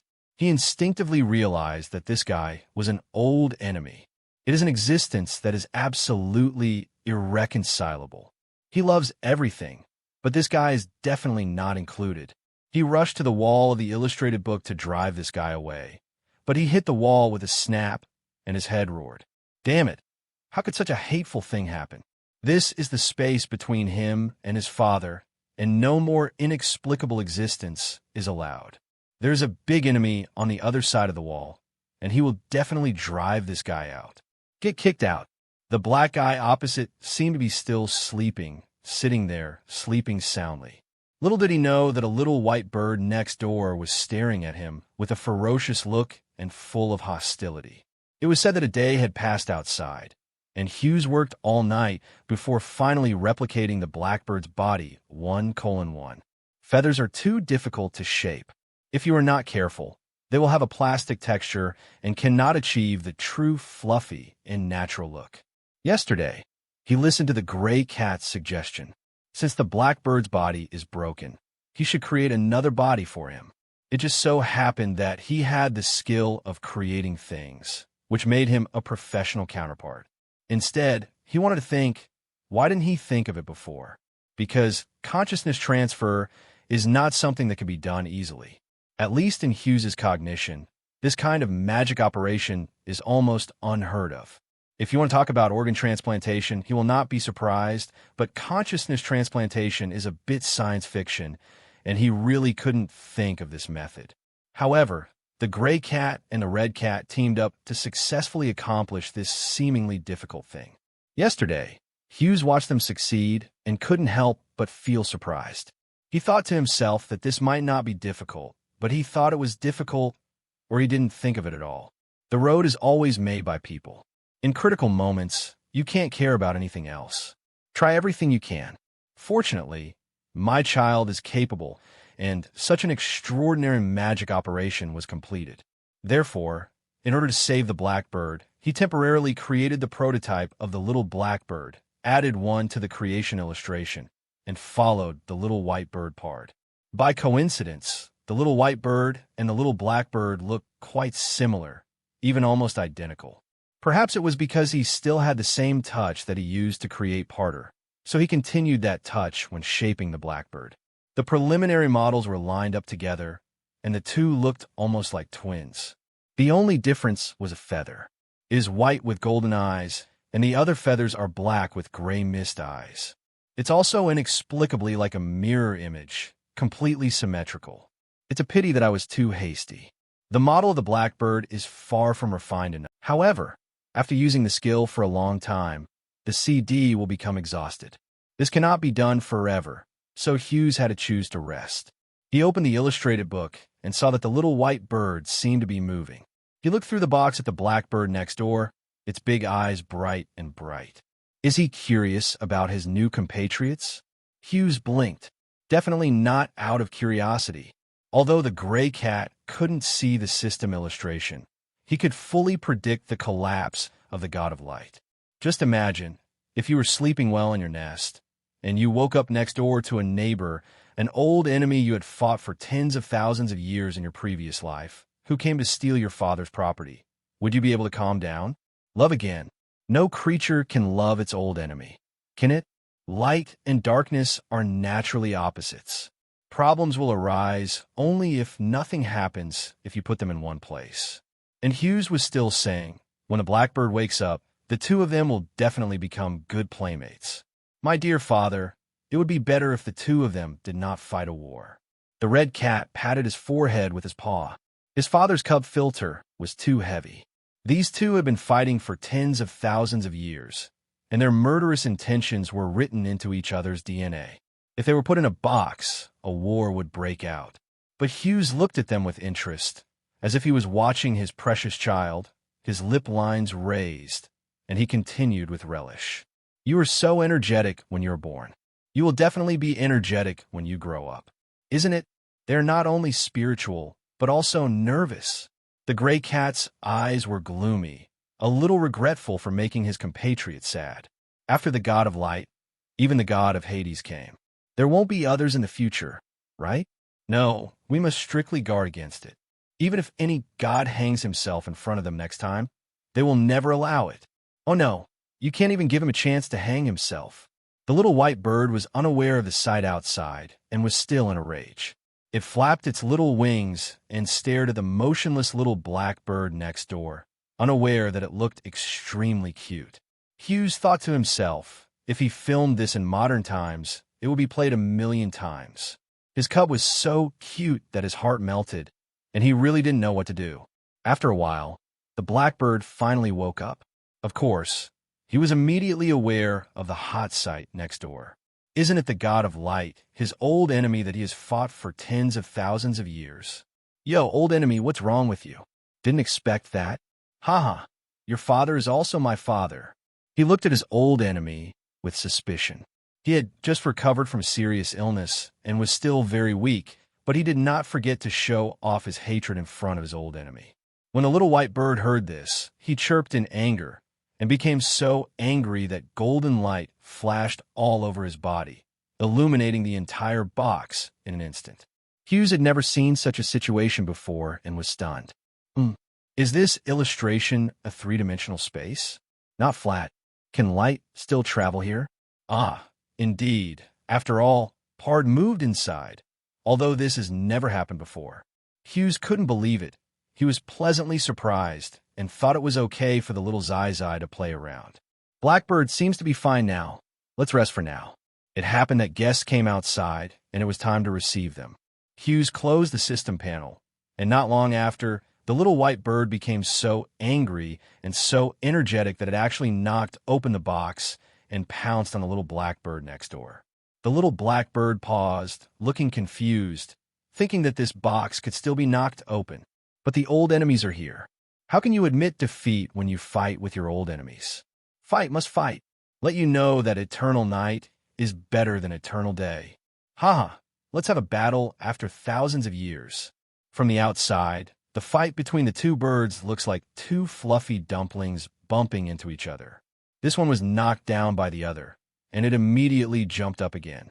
It wanted to retaliate against the other, and it was difficult for the two behind them to roll together. They couldn't tell each other apart, and they talked trash to each other and went back and forth. Little Blackbird. You are very stubborn, aren't you? Then let the mythical war come here. Light and darkness will once again decide the outcome. This is the war of gods. Little white bird, get out. This is my place. Get away from my father. The war between light and darkness breaks out. The feathers were scattered everywhere, and his head was about to be pecked bald by the other party. Obviously, the little blackbird had just recovered. His body was weak, and he was at a disadvantage. His body has just been modeled, and the bones and muscles have not been designed yet. The weight of the feathers is still weird, and it is difficult to stand. But this does not prevent him from fighting against his old enemy. Does war depend on strength? No, it's momentum. No matter what happens at the moment, you can't lose momentum no matter what you lose. Hum hum. The smelly bird looks at its claws. The little white bird's big eyes were golden, and he released the power of the god of light in an instant. Steal my father and peck all your feathers. The two birds fought fiercely, with a fierceness that had not been seen in thousands of years. At this time, outside, Hughes was talking to the customer and said in a gentle voice, "Yes, I am just a front desk agent of the antique shop. I don't know the whereabouts of Priest Shilene. I'm sorry that I can't solve your problem." The guest smiled and turned his head, revealing an unusually resolute face. He was wearing an old and simple overcoat and looked ordinary, looking like a slightly powerful ordinary person. "Really, I haven't seen Priest Shilene for a long time. I came to the OS Empire this time, just to find him. It seems that I will miss it this time. I really hope that he will venture back soon." Hughes nodded, thinking that this person should be an acquaintance of Priest Shilene. "I also hope that Priest Shilene will come back soon." While they were talking, the red cat and the gray cat were watching from behind. Their cat eyes blinked at a very high synchronization rate. They were just in the shadow of the store. They didn't know what they were. The old gentleman looked at the ancient five-pointed star coat of arms on the wooden frame and said nostalgically, "Every time he comes back from an adventure, he will bring back some treasures. I always look forward to it." Hughes heard that this person must have come to see Priest Shilene for something. He might have come to get something. Unfortunately, Priest Shilene was not here, and he didn't know much about the things in the antique shop. Hughes thought for a moment and said, "I heard Priest Shilene say that the antiques in this antique shop are all treasures he got from his adventures. Most of them are valuable things, but there is no market because almost all of them are cursed props. You can call them precious, and they are indeed precious. After all, they are rare. Whether they can be used is another matter. Even if they can be used, it is another matter. Useful, in case the curse is also brought along. No normal person would like to buy a curse prop and keep it at home, right? Unless you'd rather risk a curse than use a certain item. In addition, this antique shop looks ordinary, but it is actually equipped with multiple high-level magics. One layer of defensive magic is exposed to the outside to prevent thieves or robbers. The two layers of magic suppress the curse in the store, so basically no one can steal it. Something, as long as the person is in his right mind. Before leaving, Priest Shilene specially reminded him that it doesn't matter if the antiques are lost, just let them be lost. As long as they can be dealt with properly if they're stolen. When you're in an antique store, you should be careful about the antiques in the store and be careful not to be affected by the curse. It doesn't matter if you can't sell it. In this way, Hughes is considered a good shopkeeper.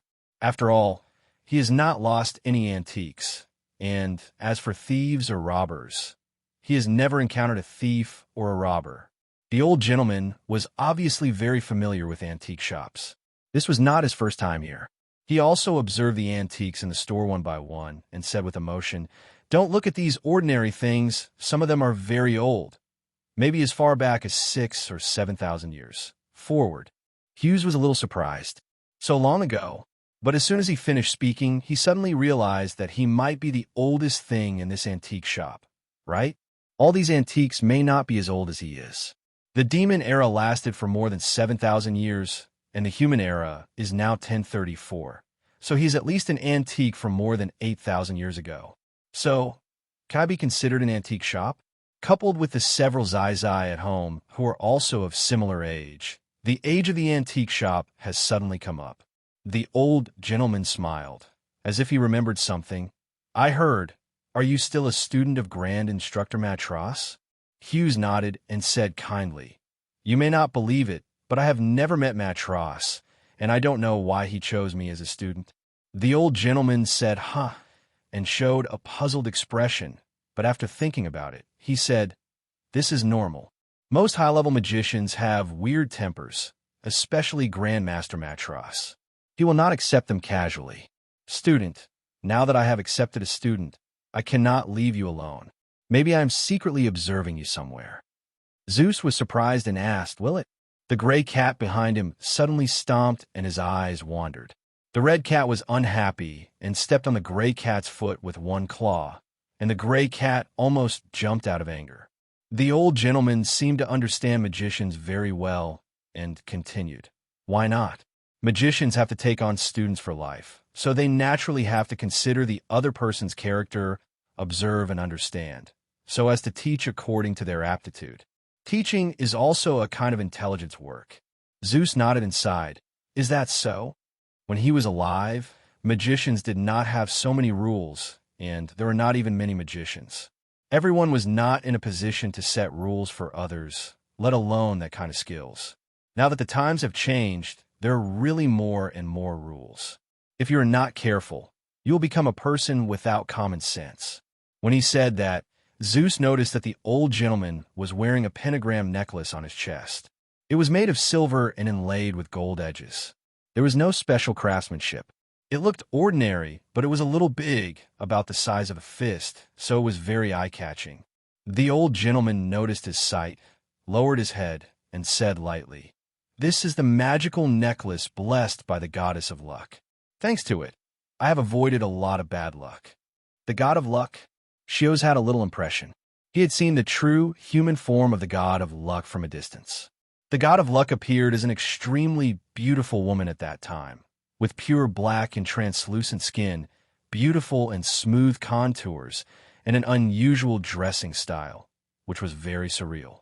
The geometric aperture behind the head, plus the extremely structuralist dress-cutting design, can leave a deep impression at a glance. The god of luck has blessed the other 6 heroes, but for some reason, he has not blessed him. At that time, Shios thought he had done something to make him dissatisfied or something.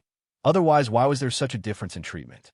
In short, he felt that the god of luck was a very avant-garde and friendly god.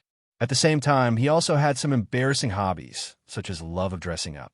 Whether it was a person or an animal, if it fell into his hands, it would be dressed up and tossed around like a Barbie doll for several times, and even the gods were not spared. He still remembered that one of the conditions for praying to the god of luck for blessings was to let him dress up as many times as he wants. What an extraordinary interest. However, all gods are like this, so it's not surprising. Then again, when it came to him, his title was still the god of luck, but now it has become the goddess of luck, which means that his image is basically fixed, and he no longer changes genders, one gender during the day and another gender tomorrow. At this time, the old gentleman didn't know what he was thinking, looking outside, and suddenly said regretfully, "Since Priest Shalene is not here, I will leave first." Shiosi nodded. "See you later." The old gentleman's eyes turned, hesitated, and said, "I don't know if Master Matros has told you that the OS Empire is about to face a disaster. If possible, you'd better leave quickly." Shiosi was silent for a few seconds and asked, "What kind of disaster?" The old gentleman said seriously, "At least it is a disaster at the level of destroying the country." Any human being in the land of the OS Empire will be affected. The level of destroying the country is already terrifying, and he actually said, at least the level of destroying the country. This scale is too large, but it is a bit unrealistic. Hughes paused, thought for a moment, and replied, "Thank you, I see. I'll see for myself." The old gentleman took a last look at him, took off his hat, and said goodbye very politely. "I hope we'll have another chance to see each other." "Me too." Hughes stood at the door and watched the old gentleman turn the corner and gradually disappear into the crowd. At the same time, two cats slowly walked behind him. They stood at the door with him, looking up at the passers-by, either concentrating or tilting their heads. The wind and snow were lighter today, the temperature rose, and there were more pedestrians on the street. The dark clouds of the kingdom of light faded away, and seeing that the empire was fine, the people resumed their usual spirits, talking and laughing on the streets, coming and going normally. Among them, some people were chatting. The kingdom of light was defeated, and the empire was safe and sound. We are indeed a country protected by the goddess of harmony and the goddess of happiness. Peace always comes under the gods and blessings. Under the influence of history and culture, some inertia of thinking still exists, and people will instinctively pray and thank the gods for their protection. This is understandable because humans have not really risen, especially in the field of thought and spirit. The latter is the most troublesome, and we must really do a good job of education. At this time, someone said, "Compared to the gods, shouldn't we be more grateful to the imperial magicians and soldiers who guard us?" Others listened, their faces changed slightly, and someone said, "Ah, that's right. Without the protection of the empire, ordinary people have a hard time living in this world where monsters are rampant. How can we end it?" Haha, you have to add a qualifier. The empire in the past was simply the abyss of the world. Now it has finally gotten better, and we have to thank that majesty. But to be more serious, it was the Abyss Monarch who defeated the Kingdom of Light. Maybe we should also thank the Abyss Monarch. As soon as these words came out, the atmosphere on the street changed subtly, because the Abyss Monarch is a very special existence. They are definitely not the traditional evil Abyss demons. Most of them are rational and intellectual, and some are even emotional, just like humans. But what is the subtle difference? Because there are also high divinity among them, such as Agar's. He is a genuine world-class, legendary sage. Having said that, the reason why the Abyss Lord suddenly took action against the Kingdom of Light has not yet been found out. So what exactly is the situation? Hughes was silent for a while, thoughtful, and after a few minutes, he turned back to the antique shop. Humanity is making progress, and we must make progress as well. We must seize the time to restore the game system. Hughes's consciousness has improved again. Almost at the same time, the gray cat secretly said to the red cat, "No, that person is a dependent of the goddess of luck. Of course I discovered it. His divine power is always very public. It would be difficult not to discover it." Moragos clapped his paws and suddenly remembered. "I remembered, was it that Beelzebub was cursed once because he refused his masquerade?" Impos nodded. "Oh, this happened before. But it seems like it wasn't rejection. It was Beelzebub who had forgotten it, right?" Moragos chuckled. "Isn't forgetting a kind of rejection?" Impos also felt, "That's right. How could I forget if I really want to go? We know the memory of that guy, Beelzebub, very well. But to be honest, no one wants to go to the masquerade of the goddess of luck. He is not a war pervert like the god of light or the god of Hades. He will not fight with you, but it will be very troublesome if you offend him. The gods in the sky cannot give face to any god, except the face of the goddess of luck. You have to give it even if you don't want to, otherwise you will be given a curse, and you will be in bad luck for thousands of years." Moragos recalled. "So, Beelzebub is bold enough. Isn't he afraid of the debuff of the god of luck? Imposs. He never plays his cards according to common sense." After saying that, they were silent for a while, then suddenly looked at each other and saw each other's shock. Imposs. Speaking of which, why haven't Eligor and Beelzebub returned yet? It won't take them so long to investigate the subspace. Definitely not necessary. Any one of them can enter, and leave the subspace at will, let alone two of them. Did something happen to him, or did something happen to that alien god? Moragos didn't appear to be worried about his compatriots at all. Instead, he was gloating. Let's just say, the ranking is just the order and does not represent the strength. I won't be able to go to the subspace for so long and not come back. They still don't want to see their compatriots as before. After all, without those two, there would be more space around my father. Impasse. Maybe there was an accident, but with their strength, it's only a matter of time before they come back. Moragos was unfazed, and as expected, after Hughes came back, he soon discovered that besides Vasak, Eligor and Beelzebub were also sleepy and didn't wake up for most of the day. What was going on? The gray cats clattered out, indicating that they were too lazy. Shosi paused and thought to himself. Aside from Visago, after all, Visago's essential setting includes one of the things he committed in the second chapter, laziness. But Eligor and Beelzebub are obviously not, right? They used to be hardworking children. But it's not easy for Hughes to wake them up. What if his children now like to upgrade in their dreams? The landscape needs to be opened up. Times are changing with each passing day, and we can no longer look at the world with our previous ideas. At the same time, Faley and the diplomats sent away the investigation team of the Continental Human League and once again concluded friendship and mutual assistance. Neither side said much about the relationship because it was unnecessary. The Senate of the Continental Human Alliance has made a decision not to interfere in any actions of the OS Empire. Help is also a kind of intervention, so it is basically impossible for the Continental Human Alliance to help them.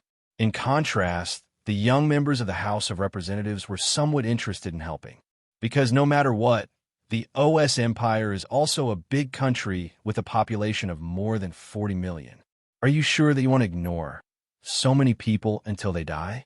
Although there is nothing they can do about it. Countries that have been successfully invaded by subspace gods in history have ended up being destroyed and ceased to exist. They have to use half of the continent's strong men from the Human Alliance to specifically deal with alien gods. But you know it's impossible after saying this. Because most of the strong men in the Continental Human Alliance have their own places to protect. And dangers are everywhere. Why should you put down your immediate concerns and save a country that has refused your help? Strong people also have tempers. Or rather, more temperamental. So, we just don't care about the OS Empire. They should handle it themselves. And I heard that the brave Roger is in the OS Empire. This is good news. Has the brave Roger gone out for the OSS Empire? But you also know, right? The brave Roger's strength is declining. I don't know if he can survive this crisis. The Continental Human Alliance sent back half of its people, leaving half behind for observation and research records. They discovered that one of them was missing and were investigating, but the missing person might not be found for a while. Other side, the Austrian Empire's frontline investigation team sneaked into Duke Feynman's mansion and found that there was no one inside. In the huge, noble mansion, everything was empty, not even furniture. Duke Feynman actually ran away. Now that things have happened, there's no need to pretend anymore.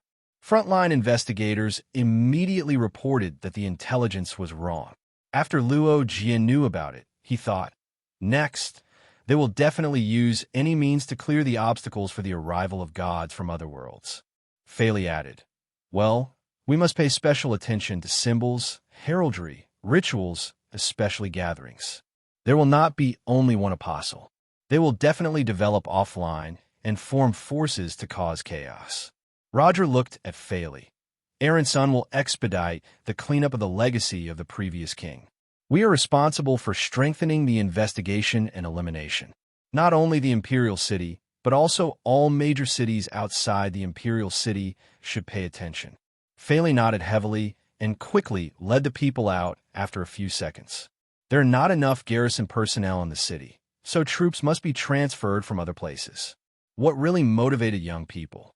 In his twilight years, Luo Jia looked at them and felt a little bit reminisced, remembering the adventures they had as a few brave men. It's true, people love to reminisce about the past when they get older. At this time, an old soldier murmured, I don't know how long it will take for the eldest princess to come back. I hope everything is okay." Roger was silent about this. The curse on the royal bloodline is also a source of unease. In order to gain strength, the king of the previous generation sacrificed his entire bloodline, including all blood relatives. Logically speaking, after the sacrifice is determined to be successful, except for the previous generation, all blood relatives except the king will die in an instant. The magician at that time tried his best to stop the sacrifice and protect the royal bloodline from being completely wiped out, but was replaced by a bloodline curse, which was mixed with debuffs such as short life, drowsiness, stupidity, etc. It was very troublesome and could only be used magic resistance. These are not the most troublesome. What Luo Jie is worried about is the bloodline curse will lead to the apostleship of all royal bloodlines. There are 3 major challenges to overcome. Is their current strength really enough? Luo Jie thought for a moment and said, "It must be enough even if it's not enough." Meanwhile, the other side. Someone smiled ferociously like a monster. "Brave Roger, we were going to let you go, but you insisted on getting involved." It's 3:30 in the afternoon. Hughes looked at the antique shop, thinking that the creation skill CD was almost here, and wanted to check the situation in advance. The result is that you don't know it until you look at it, but you can see that your system illustration is in a mess, as if it has been graffitied by someone.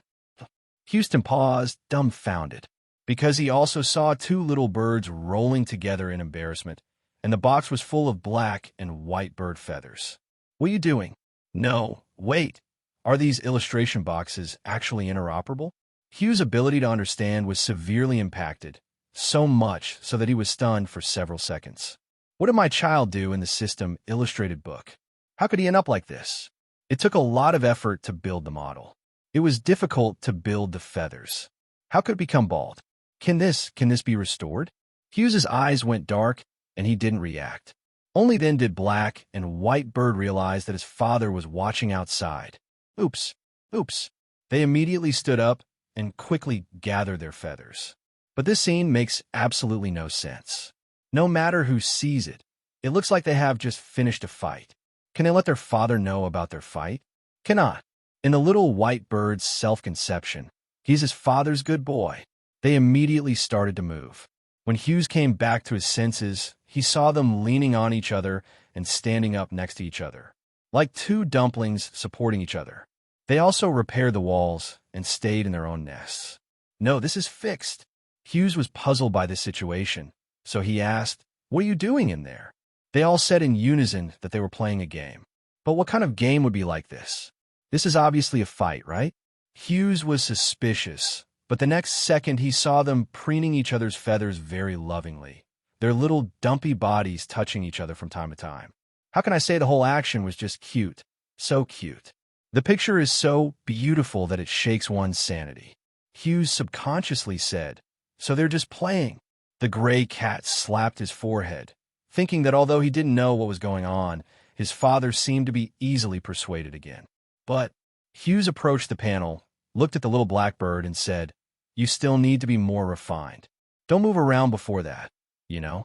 Blackbird nodded. His well-behaved appearance hardly resembled that of the god of the underworld who suppressed the heavens. The little white bird gritted its teeth, really wanting to break the wall again and defeat this guy completely. However, he was a little tired from the beating and became sleepy all of a sudden. The cub's body always seemed to be very sleepy. Gradually, he actually fell asleep, and the last thing he saw was his father's calm eyes. He felt a little guilty for not fully achieving his father's wishes, but he really couldn't like that guy. Seeing them stabilize, Hughes gradually relaxed and whispered, "You must live in harmony in the future." For a few minutes, Hughes focused on rebuilding the little blackbird's body. Fortunately, the entire panel image was restored, and he only had to make modifications to the panel image. Hughes quickly devoted himself to his work and became more and more proficient in using his creation skills. At first, he just felt that he was more efficient, but after 10 minutes, he felt that his imagination, design ability, etc. were improving. It is a kind of physical progress and sublimation that can be felt spiritually. It feels like you are in a dream, drifting under the deep sea. His realization was completely revealed to the outside world, and the sudden leakage of magic power shocked even Imbos. His father was only level 26, but his aura was completely above the maximum level. Inpos stared at Xios blankly and felt that his father was about to enter an unprecedented great realm. Chevron_left in the space of consciousness. If thinking is also a dimensional space, then there should be a structure inside, a progressive structure that rises from bottom to top. Now, Hughes has entered that structure and stood in front of the gate of that huge structure. It is very strange. At first glance, it is a huge palace with complex layers and overlapping as high as a mountain, shining with gold and decorated with mithril. You close your eyes and look again, and it has changed its appearance again. The content was emptied in an instant, and the appearance disappeared completely, leaving only a dark skeleton, which is composed of lines like an ant array, like a maze, like a path to a great structure. The picture suddenly changed again, becoming more simplified, becoming the most essential geometry and letters, and finally only 10 spheres and about 22 line segments were left. This picture suddenly appeared in front of Hughes, and Hughes was shocked. He was shocked and couldn't help but open his eyes to identify its specific appearance. At this time, it turned back into that huge and boundless, glorious palace, and every wall was glowing, like a brilliant starry sky with countless layers overlapping. Spectacular and great. It is almost the pinnacle of craftsmanship and aesthetics that humans cannot reach. Just watching for a few seconds, the soul will be sublimated, and all the cells in the body will tremble. Shiosi stared at the scene blankly, and it was a little hard to tell whether it was flat or three-dimensional, whether it was just a few steps away or so far away that he could not reach it even if he ran all his life. What is it on Earth? Shiosi was curious, and he raised his sight with difficulty, tried to raise the mountain of consciousness, wanting to see its top view and wanting to know its ultimate form. The scene in front of him suddenly flickered, sometimes bright and prosperous, and sometimes white bones, bringing multiple shocks.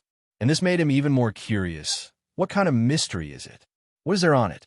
Shiosi tried to raise his sight to 30 degrees upwards and was about to reach his limit. So cold sweat ran down his back, as if he was under heavy pressure, and his skeleton was trembling. But he did not give up and fought against the pressure that suppressed him, and he was deadlocked, wanting to see the only ultimate. The picture became turbid, as if countless lights were shining at the same time, sometimes gorgeous and elegant like the church's stained glass windows, and sometimes ordinary like the old wooden windows that could be seen everywhere. Finally, I don't know what happened. A scorching white light rushed into my eyes. When Shios opened his eyes again, he saw the scene of the real world. Cold sweat dripped down his forehead, and he shuddered. Many doubts arose in his heart. What happened to him just now? Did he suddenly dream? Did he see hallucinations? Shios was confused, and then found that his magic power had improved. He opened the panel and saw that his magic talent had jumped to 10 points. What is going on? Shios was dumbfounded. It was less than a month after his resurrection, and his upgrade speed in these days surpassed any period in the past. Is this considered a result of accumulated strength and hard work? But the magical thing is that these powers that surged up are not false. It is not the feeling of you suddenly master the power outside of yourself, but it seems to be the power that grew out of his flesh and blood. It wasn't sudden, but natural. He felt like he was supposed to have this power. Shios was stunned, not understanding what was going on. He just thought, could it be that he had been dead for thousands of years and had triggered some golden finger inexplicably? The old antique finally became a spirit. He was an old antique, so whatever happened was normal. Hui Yuqian's work, after the Lord of the Abyss Awakens' latest chapter, is updated by All Network First, domain name. After all, this world is full of miracles, and it's nothing strange that something strange happened to me. Shios thought about it and attributed it to luck for the time being. He knew that as long as his system could be restored, all these strange phenomena should be explained. Well, it's almost done. He finished his work here and turned his attention back to the real world. He lowered his head and lowered his eyes. The first thing that came into view was two kittens with their heads raised. Their green eyes sparkled with concern, like two pairs of beautiful emeralds. Hughes paused and suddenly remembered one thing. Almost all of his kittens have green eyes. The reason is not other, just because he likes green eyes. Green is the color of lake water, comfortable and peaceful, and the years are quiet. In reality, on days when he is not working, he often goes for a walk by the lake, sometimes just in a daze, sometimes feed the fish, take some landscape photos, relax, and let go of your thoughts. Lake is like an image in his life, and it has an extraordinary meaning in his heart. When he is busy with work and has to be irritated, he will think about the lake, and then his mood will calm down. When he arrived in the other world, he entrusted this image to his cubs with a hope and expectation. He hoped that they would be able to give him peace and tranquility. Thinking of this, Hughes couldn't help but smile.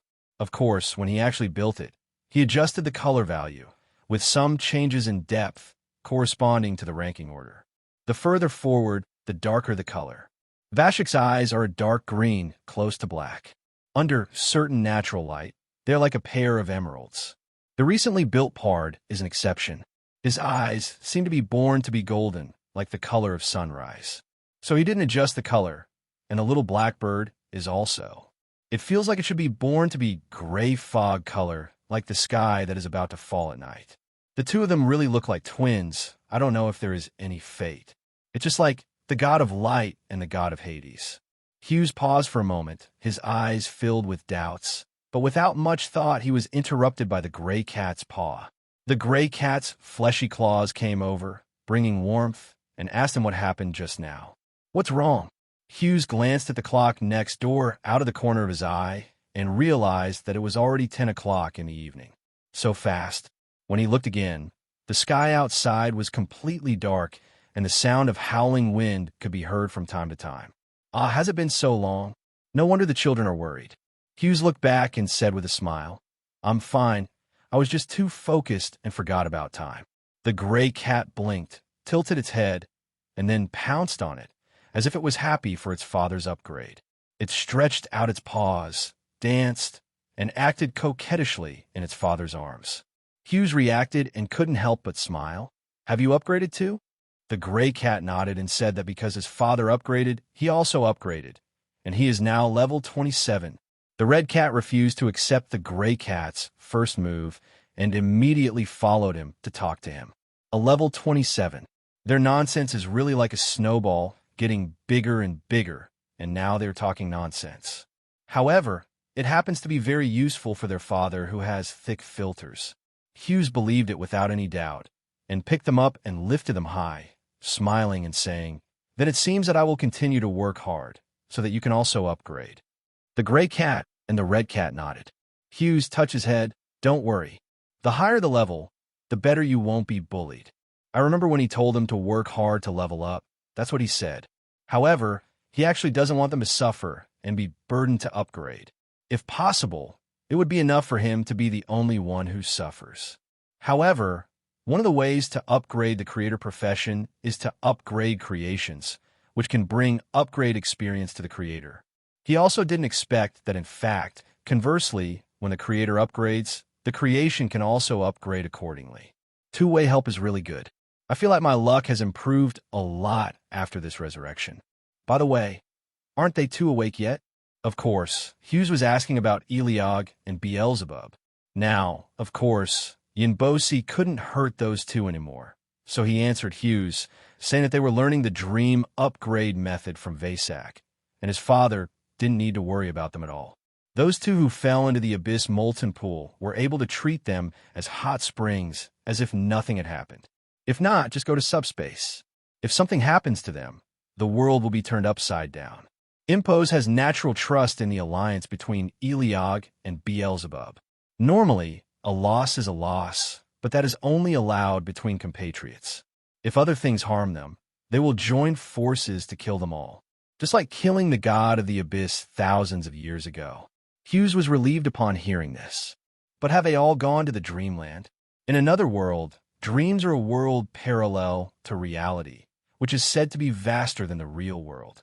In the dream, the present, past, and future coexist in a special state. Many races live in the dream from birth to death, feeding on the dreams of various creatures, such as the Dream Demon clan and the Succubus clan. Hughes has never seen these two races, but he heard that they are both incorporeal spiritual bodies.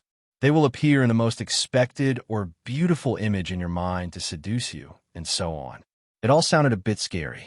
He could only hope that the children would encounter some kind of incubus or succubus when they upgraded in their dreams. Otherwise, he couldn't imagine it. But at this time, I have to pack up and get ready for bed. Hughes opened the system panel and confirmed the situation of the little blackbird. The little blackbird in the illustrated book is more detailed than before. Its feathers are much fluffier. It has advanced from ordinary plastic modeling to Disney modeling level. When looking at the physical rendering, the feathers are fluttering and look quite natural. Do you perform exceptionally well when you focus? Hughes smiled slightly and was very satisfied. He repeatedly observed the sleeping little blackbird and confirmed that there was no problem before looking away and looking at the box next door. The little white bird is also sleeping.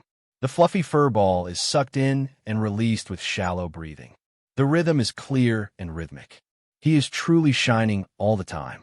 One amazing kid. They will definitely become good friends. Hughes was looking forward to it, as if he had already seen the scene of two birds playing happily together. Really looking forward to it. But now you'd better sleep well. Hughes glanced at the panel next to the illustrated book. Unfortunately, except for the level status, the values of many other statuses were. His system really has too many glitches, and he needs to find a solution. Hughes seemed to have made up his mind and was going to a place tomorrow. At the same time, in the palace late at night. Any news from Sarah? No, Your Majesty. The room was very quiet. They chatted and then fell silent.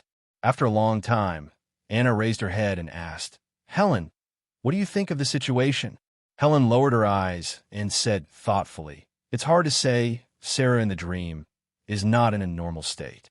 Anna's eyes changed slightly, and she calmed down before saying, "Is it because of the curse?" Helen frowned and pursed her lips into a straight line. "Well, maybe." The curse on the royal bloodline of the OS Empire was not an ordinary curse, but a curse from God. It was a terrifying curse that was almost impossible to eliminate. Unless they could be strong enough to erase the curse themselves, or the source of the curse died and was eliminated, the curse would accompany them and their descendants forever. As the price of provoking the mad god, this was already a light price. I don't know how many old magicians' lives or other costs were paid to reduce the disaster to the minimum. However, even so, the Empire could not escape the fate of destruction. Anna sighed, frowned, and her face showed a tired paleness. The matter of the Kingdom of Light had just passed, and the apostles of the gods from other worlds were causing trouble. Coupled with the attitude of the human alliance on the continent, the prospects of the OS Empire were really bleak. It was like being cursed by the goddess of luck. But thinking so was just an excuse. The truth was that the cause and effect created by the previous king was too heavy, and it has not been eliminated to this day. It has nothing to do with luck. Everything is done by people themselves. Your Majesty. Helen raised her eyes, wanted to say something, but stopping, and the silence that had just been broken returned. There were too many things to worry about, and they were all troublesome things that were not easy to solve at the moment. Now, no matter who is in that position, they are all troubled. She can't imagine the pressure on Anna, but the only person who can help Anna share the pressure is in the subspace, and her condition is not completely normal. Anna is the sister of the previous king.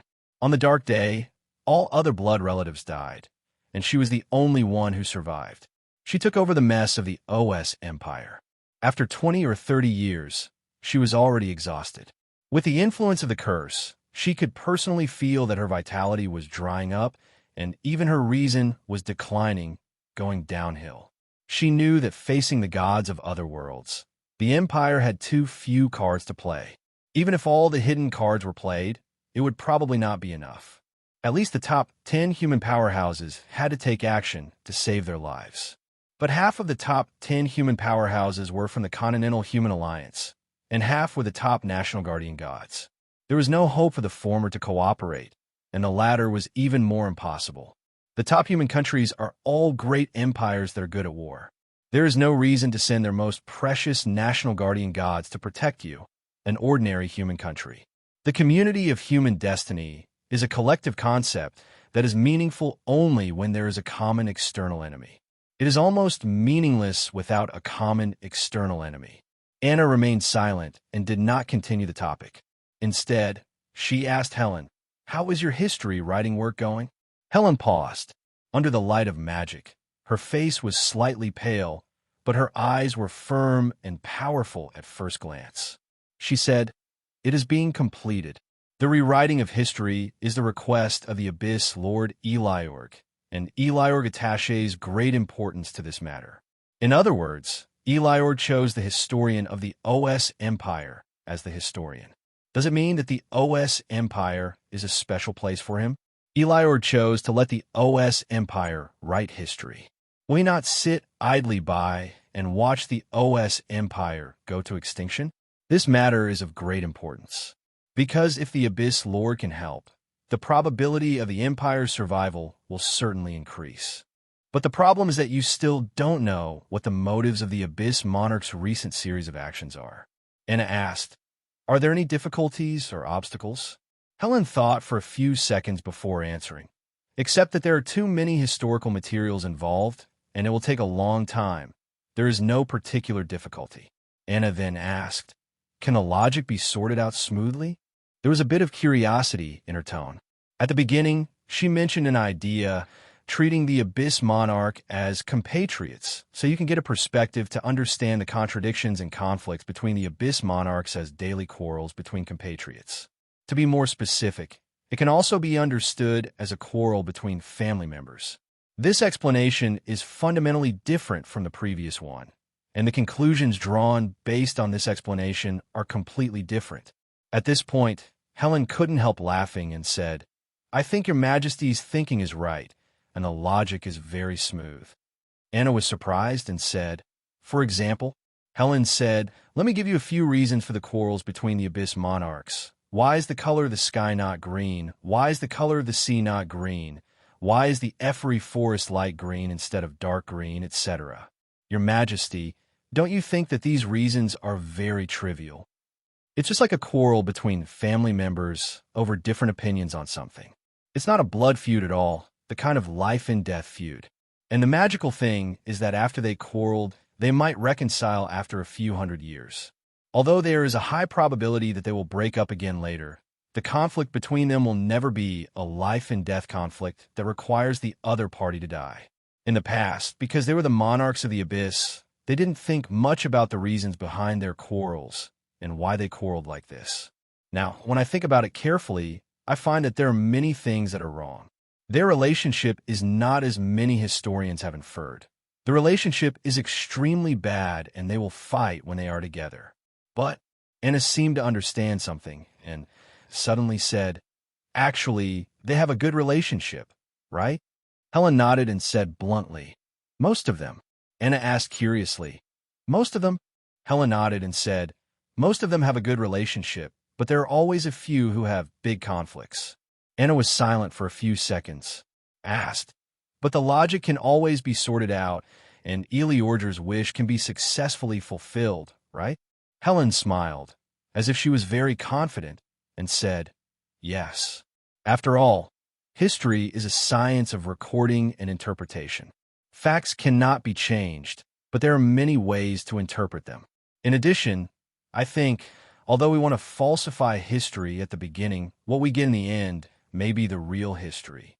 It's a confusing passage, but it's completely understandable. Anna understood it clearly, and it was a little incredible, as if she had just met the Lord of the Abyss today. Helen continued, "Your Majesty, I think the power of the Lord of the Abyss is not impossible to obtain. As long as we know what they are concerned about, we may not be unable to communicate with them." Anna nodded and said in a serious tone, "But you have to pay attention to your attitude. We're seeking their help. The point is not what the other party can bring to you. but what you can do for the other party. Helen agreed very much, yes. In any case, the OS Empire is currently actively seeking power, especially the power of the Lord of the Abyss. I don't know if it will succeed, but for the sake of the country and the people, we must always work hard. I just hope everything goes well. Before she finished speaking, Anna walked to the window and looked up at the sky. The night is getting dangerous.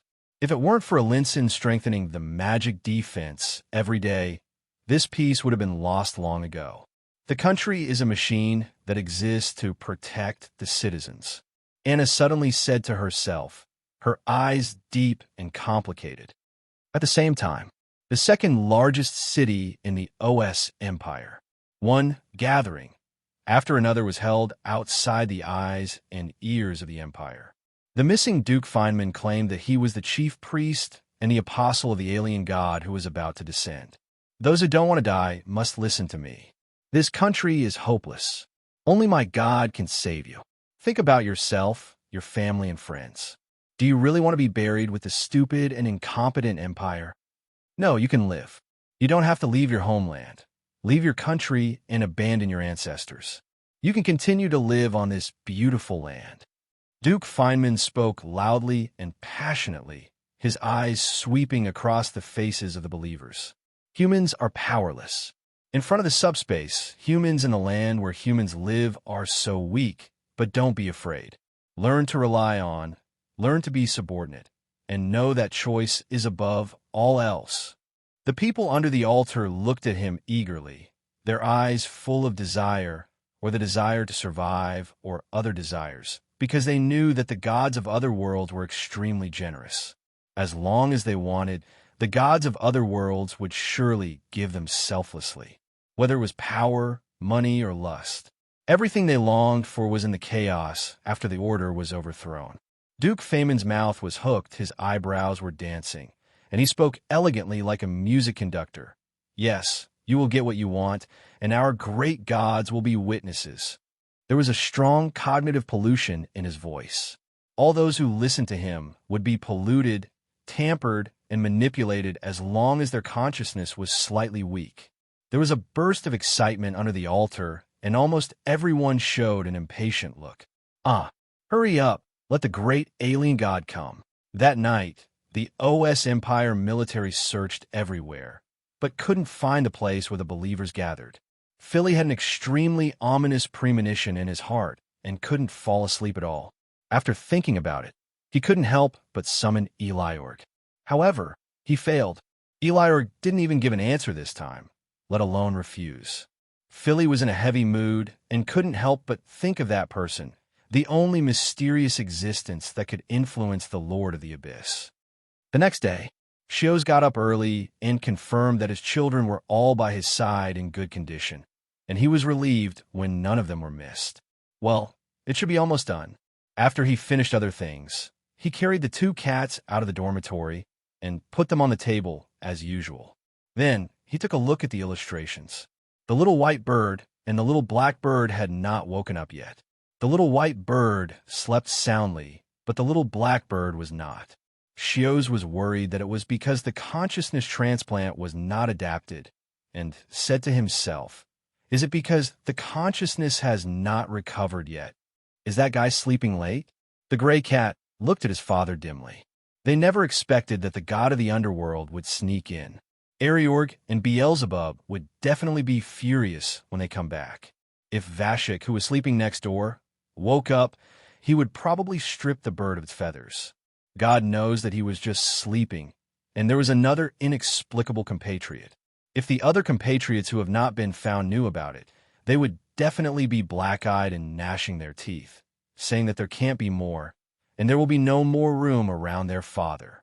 It can only be said that, fortunately, the guys found so far are all emotionally stable. If they had met Booties, who was ranked 17th, these two birds would have been cooked in the pot. Booties was a real black man, and he would rather be discovered by his father than eliminate dissidents. Compared with Booties, Eliorg's approach was considered mild.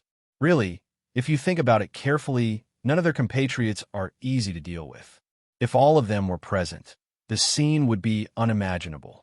It would be impossible to be calm, without ball or agars. The gray cat shook his head, and he couldn't imagine what the two little birds would look like when facing their entire compatriot camp.